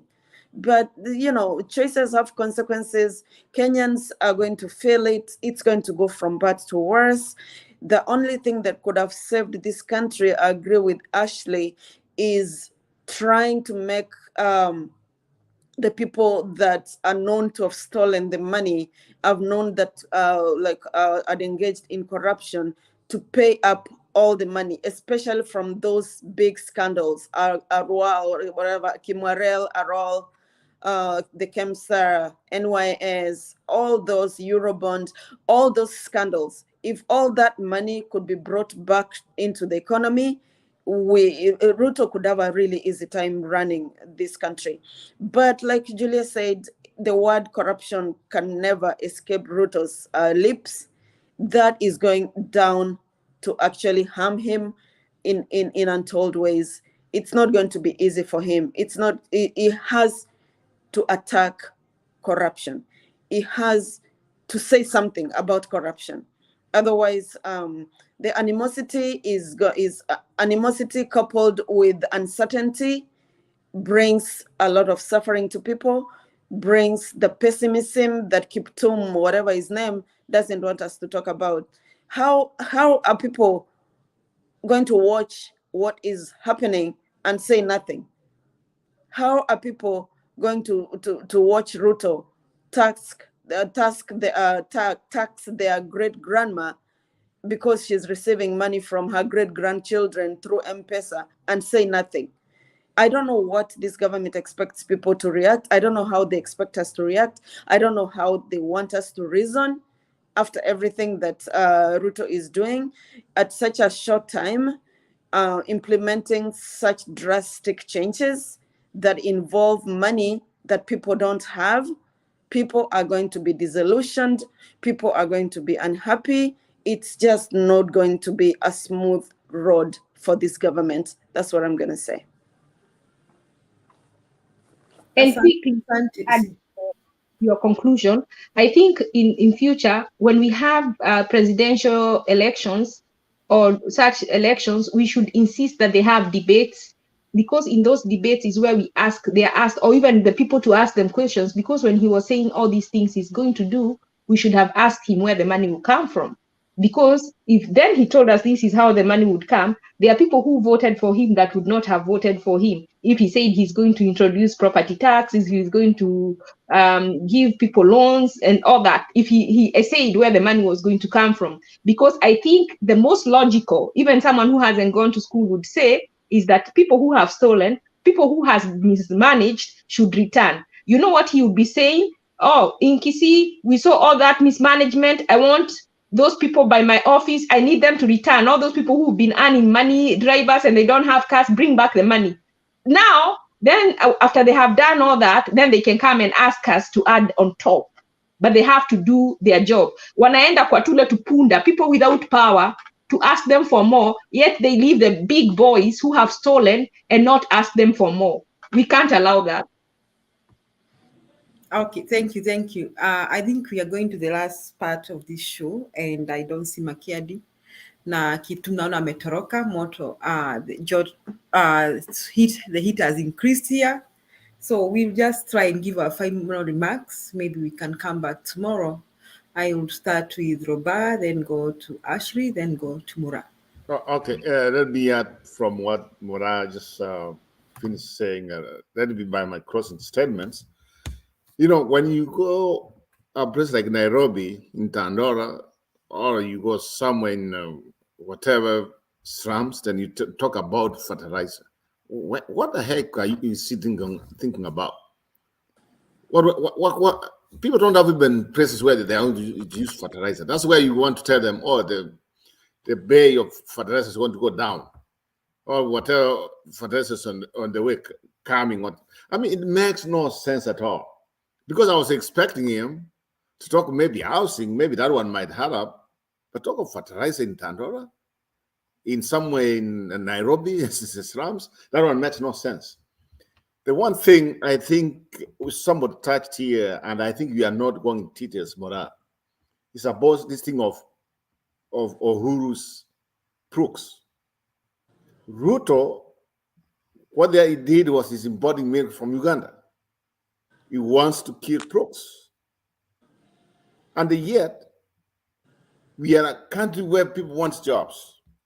And we know crooks is just one company in Kenya you can say, you know what, it's just like at least they have tried to employ people long term. At least they have tried to look like an international company where they can process some food, milk, some products of milk. And he's telling us, oh, you know what? I want to import milk from Uganda coming to Kenya. My question is, we know it's a chicken seller and he has some eggs somewhere. Why not importing eggs? Because that's where you have your chicken bring some eggs. So there's one thing you touched about him trying to do some things, maybe trying to seal Uhuru Kenyatta or Raila Odinga. That's fine. But what he doesn't know what he's doing is killing the economy. That's point blank. He's killing the economy. And somebody has to tell him this. Kenyans need jobs. If you want to grow the economy, we need people to start working. If you want to get all these taxes you are talking about, people must start working. That's what they campaigned on. They said the first thing they want to have all these thousands or maybe millions of jobs being created. They have not even started doing that. So this idea of bringing housing, and let me go back there. There's a problem here. This housing, they are saying they want to make houses affordable in Nairobi. For me, it's a wrong idea. There's some ways this housing could be done by a private company, but when the government involve themselves in, who owns the houses? The government I mean, that was something nobody has been talking about. Is this going to be done another national bank, Kenya Postal Service, and some other company who just failed? Mumia Sugar Company, Mohoroni, Sony. Is this what's going to happen? That's where we are headed to. The only way we have to go scratch, then the private sector has to come in. If you see there's no private sector jobs, companies coming up, then we are all doomed. Kenya will never progress. This idea of everybody wants government jobs, that's where everybody wants to go. That's not on to. That's on. Like, the country will go just the economy one time. One of these days is going to collapse. Try this straight 10-second technique tonight to reverse type 2 diabetes. Yes. Thank you. Let me just leave it there for now. Hopefully things will change. But as long as we don't have no private sector, there's nothing until we have true people who believes in building this economy. Thank you. Thank you, Mora. Thank you, Roba. Sorry. Ashley? And, you know, Rosa Parks said, or Martin Luther, I don't know who said, when people make up their minds that they want to be free and take action, then change will come. So it is up to us, those who feel that they have something that is disturbing them, to make up their minds and take action. That is when change will come. We can talk and talk, lakini kuna watu sema nini, macho ya chura haizuii ng'ombe kukunywa maji. And if they have that attitude, they will continue with whatever plans they have. Whatever the plans are, good or bad, they will do them. But we have to take action to show them that we are serious in order for something to change. About Ruto saying that he was a vice president and he couldn't do something, this is what I have to say to someone in such a position. He was being paid. He didn't resign. I'm not, for one, who did not advocate for him to resign. But what he should have done, he should have spoken up. There is a saying that says, Martin Luther King says, there is a time when silence is betrayal. So he betrayed the people who elected him into that position to be the assistant to the president. You can't stand there and see him going wrong and you sit there and keep quiet, either because you are a coward or because you do not want to jeopardize your comfortable life. Then you're betraying the people who put you in that position, because then you should have spoken up about it. And then there is another saying that says, our lives begin the day we become silent about the things that matter. There's this lady, she's in the Republican Party.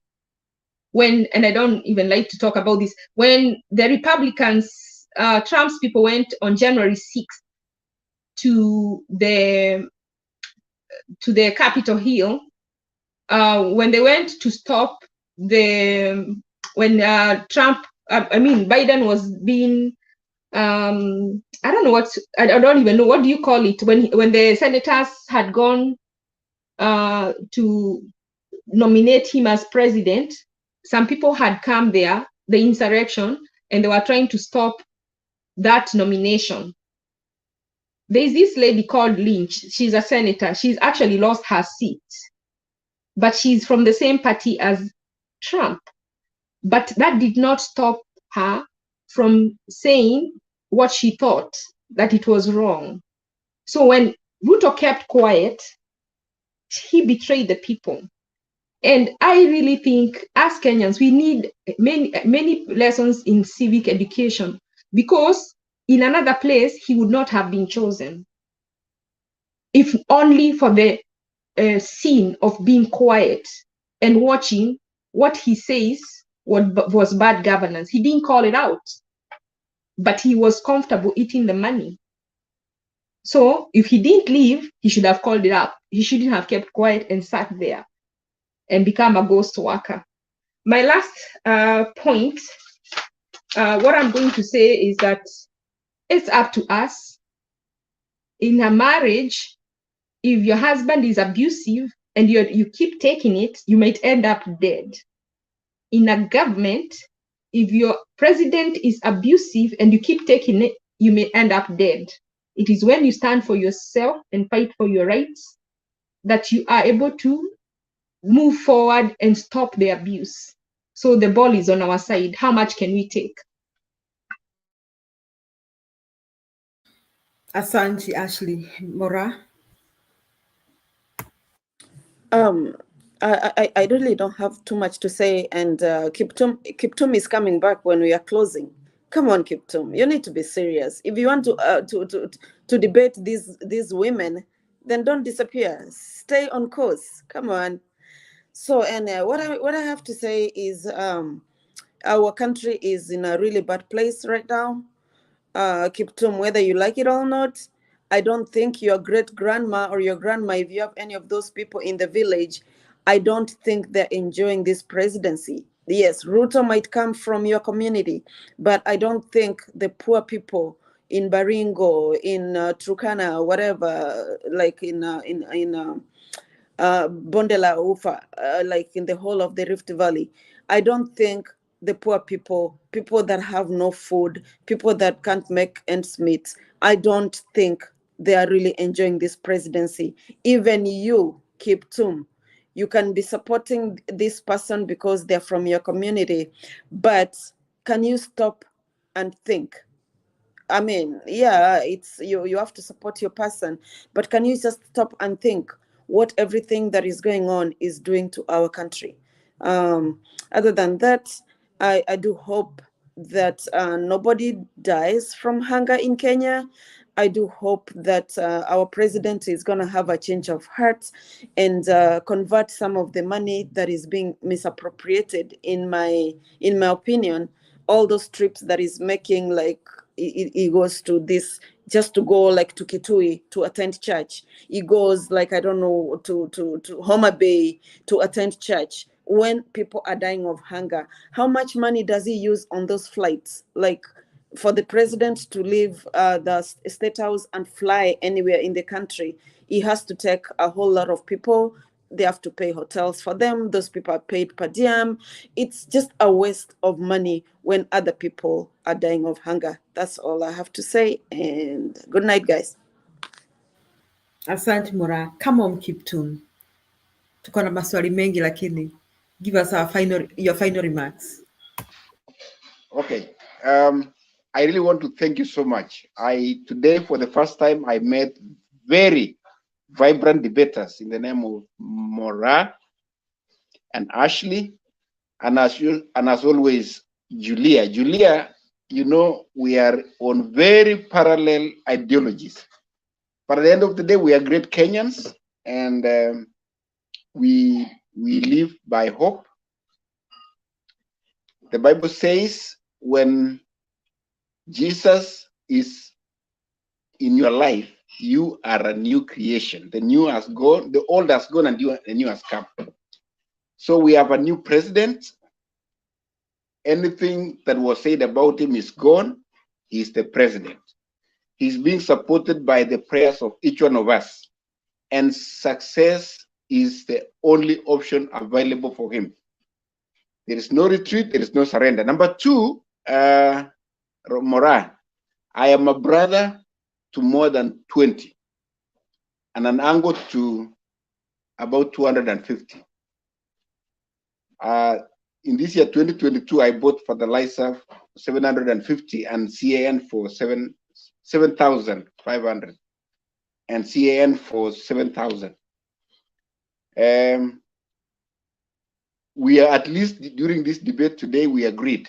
Like, and first of all, I'm so sorry that my phone died, and then in between, I was called to the dinner table to go and enjoy that meal with the family, and I'm now back. But this is what I'm saying. At least what I got from all the presentations of you, we agree, all of us, that President William Ruto is a workaholic. He does above and beyond. And you know, as your grandmother told you, that there's nobody who wakes up very early in the morning to go to work and he will be poor or stays hungry.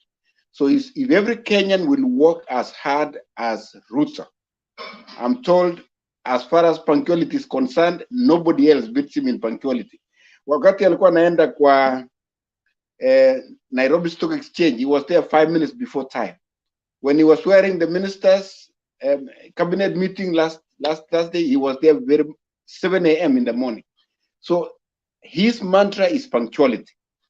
So what I'm trying to say is the policies, man, we have seen the policies. Right now here in the United States, we had Trump policies. The first time he was in office, he had 200 executive orders. When Biden came, he overturned everything, 200 executive orders. But this is what I'm saying as a Kenyan. Any administration must give us, number one, peace. And then number two, they have to deliver what they promised. And as citizens, we are commanded in the book of Romans, whether you like him or not, whether you like President Ruto or not, you must pray for him. And then as a patriotic citizen of Kenya, according to the 2010 Constitution, you must hold him to account. You have to shout in the rooftops. Come to Mutembei TV, write something in the article, write a petition, and go to Parliament or County Assembly or Senate. And that way, we will have a better Kenya to leave to our next generation. God bless you. Have a good night. Oh, Hey, have a good morning, people. Kiptum, before you go away, I have a question for you. Do you think Ruto and the KK campaign, do you think they overpromised? Do you think people have been expecting too much from this government too soon? Do you think they overpromised people? They did. Well, I'll answer your question very straight. If they overpromised or underpromised, it's not the first time.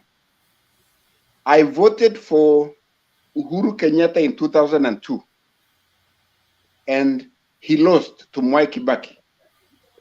And then Yahoo News voted Kenya as the most optimistic people because there was so much promises from the government. But in all political processes, if you promise a million things and deliver one, that is what counts. So, but you know, when if Ruto delivers at least one of what he promised, that is enough. He's a Christian. We need to go to a higher authority because he says he's a Christian. What he promised is too much. But it is only I'm sorry, hiyo simu yako inakatika. Willpower is lacking on Ruto's part because kama hizo pesa hizi pesa zimeibiwa zitarudishwa zote, akina Kerochi walipe taxes atikiwa bembelezwe. Sasa hawa watu wa property tax pia watabembelezwa. So if everybody those Kerochi if sasa and now watu wakubwa make all these companies are making payments on taxes and their current and all the people who have stolen even in counties, governor aende afanye audit. Let me tell you, tomorrow they can give out checks for people right now. Na hizo pesa walienda nazo kwa nini kuona king amekufa. Let me tell you, had they even just sent a message, we can't come, we are in an economic crisis. People wangepatiwa risk kuliko ile walienda kupanda mabati. They could have been respected and maybe then mmoja angewalipia cheka waambie is it that bad, yani tumie hiyo opportunity ya kuhighlight what is happening in Kenya, alete hiyo mambuzi alafu yeye anataimia kwenda countries zingine, but he has not made a tour to that place that the cows are dying. You see what they do in America. Uliona juzi sasa ile kulikuwa Florida, Biden went there, yani anataimia kwenda out of the country, lakini watu wale walimchagua hana time ya kwenda kuona what they are going through. Before election he was going, now he's no time. So what is lacking is called willpower. And let me tell you, because now I'm going to end by saying this. I wanted to say it and then I said, John C. Maxwell said, if you don't try to create the future you want, you must endure the future you get. Asante Ashley, Kiptum, you've sold us something good. I appreciate. Yeah, one more point before I leave. I promise. Don't leave you people. Let's close together. I know. So Kiptum, I just have another something to say, or maybe in form of a statement, but you can answer it if you want. In the campaign trail, in a way, Ruto took advantage of the poor, ignorant, and uninformed people that he termed hustlers. These are people that believed each and every word that came out of Ruto's mouth, that came out of Gachawa's mouth. The people that were desperate for change, people that thought Uhuru was the worst human being that ever existed. What do you say to those people? Julia, you want me to answer that, or we can do it tomorrow? I promise to come tomorrow. Okay, you can prepare well. I just wanted to tell you something that I appreciate that you love God. I won't even judge you because I really want to believe what people say. But I'm also saddened that you are blind. You know, you quoted some verses in the Bible. The Bible says, Galatians chapter 6, verse 7, be not be deceived. God cannot be mocked. For whatever you sow is what you reap. If you sow unto the flesh, you reap from the flesh. Now, you cannot come to tell me about Ruto's righteousness when he's a suspect of so many things, including crimes against humanity. And leave alone that because he was not sentenced. But we can talk about corruption scandals, even land scandals. So it is not even important to tell us that this man loves God. We want to see, even Jesus wants people to see Christ in us. We too, we are Christians. But I think my actions will speak loud to people who are around me. And if I want them to change their lives, it's because of what they see in me and what they see me do and how I carry myself. Otherwise, my words will be a waste of time. And even praying for someone who is not willing to change is a waste of time too. So Kiptum, as we close this show, please come back tomorrow. I'll be here. I want to tell you that a hungry man is an angry man. Go and tell your boss that. Overtaxing people who are already hungry. He's stretching the limits. He's asking for a Sri Lanka situation. He'll be the first president that will not go for the second term. And I'm not sure he's going to complete his one term.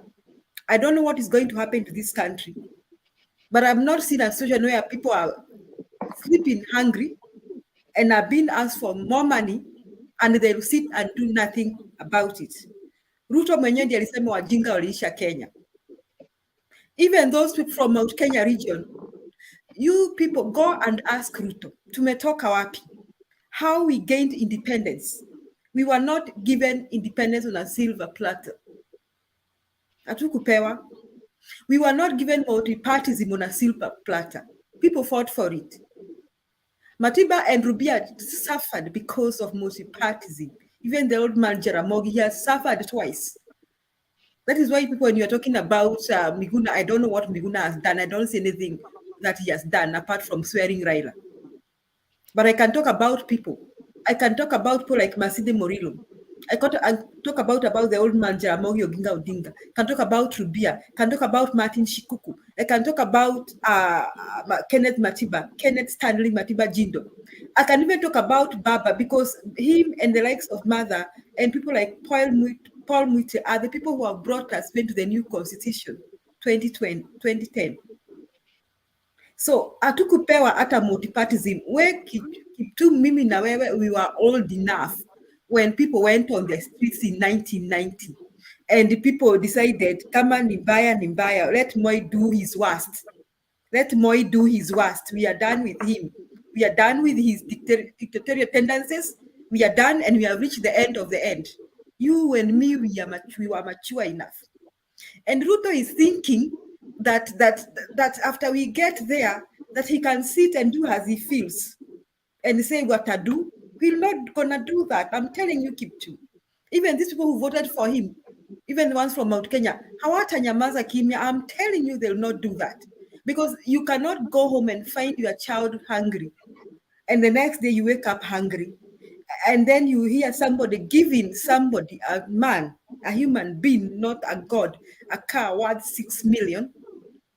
Our Masai mwana wanauza ng'ombe mbuzi 100. You will not, they will not sit and do nothing. I'm telling you, Kenya imefika mahali si tunaweza nyamazisha watu. And we thank God for this democracy and this freedom that we can talk. I'm sure there are people who wonder, why should they talk like this? This government, fellow Kenyans, has no plan to rescue you from anything. The only person, and I will maintain this, who had plans for this country is Baba. I'm not campaigning for him. I don't even think he'll ever vie for presidency. But I want to tell you, Kenyans, this is what the likes of Chebukati and Mother Kome sent us to. They sent Kenya to the dogs. And me, I won't even sit here trying to say what Ruto should do, because I don't expect him to do anything better unless he addresses the corruption scandals in Kenya and he decides to prevent wastage of public resources. We cannot go anywhere. He has no plan. He has no policies. So these are hard times. Very hard times. I'm sorry, Kiptum. I'm not. You are okay if you say I'm a pessimist. I will not be annoyed. It is okay if you say this, but these are very debate, so no problem. Yes, I understand. Yeah. People say that he can never listen, and people started complaining about GMO. He has never listened. People started complaining about those implements. Leaders are being given even before they begin work, and they're already saying there's no money in the treasury. Yet they are filing those facts on. He never listened. He never even objected. In fact, one of them was suggesting MPs from the 90s who never got these benefits to be paid. Can you imagine? There was that thing. I don't know whether it's still going on, because now they have the audacity. So, and then people are complaining about everything. People are complaining. He's just going. He doesn't care what people are saying because he has numbers from Parliament. But let me tell you, especially those numbers from Mount Kenya can switch any moment. Let me tell you that. You should know. It's not even the numbers, Ashley. When 1990, I don't know, Kiptum ulikuwa wapi. Mimi, I was in school and I couldn't go home. People just said, they were done. They're ready for anything. And I think in 1989 is when Matiba resigned from the government. And when Matiba resigned, I can still remember, I was young, but I was following the news. He resigned because there was so much oppression in the government. And then when he resigned, he was asked by the government, he was asked, when you resign from the government, Moi was so mad, like, how can someone resign from a government? So what used to happen, Kiptum, if you can remember, kama ukazilisha Moi, ulikuwa unafukuzwa KANU. So Matiba was chased from KANU. And it was announced that Matiba is not a member of KANU. And because cabinet secretaries were members of parliament, it means if he was chased out of KANU, then it means he was no longer the member of parliament for Kiharu constituency. So this is what Matiba said. Nimefukuzwa KANU. And it seems this country has one party. And Matiba said, today, I hereby, Kenneth Stanley Matiba Jindo, announced that Kenya is a multi-party state. And that is when the struggle began. So I want to tell you, Kiptum, that such statements you will hear. Don't be surprised to hear somebody saying, we hereby announced that we are moving to the next thing. This is what Kenyans, I'm calling Kenyans, this is what we are doing tomorrow. We've been there, Kiptum, we've been there. And good that this generation, we are still strong. We've been there when we had these people do things. We were there, tulichoka, tukachoka sana na Moi. Sasa Ruto asifikiria kana kwamba ati he'll come around property tax, he thinks he'll get away with it. He comes around, he withdraws the food subsidy. People are sleeping hungry. He thinks he'll get away with it. He comes around just because he's fighting Uhuru, whom some of us don't care about. Me, I have never seen Uhuru at close range. I only see him on TV like you people see him, although he comes from Kiambu. You're earning 10K. Ametoa subsidies, you're removing the money from there. Maybe you have a car. Ametoa fuel, unatoa hapo tu. Amesema ulipe savings. Sasa imeongezwa sijui to 5% from the same place. And then you own a house, maybe you are left for by your parents, and now you have to pay taxes. Na hizi pesa haziongezeki. So what you want is poor people. And poor people are... What are we going to do, Ashley? I was telling you, Mimi, I was a teacher in Kenya. Unikai kama niko mwalimu Kiptumu niambia you are taking my 2,000. I would think of what to do with you. I mean, I would think very hard what to do with you. So he's thinking, this guy is thinking that he's lying to us. That nimetoa fertilizer. Who is a fool in Kenya? Mimi sina shamba ya mahindi that I need fertilizer. Morauta na shamba ya mahindi. Watu wale wako na shamba kubwa ni akina yeye Kiptum. So you see, even the fertilizer he gave, he directed it to his base. Au ndio ukuanga na mashamba na tractors. Nowhere in Central you find someone with a tractor, because the land you can employ people to dig, but it's not big enough for tractors. Kwa hiyo hata hiyo subsidy ametoa ni ya kufavor tu watu wa kwao. Hey, Kiptum, let me just ask you another question. Maybe you can think about it too, or maybe come back tomorrow. No, we can even answer now because Makeri amekuja. Kiptum, hiyo maswali yenu kajibu. Okay, you want me to answer? Okay, yes, in all honesty, I'm just asking you and anyone else that is listening that supports Ruto. Is there one thing that Ruto has done that you support? Just tell me one thing that he has done for the Kenyans that you support. Your mic is mute. Your mic is mute. You know, from presentation of Julia, I thought I was done with comforting. No. Stop dodging. That's how you've been answering questions. We ask you a question, you take us back to, I don't know, 19 when. No, I just asked you. Ruto has been in power for about 50 days. Is there one thing that he has done for the Kenyans that you support? Simple and clear. Yes. The biggest thing that I support about Ruto is the Kenya Kwanza plan, the manifesto. And why do I support it? Number one is he went to every county, every sector, and listened. The plan in Kenya Kwanza has my input. Be it CBC, be it agriculture, be it foreign policy, be it diaspora, all those things are there. And I said earlier that I'm writing my article right now to present to the task force that has been created for the CBC. I like the CBC, but I want education in Kenya to be made affordable. So the cabinet was sworn in on Friday. So they will start working on I don't know if I should speak in Swahili. I just asked you, just name one thing that Ruto has done for the Kenyans for the last 50 days. Just one thing that he has done. Don't talk to me about your manifesto. Don't talk to me about about your whatever you're writing. I just asked you a simple thing that Ruto has something positive that he has done to benefit Kenyans since he has become president.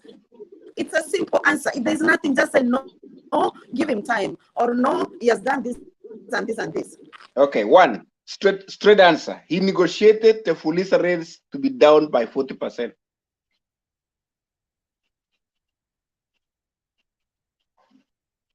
I can't hear you. I can't hear you.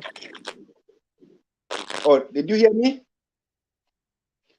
He negotiated the Fulisa rates to be reduced by 50%.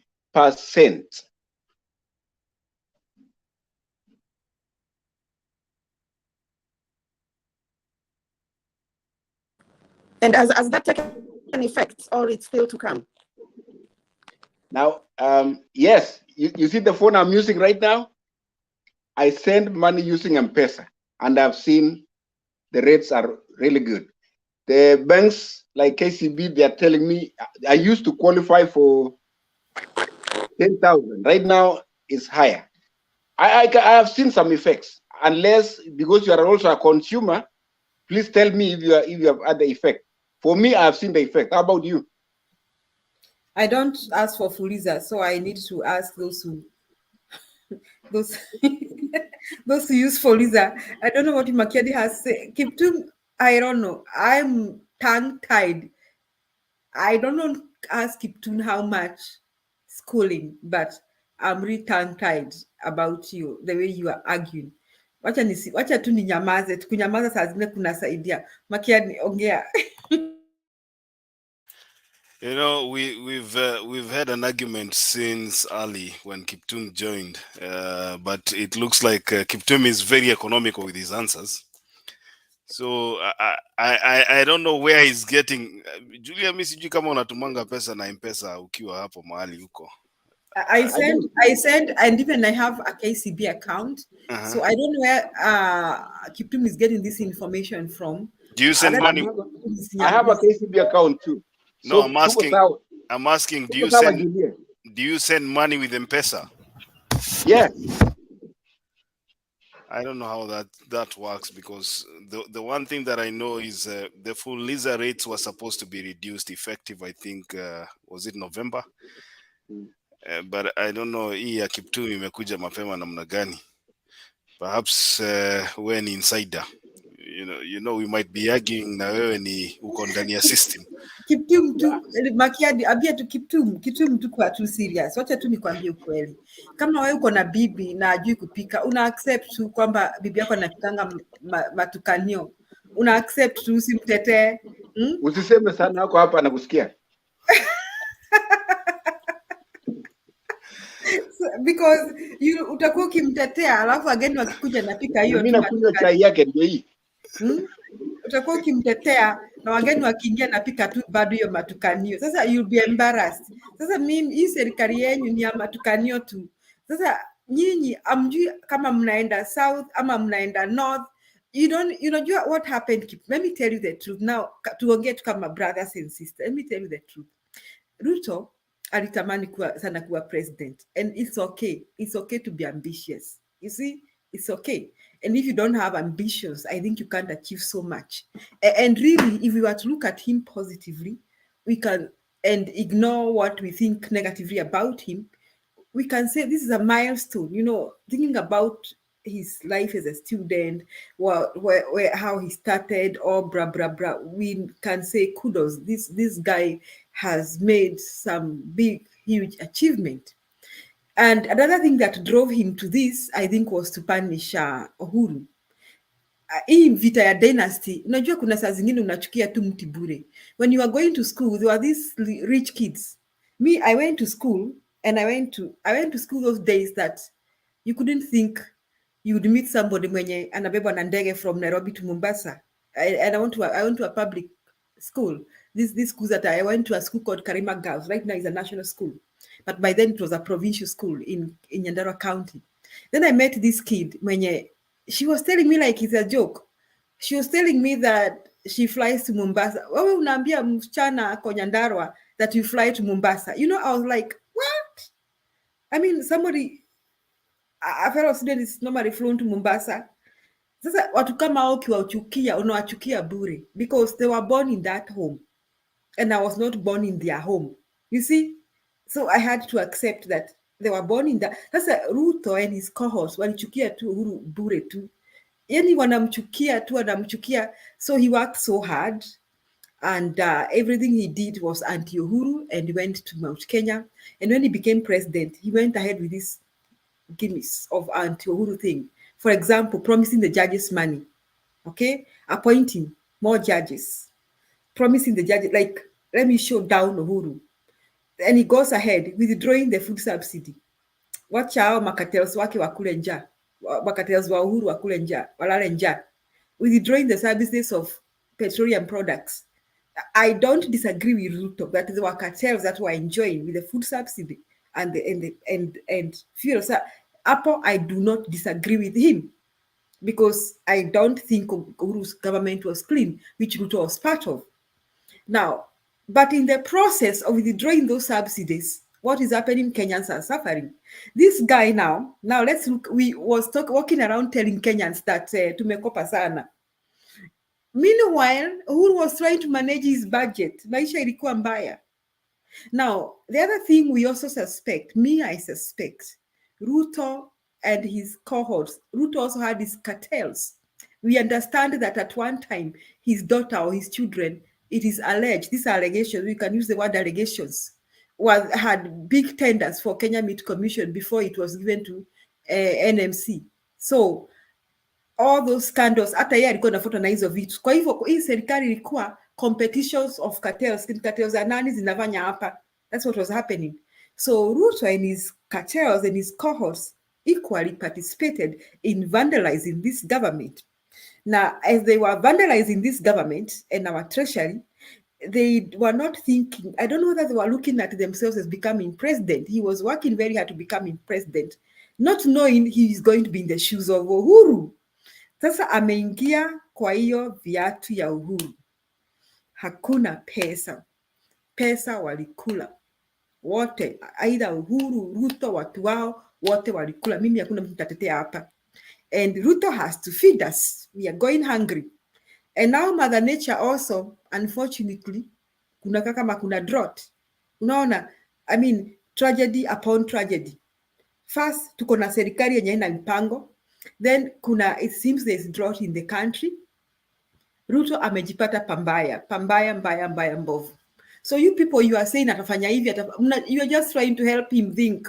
This guy is not even thinking. This guy is spending a sleepless night. Hana mpango. And here maybe he watches Mutembei tukiongea hivi. Anatamani hii Mutembei ifungwe. Maybe he's wondering, these people, can they just keep quiet and stop telling Kenyans how bad things are? Because things are bad. Kiptum, wacha nikwambie ukweli. Very soon, teachers will not be paid in time. The doctors in the big hospitals will not be paid in time. Very soon, utasikia Safaricom withdraw from Kenya. Very soon, utasikia KCB kona shida fulani. Utasikia hatuna Standard Chartered Bank. You will hear that, Kiptum. And very soon you'll see the Kenyans themselves in their true colors when they are hungry. Kiptum, just accept that the situation. Hiyo ndio situation iko. Kwa hivyo nyinyi ndio ni watu wazuri, msaidie mdosi, mwambie ni kubaya. Ni kubaya. It's just like there you go tell your wife, not the wife in the other house, in quotes. I tell her, I'm saying for example, even kuseo, for example, you tell them, jamani wewe wacha kupika matukanio. Wacha nikupeleke shule angalau ujue kupika. I mean, try to make some decent food because my visitors are complaining. Ama aje kuseo, makiadi na kurudishia mkutano.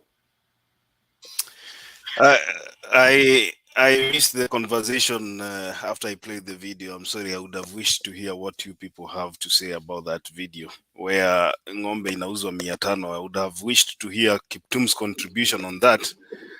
But having said that, I think what we are saying here is Kenya Kwanza is a government that has no agenda so far. They have proved that they do not know what they are doing. People are saying huko kwa nini watu wanasema wako na njaa na wewe president unasema umewaletea fertilizer na utaongezea fertilizer ingine magunia milioni 6. Sasa ule mtu ako pale bunge la mwananchi anauliza president, mimi nitakula fertilizer because what I'm doing right now, I'm trying to find food that is affordable. The food that is affordable was there before Ruto became the president. But now, because he withdrew the subsidies, the food already is still in the store, but you cannot afford to buy it. So the little that is there, nobody can afford to buy.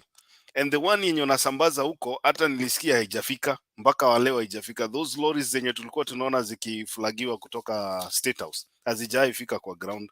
Kwa ground bado kumekauka. And sometimes, ajua tukisema some of these things, people think we are joking. So we try as much as possible to bring, bring evidence. And that is why I played that video of the drought situation in Kajiado. And because I was asking here panelists another day, what is happening in Mount Kenya region? Because Mount Kenya region used to be the breadbasket of, Nairobi ilikuwa inafidiwa kutoka Ndenderu. Julia, kama unajua mahali inaitwa Ndenderu huko, kutoka Kipipiri huko, mboga na viazi. What is happening? I don't know. Let me see. It is survival for the fittest as people scramble for relief food here in Gatuanyaga, Thika East, Kiambu County. A clear indicator of the harsh times millions are facing. However, those who overwhelmed the security personnel and made way with sacks of rice and beans were soon apprehended. Hakuna mtu ambaye ameachwa nje.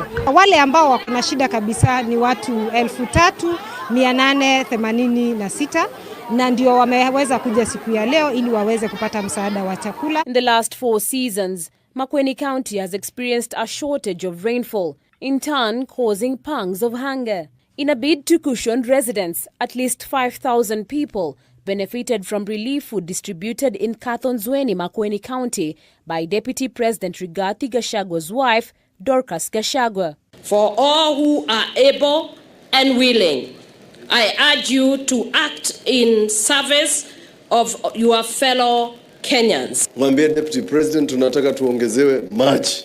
Hapa nina shamba kubwa 58 acres ambayo hao wananchi wamesema nitengeneze damu.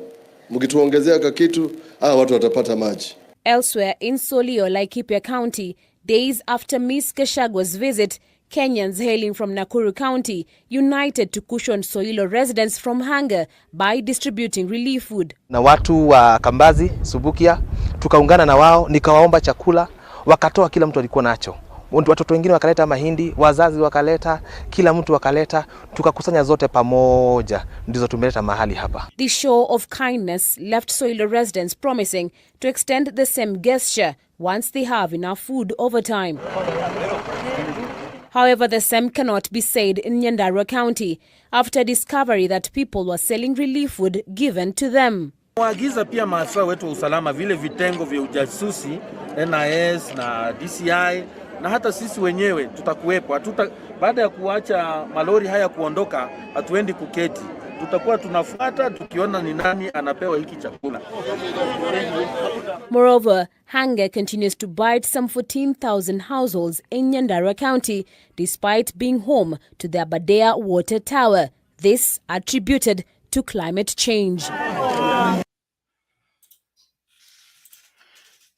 So, my brothers and my sisters, what I'm emphasizing here is that when you see the situation in Central Kenya, mimi wacha nikwambie, nimekuwa nikisikia drought ikiwa Kenya, lakini sijawahi, I've never ever seen what I'm seeing right now happening in Central Kenya. I've never seen that.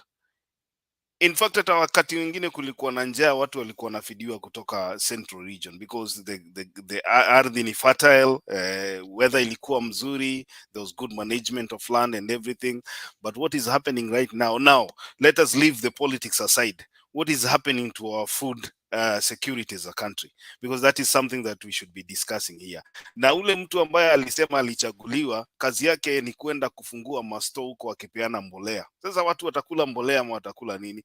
Kidogo kidogo unakimbia, ndio amekimbia ameenda kujenga manyumba.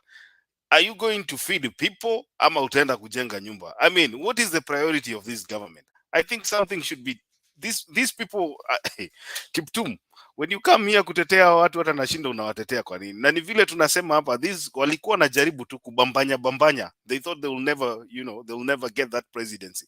Unfortunately, wakati walipata, wameshindwa watafanya nini nayo. Sasa ni kuzunguka tu na helicopter all over the places wakipeana promises, but they have no plan. Unless Kusea unataka kuwatetea. Unajua Kusea ulikuwa spokesperson wa IBC hapa.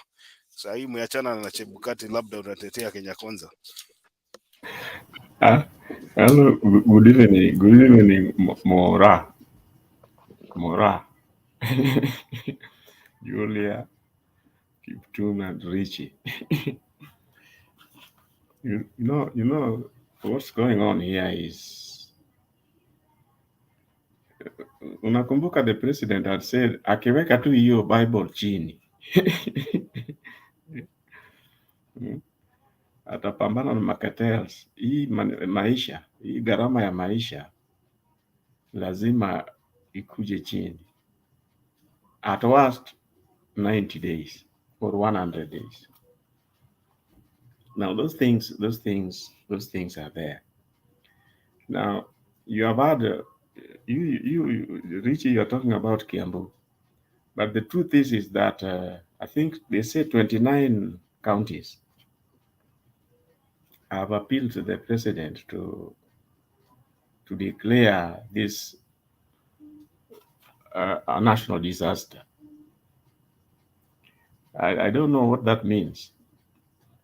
And a national disaster, I think, in my layman understanding, means that you can go and beg internationally for food, isn't it?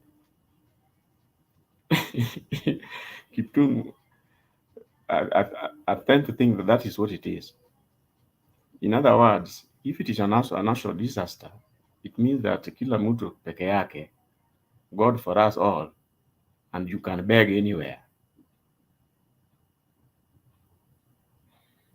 Okay? You can beg anywhere. Now, with all that urgency, I really don't, I've never grasped why. Personally, I think that the easy thing to do is to deal with the immediate problem, which is these people who are dying. This relief food inatoka wapi? And for the benefit of the president, Kenyans, the problem can actually be sorted through unga, just unga. Forget about those other foods. If you deal with the unga, 75% of the problem will be sorted. Now, as somebody said here, you see, you concentrate on fertilizer. Okay, fertilizer will yield things in a year's time, the way he's saying.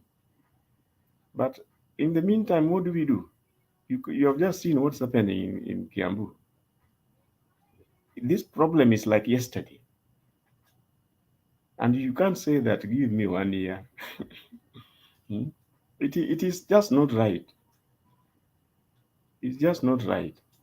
You see, that subsidy which the previous government put there, for me, it was like first aid. It was like an emergency for a dire situation.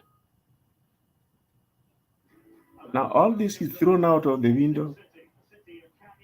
You tell Kenyans wavumilie when death is knocking.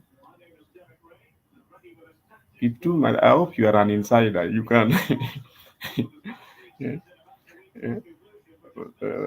Richie, I'm not so sure whether the president also sees the video you have just played.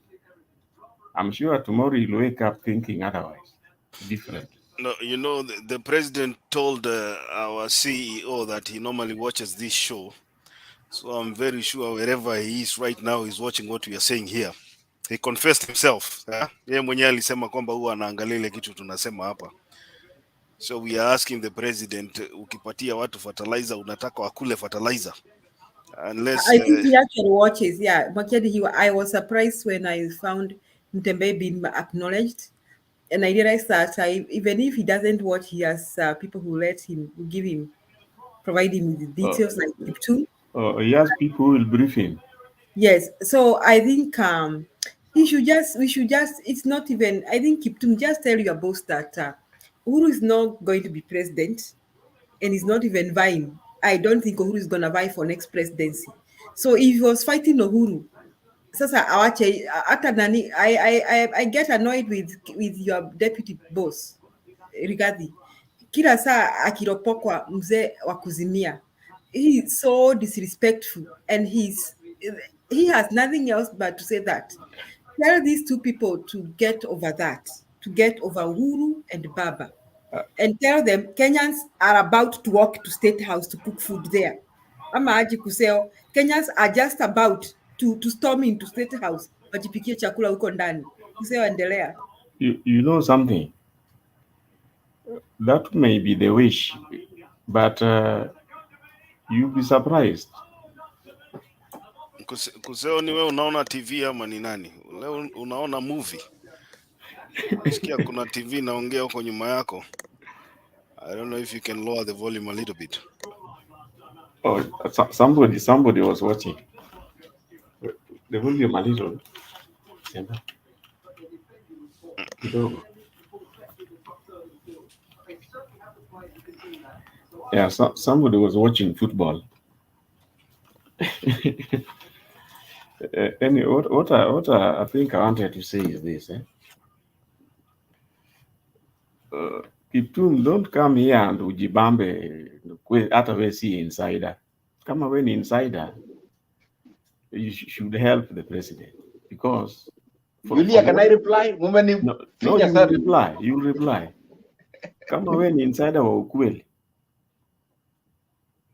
you should help the president because in any case, this thing is really not out of hand. If he chooses, he can actually do something. That is my thinking. If he chooses to do something, he can do something. Giving Kenyans a subsidy for 1 year is not a big deal. You can't go pretending that IMF did this, IMF, now you refuse to give Kenyans the subsidy. On those other countries where IMF comes from, people are not dying. Kenya people are dying. But you see, the truth of the matter is that this problem is all over the country. If you see it happening in Kiambu the way it is, I'm not so conversant about even parts of Rift Valley, but okay, call it Nandi and where have you, Baringo. I'm sure food is a problem all over the place. And in any case, as somebody said, you can't eat fertilizer. Even if you are to use the fertilizer, what proportion of Kenyans are farmers? And a good majority of us are just subsistence farmers. We are not commercial farmers. I'm sure Kiptum himself only grows what he can eat, used to feed his family. And he goes and gets the fertilizer for it. Your neighbors who are dying cannot really bank on you. That is the challenge which is there. I think I listened to what Mora was saying about the good things that maybe the president has done in the last 50 days or 60. And I think Kiptum was trying to say that he brought Felicia rates down. He did not, because when he went to that meeting, he confessed that he was looking for the CEO for the banks and for Safaricom, so that he wanted to engage them. He actually said that the announcement was a sweet surprise to his ears. He is not the one who brought the rates down. So Kiptum, as an insider as you are, there you think you are off the mark. It is not him. Even him, he welcomed it. But let me tell you something. He brought the rate for Felicia, the CEOs for the banks and Safaricom down by 40 or 50%. But remember, as somebody had said, Felicia itself is an addictive thing. It is an addictive thing. It is a consumer thing. You remember the president had said that he wanted to concentrate on production. Felicia is a consumption thing. It is not production. It doesn't help production or productivity. And for your information, those who will benefit are those who will do their Felicias in 3 days. Felicia itself is an addictive thing. It will go until the circle before anybody clears it. If you have used it, Kiptum, maybe in your time, confirm to us that you have ever repaid your Felicia in 3 days. Because when you pay in 3 days is when you enjoy that low rate. So you see, it is hot air. It is hot air. And in any case, Somebody told me that if you have Felicia for about 1,000, you pay around, I think, 24 shillings as cost. So that rate came to 50%, call it 12 shillings. How will 12 shillings improve your garama for food? Okay, it is, we can say it is one good thing that a rate has come down. But anything else, apart from this hot air fertilizer, I challenge you to mention 2 other things which the president has done, good for Kenyans, which they can say, well, during your campaign, you promised us this, you have done this, that they can take home.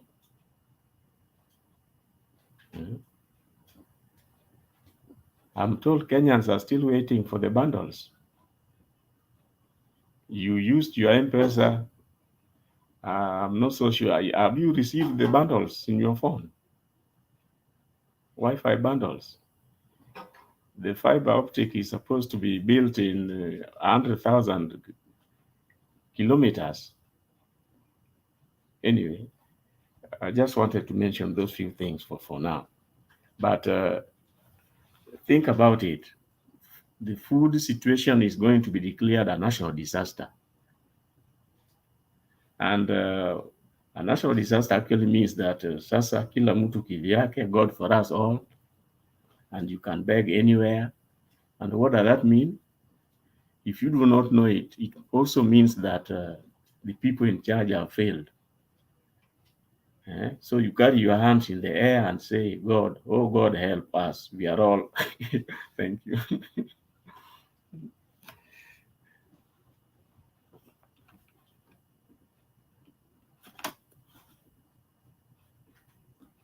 So Mamaliza. Yes, after that I'll come around too. Oh, okay. So I didn't know you're signing off. Okay, let me give Kiptum 1 or 2 minutes, and then we go to the next person. Yeah, thank you. Thank you, Makiari. My friend who just left will excuse me. I couldn't pronounce this word, but I saw a UK something. UK.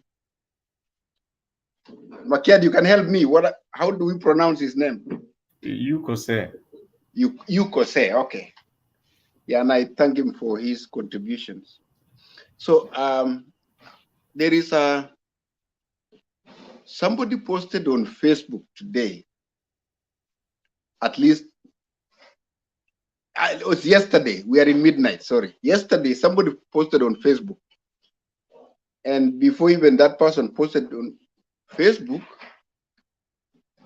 I saw a weather forecast that says some parts of Kenya will receive rain from the 29th of October to early November. So people who live in central part of Kenya, I mean Nakuru areas, Uasin Gishu, Trans Nzoia, western part of Kenya and Kitale, you can confirm whether actually there was rain in Kenya or not.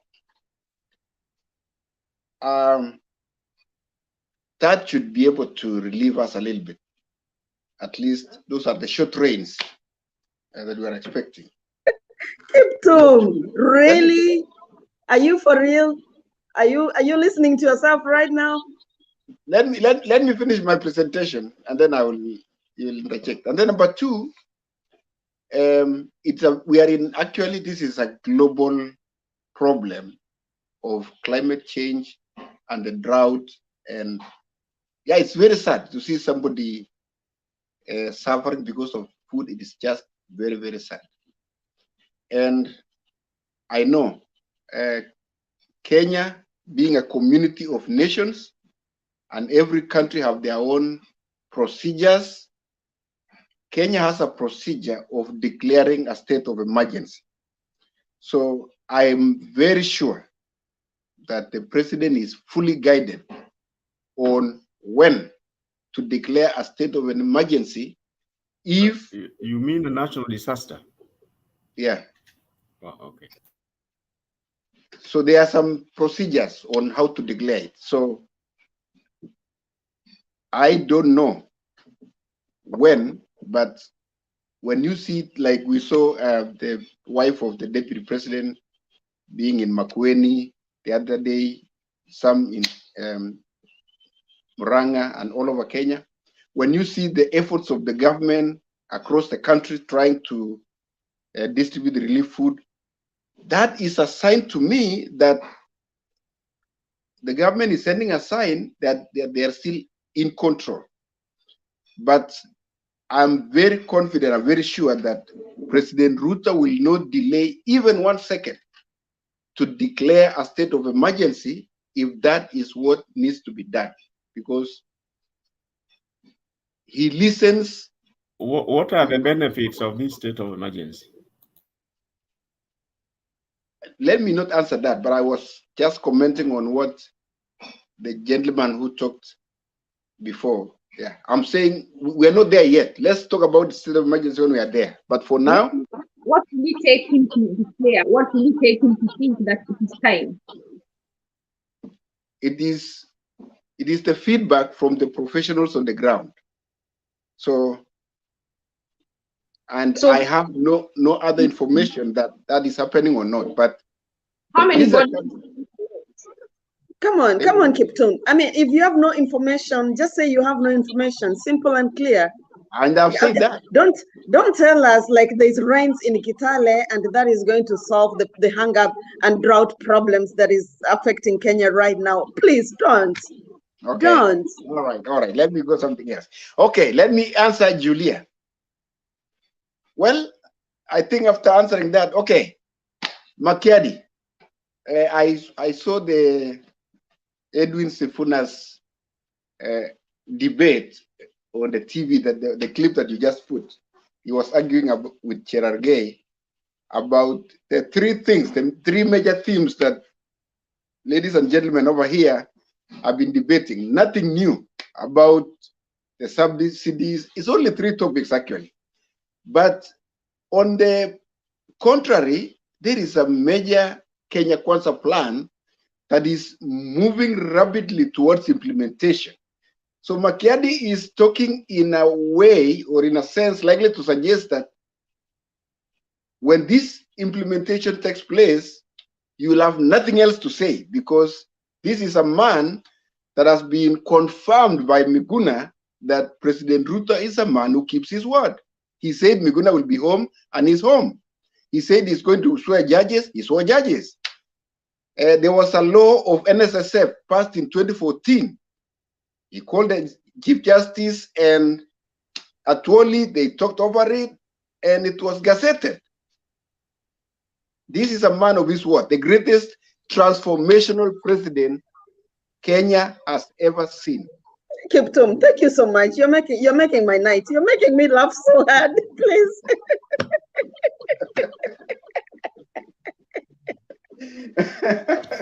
I think Mora Kiptum needs to be employed in Hollywood. Kiptum, you can qualify to work in Hollywood. I think you'll be so effective because yes, he can make a really good. He can make a perfect cartoon character. Honestly. Okay, Julia, let me mention something that you said honestly about Uhuru and Ruto.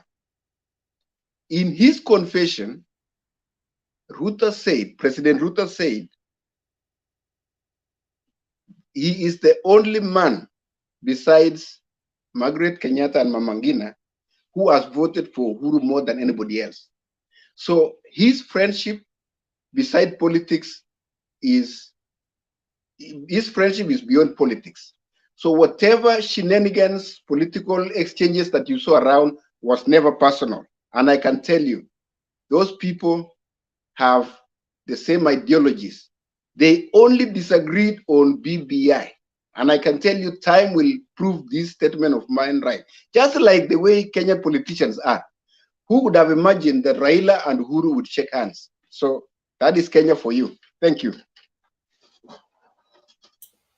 Okay, let me give it to Mary Wainaina. Then we can go to the next person. Thank you, Judea, Makiadi, Ashley, Kiptu, Mora, and Kuseo.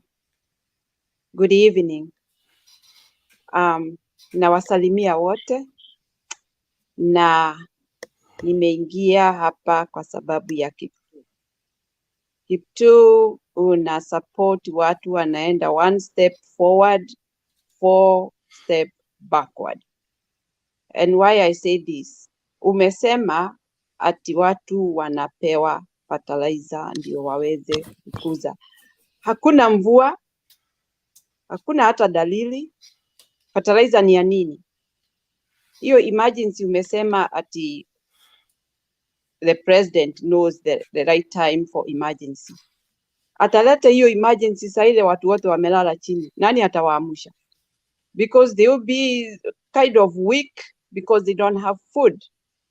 So this is not the right time to talk about fertilizer. It's the right time to talk how you can give people something to eat.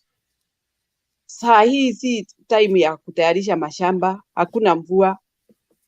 So fertilizer, I don't see the reason why the government should be standing, boasting that they have done something, giving people fertilizer. Saa hii ni plan ya vile chakula inaweza patikana watu wakule. Si hali hii ya kusema hivi, mara hivi, na kazi zingine ambazo zinafanywa, ambazo si hata benefit ya kitu chochote kuhusu kitu ya kukula. Right now, it's time to eat. It's time to look for something to eat.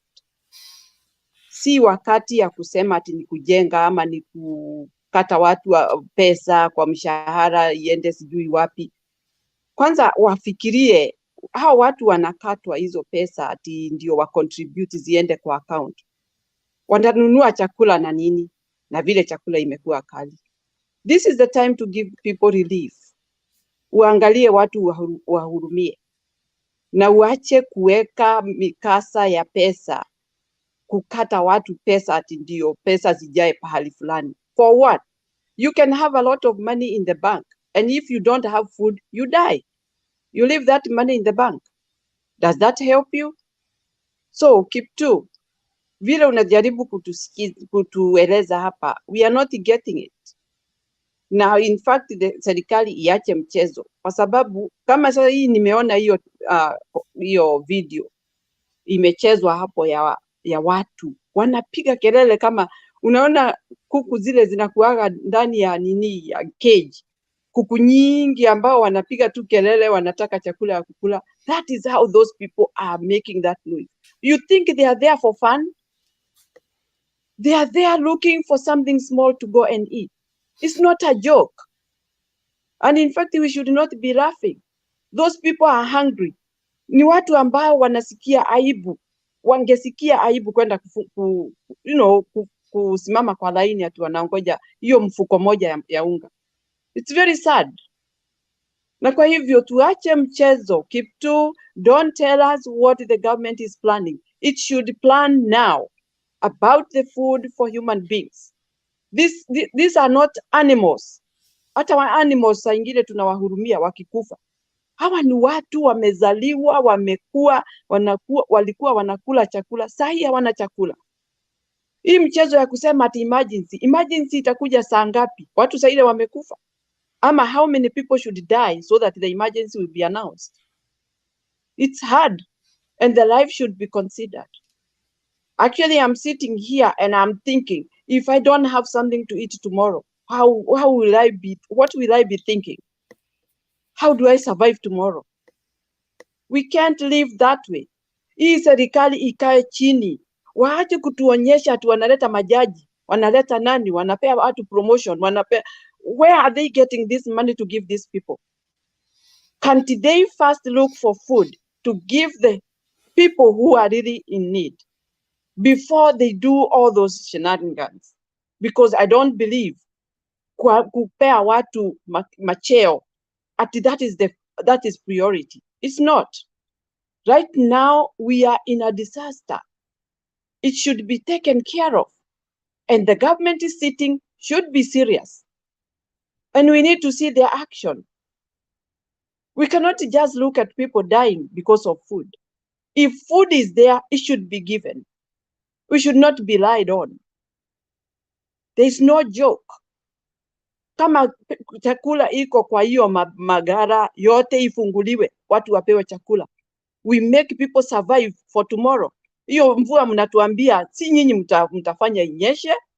Mungu ndio anajua. But if we look and we see that really it is not happening, we cannot start sitting down and laughing because you are eating in your house. The other person is not eating. Soon people are going to start coming in your house and take in everything in your house. And na utawakataza, watakuja na full force because they cannot die when you are eating. My brothers and sisters, actually we should think seriously about this government. It's really joking around. Na mtu kama Kiptu unakuja hapa kutueleza mambo kama hiyo, naona unakunywa chai. Kuna mtu hajaona hiyo chai for a week. So think what we are talking here, be serious, and we think about our people. I could be hungry today and tomorrow and the day after, but you are eating. It's sad. Thank you, guys. Can I add on what she has said about the hunger issue? Please, Julie. Maybe 1 minute, okay. Today, I talked earlier about a family who lost somebody whose leg was, they used all the money and the person died today. They are telling me they don't even have money for buying food for the people who are coming for the funeral to console with them. Imagine, they are feeling ashamed that people are coming to console with them because they have used all the money and they have nothing to give the people who are coming. I say, don't feel ashamed. If people are coming there, they're coming to console. So don't feel ashamed that you have nothing to give them. These people have used everything. So talk about, they don't even have something to give. Where is the coffin coming from? What is life after that? Their kid is doing standard 8 in the end of the month. So it is actual lives. So that's why I asked, how many bodies must Ruto collect to know there is an emergency? Here anakula anachomoa, tumbo itaendelea kuincrease, wameincrease pesa za watu nini. Kwa hivyo, when will he know if he cannot even go to the ground? Anyway, that's all I had to say. Escuseo.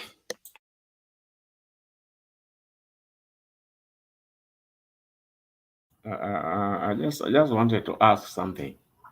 That is it too late for people to go maybe have some walk to State House and demand that the subsidies be returned? But Kuseo, you are telling people who are hungry to go to walk to State House. That's what I'm saying. Instead of behaving the way Mary has said, that they are like those cuckoos in a cage. Kuseo, people are hungry. People do not have food. Yani, what Mary is trying to say, watu wenye unasema watembee waende State House huko kucomplain ya kwamba and demand the subsidy back. Hawana nguvu.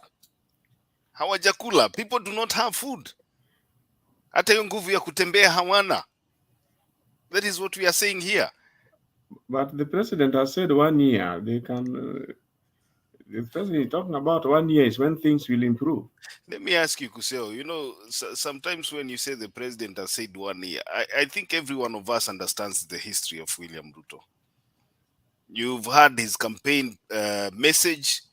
After he got sworn in, the campaign message has disappeared. He has come up with another. Now he's not even talking about the things he was promising. I have played a video here of what he promised the women of Kenya. Pampers for 3 months. It is here. If you want me to replay it, and you can see the things that he's promising. Free maternity.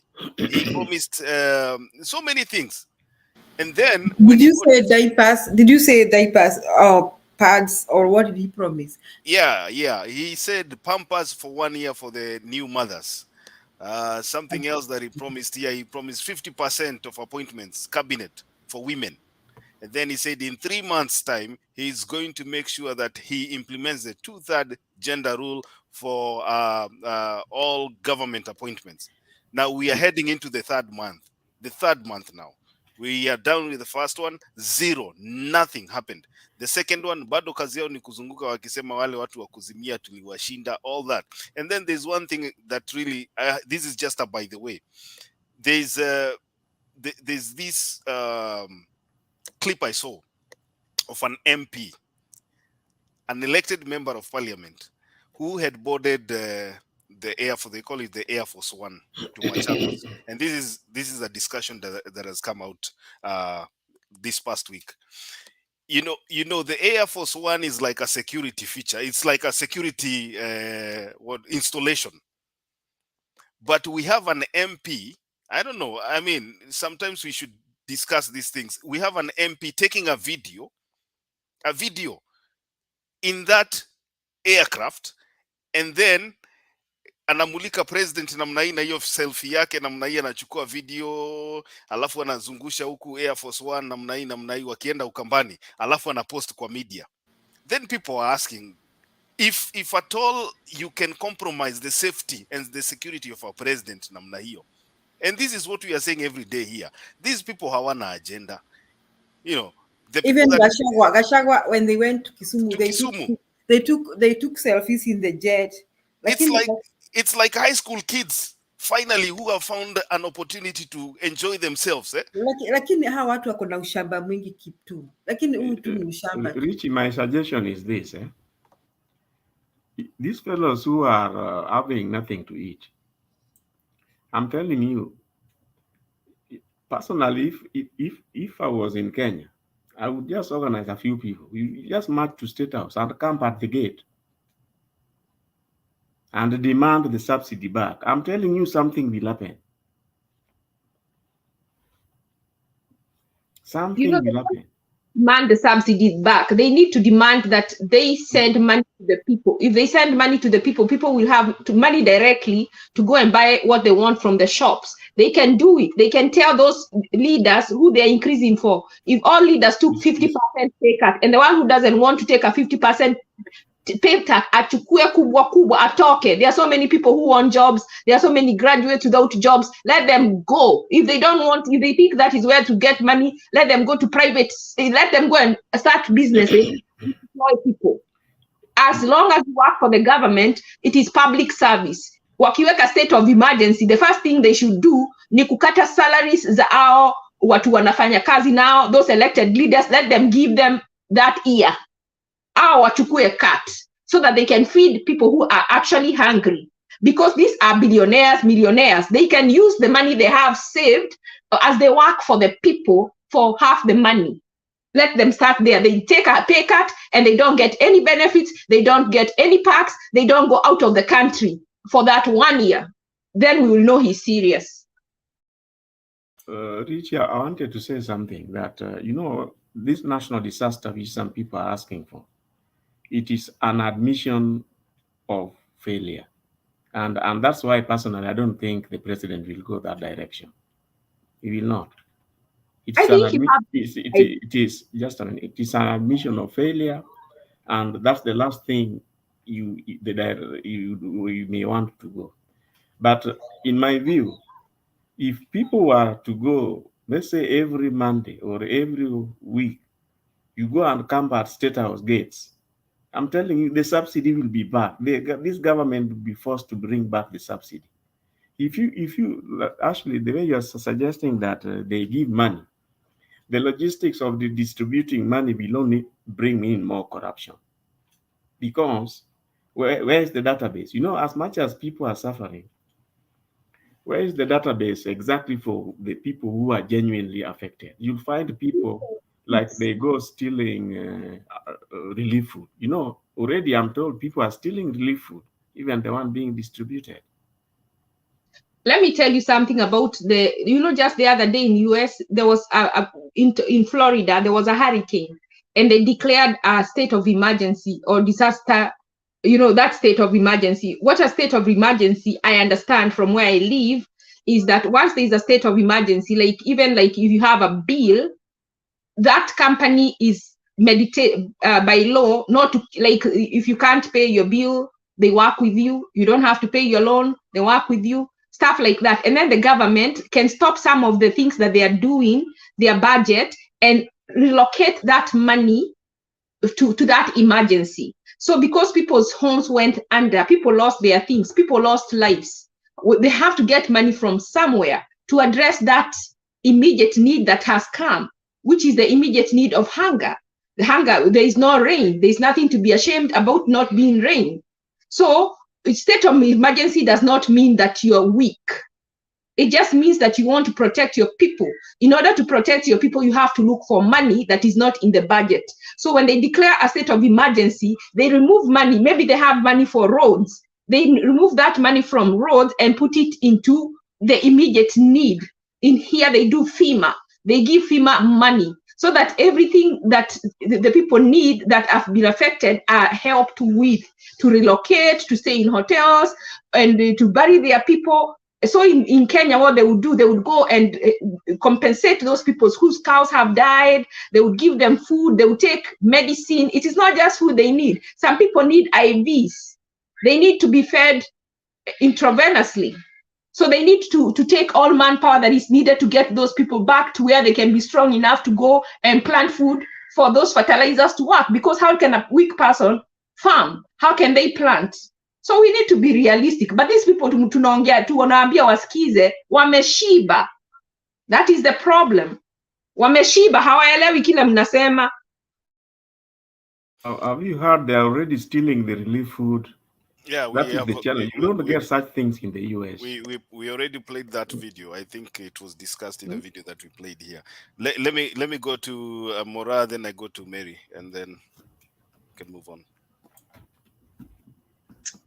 Okay, Mimi, I've been here a minute. I've just been laughing. I mean, I'm like, so what next for Kenya? I think I like Kuseo's idea, but do Kenyans have the motivation to carry out a demo like that? Do they have the means of even getting to that state house? Are you telling me someone is gonna come from Turkana to camp at State House? How are they even gonna get there? This suffering is all over. It is all over. People are broke. People don't have income. People are disillusioned. People are being told everybody's gonna have to pay taxes because you have to register your phone number.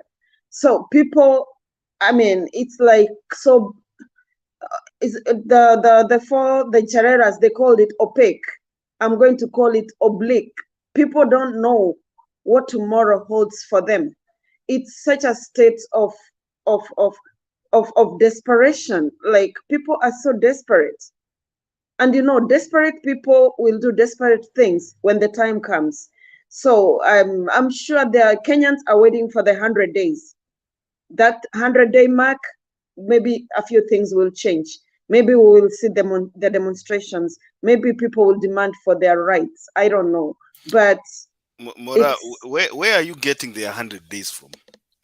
Perhaps because that's what they told them, 100 days. Who said 100 days? Ruto. Let's wait for 100 days. Akiweka tu Bible chini. Akiweka tu Bible chini in 100 days, things are going to change. Okay, Mora, where shall we be within 100 days? Tutakuwa wapi? Hebu nifanyie tu hiyo hesabu. Mora, I'm trying to think about what people you are saying. And I'm trying to think that, I think when I was in Kenya, the bread must have been about 30 bob. And unga sijui ilikuwa, it was less than 100 or 100 something. Sikubuki vizuri.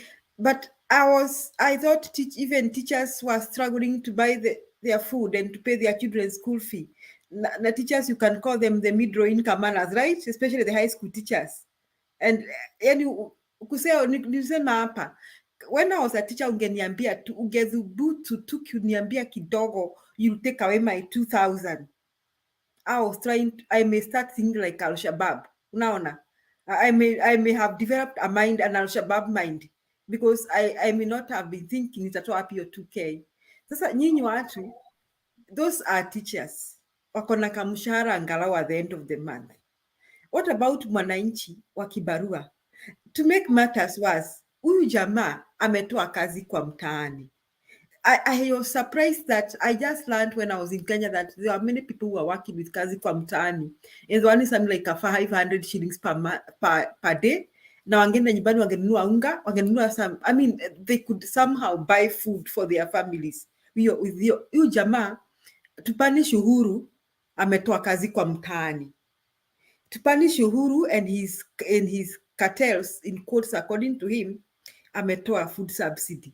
To punish Uhuru and his cartels, in quotes, ametoa fuel subsidy. Unaona, huyu jamaa, to punish Uhuru, ameandika judges, as if we are eating judges. Who among you has a relative who is a judge who was employed?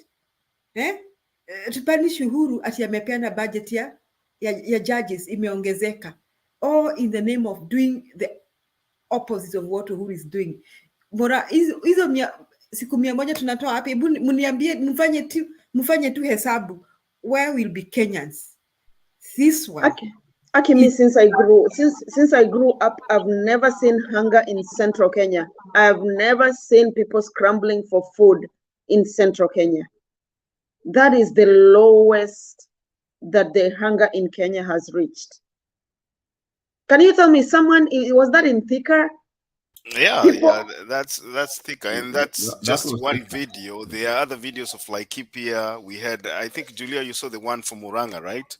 Yeah. There's one in Murang'a, there's another one in Nyandarua. And these are the regions that usually feed Nairobi. Ukienda, I think people who use watu wanaendaga magharibi, you know, there's ile mlima ya pale inaitangwa sijui ni Kimende ama ni wapi. You will always kutana na hizo cantas zimebeba mboga, zimejaa mpaka zinashindwa kupanda hiyo mlima. There's nothing like that anymore. People are not even able to provide food, and these are farmers. There's a video here. There's one person who said they are farmers and they cannot even produce their own food, so they have to go and buy food. So he can't see that. The president can't see that and lower give those food subsidies. He can't see that. I mean, what is he waiting for? Richie, what I was suggesting, the only way this subsidy will be back. You remember the other day, is it Sakaja who was talking about the urban poor? I think one of them, yeah. Those people are there. Instead of kuzoeka kwa nyumba yako, and then State House gate, I'm telling you, the subsidy will be back after just 1 week. So it's not in the State House. Also, I think after the subsidy is back, what next? Well, how many times are we going to walk to State House to say? I'm saying that if the subsidy comes back, gharama ya maisha will come down generally for across the country. Because at least if people could just get food. You can appreciate the impact of that subsidy. You remember when with the fuel up there and unga is still up there, and you see the other day I think Julia, somebody was explaining here that the advantage of unga is that it can be uji, it can be ugali, it can be githeri, it can be and when you have unga kuseo, you can I mean, I think unga can, you're right, unga can be used in so many ways. When you have unga, those people who don't, like when they're given one packet of unga, I think they just make uji. Because if they make it as ugali, some families just one then meal. It can push you for 1 week or 1 week, days. Are you okay? Or 3 days. Can you stop? What? What 1 week? No, what we are saying here is this. What we are saying here is this, Kuseo. The thing is, we want to see a government that has a policy towards addressing the issues that wananchi are talking about. This is not just a one-day event. It's not just a matter of walking to the gates of State House and demanding that the government reinstates subsidies. We want to see a president and a deputy president who are committed to bringing a solution. It might not be a long-term solution like the one they are proposing of, distribution of fertilizers. We agree. Farmers need fertilizers, but then Richie, they have a policy. They have hold explained on, for 1 hold year. on. No, we are talking about the short-term solution right now. People need food as soon as yesterday. It's not about distributing 6 million bags of fertilizer and then saying that the situation will stabilize once the food, the farmers actually get the crop out. That is not what we are talking about. But what we are seeing is a government that is hell-bent on other projects that are not even related to the emergencies that we are seeing as a country. The government is putting its priorities in affordable housing. It is getting rid of the kazi mtaani. Inaitwa kazi mtaani ama nini? The things that used to feed the common mwananchi. Those are the things that the government is getting rid of, you know. So we want to see a government that has a plan. But Let from me where I correct sit, Makiari, please. hold on, Kiptum. Let me allow Mary to say a comment. I know she had lifted her hand. Then I'll come to you.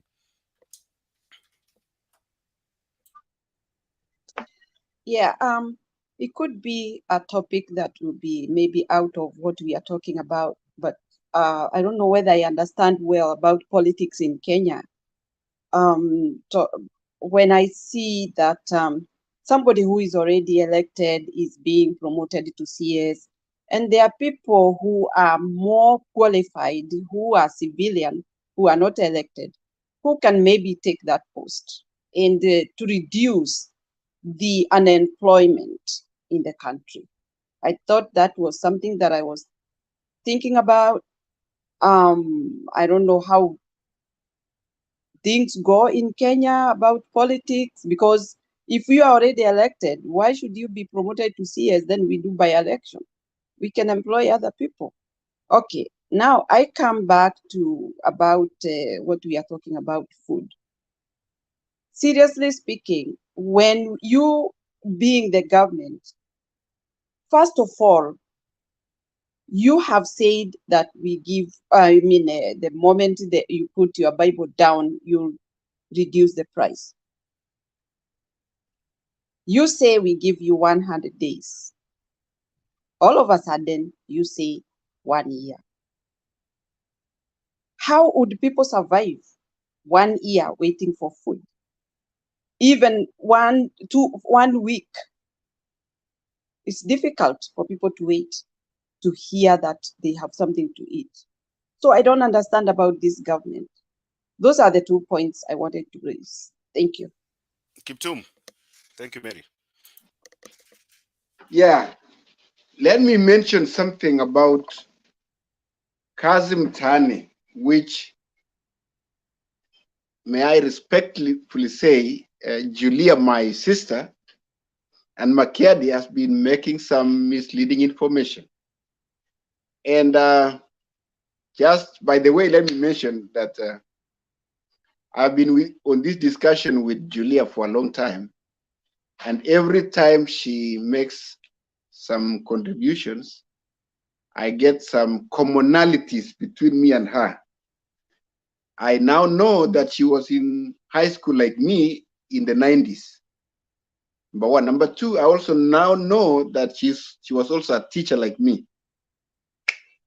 But let me now respond to Makiadi and Julia about Kazi Mtaani. And I will take from President Ruto's own words and Governor Sakaja. According to the president, he said when he was in Kibra for the housing project, he said 2,500 youth will be employed in the housing project. In that constituency, the constituency of, what is the name of this gentleman, the YouTuber? Kukubera. The guy who knocked out Langata constituency. The guy who knocked out Nixon Korir. Is it Jalango? Jalango. Jalango. So he said, and this is what he said. He said, in fact, the 2,500 youth who are going to be employed is higher than 500 youth per ward, which used to be employed by Kasim Tani. And he also said that Kasim Tani is not being taken away. In fact, the specific jobs that were used to be done by Kasim Tani is going to be under the governor of Nairobi or any other governor across the country.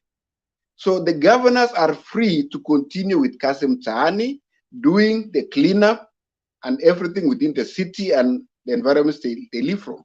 So in any case, that is a double score for the youth or people who used to do Kasim Tani, because one, the national government is employing 2,500 per ward for the housing project for those who will get the project in their environments. And then he mentioned even some areas, probably Nakuru, where they will take 20,000 youth. That's an improvement. Now, an improvement in three senses. One, there is something called apprenticeship. Somebody who dropped out of school and has got some masonry skills or electrical skills or welding skills. Somebody will be certified within the education sector or somewhere to come and observe you do what you are doing and give your certification. That certification you can use even to further your education and even to the level of PhD. So the Reuters improvement of Kasim Tani is one, giving the money to the youth and even more money. Number two is giving a certificate for somebody who didn't have any education. And number three, the same youth will even live in these decent houses. They will be given the opportunity. And so I think that is a correction that we need to make. And then number three is about food situation in the country. The truth is, I come from the North Rift Valley. Rift Valley, Eldoret, Nandi, Busia, Kakamega, Kitale area, they are harvesting maize right now. I personally planted maize. In the side that I live, they are harvesting right now. So the harvesting season is here. So definitely the farmers will be able to put corn in the cereals board, and that maize will be available to be distributed. But what am I seeing right now in the screens? All government operatives have been assembled, and they are all over the country trying to distributing food. And you guys have seen it, and Makiadi has even posted the videos about people getting food. Forget about the incidences of people scrambling to get food. But at the end of the day, the main thing is food is being distributed and it's going on. And people are being, the efforts is being doubled day by day. And then number three, I want to end by mentioning something that Winston Churchill once said, the British Prime Minister, the greatest, one of the greatest Prime Ministers. During one of his campaigns, I know you have been following the news, there was a lady who became the Prime Minister for just 4 days. And then the current Prime Minister of Britain has some roots in Kenya, he's an Indian. But there was a Prime Minister of Britain who once said during an election that, yes, you have elected me as your Prime Minister, but get this, everybody is the president. But because it is, I'm paraphrasing, because it is impossible for us to sit in one state house, everybody contributed a piece of their presidency to one person. And whatever we'll be doing, he will be doing on behalf of all of us. So let me add by saying the fact that we did that election, we did not abdicate our responsibilities of going to school to teach, of going to farming to farm, of going to the hospital to treat people, of doing our transport sector, of doing our businesses. We still have to go back and do our jobs. It is not, as Kibaki said, it's not a business of sitting back and saying government, government, government. We have a job to do. As patriotic Kenyans, you have a duty to pray, Julia. You have a duty to talk positive. Remember, everything that you converse about that in the next weeks or months will be this. We have two greatest prayer warriors in the presidency, Pastor Dorcas Kajakwa and Rachel Ruto. They are praying and everything will be defeated. Kenya will succeed and there will be enough food, there will be peace, there will be prosperity, and your children will be rich and they will be happy. Be blessed.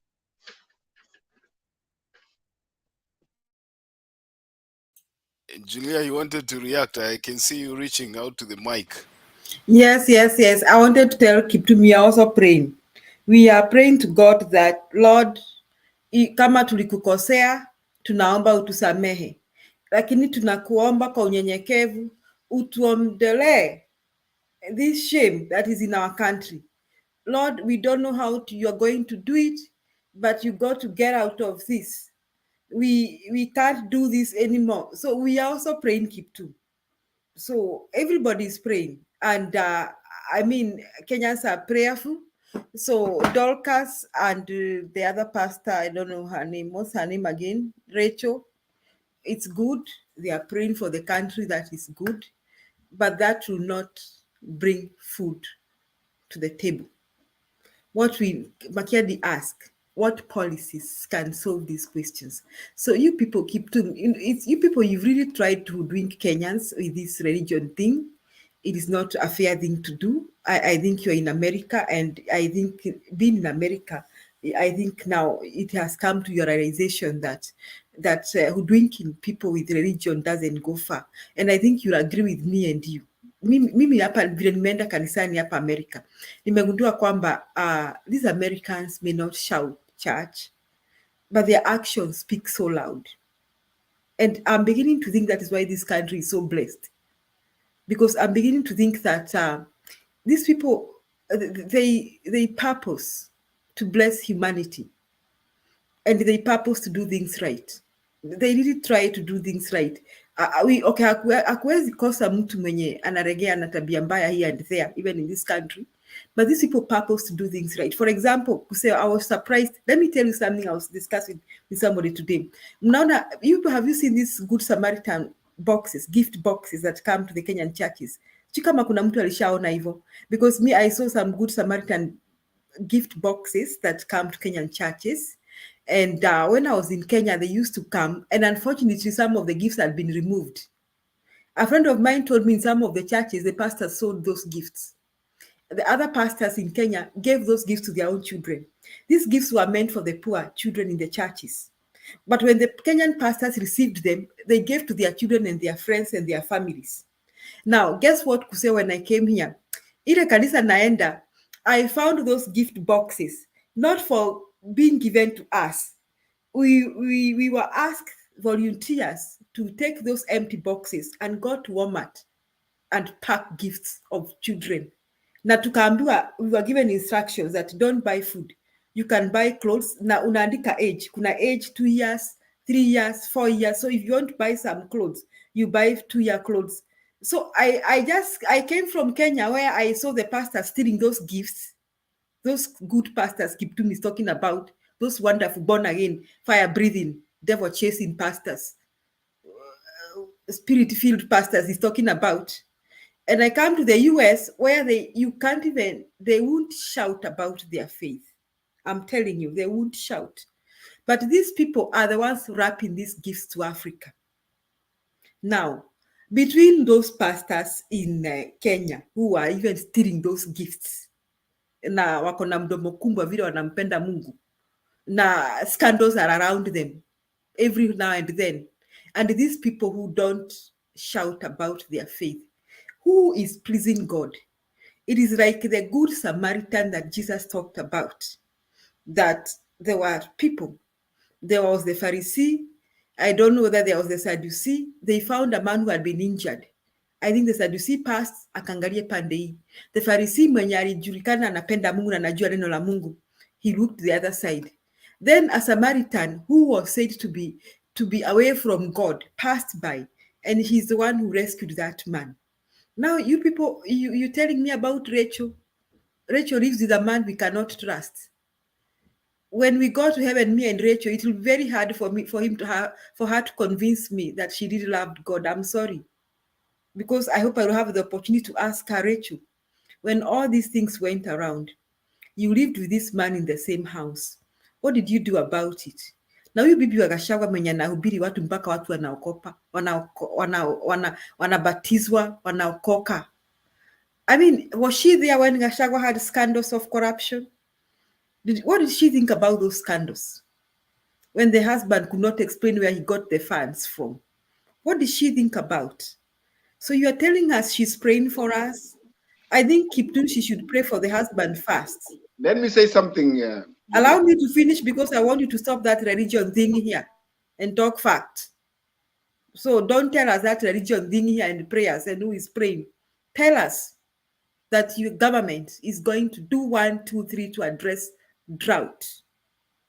That is what someone we just saw the governor for Kitui, I think Kitui or somewhere, Mutula Kilonzo, saying that he has a piece of land where he can drill a dam. Those are the policies we are talking about. So as issues of who prays more, Kiptum tuwachange hiyo mchezo hata kwa hii show. Who prays more, I think is not Kenya's business. It's not, Kenyans are not interested.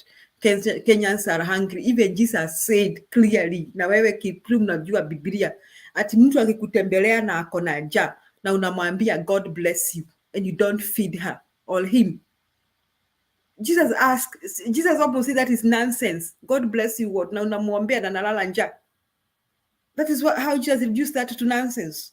So all this, the prayers is nonsensical. I'm sorry to say that. And don't tell Kenyans about Rachel and Bibi Gachagua kuomba tena. Just come, go tomorrow. Enda ufanye. Kuna siku nilikupatia homework. The last time we chatted with you here on this show, I asked you to go and do some research. Now I'm asking you to go and make a telephone call to your boss and tell him to be categorical. To tell him to tell you next time you're going to Mtembei show, you're gonna speak about 1, 2, 3.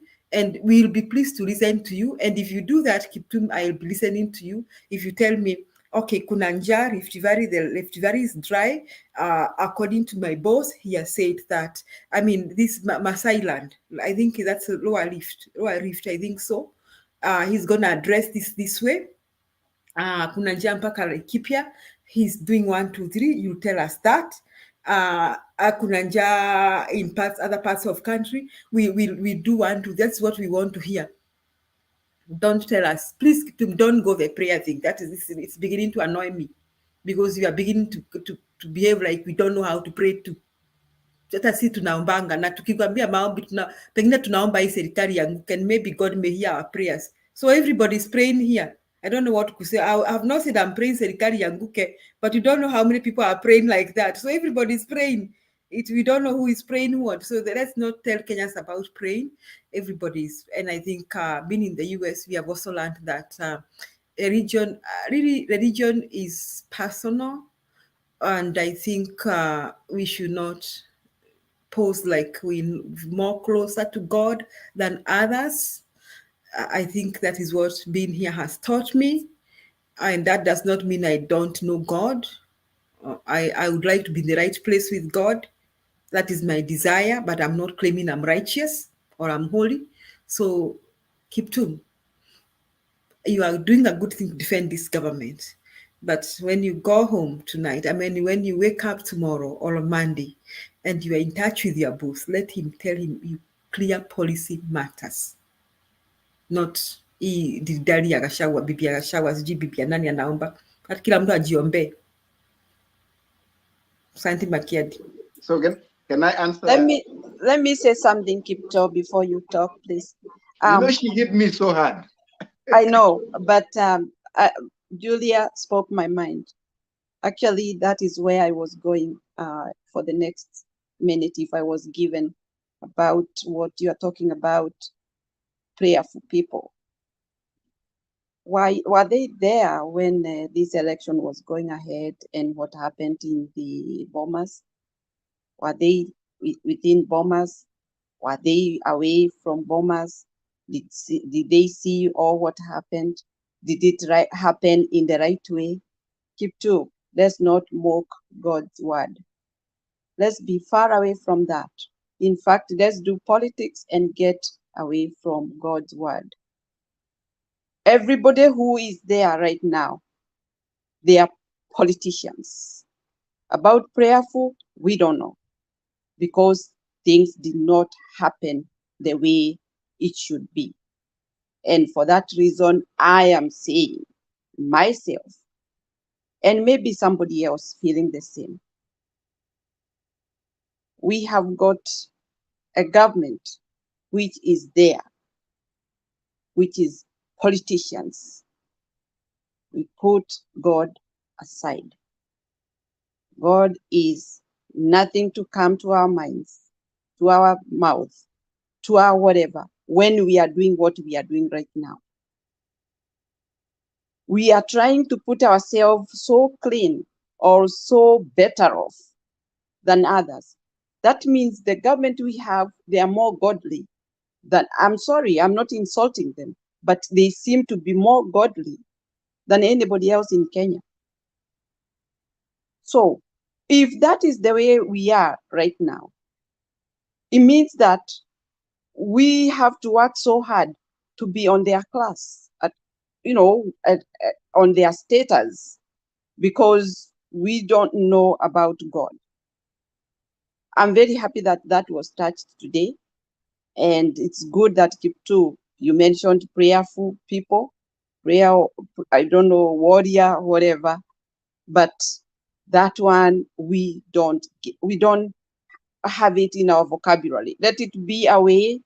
Let them behave as politicians, but when we go to church, it's a different thing. Don't bring it here, because it is not going to help any situation. Because what happened, it's not about godly way. Thank you. Kiptum, okay. Then we go to Kusea. Well,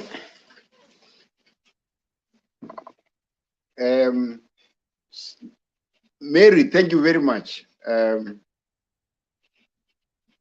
for your comments, and Julia. I want to mention just one thing, that I will say it again, that the new Kenyan administration of President William Ruto is constitutionally elected and it is properly in office. I'm a little bit worried about the line of thinking of Mary and Julia when you want to disassociate God, yet the preamble of the Kenyan Constitution says, in God we trust. I'm very sure that Mutembe himself will not be happy if this channel is associated with Waganga, because we all pray a supreme being. Hey, Kiptum, can you stop? Are you trying to say we are claiming to be worshiping Waganga? One thing, stop, don't go there, because it's not good. Don't go there, it's not good. Don't go there. Are you trying to say that because we ask you to stop telling us about somebody praying, we are now worshiping Waganga? Don't go there. Number two, if you go there, I will tell you this is hypocritical. Stop being hypocritical about God. And I ask you, stop playing here to be so close to God with the Rachels and the others. I ask you, keep religion out of this. Kenya is not a religious country. Everybody in Kenya is free to worship whoever they want. And you people, that is why you go wrong there, according to the Constitution. According to the Constitution, people, that's why we have Hindus, we have Muslims, we have Christians, and even in the Christians, we have different types of Christians. We have the Catholics, we have the Protestants, we have the Pentecostals, because there's freedom of worship. In Kenya, sasa kwa nini wacha kusema hivyo Kiptum? Don't talk like that again, saying that Mtembei is being associated with Waganga. Mumeanza ule upuzi wenyu wa kuongea ati sijui baba ni sijui ni nini. Please don't go there, Kiptum. It is not right. So okay, let me fashion in a different way. No, I'm asking you kindly the religious discussion. Go to something else. Kindly. Okay, let me go to something. I want to say something before Kiptum goes on to support Julia. I think either you didn't understand Kiptum or you want to distort what Julia was saying. What she was saying, and I'm going to quote the Bible. I know the Bible well enough. It says, and when you pray, do not be like the Pharisees, the hypocrites. For they love to pray standing in the synagogues and on the street corners to be seen by men. I tell you the truth, they have received their reward in full.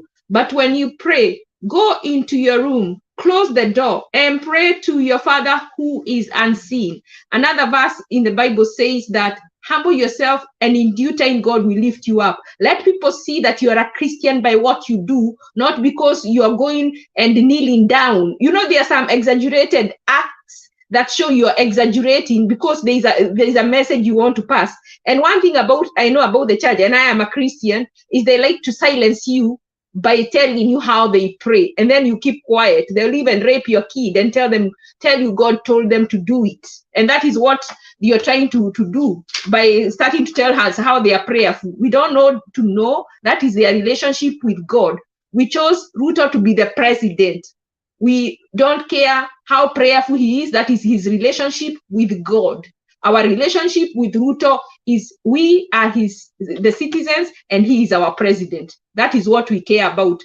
The way we'll see how his relationship is with God is by how he acts. And now this is where it comes. James 2:15 and to 17. Suppose a brother or a sister is without clothes and daily food. If one of you says to them, go in peace, keep warm and well fed, but does nothing about their physical needs, what good is it? In the same way, faith by itself, if it is not accompanied by action, is dead. That is the message. Let me say something to Kito. Please don't emulate our words to something else.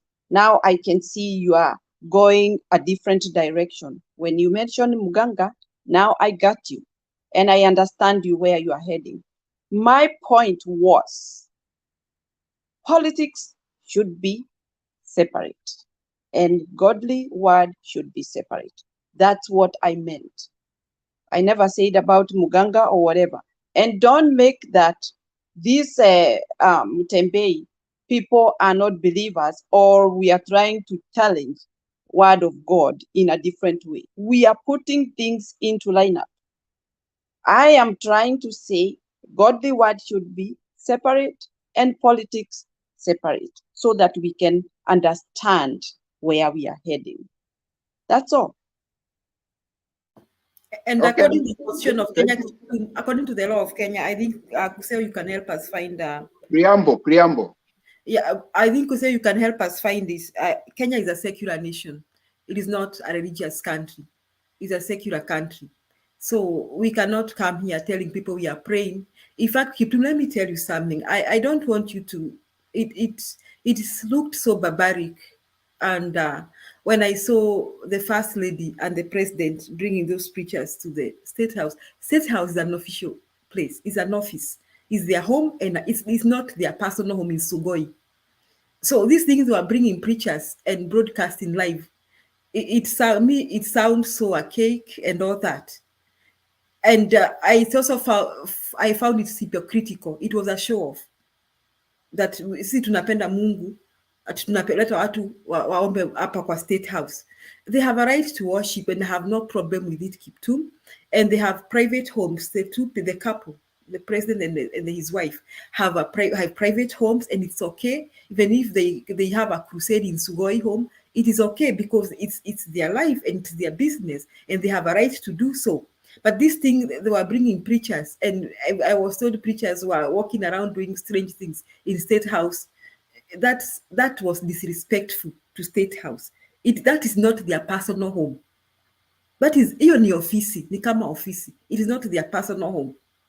Now you come in here and you dare say that Mutembei will be seen kama show ya waganga. That is very disrespectful, and you should apologize to us. It's actually an insult to me and to Mary. That is an insult, and you should never use such words, even if you think I'm one of them. Because if you think I don't care, but if you think so and you don't tell me, I really don't care because you don't. But if you tell me on the face on TV, I will do something about it. I will stop you so that you don't tell another person. So don't do that. Even as Kiptum, we have no problem with your trust in God. I began by saying I appreciate your faith in God. It's a good thing. It's a positive thing which needs to be appreciated. But you should not use it here to tell us that somebody is praying for this country. So atutalala nja, or Gashagwa's wife is praying so much. Pastor Dorcas is praying so much. Let us talk about policies. Even me Kiptum, I won't tell you I'm praying for you. Usilale nja. I'll tell you Kiptum, kuna vile naweza kusaidia. That's what the things we are talking about. So can you go there? Let us address the real issues with policy statements. Asante. Julia, before you finish, it looks like in Kenya Mungu alitokelesha pahali fulani akachukuliwa na Ruto akaletwa kwa watu. That is how it looks like. It's like we didn't have God before. Thank you. I don't hold on, Kiptum. I don't want us to go that direction. I think if we start talking about state and religion, we will be heading to a debate that we can't finish. I think there was a time we had this debate here, and Kiptum, I hope you were watching then. It is a debate that we will never finish. The Constitution in chapter 2, article 8, I guess. Is it chapter 2? Yeah, 8. It says that there shall be no state religion. It is there in the Constitution.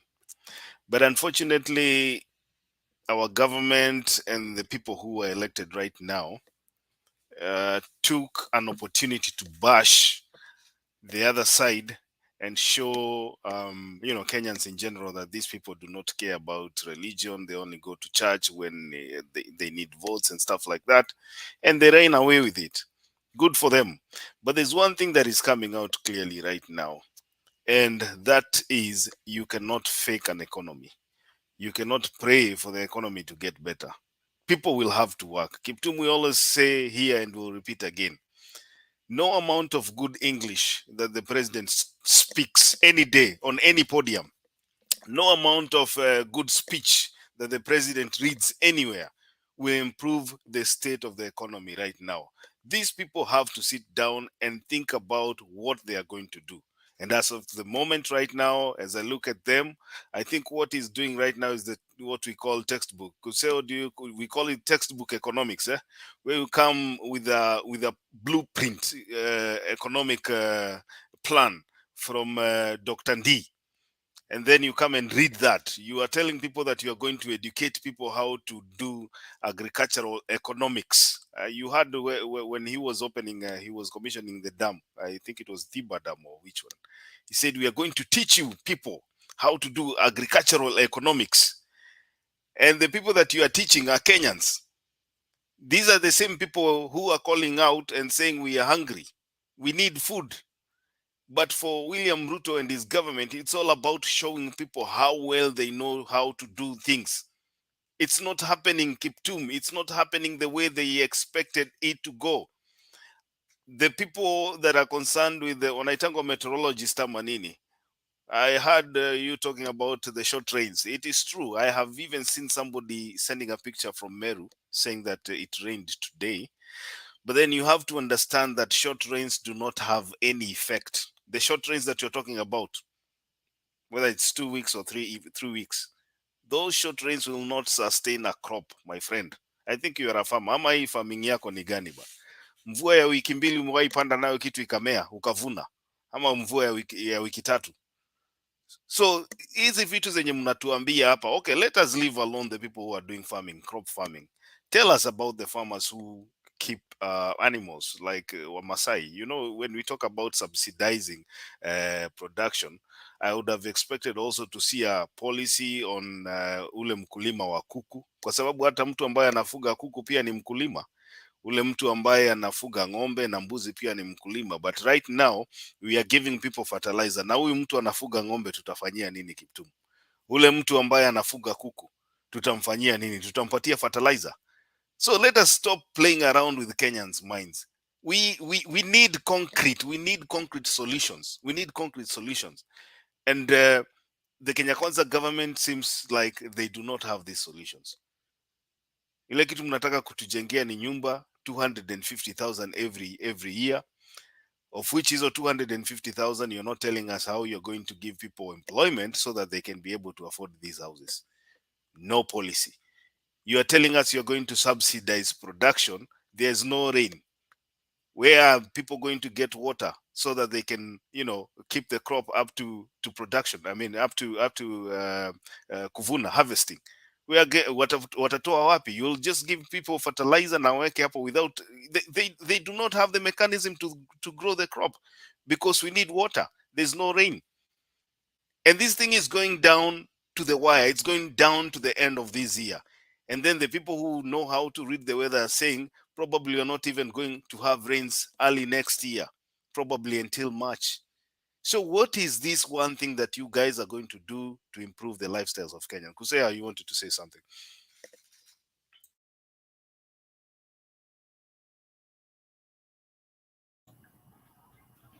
Yes, I wanted to say something small regarding. I remember Tutun was saying that he's correcting Julia, he's correcting Makiadi regarding Kazi Mtaani. You see, the Kazi Mtaani was not. It's like was like first aid for those who had left, lost their livelihood, so to say. Now, what happened in Kibra, where I think the president was launching the Kibera, is it B or something like that? So it will be housing. According to him, that was their plan, the long-term plan to create jobs. Now, to deal with the lost livelihoods was Kazi Mtaani. The two are not related. You can't swap Kazi Mtaani for these 2,000 jobs you are trying to talk about. In any case, those are just plans. Those are just plans. Kazi Mtaani, not just watu wa mjengo ndio who lost jobs.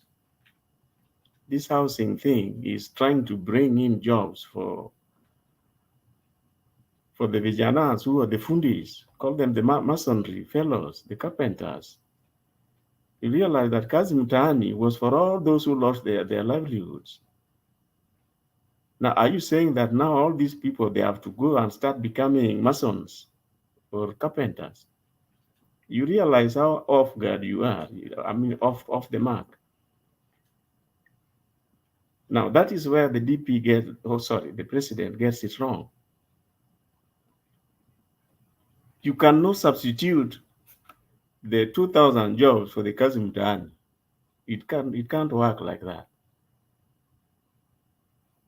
Now, the urgent, immediate challenges which people are facing now was what Kazi Mtaani was trying to bring in. Now, this thing called I think it's called prior year learning. That is what Baba was talking about. For those who have skills and they have no certificates, when the jobs come, it is your middlemen and the brokers who are getting all the jobs. They have no skills, but they get the jobs, the contracts. This was the prior year learning which Baba was trying to talk about, was to help those who have skills but do not have the certificate so that they can apply for those tenders if they get certification. I don't know whether that was deliberate. I got the feeling that President Ruto was trying to appease, because remember it was in the backyard of the so-called bedroom Baba. Now they were promised that certification.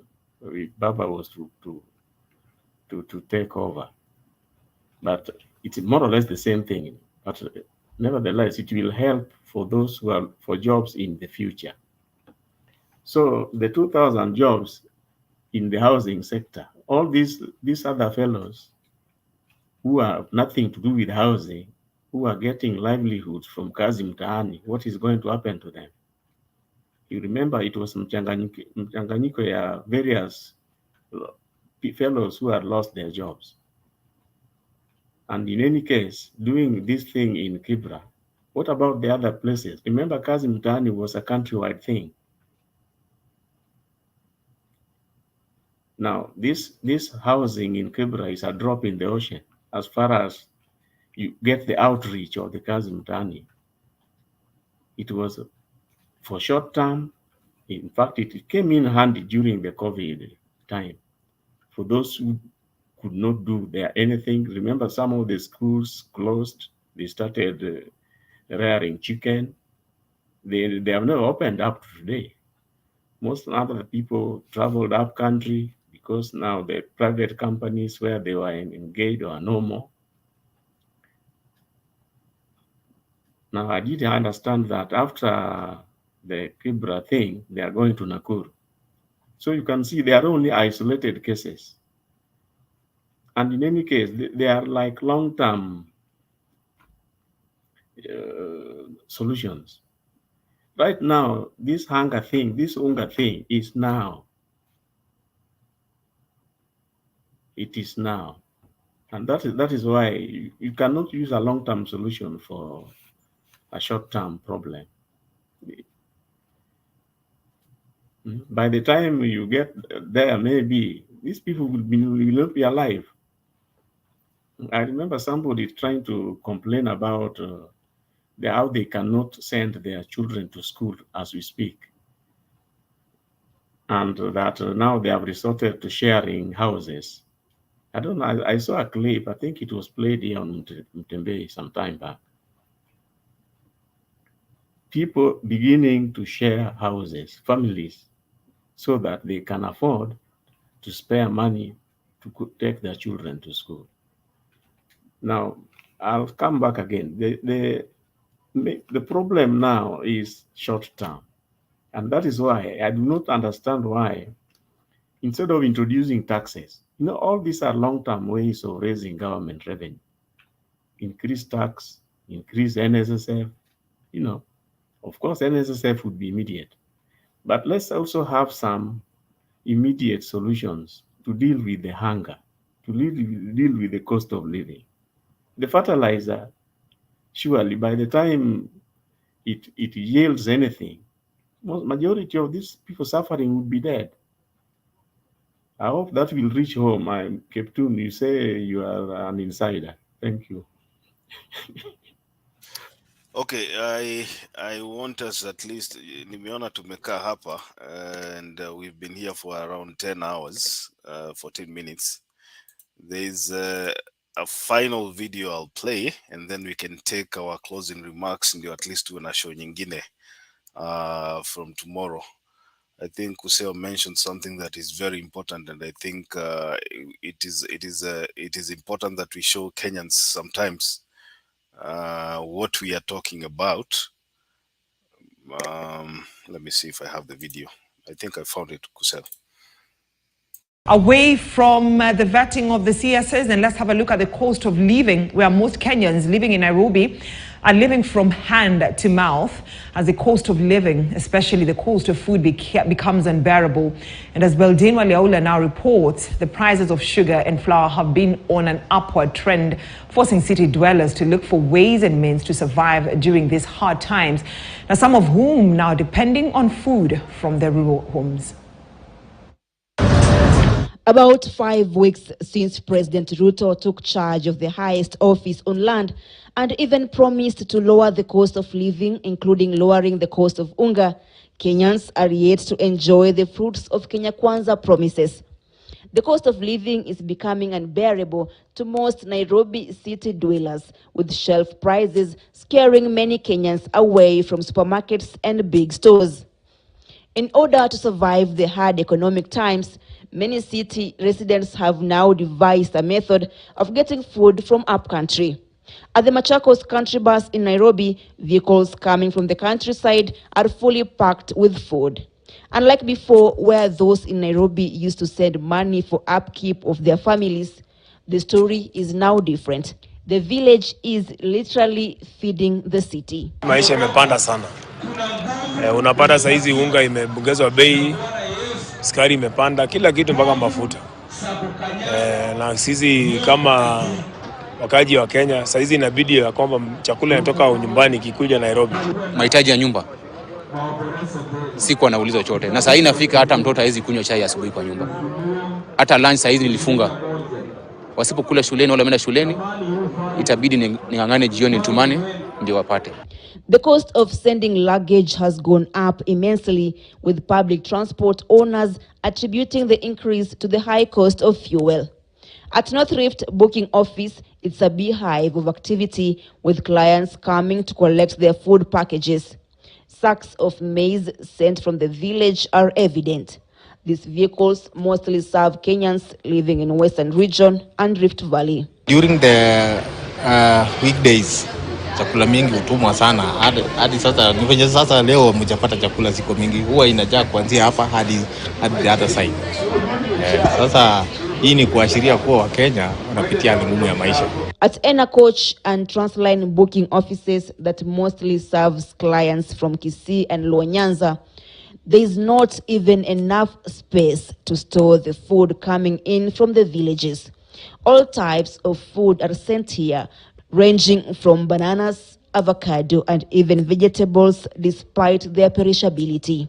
Mtu anasema badala ya kununua unga 210 kwa kilo 2, afadhali alete mahindi ili asiage. Mtu anaangalia badala ya kununua chakula Nairobi, afadhali aletewe chakula, atumie 300, aletewe chakula ya kukula mwezi mmoja. The high cost of living is not limited to food alone. Housing is also prohibitive and unreachable for many. Most of the Nairobi residents, especially the low-income earners, are struggling to pay their monthly rent. Kulingana vile maisha iko, hakuna mtu anaweza jimudu kujilipia nyumba. Mnashikana kama wanaume 5 uko na familia. Imagine, juu nyumba zimeshakuwa bei, hata kama hakuna mtu anaweza jilipia nyumba. Niko na yule kwa form 1, niko na yule wa form 2, na huyu wa under grade 6, huyu grade 6. Sasa ule wa form 2 alifukuzwa, wa form 1 amefukuzwa. Sasa hakuna vile ningelipiwa grade 6 na nilipa. Sasa maisha imetusuppress, imetufinya sana. But for others, there is still a beacon of hope that the cost of living will soon drop.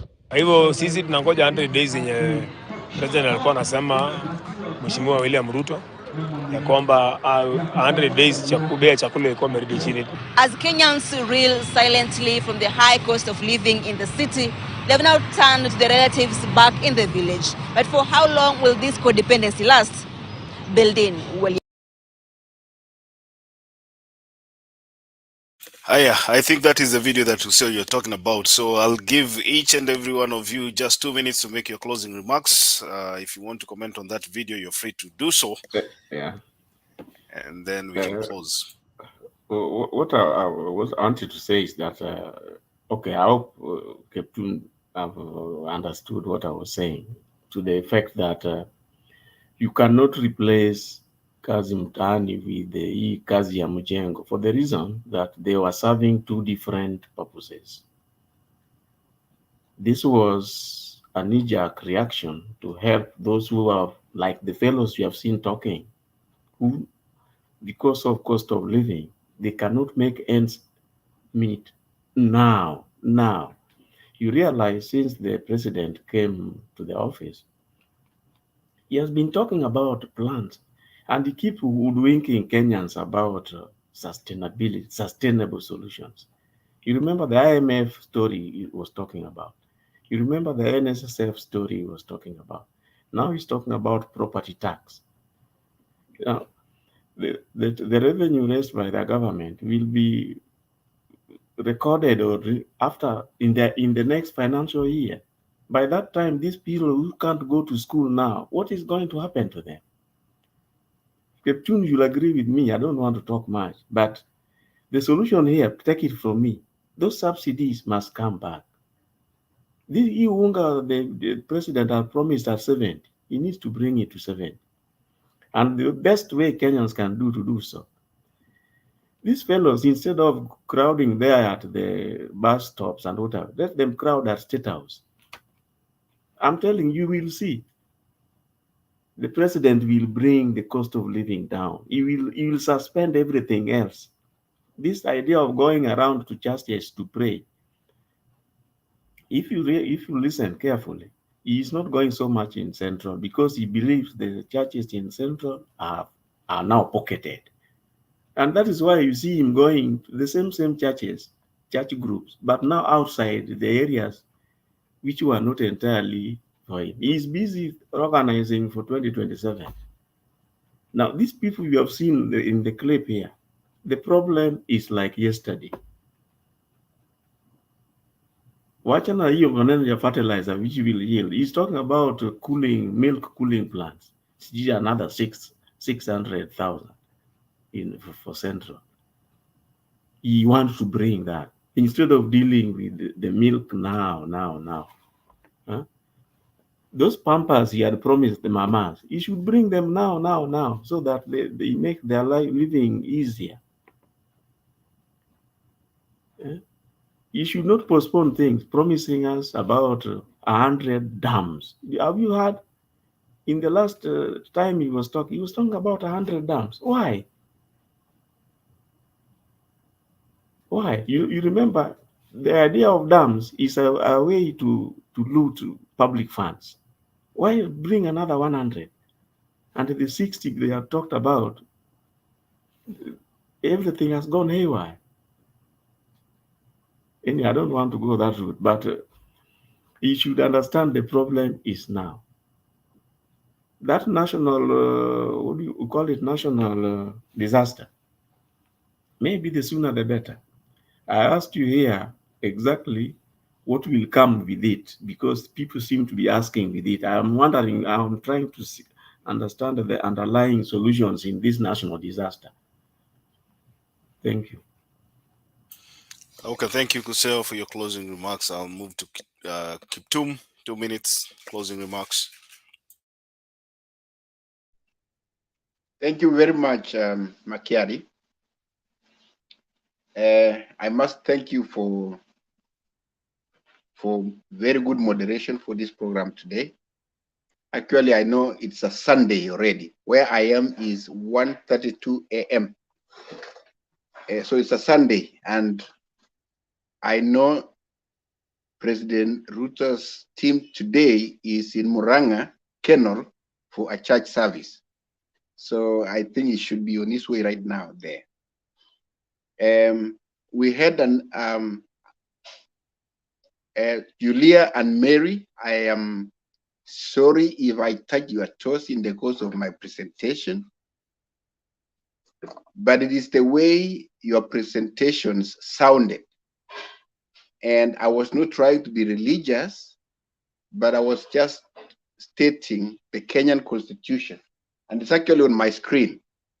Makiadi, as you read chapter 8 or something, actually the preamble of the Kenyan Constitution, the first line reads, "We, the people of Kenya, acknowledging the supremacy of Almighty God of all creation."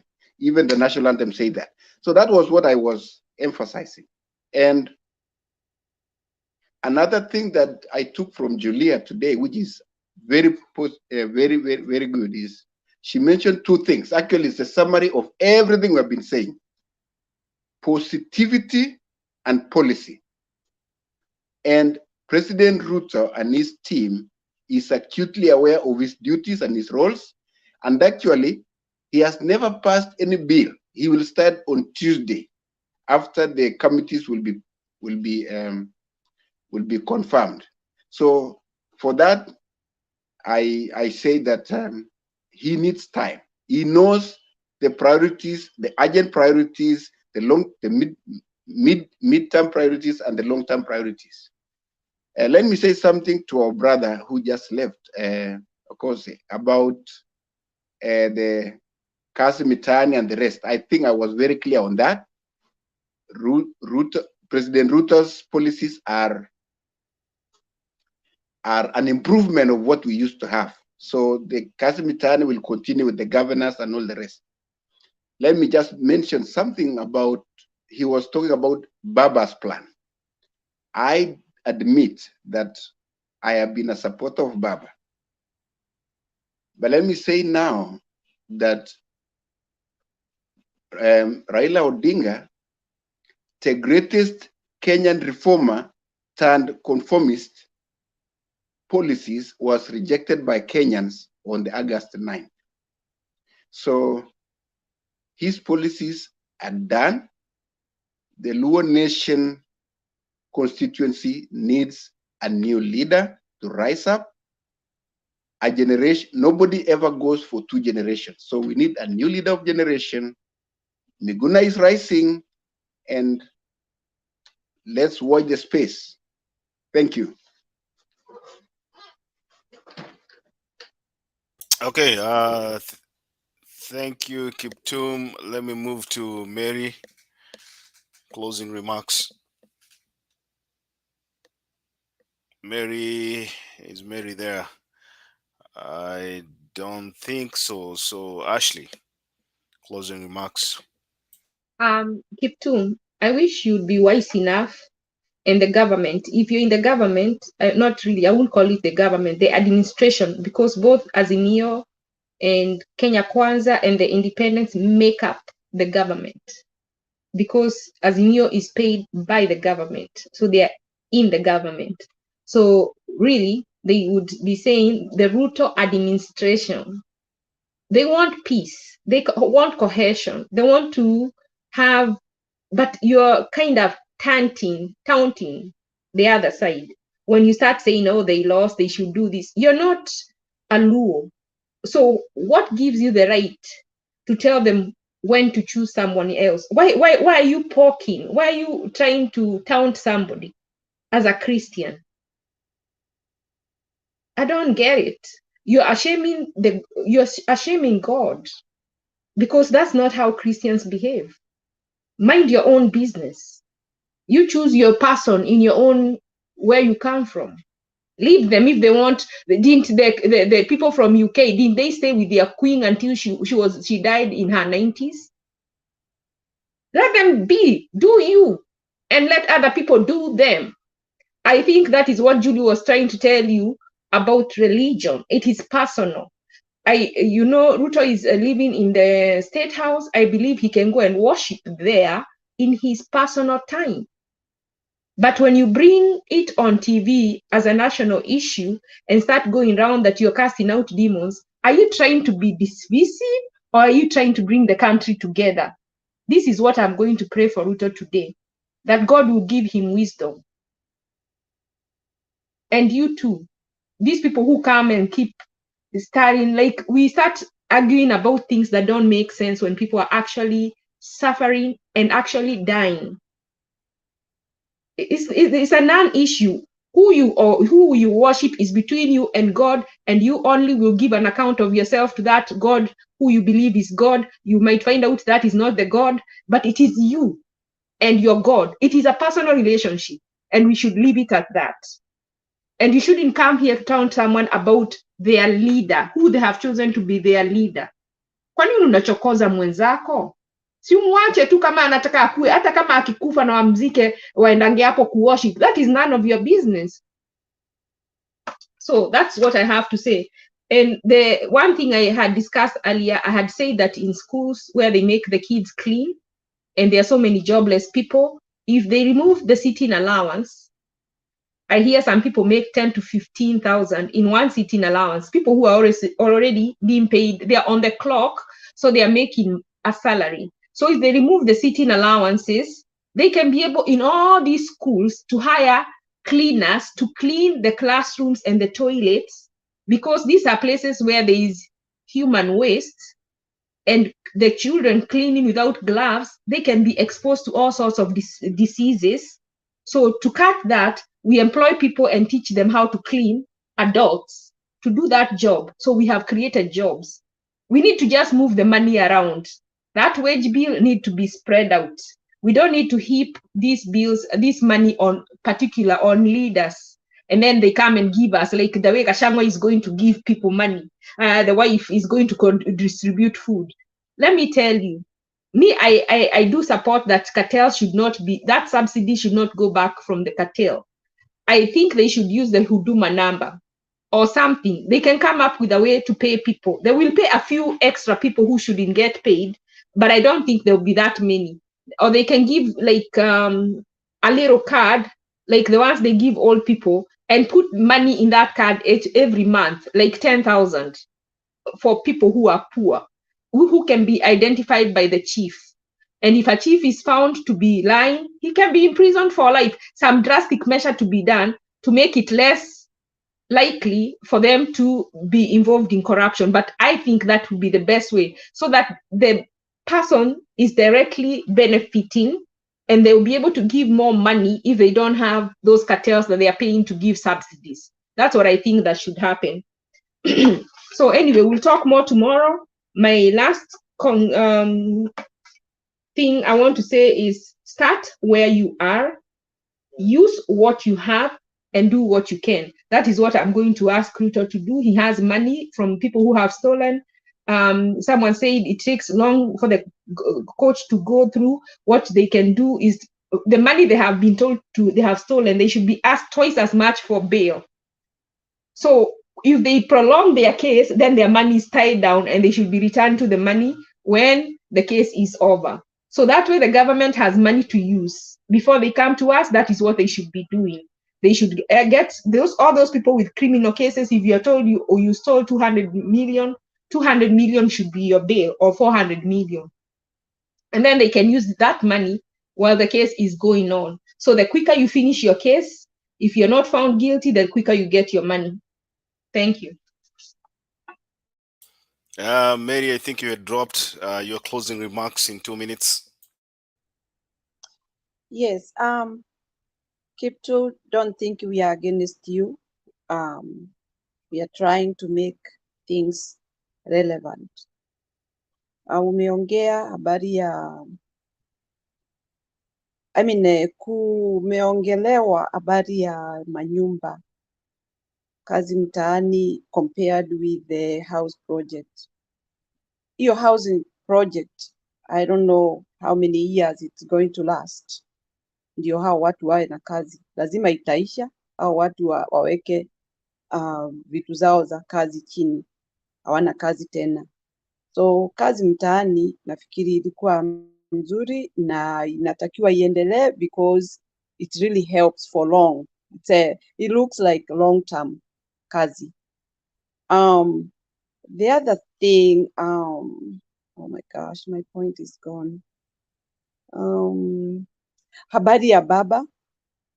Kiptu, you cannot conclude somebody's job.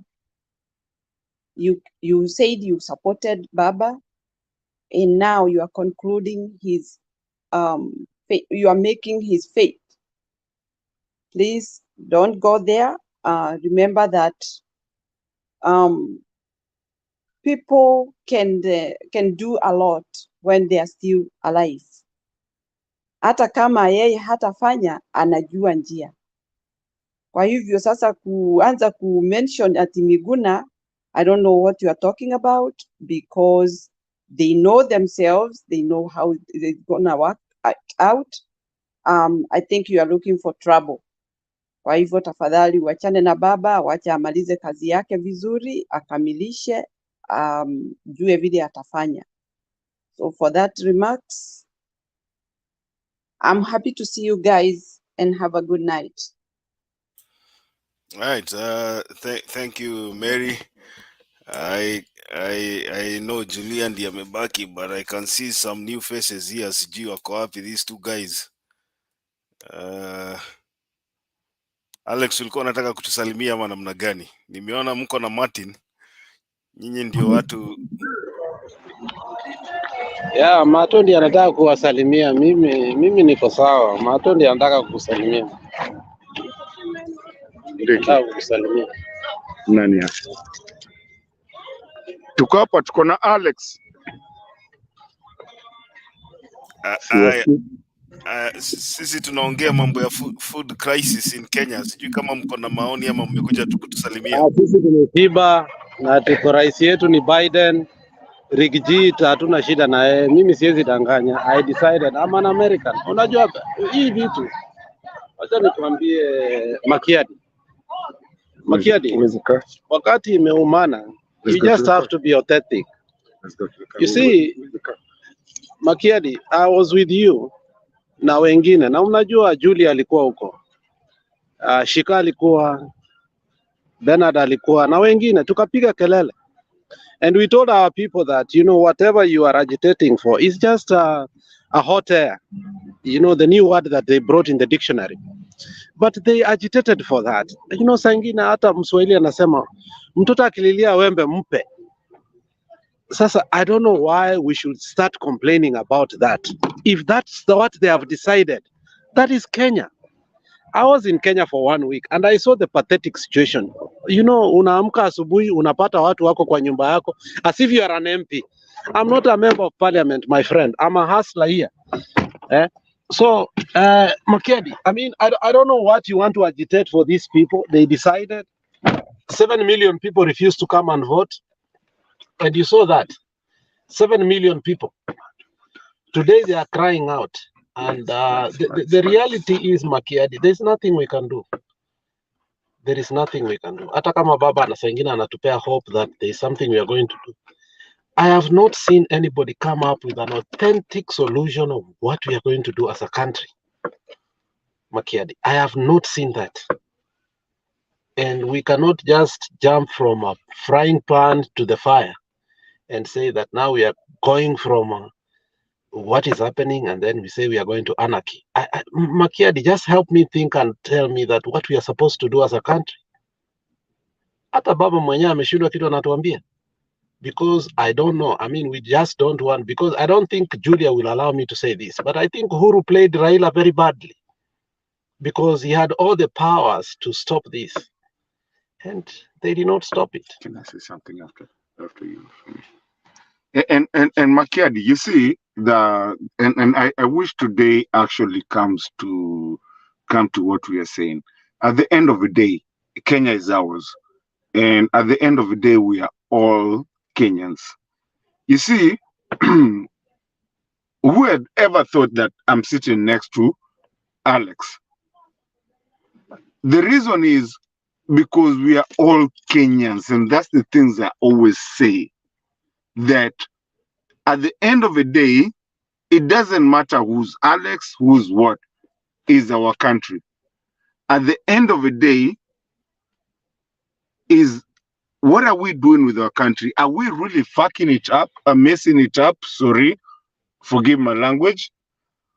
Are we really making our country to move on? We can have everything tunaweza fanya, but then at the end of the day, Kenya ni yetu si wote.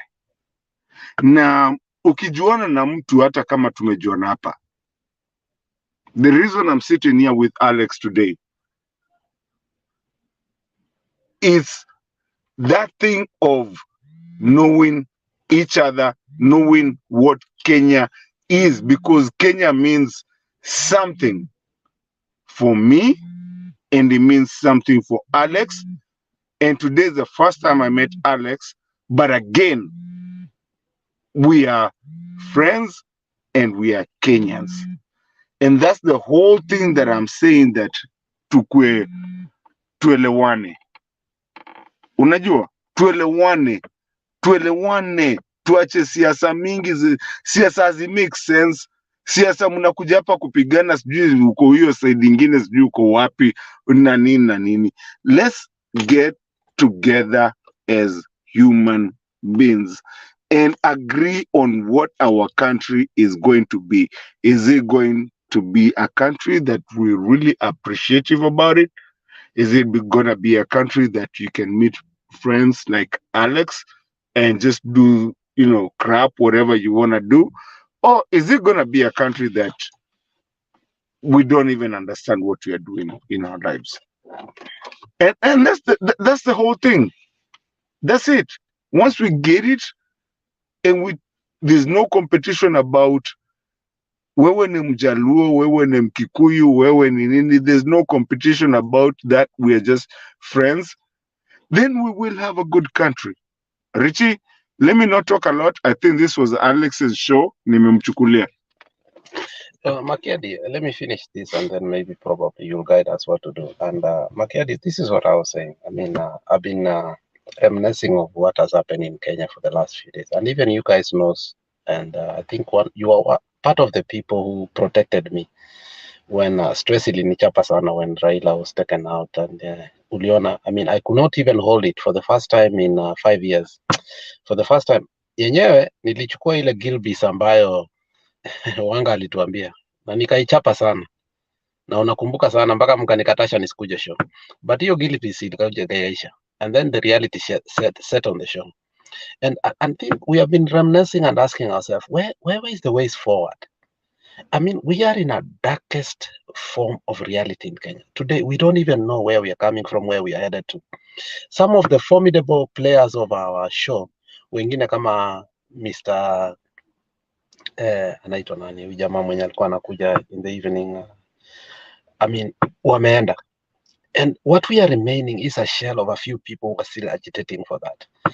And the disadvantage we are having, Mr. Makiadi, is this. We're asking ourselves, are the members of parliament with us? Are the elected members of the House and also for the Senate with us? Once these people have been elected, wanatusahau. So we are fighting, I mean, in English, they say we are doing shadow boxing. Then you sit down and ask yourself, are we agitating for all Kenyans, or the elected members of parliament now are on the other side? They are fighting for kitu inaitwa bursary. They are fighting for this CDF. They are fighting for their own.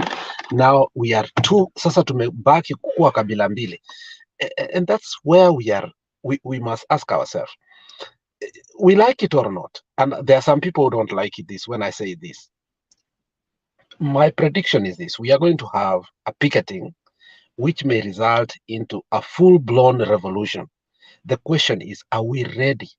Are we ready to take off a revolution that will not end up the way Northern Sudan and Zimbabwe went, whereby you will go picket, in the end of the day, the same regime comes in another pattern with the same faces that you really did not want? If we have to go to the street this time, let us sit down and reminisce and ask ourselves that if we have to go to the street, we must make the major changes that we need. We must get the major leaders. And that's why I was waiting for the shadow cabinet ministers for Raila Amolo Odinga to see, are we ready? I remember when this guy who was the shadow cabinet minister, and I think Makiadi, you know him, the finance shadow cabinet minister, the former senator for Wajira nama anaitwa Mandela, Bill Okero made major changes. And I remember, as a shadow minister for finance, Bill Okero, I will never forget him. He really did what we needed Kenya to do. And that's why we are looking, when we are going to form the shallow cabinet minister, if we have to go to the picketing and we desire to have a revolution in our country, are these people able to lead us to the next course whereby we will achieve what we want? If that is not the case, there is no need. Because you saw Northern Sudan, wakatoa Bashir. In the end of the day, the military came back. They brought the same cabinet that they had rejected. Look at somebody like Mnangagwa in Zimbabwe. People picketed, they fought. We were happy that finally Mugabe has gone. But what happened? The old guards, they came back in another different way. If that is the case, there's no need for you and me to allow the poor people generation, whereby my children, your children will go to the street, and then the people who will be the beneficiary of that revolution are going to be the same people whereby we do not want. We must have a desire that if we must go for a revolution, if we have to go to this Makiadi, we must have a plan, and that plan must be a formidable plan whereby we must succeed where we want, because Kenya is above the bar. Today, in the history of the world, we have elected a president for United States. Today we have a prime minister who have a history of Kenya. Kenya is being looked as a country whereby we produce leaders. Unfortunately, our own leaders in our own country are just a wreck. Makiadi, is that not an irony? Whereby we produce world leaders who lead other countries, but in our own country, we are bleeding. That's the question we must ask ourselves. Where did we go wrong? Is it a cast lot? Thank you, Makiadi. Okay, Julia, you were supposed to make your closing remarks. Yes, I even forgot. I don't know what I was going to say, but I was going to tell Kip that we cannot keep talking about religion. Kenya is not Kip. What is God? Kiptum. Yeah, Kiptum. That Kenya is a secular country and we have freedom for worship. And really, irrespective of what religion we belong to. What we need is policy matters, policies that address the current issues that we have. And according to Maslow's hierarchy of needs, we know that food is one of the most basic needs that we have. And then we have food, shelter, and clothing. And then we can go to education. We can go, health, education, in that order. So I think this government, that is what they should be addressing, and maybe looking at how they can address the immediate needs, how we can salvage Kenyans from dying out of hunger, and then maybe move the next step of thinking what are the sustainable solutions.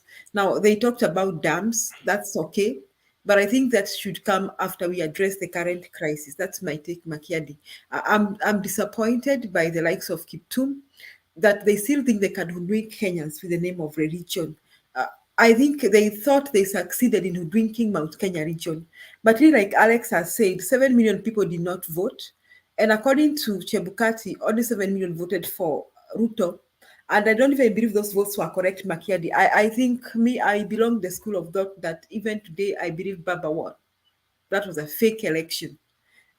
So this thing, they think they are being given a go ahead to do as they will. I think they are lying to themselves and they should wake up from that deep sleep. What Alex is saying, I cannot answer. I don't have an answer to what Alex asked, like what way forward, what picketing, what revolution. But I think where there's a will, there's a way. Another thing is that problems is what make people think about solutions. And Alex, wherever you are, I would like to tell you something. We've come a long way. We fought for independence. We fought for multipartism. We fought for Constitution 2010. And we didn't go the Sudan way. Neither did we go the Zimbabwe way or the Libya way. We haven't gone that way yet. We can be thankful to God for that. So we can still do it, Kenyans. We don't have to shed bloodshed. To have bloodshed, we have always agreed with each other, which is the way forward, because we can't sit and do nothing. Otherwise, this government must do something before Kenyans begin saying we cannot sit and do nothing. Asante Makiadi. Okay, thank you, Julia. Thank you, Ashley. First of all, let me make my final remarks. I want to say, Ruto keeps on saying our competitors. I want to make it clear that the competitors that the Kenya Kwanza government has are, the Kenya Kwanza UDA government has, is not Raila Odinga, and I'll repeat this always. It's not Raila Odinga, it's not Uhuru Kenyatta. Competitors wa hii serikali ni time. We are looking at almost 2 months now, coming towards an end. Kenyans are expecting results. If these stories wataendelea kupatiana, then it brings me to my second point. Their enemies will be the hustlers they overpromised. The people that they promised to lower food prices for, the people they promised to lower the fuel prices for, the people they promised to give jobs, the people they promised to give an affordable life, are the people who will come for them. So wherever Raila Odinga is, he's relaxed. He's he's very busy minding his own business, and you have seen that in the past few days. Raila Odinga is very relaxed because he knows these people have no clue. They have no idea of what they are doing. If they had any idea of what they were supposed to be doing, then nobody would be complaining right now. Julia, ule mtu anaweza kukon Nairobi, si mtu ambaye amechafuka, amevaa nguo zenye zimeraruka. Ule mtu anakukona Nairobi ni mtu ambaye amevaa suti na ameweka tai na laptop, and it looks like this government is made up of these people. wale wanavaa suti, wanabeba laptop kando, alafu wanabeba Biblia, wanajifanya ni mapasta, wanajua Injili, wanajua kuomba, lakini nyuma ya hiyo Biblia ile kitu wanafanya ni ukora tupu. So these people used the same Injili kuhubiri na kusema ya kwamba these other guys do not know what they are talking about, they have no idea about religion, they have no agenda. Right now, funny enough, they are the people who are in government, and even as of late as yesterday, I was looking at Twitter and I was seeing government officials posting pictures. I don't know ni za mwaka gani, sijui kama uliona hizo picha za ati bidhaa zimeanza kushuka. Wanapiga picha za gas cylinders zikiwa zimeshukishwa sijui 200. Wanapiga picha ya unga ikiwa on inaitwa promotion. Wanapiga picha wanaweka hapo, wanasema thank you Mr. Your Excellency the President for lowering the food prices, at least you are working. Let me tell you something. Ukiona serikali ambayo ina have kulipa bloggers waweze kuonyesha ya kwamba inafanya kazi, then I'm telling you Kenyans, we are in big trouble. But who are we? Sisi tulishindwa uchaguzi, kazi yetu ni kukaa na kuangalia. And people are saying, oh, we walked into the trap of Kenya Kwanza and we actually vetted and passed all the ministers. I think there's a guy who summarized, is an MP called Mbadi. He said this: if Ruto wants a skunk, don't give him half of it, give him the full skunk. Anataka hao 23 ministers including the Attorney General ambao tunajua wako na kesi ambazo sitaki kuzitaja hapa. Usitoe yeyote, mupatie wote, mupatie namna hiyo. Anataka majority leader ya parliament, musingangane naye kwenda kotini. Let's not give this government an opportunity to complain and point blame towards another direction. Mupatie yote. Kama anataka majority leader ya National Assembly, patia yeye. Kama anataka majority leader ya Senate, patia yeye. Akitaka kushika DPP na sijui DCI, KRA, hiyo wote wachana na yeye afanye hiyo kazi na wao vile anataka, so that at the end of the 5 years we will come here and uliza hustlers, wakati mlikuwa mnapiga kura mliona huyu mtu ni kama anafaa kuwasaidia, aliwasaidia kweli? Kama hakuwasaidia, then people will start thinking before they vote. Hawatakuwa wanaenda pale wanadanganywa na 200 300 alafu wanaenda wanapiga kura wakidanganywa sijui hasara tawara. I think you will see that thing trending every time. The Uhuru Kenyatta akisema wacha hasra tawara sijui. Yes, I have seen that. I have seen that Uhuru is asking wacha hasra tawara, and I'm asking myself, Makiadi, how long? I mean, let me ask you: do you really think Kenyans will bear it for 5 years? You know, you are right. I didn't see the need why fight those cabinet secretaries. Wacha Aisha Juma kwe. Give him his full skunk. Mpatie namna hiyo. Kama anaona hao watu ndio wanatosha kuwa ministers, don't argue with him. Hata msiende kotini kusema ati hawa watu walikuwa na kesi sijui nini good conduct. No, mpatie namna hiyo, so that at the end of the 5 years tutakaa chini tufanye ku audit kazi yenye amefanya. And I'm telling you, even these people ambao wamechaguliwa ministers hakuna kitu watasaidia. You will see. Not even that. Even if they start looting, let them loot as much as they can. So for how long are they going to loot? Kwani pesa inalimwa mahari, are they harvesting it or digging it somewhere? For how long are they going to loot? Let them loot as much. Let Kenyans see the reality that our Kenya, the likes of Geoffrey Ruto here were saying to Konachuki.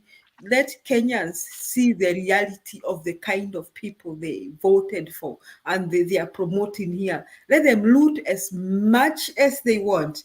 Makeri, I'm telling you, very soon utasikia walimu hawajalipwa, madaktari hawajalipwa mshahara. You'll even hear the members of parliament, they can't get pay and those allowances. Utasikia, wacha, umesikia kama naso wametumia pesa? Have you heard the money has been sent to the counties? No. You wait and see. You'll hear, you'll see the drama in Kenya. Not even more than 2 years. Uhuru alitupatia 3 months.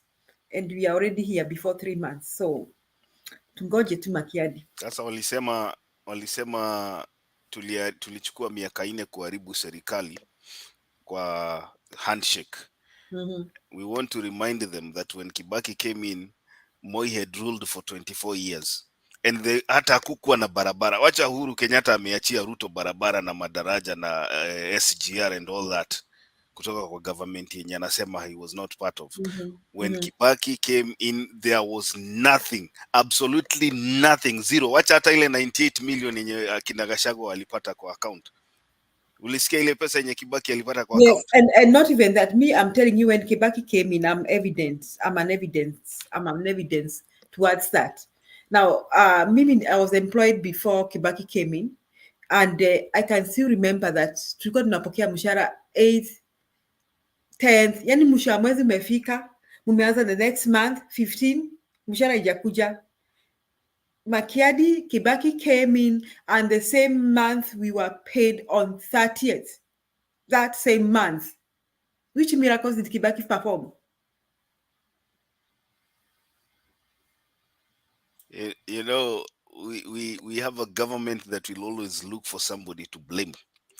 Unfortunately, I would have wished Raila Odinga aende akarelax, but you know, Raila Odinga akona ile roho yake tu. He must always fight for people. He must always speak. He's not going to be but comfortable. For a while, anyamaze. Let Kenyans choose this stress. Ukiniuliza mimi ningeambia Raila Odinga, wewe enda jaribu, endaga tulia na ile kitu unakulanga polepole kwa kivuli, kula vitu zako polepole, wachana na hawa watu wajikoroge wenyewe, because right now when Raila Odinga speaks out, you will see all these arsenals zitapinduliwa sasa zionyeshwe Raila Odinga, because that is what they have to do, to make sure that people see them as though they are working. And we know, everybody knows that these people, if they want to do something, they have all the resources possible, plus the government, to do these things, but they do not have a plan. What they do not have is an agenda. They do not have a blueprint. They do not have a policy. And moving forward, I can promise you Kenyans. Na mmesikia watu wa meteorological department wamesema hapa, hii mvua yenye Kiptum anatuambia imenyesha siku mbili itatu relieve. I can promise you here, we have a long way to go. Unless something is done. Matiang, I think these guys were kind of ignorant. They thought that ukiingia kwa serikali unakula, unatajirika, unafanya all that. Then they found that it's not like that. It's that you have to manage the resources properly. So they have come to the reality, and they cannot tell Kenyans that we don't even have that money. And I was hearing that they are negotiating with IMF, and sijui kama IMF ni kukaa imekaa ngumu. And you see, they are going to have a real hard time. So I think Raila aende ajiburudishe, anyamae kimya, let Kenyans pay. It is payback time. Wananchi watukufu, it is payback time. Let's see how much, for how long can you do this? Okay. Na kwa hayo machache na mengi katika dakika ambazo tumekuwa hapa, hata si dakika, masaa 11 na dakika 0.0, 11 hours, for the past 11 hours we've been here presenting this show. Ilianza na Bernard saa 7 Kenyan time, and we are here right now, almost closing. I want to thank you all, Julia, Ashley, and all the panelists that have been here today to present their views and everything, everybody that has joined us today. I want to remind you, the people who normally get us through Facebook, we are still having an issue that is yet to be sorted on Facebook. As soon as we get that channel back, we'll be able to continue streaming on that channel. So right now, in Naona, we are streaming on Indeed, we are streaming on Twitter, and we are streaming on Facebook. So subscribe, remember to subscribe to Mutembei TV. You can always hit the notification button. Wakati show itaenda live, you'll be notified ya kwamba show yako maridadi ambayo unaipenda imeenda live. Let me acknowledge some few people from the comment section. Naona Joy Besa hapo amechapa blue. Asante sana. Synchronizer SGG, asante. Yufin AO, asante. Kevin Orinda, asante sana. Professor Lai, asante sana. Good to see you. Baba Mama Mboga Twalia, unasikia hiyo jina, kuna mtu anaitwa Baba sijui boda Mama Mboga Mboga Twalia. Boda Mama Mboga Twalia, Viniest Kirui, asante sana. Na wale wote ambao, Father Danny Darius, asante sana. Nani mwingine, Betty, asante. Brian. Agnes Jerry. Brian, always good to see you. Good to see you, my brother. Geoffrey Ruto, asante sana. Sijui kama kuna mwingine Julia, unaona Unanisumbua. well, unanisumbua. Asante sana, nimekuona hapo. Sijui kama kuna mwingine ambaye atasaulika. Sami, asante sana, anasema unga price won't go down. Wars are expensive and fought to make money. Russia, Saudi are making lots of money on oil. Okay. Haya, sawa sawa. Maoni yake Awino Rapemo, asante sana. Charles Nyagi, asante sana, na wale wote ambao mnatutazama, naona karibu 160 wamebaki na sisi tukifunga show. Asanteni sana Martin na Alex. Afadhali nyinyi mmeanza holiday mapema, sisi bado tuko kazini, tutawajoin mpaka Philip Mugoi, good to see you my brother. Umepotea sana, siku nyingine pitia hapa utusalimie bwana, usipotee namna. Alafu Charles, nakuona hapo Charles Agwaru, asante sana, usiseme sijakutaja. Laban Misiani, asante sana. I think nimewataja wote. Synchronizer, unasema uko na swali, uliza swali. Na kuna mwingine ambaye niliona kwa comment section alikuwa anasema anataka kujoin kutoa maoni yako. Okay, so the way to join the show is there is normally a link ambayo inadropiwa hapa kwa comment section. On your side it appear blue in color. It is just a link like any other link. You click on that link and then you allow StreamYard to configure your device. Itaangalia quality ya kamera na quality ya sauti, kuambie tick uko tayari kuingia kwa show, alafu utakuja hapa, utaongezwa kwa show kwa panel hapa na uweze kutoa maoni yako. So when you want to join the show, remember tomorrow to click on the link and then you'll be added to the panel na uweze kutoa maoni yako. Synchronizer, unauliza nini? Unauliza how was it easy to win votes? How is it difficult to lower the price of unga?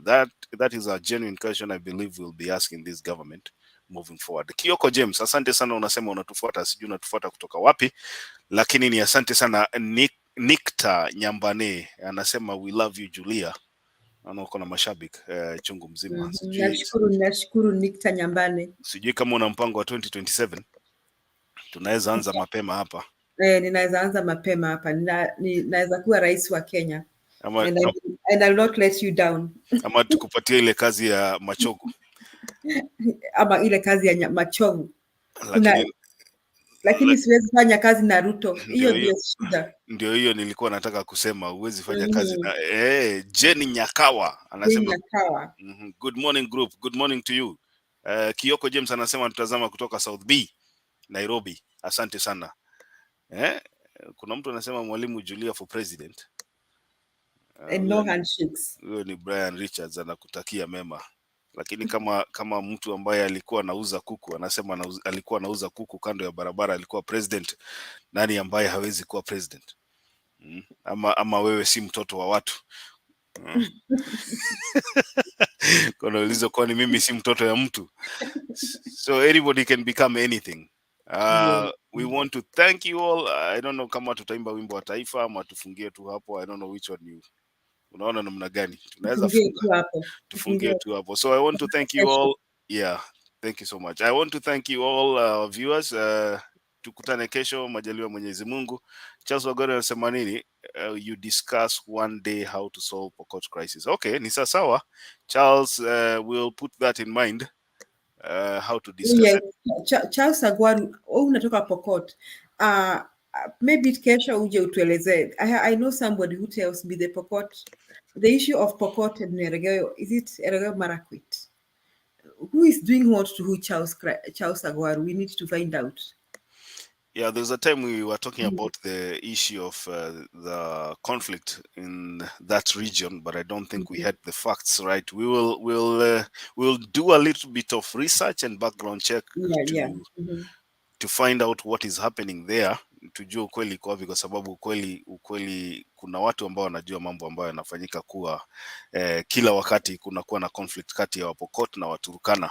So we'll find out more. Now watu wanaitwa Ergeyo Marakwet. Yeah. I mean the Marakwets, the Kayos, okay, Ergeyo Marakwet is a place, but we have the the Marakwet and the Okay, chaos of yes. the Pokots. The Marakwet, the chaos, the Pokots, and the Turkanas. We need to know what exactly is happening there. Yeah, and we will have that discussion. But most people say that if the two dams were built, Aror and Kimwarer, then most of these conflicts is in Gemalizwa. We don't know how, we don't know why, but that's just something that I heard from somebody who has claims to have inside information. So we will have that. We will have that discussion. Thank you. And if you feel there's something you want this panel to discuss, please always be free to share that. I think we have diverse ideas here. We can always dissect, and ile kitu ambayo hukubaliani nayo utatuambia. Tell Baba Raila no handshake. No handshake. Raila sidhani kama atakubali handshake na Ruto. That one I can assure you. I don't speak for him, but I don't think Raila can work with Ruto. I might be surprised if they do, but I don't think people will follow that. Okay, So, I'll not be surprised. I'll be shaken. I may faint.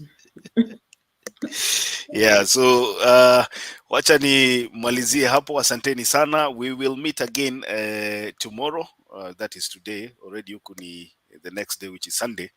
And we hope to see you uje ukiwa umejiandaa pia kucontribute. Good night kwa wale ambao wanaenda kulala. Good day, good morning. Wote, see you later.